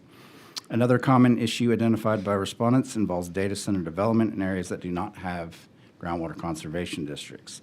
Districts noted that they are required to manage groundwater resources and achieve DFCs within their jurisdiction while having limited ability to address significant groundwater development occurring immediately outside their boundaries. And there were several instances, including in Representative Spiller's district in Jack County, where there was a data center put right over the county line. So there's obviously going to be impacts to the neighboring districts or the neighboring aquifers. Several districts reported that proposed or existing data centers projects are located just outside the boundaries of their district and expressed concern that any large groundwater withdrawals in these areas will impact their ability to manage the aquifers in their districts. While circumstances vary from region to region, districts emphasize the importance of understanding how large-scale groundwater development in unmanaged areas may affect neighboring communities and shared aquifer systems. And just so y'all know, the data center conversation and the issue has caused a lot of areas in Texas to want districts now. Areas that traditionally have not seen the need or the want for groundwater management are now reaching out to us to try to figure out how to get one created. And I just want to echo what Dr. Gonzalez said earlier about the need for funds for startup districts. That is the biggest hindrance in the conversations that I'm having with communities that would like one, is that how are they going to fund it for the first couple of years, until they get that tax base or until they get their revenues from production fees. Throughout the survey, respondents consistently emphasized the importance of local groundwater management and noted that aquifer conditions and groundwater use vary significantly across Texas. As a result, the potential impacts of a data center in one part of Texas may be very different from the impacts of a similar facility somewhere else. Respondents generally agreed that districts are best positioned to evaluate these projects because of their familiarity with local aquifer conditions, groundwater use patterns, and community needs. I will say that not all the feedback was negative. Several districts did report positive experiences working with the data center developers in their areas, and they noted that early communication was key to those good relationships. So I'm sure the districts that made those comments were talking about the people that were up here before. So with that, I'm happy to answer any questions about data centers in regards to districts. All right, Adam, I think you're going to have a lot of new potential members at the end of next session. Dr. Gonzalez, go ahead. I agree with that statement. A couple things is, one, what would you need from the legislature, considering there might be a growth in groundwater conservation districts, in order to support these entities? Like, would you see any policy shifts that need to be made ahead of time? And then I'm going to ask you, well, go ahead. Yeah. I don't think anything needs to change. There's already a fund at the Water Development Board for new districts. It's just a matter of actually getting funds in that. Right. So. Working on that. Second, you said in your testimony that while there were some good comments, you did hear that it was really difficult for our groundwater conservation districts to get the data that they needed in order to make appropriate Correct. decisions. Yes. By far, the more districts had issues getting data than that didn't. So that is one of the biggest problems, is that line of communication with them, not just about how big they're going to be, but how much water they're anticipating to use throughout the process. Because again, there's going to be stages of water use, and having that information helps them plan better for the future. So maybe a policy recommendation, as we think about water reporting being mandatory, it also be mandatory to include the local groundwater conservation district in that policy? I think that would be a good idea. Is there anything else you think that we should know regarding the tools or opportunities groundwater conservation districts create for local communities? Well, I mean, one thing I'll add, and this is not really to your question, but one of the other concerns is litigation. So what several districts have noted is that they are very, I don't want to say afraid, but they're worried that if they try to push back at all against these data centers, that they're just going to get sued into oblivion, which we've seen instances like that in other areas, not necessarily data centers, but it is a tactic that has been used before. And so I think there's some legitimate concerns there. I appreciate that. Actually, in El Paso, with the metadata center, one of the reasons that it wasn't reversed was because of fear of litigation. And I think that fear alone creates a problem for local elected officials. How would you address that concern, knowing that it can create policy or action differences for a groundwater conservation district? Well, I think there could be things changed in Chapter 36 that give districts more recourse maybe, or more protection from the state, and specifically involving these types of contested cases, because we're going to see them. I mean, as soon as any district gets a permit application, no matter how much the water's for, they're most likely going to have some sort of contested case. I would be eager to hear, or if you could come to my office and give us, or if you, not to give you more work, I know you're working a lot, and I want to thank you for all the help you've given El Paso, but the litigation part, I think, is critical, and I think there might be some policy changes that need to happen, and so if you want to provide some recommendations for us to think about that, I would be glad to have that. Yeah, happy to work throughout the interim with you on that. Thank you so much. I think Representative Gonzalez, there's no question that we need to do some work on the legal protection side of groundwater conservation districts and the funding side. You know, it's been decades since the amount that they can charge for production fees or permit fees has been increased, and that's where, if they're not a taxing jurisdiction, that's pretty much the only place they get revenue from. And so they're faced with a huge lawsuit from a very deep-pocketed corporation, and there's no chance of survival. They can't last that long. So if we're going to do groundwater management effectively, we got to provide them the means to defend themselves all the way through the judicial system. So does that mean that, would you, Chairman, envision like the state providing a fund, or how do you, I mean, I don't know if you know the answer to that. I think that's one option for sure. The question is the amount. What would that fund amount need to be? Where are we going to get the money from that? Are there liability protections that I know rule of capture is a constitutional right in state law, but Is there some sort of immunity that we can give GCDs as a political subdivision or quasi-political subdivision to protect them in those cases? I don't know. That's Yeah. I'm not an attorney, but Oh, I think it's an important conversation. Yeah. Thank you. Representative Kerwin. Yes, I have just a specific question for you. I'm on the Trinity Aquifer. What kind of tools do you think we need going forward, either local authority or legislative on a state level, to protect our aquifers from these hyperscale industrial use? I would suggest forming a district in your county. And what kind of guidelines would you suggest for that district, seeing as how all the aquifers have their own identity? Well, I mean, they could just be a boilerplate Chapter 36 district, but if you wanted to tailor it for local needs and uses, you can do that through enabling legislation, create a district. And would you recommend that the district itself implement the perimeters for that? I think any special district, whether it's a GCD or an irrigation district, should be tailored to the local community needs. Can I help answer that, Adam? Yeah. I think each groundwater conservation district is responsible for adopting rules that are the guidelines for how they issue water permits. And so all of that should be based off of data of the groundwater and the available groundwater that's there. And so that's why I think we also have to have the conversation of groundwater districts, or the aquifers don't follow geopolitical lines that are on the surface. They follow aquifer boundaries. So, that's, to answer your question, adopting of rules is the responsibility of the board of the groundwater conservation district, and making sure that they have really good water attorneys helping them decide what those rules should be. Thank you. All right, Representative Spiller. Thank you, Mr. Chairman. You had mentioned the situation in Jack County, one of my counties, and the county where I live. Of the 12 rural counties, I have 5 counties of the 12 that currently are a part of a groundwater conservation district. 7 of the counties are not.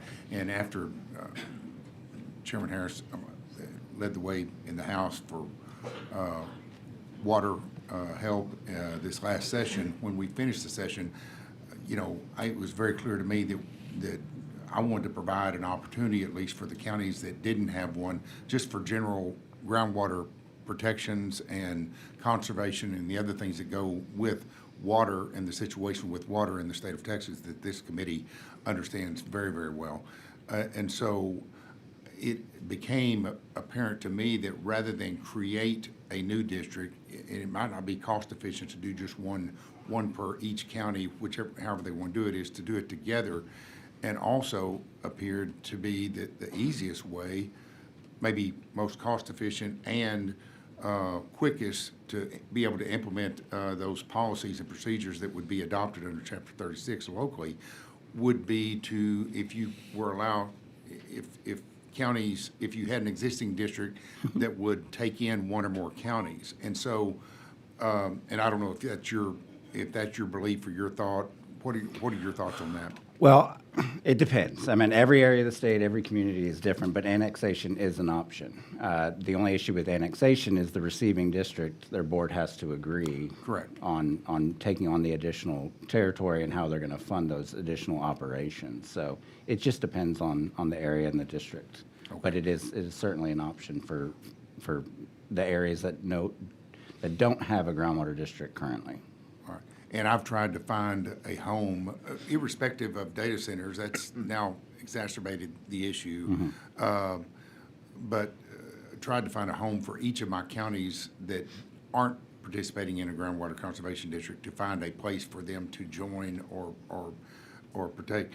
However, there is a difference, because the rules are different between different districts, and some actually assess taxes, and I've got one that does not. Do you have any data on how many groundwater conservation do not assess a tax versus the ones that do? Yes, I have all that data, and I will get that to you. Okay, all right.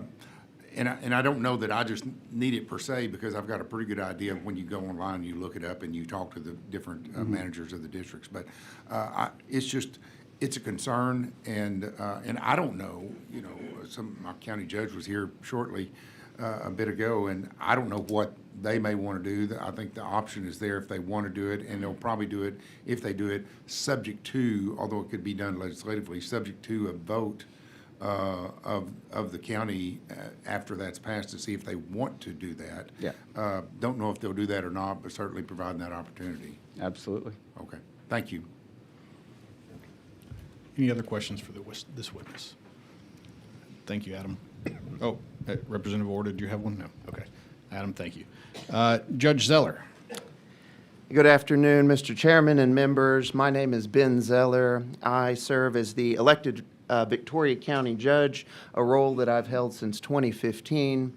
I'm also the legislative chairman of the County Judges and Commissioners Association of Texas, an organization that for over 100 years has advocated for our 254 counties and the residents we represent. Appreciate the invitation to testify, and I begin with a very basic truth.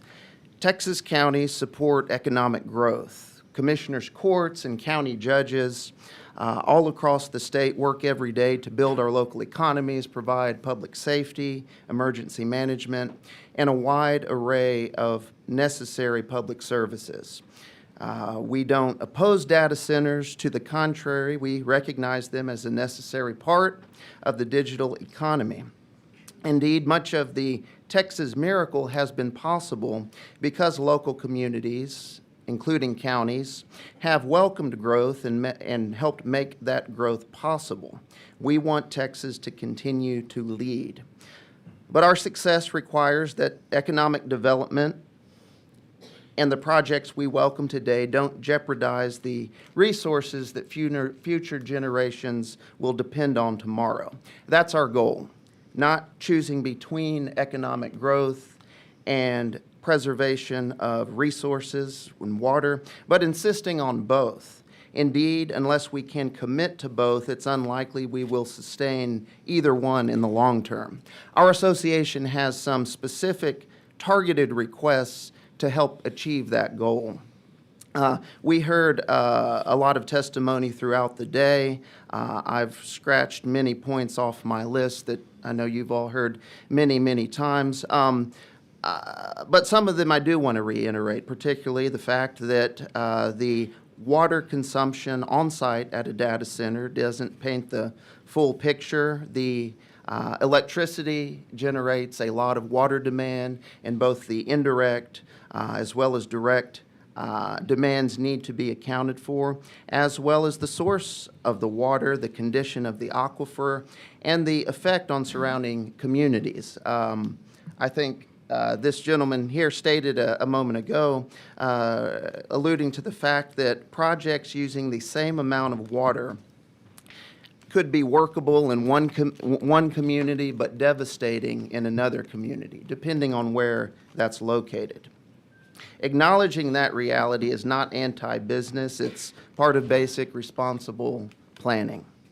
Yet today, as has been mentioned, in many parts of Texas, responsible planning is exactly what state law does not enable counties to do.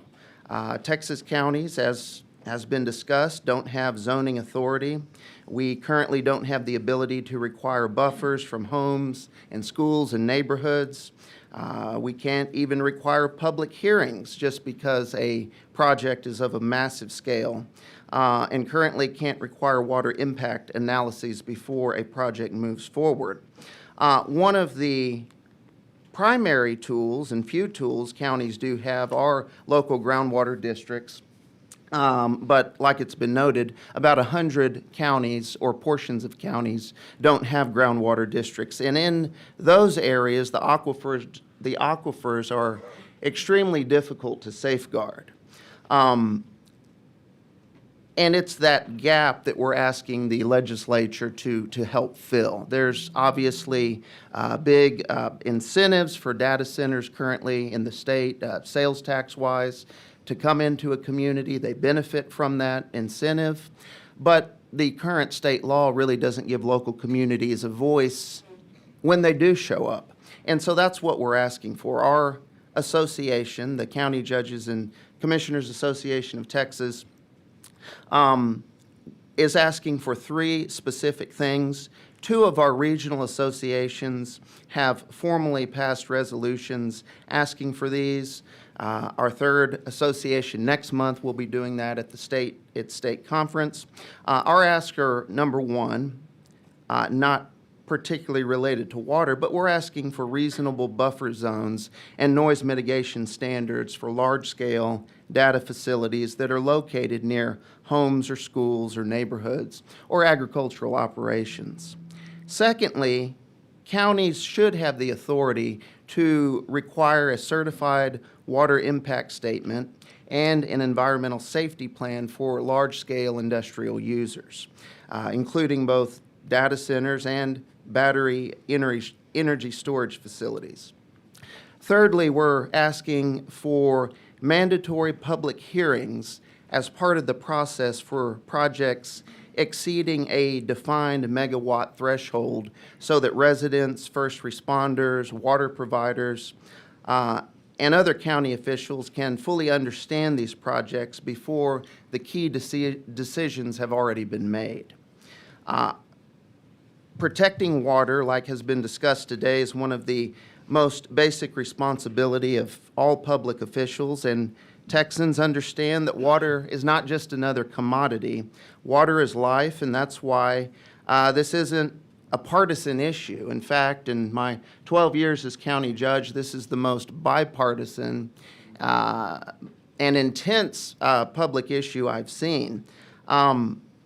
Of course, as a Republican in a Republican county, when I wear the Republican hat, voters there, I am curious about their sentiment. And our local Victoria County Republican Party has passed a resolution as well, clearly stating we support the passage of legislation granting counties in Texas approval authority related to battery storage and data center projects.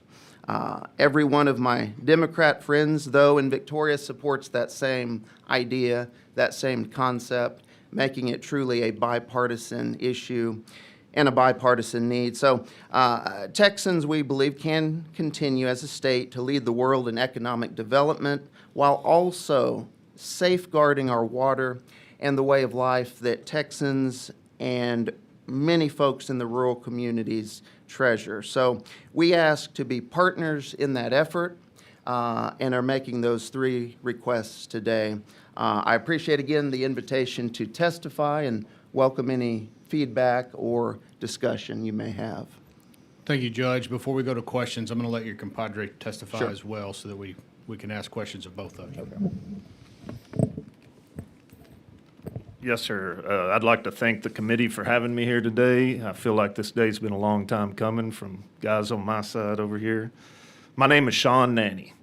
I'm a county commissioner from Tom Green County. Our county sits on the eastern edge of the Chihuahuan Desert, and that desert seems to creep a little bit further east every year. I've spent my entire life in agriculture, and I can attest to the hardships Mother Nature can dish out. They say you don't miss the water till the well runs dry. I have firsthand experience with drought, dry wells, drought, thirsty livestock, drought, declining agricultural acres, and did I mention drought? These everyday struggles will be exacerbated by the onset of hyperscale data centers. When Beacon AI first contacted my office to discuss their plans, I did everything I knew to explain our limited water supply.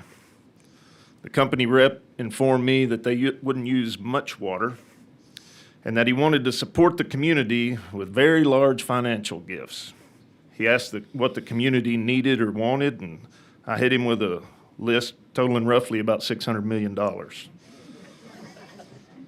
The Beacon rep then started describing his plans for the facility. I stopped him right there and asked him, or told him he was going to have a town hall meeting that I wanted to be highly publicized. I wanted to hear the same information at the same time as my constituents. Too often, elected officials are blamed for having backroom deals. I thought this would be the most transparent approach to allow the public to listen and have their questions answered. The Beacon authorities were slow to schedule and promote this town hall meeting. In the meantime, word had gotten out about an impending data center in my precinct. For weeks, I received numerous phone calls, texts, emails, social media messages, totaling over 50 a day, from 5:30 in the morning till after 11 at night, not to mention the many public information requests that my office got. The anger, fear, and frustration of those people was mounting. They needed someone to blame for what they consider the destruction of their community and their way of life. The most accessible person to blame was their county commissioner. They'd ask, "Why did you allow this? Why did the court approve this? Why weren't the people informed? Why don't you have regulations in place? How much are they paying you?" I began to have a very unsettling feeling of helplessness. These people looked to me to protect them, and I was absolutely helpless. I was unable to use the authority of my office to help, or at the very least, offer them any hope. These communications came not only from my precinct, but countywide, and numerous people from outside of the county, because these struggles don't stop at the county line. They're over the entire region. Now, in my mind, the proper way for an elected official to conduct him or herself is to put personal opinions and emotions aside, listen to the people, and be their voice. I feel that is what is expected of an elected official and should be first and foremost in the way that I vote or act. Beacon finally held their public meeting. Over 600 people converged into a small rural church near the planned data center site. Beacon reps then gave a very generic speech about their plans and intentions, but could not answer any questions or address any of the concerns with legitimate answers that had any substance. At one point, a community member asked for a show of hands for all those in favor of the data center. 4 members of the Beacon team raised their hands, which were the only hands raised. Next, it was asked for a show of hands for those opposed. Every hand in the room shot up. I had kept my thoughts and opinions to myself until that night. I finally got my turn at the microphone towards the end of the meeting, and I'd like to read a small excerpt of my speech to you at this time. There will be points made here tonight by both sides about water usage, electricity usage, noise, traffic, health concerns, etc. I don't know who's right. There's no official data to support or deny anything. What I do know for a fact is that we constantly limit our water usage and pray for the ever-precious rainfall.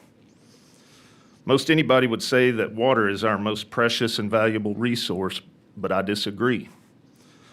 Our most valuable resource is the people who live here. We're proud West Texans who work hard, pay taxes, and desire to live in peace. We simply want to be left alone. Please stop with the data centers, solar farms, wind farms, high voltage transmission lines. When are West Texans going to be put on the endangered species list?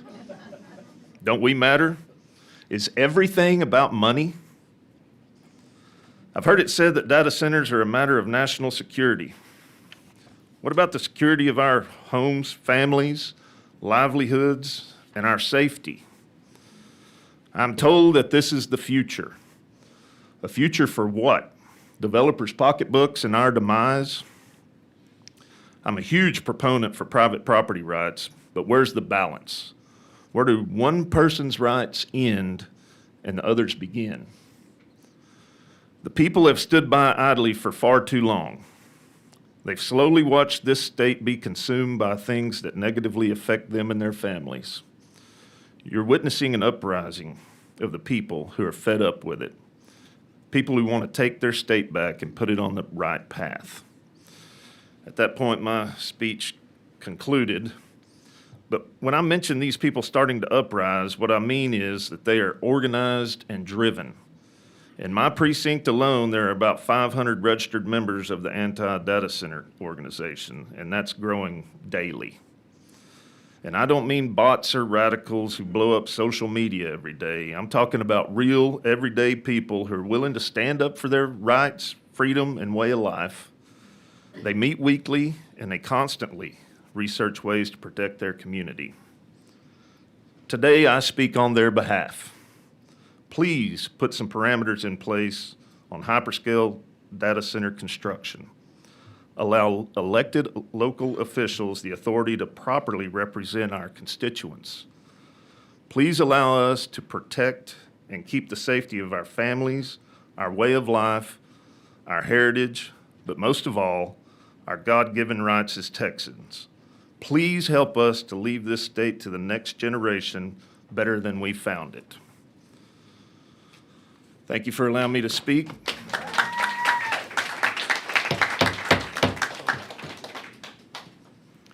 Commissioner, thank you very much. You ought to become a writer. You're a really good storyteller. Good storyteller. Yeah. Members, any questions? Let me go to the committee first, just a sec. Representative Ashby. Thank you, Mr. Chairman, and thank you for your, first of all, for your service. Thank you. And for your testimony and being here today. A couple of things, and a lot was said here. One, Judge, I would agree that this is a bipartisan issue. I mean, I hear from my Republican friends, my Democratic friends, that on this issue, it seems like most everyone is united. And for many of the reasons that you said, Commissioner, in your speech at that data center meeting, you had 3 requests, right? And several of my counties have sent me resolutions, and I applaud them for doing that, asking for basically what you have vocalized here this evening. And that is some very narrowly tailored regulatory authority at the local level, in your case at the county level, cities already have, to allow you locally to, and your citizens, right, to decide what's best for your respective counties. Now, at one time I sat on your side of the table as a local elected official, and I believe and support and appreciate our local elected officials because the same people that elect you elect us, right? So when we talk about giving our counties additional regulatory authority, personally, I fully support it. I think it's something that, you know, those that fight the, what's the old saying, those that fight the fire best are closest to the fire, or something like that. Y'all are closest to the fire. And I believe y'all should have the autonomy and authority to make certain decisions. You know, you're not going to see a carte blanche here by the legislature. But on this issue, I do think that I know there are communities across this state that have welcomed data centers, probably many of the good actors that we saw earlier today. But there are many communities like you, communities like yours, Commissioner, that we represent, that we have felt that uprising, and we sense that. And so, as has been brought up here today by several different speakers, some from the public, some from the dais here, I do think that there is a sentiment, a growing sentiment, that we need to look at giving our county some regulatory authority over this issue. And, you know, the buffer zone issue, Judge, I think that's going to be a debate. But the other two, as far as requiring a certified water impact strategy on your respective counties and a mandatory public hearing by these proposed data center developers, is not too much to ask. And whether the legislature requires that or the counties are given the authority to require it, I think it makes all the sense in the world. And, you know, my sense is that, you know, we saw the governor step out the other day with 6 principles on data centers. I think you'll see the legislature step forward next session with some guardrails and guidelines around data centers. But I think part of that conversation needs to be exactly what you're communicating to us on the dais here today, is that you have a role to play, right? And we respect that. We respect the role that you play as county elected officials. And I did chuckle a little bit, Commissioner, when you were talking about getting those calls, because we get those calls too. It's either call your county commissioner or your state rep, I guess. But we hear the citizens, and we want to be responsive. And, you know, I've had to share this with a few of my local elected officials that are asking for the same thing you're asking for. You know, the beauty of our form of state government is that we conduct the people's business typically for 140 days, and then we get out of Dodge and we go live under the laws that we create, right? It's a great system. But when we have an emergence of a major public issue such as data center proliferation around the state, and we're not in session, you can't pass a law, right? Because we're not in session. But what we can do, and I applaud Chairman Harris for conducting this hearing today and the speaker for putting this on the call, is that we can have these discussions and prepare for next session. And unfortunately, we're going to have to wait a few months. But I hear you loud and clear. And I think everybody that's listening here and watching online is hearing you as well. And again, I can't speak for what the legislature will or won't do, but I just want you to know that I appreciate the message that you're delivering today and looking for some limited regulatory authority. And personally, I could support that. So I don't really have a question. I just want you to know that I appreciate y'all being here and for delivering the message that we're hearing back in our respective House districts. Thank you, sir. All right, before we go to more questions, let me just point out we've got a little less than an hour and a half left until the end of the hearing. If we run 7 to 8 people per 15 minutes, that's kind of the pace that we've been keeping. So go ahead and let's finish the questions for these panelists and then get as many public witnesses up here as we can to hear from the public. So, Representative Weiner. Thank you, Chairman. Commissioner Nanny, I particularly wanted to ask you if there is any particular type of authority you would put on your wish list as a commissioner. Well, first and foremost, I'd like to know that they were coming. They're blowing in there. People are hitting me up. What about this one going in out here? I don't know about it, which makes me look bad because citizens assume that we know everything that's going on, and we don't. And it makes me feel a little inferior when there's something going on in my precinct, in my county, that I know absolutely nothing about. Something that hasn't been mentioned here is the proposed site in my precinct is right along a major creek that feeds a major reservoir that supplies the city of San Angelo with water. And San Angelo's water supply is depleted anyway. They're piping in water from out of county. What if some of that water gets into that creek that's feeding that reservoir? We need to make sure there's some good regulation on this used water that they'll have. Otherwise we've got a road use agreements we can hit them with at this time, but this particular facility is not even using a county road, it's a state highway. So we can get them on the floodplains and the on-site septic facility. But I would say we need some water studies, which has already been mentioned, and take into consideration this particular one I'm talking about is right across the road from a huge subdivision. And there's homeschool people there. There's a church right across the street. And it's going to impact a lot of people in a negative way at that particular location. I'm not saying to outlaw these things altogether. I wish I could. But anyway, there's a place for everything. And we need to put some consideration into that. There's counties that welcome them, and that's great. This is not a one-size-fits-all across the state. But take into consideration the lives and the families that are being disrupted. We have a boys ranch for wayward boys right across the highway from this facility. Now, if worse come to worse and our water's depleted, I wouldn't like it, but we could up and move our homes. That's an entire compound. He can't just move all of those boys from that compound. So we need to take into consideration where they're located. And so, to be clear, you would like the county to have some siting authority with these? Absolutely. Thank you. All right, Representative Kerwin. Oklahoma just passed a bill that actually addressed that in requiring any large purchase of acreage for industrial development, they have to pre-notify the county before it's closed. That would be fantastic. Yeah, I just read about that. I just have a quick question. You kept repeating the word drought. And I know these data centers have to run 24/7. Is that correct? So what happens to the farmers and the ranchers and the families when that happens? That's a good question. You know, like the creek I mentioned, those farmers for generations have irrigated out of it, but they don't always use all of their allotted water. They understand, hey, we're in a bad situation here. If I use all of my water rights, I'm going to make life hell for everybody down the creek from me.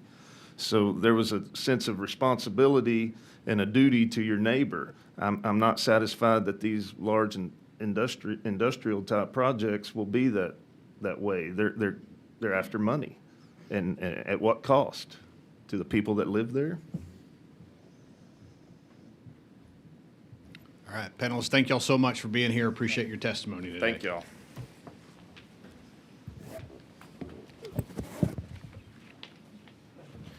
I do want to make a note to witnesses when we hit that 8 o'clock mark that are not able to testify today, your registration will still be recorded and uploaded online as part of this hearing's witness list as registered, but not to testify. So the chair calls Sarah Royer, Joe Royer, Kathy Latham, and Ryan Brassel.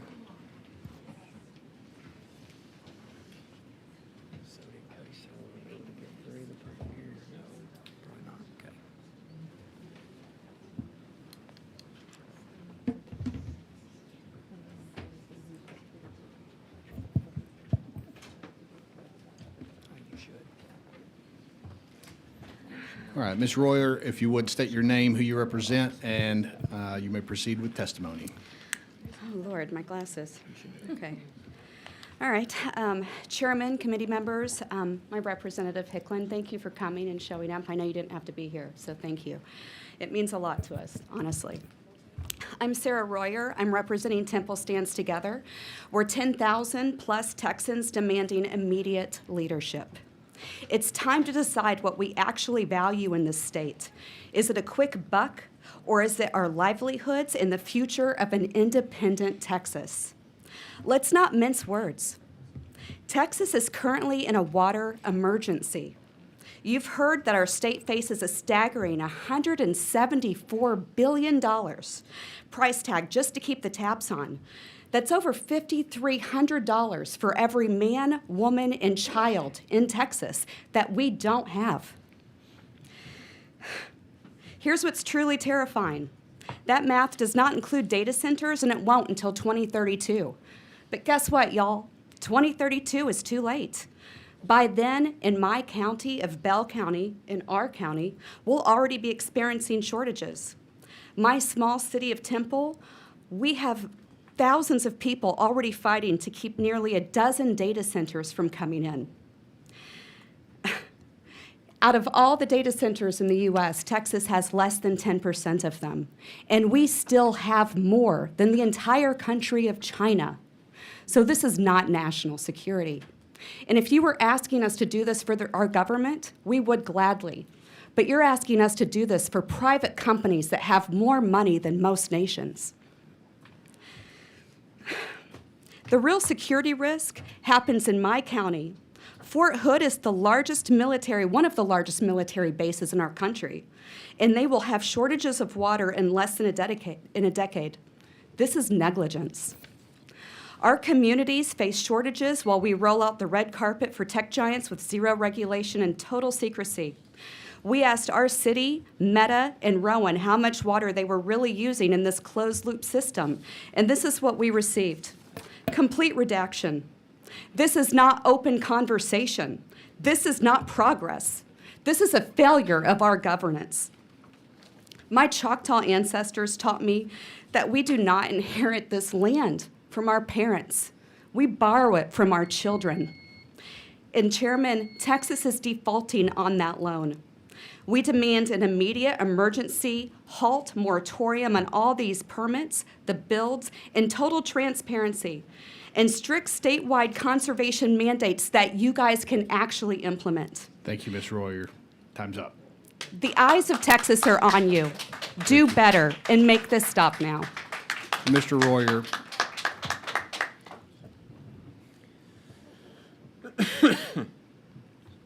The chair advises our guests that the rules of the House strictly prohibit demonstrations or outbursts from visitors in the audience. I understand that everybody is very passionate about this issue, but decorum is necessary, and we're going to try to move this along as efficiently as possible so that we hear from as many of you as possible. Mr. Royer, if you would state your name and who you represent, and you may proceed with your testimony. I'm Joe Royer. I live in Temple, Texas, Bell County, and I also represent Temple Stands Together, which is about 10,000 people in Bell County. I want to talk about the need for regulation. That's why we're here today. What regulations do we need around water? And the time that we need to draft that regulation. This is a new emerging market like none we have ever seen before, and it requires meticulous attention.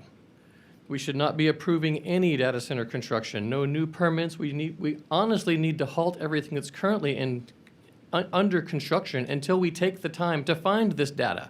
This morning we heard a lot of testimony about data that we don't have. We can't make these decisions. We should not be allowing these construction projects to proceed with just flying blind. We have no idea what the impacts of these things are going to be, and yet they continue on. And as you said this morning, Mr. Chairman, government moves very slowly. And that's what they need. They are dependent on the fact that we're not doing it. So failure to act right now, doing nothing, is actually helping them. It's causing harm. You are actively causing harm by not taking immediate action. Given the track record so far for these companies, these hyperscale data centers, and I want to point out that we are focusing on hyperscale. Your opening comments this morning made it appear that you don't know the difference between data centers, types of data centers. We're focusing on hyperscale data centers, on AI, things that contribute nothing meaningful to our society, right? For example, Amazon, I'm surprised you used them as a good example. One of Rowan's two biggest clients, Rowan's the developer building in Temple, settled for $20 million in Morrow County, Oregon for polluting the water supply. Now, of course, they admitted no wrongdoing. In another example, the recent theft that we heard about in Georgia, 30 million gallons of water stolen by a Blackstone-owned data center, same owner who owns Rowan in Temple, and a $20 million fine. Like, that's not even a slap on the wrist for a $13 billion company. Like, that's a nickel to you or me. Like, these are not meaningful regulations. You've got to have meaningful penalties for violating this.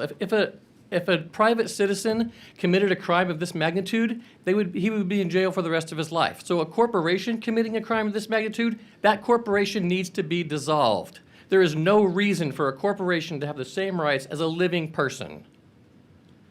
So please, immediate stop, not just a moratorium, immediate halt. Thank you, Mr. Royer.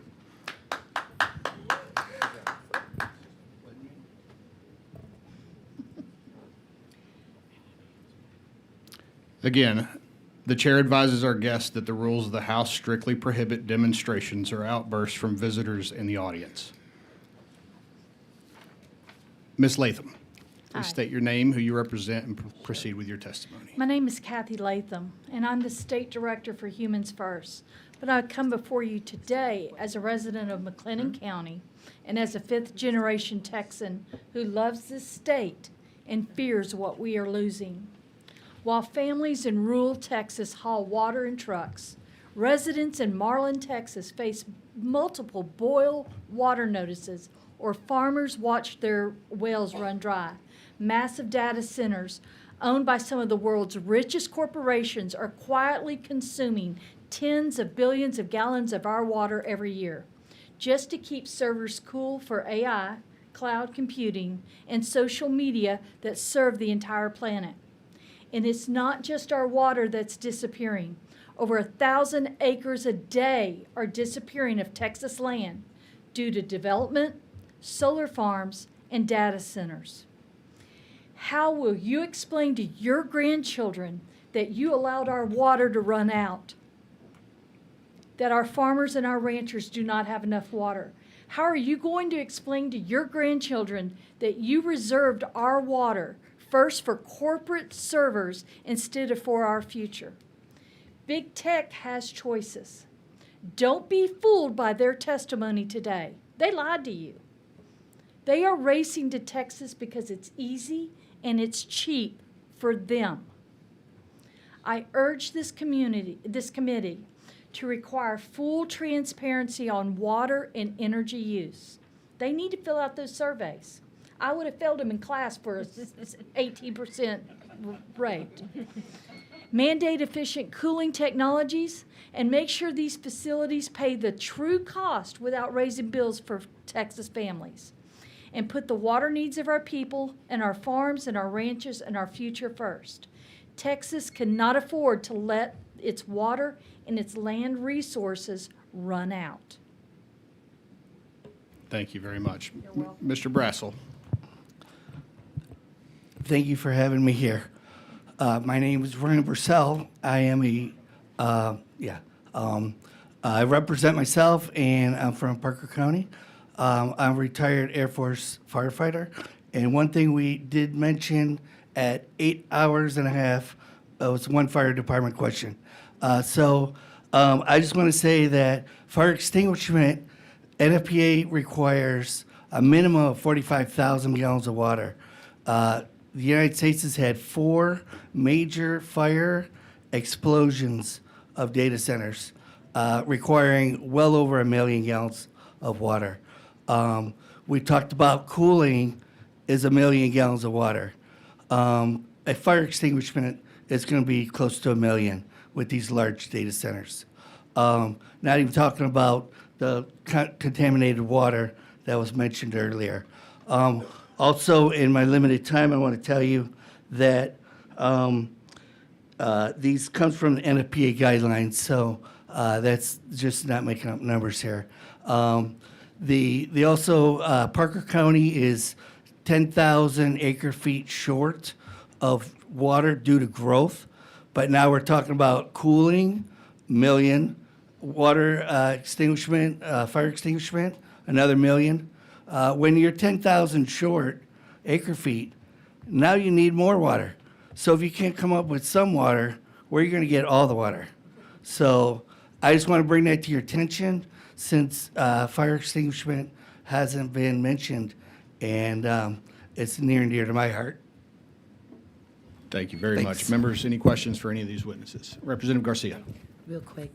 Mr. Brassel, thank you so much for your service, sir. I'm also a proud Air Force veteran, which leads me to something very critical, and thank you so much for mentioning the fire possibilities, because one thing that we have in the military and our Air Force OFIs, AFIs, different things like that, operating instructions, there is literally a map, a flow chart map, something simple that a child can read for every operation we have in the military. Every operation, from every facility to, if you can expand a little bit on that, when we're talking fire mitigation and the water that's being used and the disaster readiness that could go into the data centers. NFPA 1710 is the minimum standard of manpower, and manpower it takes for a small to medium-sized data center, it's going to take 44 personnel. And now with that, you're going to have 4 command people and 39 firefighters. Of course, as most firefighters know, in about 15, 20 minutes, your air bottle's gone. You need another 39 people. So we're talking a lot of manpower, and the AFIs will tell you all about that because we strictly go by NFPA code.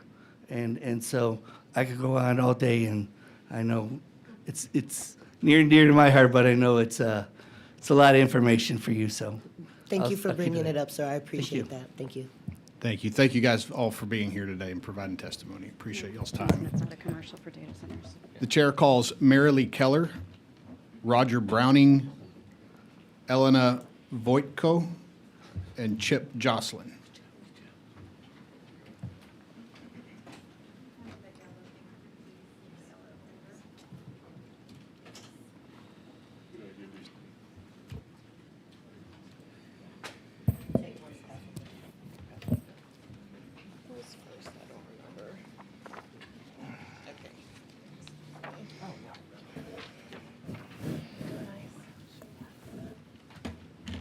All right, Ms. Keller, let's start with you. If you would say your name, who you represent, and you may proceed with your testimony. Yes, my name is Marilee Keller. My husband and I own a legacy ranch in northern Val Verde County that lies in the path of the proposed Howard-solstice transmission line, which is destined to be an energy corridor with large data center connections. I testify today on behalf of myself and on behalf of the Devils River Association, which is one of the largest pristine rivers in the state of Texas with a large watershed. I grew up in rural West Texas during the droughts of the 50s. I remember bathing in less than an inch of water and then having to save that water for my sister to bathe after me. I know what scarce water means. My fellow landowners in the Devils River watershed have many more stories just like this about water scarcity. You have heard how the huge data centers are going to be proliferated across our state. But Texas has no law requiring a data center to obtain overall coordinated state or county approval before it builds, connects to the grid, or draws on Texas water, regardless of size. So the issue is whether Texas has adequate tools to evaluate and manage the cumulative impacts of rapidly expanded data center development on local aquifers, rivers, and municipal water supplies. I'm not going to go through this complete testimony. You've got it in writing. But I would like to point out that the deeper problem is jurisdictional. We need to have changes, and I included a suggestion for a balanced study commission where we would have an 18-member commission that you would establish with 9 community seats and 9 industry, and giving recommendations back on rules and regulations. I urge you to look at the regulatory suggestions and the statute changes that would need to be made, and I would like to commend this committee for its leadership. Thank you very much. Thank you, Ms. Keller. Mr. Browning? Roger Browning. Move the mic in front of you, please, sir. Roger Browning, Hardeman County, Texas. And I had a speech here. I'm using up 1 minute. I'm not going to read it because I had to change gears. I sat here and watched on TV. I heard Lancium come in here and talk to you about his product and what he was going to do with it, which is a bold-faced lie. And I live in the county there, and the city water is a thing. They're wanting to improve that and take some desalination plants, put them on wells out there, and provide city water. Well, that's all well and good, but it's over the Blaine Aquifer. I share that. I have a Blaine Aquifer on the left side of my property, and on the right I have a Seymour. And the Blaine Aquifer, he said it wasn't being utilized. It's been utilized since 1950. And it's been irrigating 4 different crops, cotton, I won't go through it, barley, all. Anyway, keeping everything going. And every time a well is used, well, as farmers, we know, we can see when we're operating pivots, the well will go down. And we've been protecting that for a lot of years. We don't run them things 24 hours a day. We run a 12-inch casing, maybe just every once in a while as we need it. And they're pulling these stats off of wells that are going to be performance load. And that aquifer can't handle it. It's got 47,000 foot-acre replenish rate on it, on natural rainfall. It's a pothole aquifer. That's 1.5 million gallons per year. They're asking for more than that. They can't take that water out without making the ranchers and farmers out there deplete their resources as far as irrigating their property. Now, I just had a meeting with Lancium out there, and I told him everything I'm telling you to his face. And it rattled him. I'm going to let y'all read my other speech on Facebook because it's going out today. And it's not going to be very pleasurable because I'm asking for a special session from the governor and tell him I'm firing him. I voted him in. I'm conservative, but I don't have any use for that.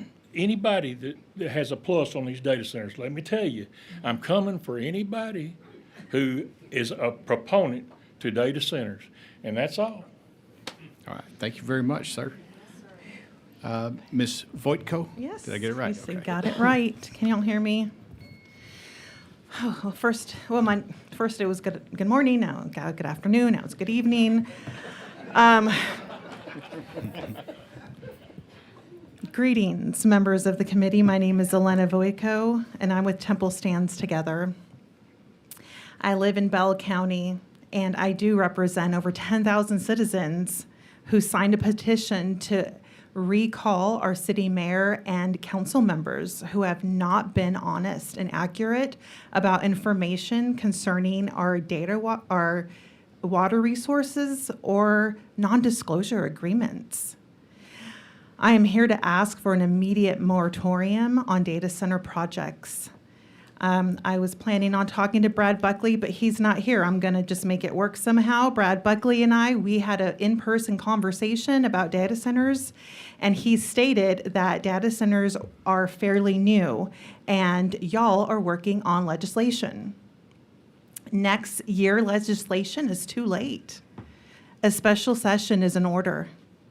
Massive transmission line projects are also fairly new, and Brad Buckley on Facebook, along with 42 other legislators, helped support a delay on one massive power line project. Today, I implore all of you to work alongside other legislators to support a moratorium on data center projects. Data centers carry significant impacts on our health, our land, and overall our sustainability concerning water. We have pleaded with our city government, our county commissioners, and our state representatives with no help whatsoever. We, the people, feel low on the totem pole, overlooked. I think that statement resonates with millions of Texans. Decisions on this scale deserve careful evaluation and public input before development. Please use your influence and authority like you did with the power lines and support an immediate moratorium for data center projects. Thank you. Thank you very much. Mr. Jocelyn. Yes, sir. I took your advice. I marked off all the things you said if to not be redundant.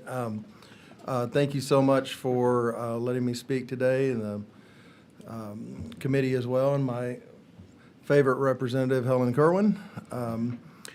In the blink of an eye, I'm county commissioner for Somerville County, and we in our neighboring counties have been inundated and invaded by data centers and the power plants, and as we've talked about several times today, that a lot of people don't focus on how much water they use. They're the water hogs. There's no answer for them, and we're the second smallest county geographically in the state of Texas, and we're a bedroom community, and we're depend on tourism. And we have the Comanche Peak Nuclear Power Plant, and we're not afraid of clean energy at all. We love nuclear.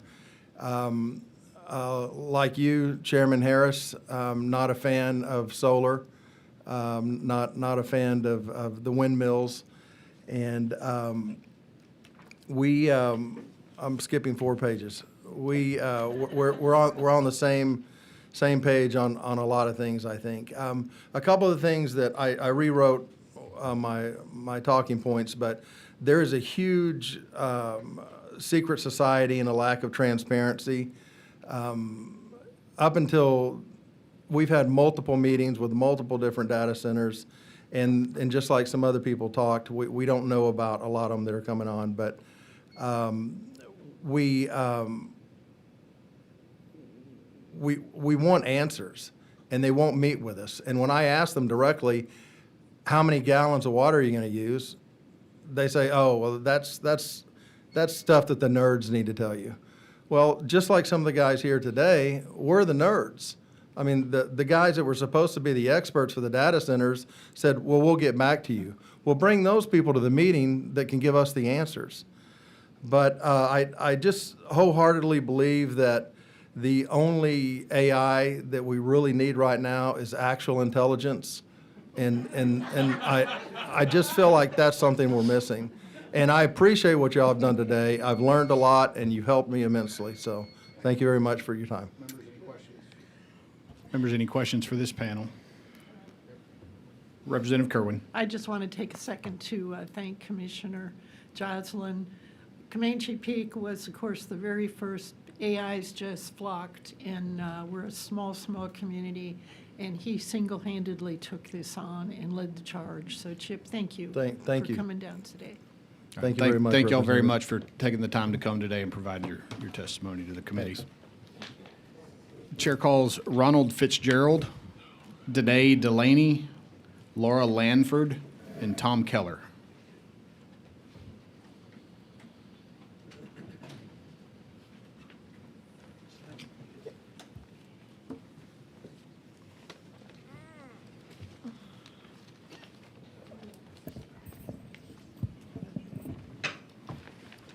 All right, Mr. Fitzgerald, we'll start with you. If you'll state your name, who you represent, and you can proceed with your testimony. My name is Ronald Fitzgerald. I'm a County Commissioner of Jack County, Precinct 2. And Honorable Chairman and members of the committee, I want to thank you for the opportunity to speak today. My name is Ronald Fitzgerald, and I'm Commissioner of Precinct 2 in Jack County. I speak today as a county commissioner and a landowner and a multi-generational rancher who lives in and represents an area without adequate groundwater. We do not have a large aquifer in Jack County, and we are not in a water conservation district. I have constituents who cannot run a load of water and flush their toilets at the same time. Access to water is something that the people in my precinct think about daily. We have to. My precinct is currently the site for significant data center interest. We are not new to residential, commercial, or industrial progress in our area. Data centers are different in their significant use of water and natural resources. As I understand it, one of the data centers interested in my precinct would use 220,000 gallons of water a day. I've repeatedly heard that we must embrace progress, but I've not heard what we are supposed to do when our finite resources like water are completely depleted. I pulled 10 well reports which are available from the State of Texas Department of Licensing regulations. These reports show that water output in the wells in my area, in my precinct that are being considered for data centers, these wells produce 5 to 10 gallons per minute, barely enough to run a house. What happens to these wells if data centers go in next door and use water at a scale unparalleled to individual usage?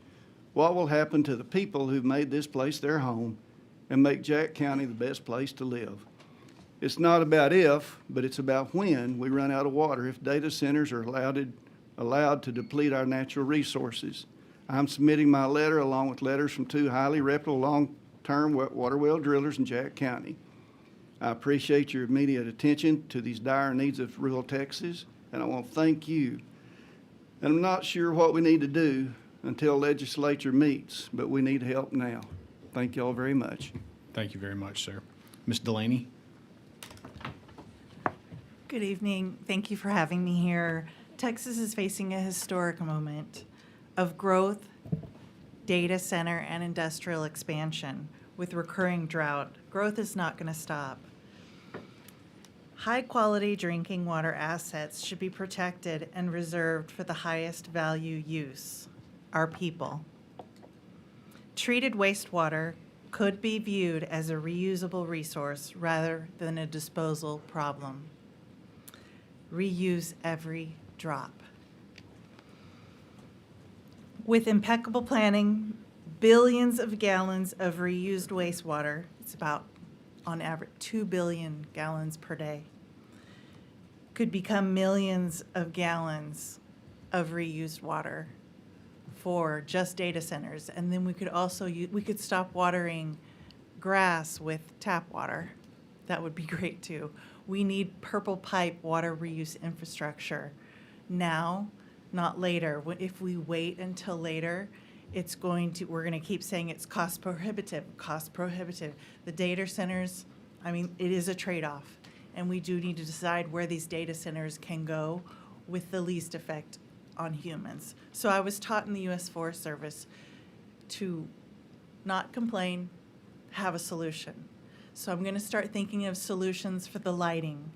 I'm going to start thinking of solutions for the vibration and the hum and the sounds that come from data centers. So I'm going to be working on this on my own, and I just want to be a help and do something positive for the state of Texas.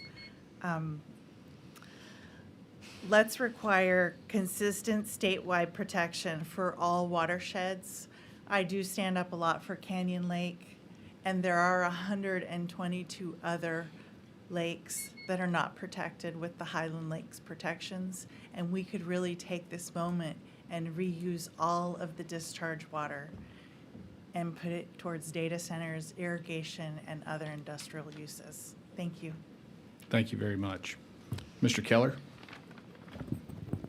Oh, real quick. I think, Ms. Lanford, at the very beginning, you didn't state your name and who you represent. If you will do that for the record real quick. I'm Danae Delaney from Comal County. Representing yourself? Yes. Thank you. Yes. Mr. Keller? I'm hoarse. My name's Tom Keller, and you just heard from my wife. We own a Legacy, West Texas ranch. I'm testifying for myself and the Devils River Association, where I'm chair of the Water Committee. I'm one of the weird ones in this room. I have a PhD in computer science from UT Austin and decades of experience in commercial and scientific computer, power, and cooling efficiency. Most recently, I ran research and development programs in IBM for almost a decade in data center power, cooling, and cloud computer systems, including the design of IBM's cloud computing solution. Before I retired, I was constantly in the guts of the then largest commercial and weapons research data centers in the world, improving their power efficiencies, designing novel cooling technologies, and helping design massive scale-out cloud systems. These are all now dwarfed by the hyperscale AI data centers that we've heard about in this room. I'm a member of other organizations, conservancy groups, and I'll just note that I was on the Meadows Foundation report on the state of the Devils River as part of the groundwater committee, where I helped with the hydrological modeling. So I'm here just to limit my talk very briefly about water usage by the hyperscale AI data centers. I'm out of time. Okay, keep going. So it's refreshing for me to hear the level of knowledge of this committee. I was going to talk about how Watts-in have to be cooled by more electric power and the trade-offs and all that. You guys know that. So I'm not going to waste your time on that. I just want to talk about one thing that I haven't heard mentioned in this room, and that's about the AI bubble that's going to burst. There's a solution that's been talked about that is not a solution, and that's the closed water contained, zero water consuming AI hyperscale data centers. Yeah, they exist. Yes. Of course, they're going to consume water if they're getting power off the grid. And there's numbers out there, and there's some numbers in my report I won't go into. But they still have to be cooled. And my argument is that these hyperscale AI data centers are not sustainable economically because the companies that are building them, not the Amazon AWS folks, but the OpenAI folks, Musk's XAI folks. Mr. Mr. Keller, unfortunately, time is up, but I would Okay. like to hear more of that. If you would come, give me your information to my office, I'd love to hear more. about I'd what love you the have. opportunity. Thank you, sir. Thank you, Mr. Keller.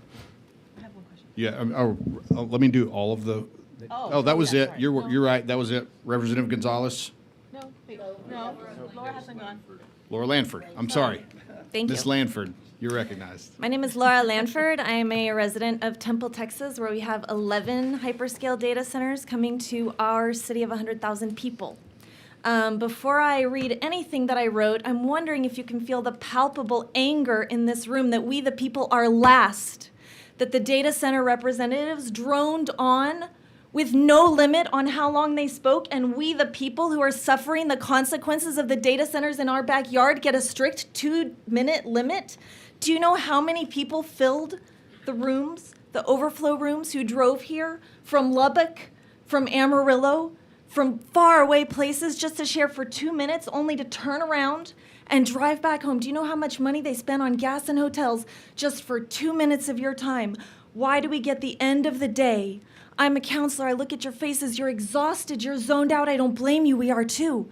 Why did they get the first fruits? Thank you. What I wrote was, fellow Texans, is there a single Texan who is unaware of our dire straits regarding water? Every day for the past 5 years, long before I heard of data centers, I have caught my dishwater in a tub and carried it outside to water my yard. My elderly parents collect rainwater. We do this because severe drought is the norm in Texas, not the exception. A few years ago, I looked out my window and saw smoke billowing from an uncontrolled wildfire just a few miles away. This is not news. We all share the same testimony here. We do not have a single drop for data centers. I lived, sorry, I'm shaking, I gotta scroll up. I lived in a communist country for 15 years. Fear for national security is a smokescreen for governmental control. I have seen this happen. Understand for a fact that data centers will be used to control American citizens, which will make us no different from China. The data center representatives made some big water positivity and transparency promises. Should we listen to their promises or their track record? Perhaps we should ask the residents of Fayetteville, Georgia, how pleased they are with their glorious closed-loop system. At a recent City of Temple Council meeting, I heard a Rowan spokesperson acknowledge that Rowan has never completed a fully operational closed-loop hyperscale data center, ever. Their talk about closed-loop systems is hypothetical. This means that Temple, Texas is their guinea pig. We are their guinea pig with not 1, but 7 data centers, not to mention the other 4 by other companies. By experimenting with our water, we are also experimenting with wildfire. The mass number of hyperscale data centers being built in Texas at a breakneck speed is an emergency. It's time to call it what it is and halt all data centers immediately in their tracks. Do not wait another day, and do not wait another legislative session. Thank you very much. Thank you, Ms. Lanford. Representative Gonzalez. Thank you, Chairman. First, for Commissioner Fitzgerald, you talked about it was hard for you to get information from the data center that they're building in your county. Is that accurate? I got most of my data, my information sitting on the front porch, talking to the people in the area. Or from the widow woman down the road that says, "Hon, I'm having to move. If my husband was alive, he would fight this, but I can't." But when they offer $62,000 an acre for their land, it doesn't matter if it's 10 acres or 1,000 acres, they can't turn that down, and I understand. So, no, most of my information, my local judge, my judge shared what he knew, but most of my research has come from the sitting on the front porch talking to people.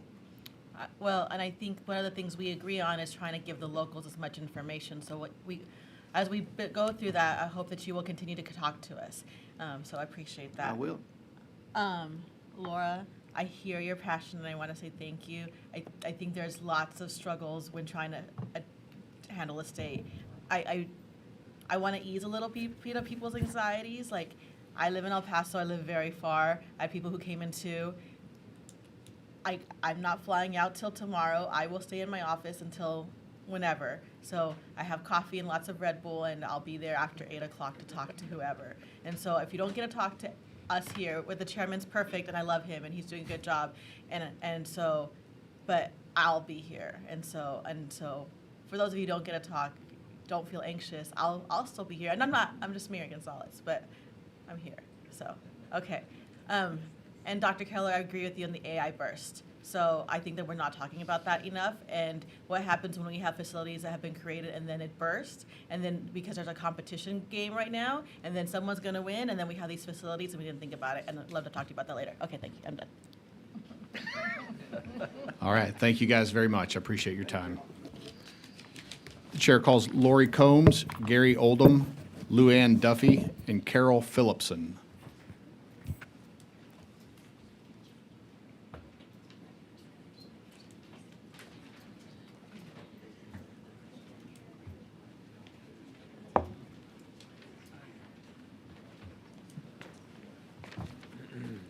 Lori Combs, Gary Oldham, Luann Duffy, and Carol Phillipson.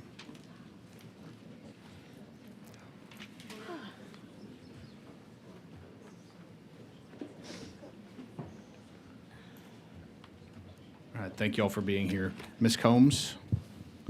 All right, we'll start with you. If you would state your name, who you represent, and then you may proceed. Hello, I'm Lori Combs. I'm from Vernon, Texas. I'm representing Wilbarger County. You can pull that mic over towards you. I thought I was loud enough. Okay, in Wilbarger County, we are one county out of 25 that are over the Seymour Aquifer. This aquifer is used 90% by agriculture. We are on a restriction now due to high lead, nitrates levels in our drinking water. There's no restrictions on farmers even during drought times, and that's all the time. This Google Center that was just snuck in by our county judge and commissioners that with the NDA and 100% abatement, we didn't know until just a few months. Pull it a little bit closer. You still can't hear me? They can't I'm hear you usually in the loud. back. Okay. Our city is now on the hooks for selling potable water at 194,000 gallons a day for a closed-loop system. In their contract, there is a design plan for 18 injection wells for their discharge system. Who's to say what, how bad, how will it affect our environment and or downstream? Next, we'll be sending water to the 5,000 to 6,000 man camp, plus a water treatment plant that we're going to have to build for them, I guess. Not to mention the influx of RVs, rent houses, and workers for nearby AI centers. This will more than double our now population of 10,000 people. Where will water come from after we deplete our aquifers? Our lakes, rivers, streams, and wells are already drying up. Rainfall and droughts are and have been a big problem for years. Oh, and plus, now our taxes have rose 20% to 1,500% in our Wilbarger County. I'm a mother, I'm a grandmother, and a small-time farmer. I'd love to have the water for them to continue growing their own food. We are being attacked from every avenue of our resources. These monstrosities that we don't want are springing up too fast. There must be a ban or a moratorium. Absolutely no need for one or more every 30 miles. I beg you, please put a ban on these, at least until we can get a third-party study on the effects of our water, our environment, and let's not ruin our world for our children and our grandchildren and our animals. Thank you. Thank you, Ms. Combs. Mr. Oldham? My name is Gary Oldham. I'm a 20-year resident of Round Rock, and I represent thousands of fellow residents as co-founder of the citizen advocacy group Protect Round Rock. In our city of 142,000 people, we have 9 data centers either operational, under active construction, or approved. And I'm changing what I'd planned on talking about from early this morning. I'm also a member of the International Association of Fire Chiefs, the National Fire Protection Association, and I spent a career as a firefighter and chief officer. Just this week, Texas A&M and 2 other reputable universities have released a major study on the immense fire risk presented by data centers. And one of the things we need to use to combat fires is water. In Round Rock alone, we've already had one major fire at the Saby Data Center in 2024. It was a greater alarm fire, caused multiple millions of dollars of damage. Well over 40 of our firefighters were exposed to carcinogens and other toxins. Carcinogen-laden smoke and other toxins went into the immediately adjacent neighborhood. Water used to suppress that fire, also carrying those carcinogens and other toxins, entered a tributary to Bresci Creek, source of drinking water. This fire took 14 pieces of fire apparatus and 44 firefighters 5 hours to contain. How many of our rural Texas volunteer fire departments can deal with that? Rural areas don't have a water supply. You can't hook up to a hydrant and have virtually unlimited supplies of water. They're going to shuttle that in with water tenders. They carry maybe 3,000 gallons of water. You heard earlier they can take 1 million gallons of water to suppress a data center fire. That's a lot of trips for 3,000 gallon water tenders. This is an immense problem we haven't addressed. You heard today about the horrible, pathetic response on surveys about water usage. Without good data, you cannot make good decisions, and the only responsible thing to do is a ban, or at the very least a moratorium until you get sufficient data to make good decisions. And I'll close with, you cannot have national security without water security. Thank you. Thank you, Mr. Oldham. Ms. Duffy, Yes, sir. and pull that mic in front of you, please, ma'am. My name is Luann Duffy. I'm from Vernon, Texas, which is Wilbarger County. I'm a retired forensic social worker, so I am very familiar with very serious talks. Here today, though, I lightened up what I did have to say in hopes of making it more digestible. The first thing I was going to let y'all know is I almost wore my COVID-19 vaccine shirt, which says, "Whoa, Nellie, where's the research? Where's the data?" Because we don't have it, and we need it. We don't know who we're going to hurt with these things. We don't know what we're going to destroy with these things. It's kind of sad. I come from a farming family, too, you know, and the reality is no water, no grass, no cattle, no people. And, you know, and the list goes on. Our water in Wilbarger County is in a drought stage presently. It is currently experiencing drought conditions with about 70.3% of the county affected. And this aligns almost perfectly with the whole state of Texas. 70% of Texas is affected by drought conditions.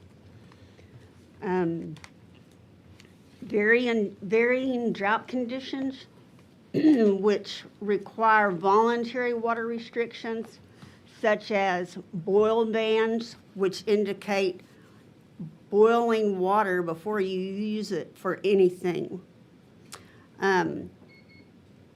That does not make it safe to drink. A letter came in our water bill recently that said, "Do not drink the water, only drink bottled water." But they're not providing any bottled water for us to drink. I'm a single mother, and I'm just going to end with this. That affects my financial situation in my home. We are calling for a ban on all data centers until we get some reliable research and data that can give us the information we need. Thank you. Thank you very much. Ms. Phillipson? Hello, my name is Carol Phillipson. I live in Austin, and I'm very concerned about data centers, as everybody is.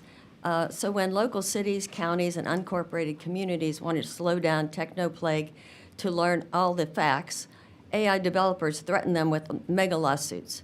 As a property owner in Hays County, I was devastated when the Hays County Commissioners tabled a proposal to pause approvals on water-intensive large-scale development for fear of being sued. Governor Abbott's few requirements are not enough. We must make more restrictions and time to study the existing center's effects to humans, wildlife, and our environment. They may drain Texas' natural resources, not to mention generate harmful air, noise, and light pollution, plus create a great heat island. I changed it lots of times, so it's hard to read this. I'm sorry. Natural gas plants are roughly, additionally, as we've heard, AI developers do not report their secondary use of water from power needed from electricity or gas. From the Environmental and Energy Study Institute, natural gas plants use roughly 2,800 gallons per megawatt hour. A 250 megawatt facility running continuously draws about 2.19 million megawatt hours annually. If powered by natural gas, this adds approximately 6.1 billion gallons of indirect water consumption per year for the power plant. This indirect use is critical factor into planning, since it draws from the same regional water sources, sometimes multiple resources, like the region that El Paso. The aquifer that they're building in El Paso is affecting 66 districts. The AI Center is affecting 66 districts, and you probably already know that. So with all the challenges that we face today, I would think you would agree that there needs to be a pause on more expansion before we get all the facts. Thank you. Thank you very much. Members, any questions? All right, thank you all so much for being here today. Thank you. The chair calls Leanne Sewell, Vernon Finger, Margie Frazier, and Cheryl Gilpin.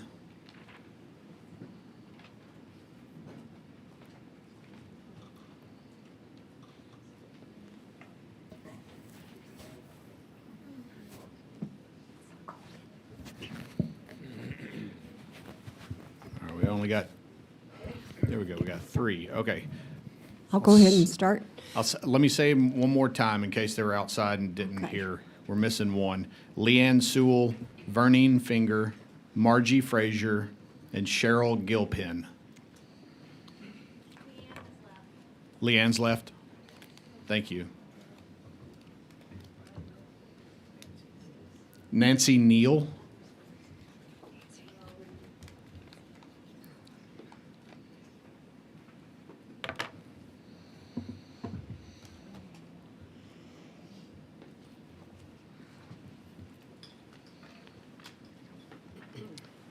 Okay, Ms. Finger, Hi. go ahead.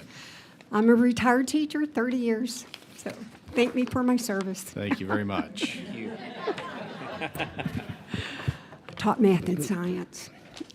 I had a number of questions I wanted to ask you guys, but a lot of them have been answered. From what I can tell, you've all visited a data center. Is that correct? No. You've all been to a data center, so you've seen it firsthand. The surveys that they were talking about earlier today, I don't know why we can't make that mandatory, that those surveys be answered and that just be required to be completed. And also the testing that they were talking about. If the data centers are testing for themselves, I'm not sure how reliable those tests are going to be. I think you should have an outside source come in unannounced and test water that they are expelling. So that's just my opinion. I mean, we have people come in outside and test our students. You know, sometimes it's not always just the teachers testing them. So why not have outside sources, reliable sources, that would test all this stuff we're talking about with chemicals and so forth. If you have the authority, it'd be really nice to do some research on health concerns that have increased in areas where data centers already exist. We're talking about doing moratoriums and stuff. We've got enough people out there that live next to these data centers that are experiencing health problems. And we've seen where lakes have dried up and water has been polluted and stuff. So why can't we just use those sources that we already have and just put a halt? And if we're gonna run out of water, I don't know about y'all, but I'm old enough to remember those outhouses. That's all. Thank you, Ms. Finger. Would you, for me real quick, state your name and who you represent for the record? I apologize. That's okay. Vernon Finger. I represent myself and everybody else that's concerned. Okay. Ms. Frazier? Yes, I'm Margie Frazier. Ms. Frazier, if you'll pull that microphone over in front of you so everybody can hear. Okay. Don't stick it too far. I'm Margie Frazier. I represent myself. I'm from Temple, Texas. I also represent my daughter, Christina Young, because this she wrote up. And she wrote, "Good evening, Cody Harris."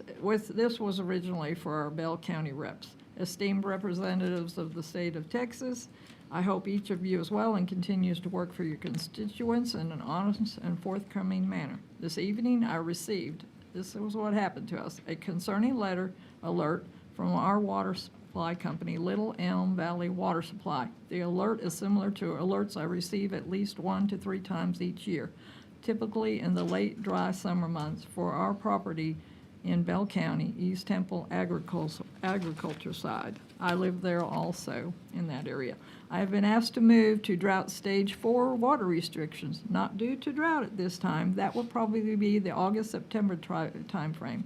It doesn't remove the concern I have and brought up at the June 1st Commissioners' Workshop regarding the use of water for agriculture and sharing resources with local industry and, more importantly, data centers that are not held to restrictions taxpaying citizens are. When I pull up our water company's drought contingency plan, there isn't even a stage 4. That in itself indicates how dire the current water level emergency is. Have all citizens and businesses been asked to conserve at this contingency level or just the hard-working taxpayers? Why am I concerned that my agriculture-based community was asked to move to stage 4 drought restrictions this evening? We are not allowed to use our water beyond absolute necessity. I still have dirty dishes to wash. That must wait. My sheets and the covers on my bed need washing. That must wait. I need a shower. That too shall wait. More concerning in agriculture, we are not allowed to provide water to our livestock or other outdoor animals. That is okay at this time due to the high volume of precipitation Friday night. In fact, the fast-moving waters are what caused the issue now with water restrictions. And if y'all know about the Leon River, the log that went through it, that's why we were put on water restrictions. All of Bell County was, but a lot of people just didn't seem to know it. I do have one other item, as Black Swan destroys the data center narrative. That is a company that has already said in 3 to 5 years, data centers of huge capacity, AI ones that are not needed, we will be having data centers the size of the palm of our cell phone now. So you need to look up. Black Swan destroys the data center narrative. Please do that. For all of your constituents, please look that up because you will be surprised at what these people are going to sell you in 5 years. They're going to be just like the malls. Okay? Thank you, Ms. Frazier. You're welcome. I had a whole lot more, as you can see. I know. You're welcome. You're welcome to leave a copy with us, and we'll distribute it to the whole. Copies. Okay. Thank you. Thank you. They will go around. They just start with. All right, Ms. Gilpin. I'm Good to Cheryl see you Gilpin. again. Yeah. Good to see you. I appreciate all your committee is doing. It seems to me that Texans are united more than anything. If there was any talk about dividing us up, I don't see that happening. Whether you're red, whether your county's red or blue or has a groundwater district or doesn't have groundwater district, whether you like rule of capture or not, we have all agreed that the most important thing is water. And the energy is important too, but without the water, we can't do the energy either. I want to present myself and my husband and my son as resources because we all have spent our lives working in water resources in Texas. I have a master's degree in geoscience from A&M, and I served as a former aquifer director for Comal County. My husband worked for 20 years and retired as assistant director of a research center at Texas State on aquifer research center.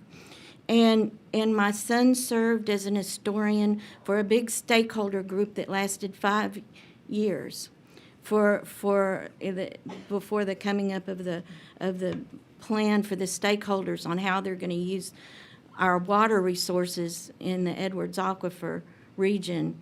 And And so many things have happened for decades now, nearly over a century now, that there's a lot of history. This is not happening in a void. I'm not surprised at all that these predatory, extreme investors in water profiteering are buying up so much land and doing these projects like these AI data centers, and they're just the tip of the iceberg.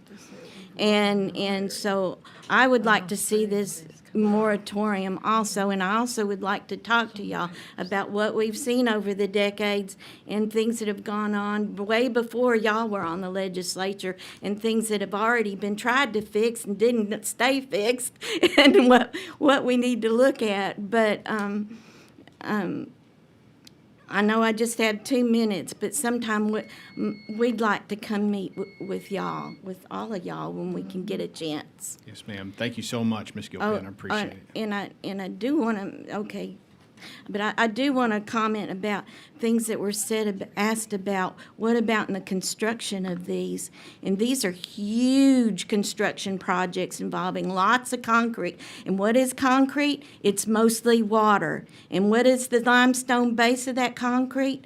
Just like with the Interstate Highway Department's projects in the 50s, it's the Edwards Aquifer. So we're digging up our aquifer and we're draining our aquifers. And yeah, if we don't do a moratorium, there's all this talk about do the moratorium, do the slowdown, whether it's a halting or a moratorium or whoa the horses. We have got to, because Yes, ma'am. Your time's up now. okay. Thank you. Thank you so much. Ms. Neal. Hello. Thank you for having us at this meeting. My name is Nancy Neal, and I want to talk to you about my family farm, which is in Abbott. It is in Hill County, and there is a data center that is being planned right next to our property, our Blackland farm, that we have farmed for 100 years. And right now, we do have a water problem, and it takes an hour for us to fill a washing machine so that we can wash our clothes. And there is a second data center that is planned across the road from us. There is a solar farm not far away, and that solar farm has caught fire 3 times. And the lady who manages the volunteer fire department in Abbott has said that they have asked those companies to be reimbursed for putting out the fires, and they have heard nothing. There is no reimbursement for them. And that is a huge issue, because we need our volunteer fire department. And if they continue to have fires, and if there is a fire at the data center, when maybe it won't be, but that would be devastating. It would be devastating for our farm. It would be devastating for the city, because we are a mile from town, which is also a little over a mile from the school. So I'm begging, please help us, and let's do something and have a moratorium, and let's really take a look at this and the water use and the farmland. Thank you. Thank you, Ms. Neal. Members, any questions for this panel? All right. Thank you all very much for being here. Appreciate your time. Get to say enough, that's for sure. The chair calls Jeremiah Sewell, Julie Waters, Tori DeBecca, and Rachel Haynes. Mr. Sewell has left. Mr. Sewell has left. Thank you. Mary Jo Bloomquist.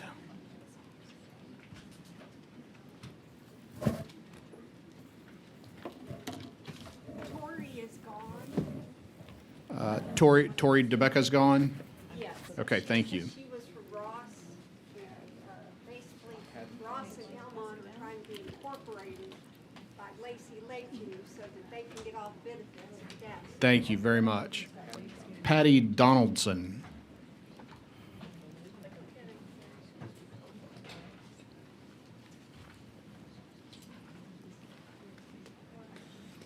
I will not be taking a picture of you.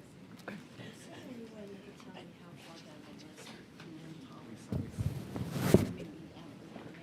don't think it matters.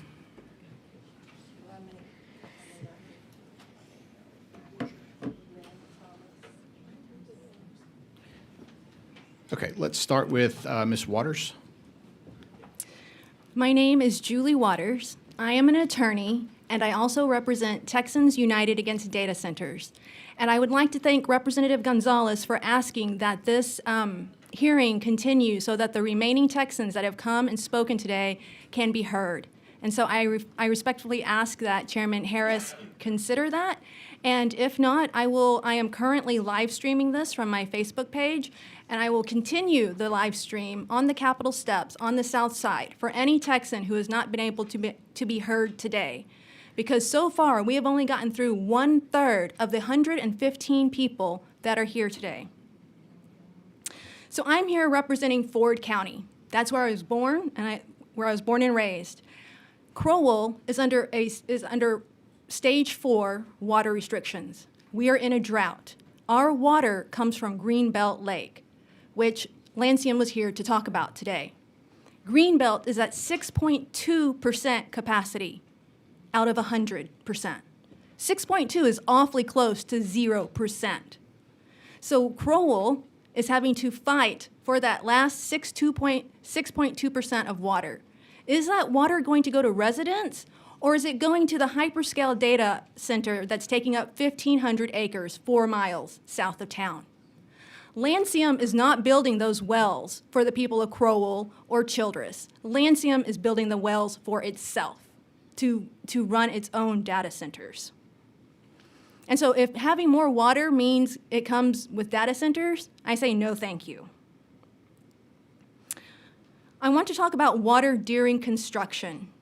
Right now at Frontier, the data center that's being built in Abilene, they require 2.5 million gallons of water per month, as reported to me by an employee that works there. Project Matador in Amarillo by Fermi, they have requested and been approved for 2.5 million gallons per day. Per day. You must take into consideration how much water is going to be used during construction. And these are for closed loop, these are for hybrid centers. That's great, that's all well and great. But what about the water that is going to be used to build 500 data centers in Texas?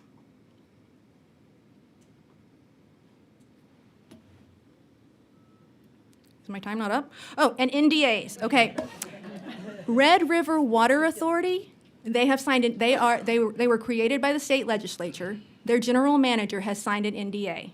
I did a FOIA request, I have that NDA. Government employees and elected officials cannot be signing NDAs when it comes to our water. Thank you. Thank you very much, Ms. Waters. Ms. Haynes. Yes, good evening, Chairman Harris and members of this committee. I'm Rachel Haynes. I'm the policy director at the Greater Edwards Aquifer Alliance in San Antonio. We represent 59 member groups with thousands of members across the 21-county Hill Country and South Central Texas region. First, I want to say thank you to the members of this committee for focusing so heavily on water last year, this year, and going into the session, and thank you for your leadership on that, Chairman.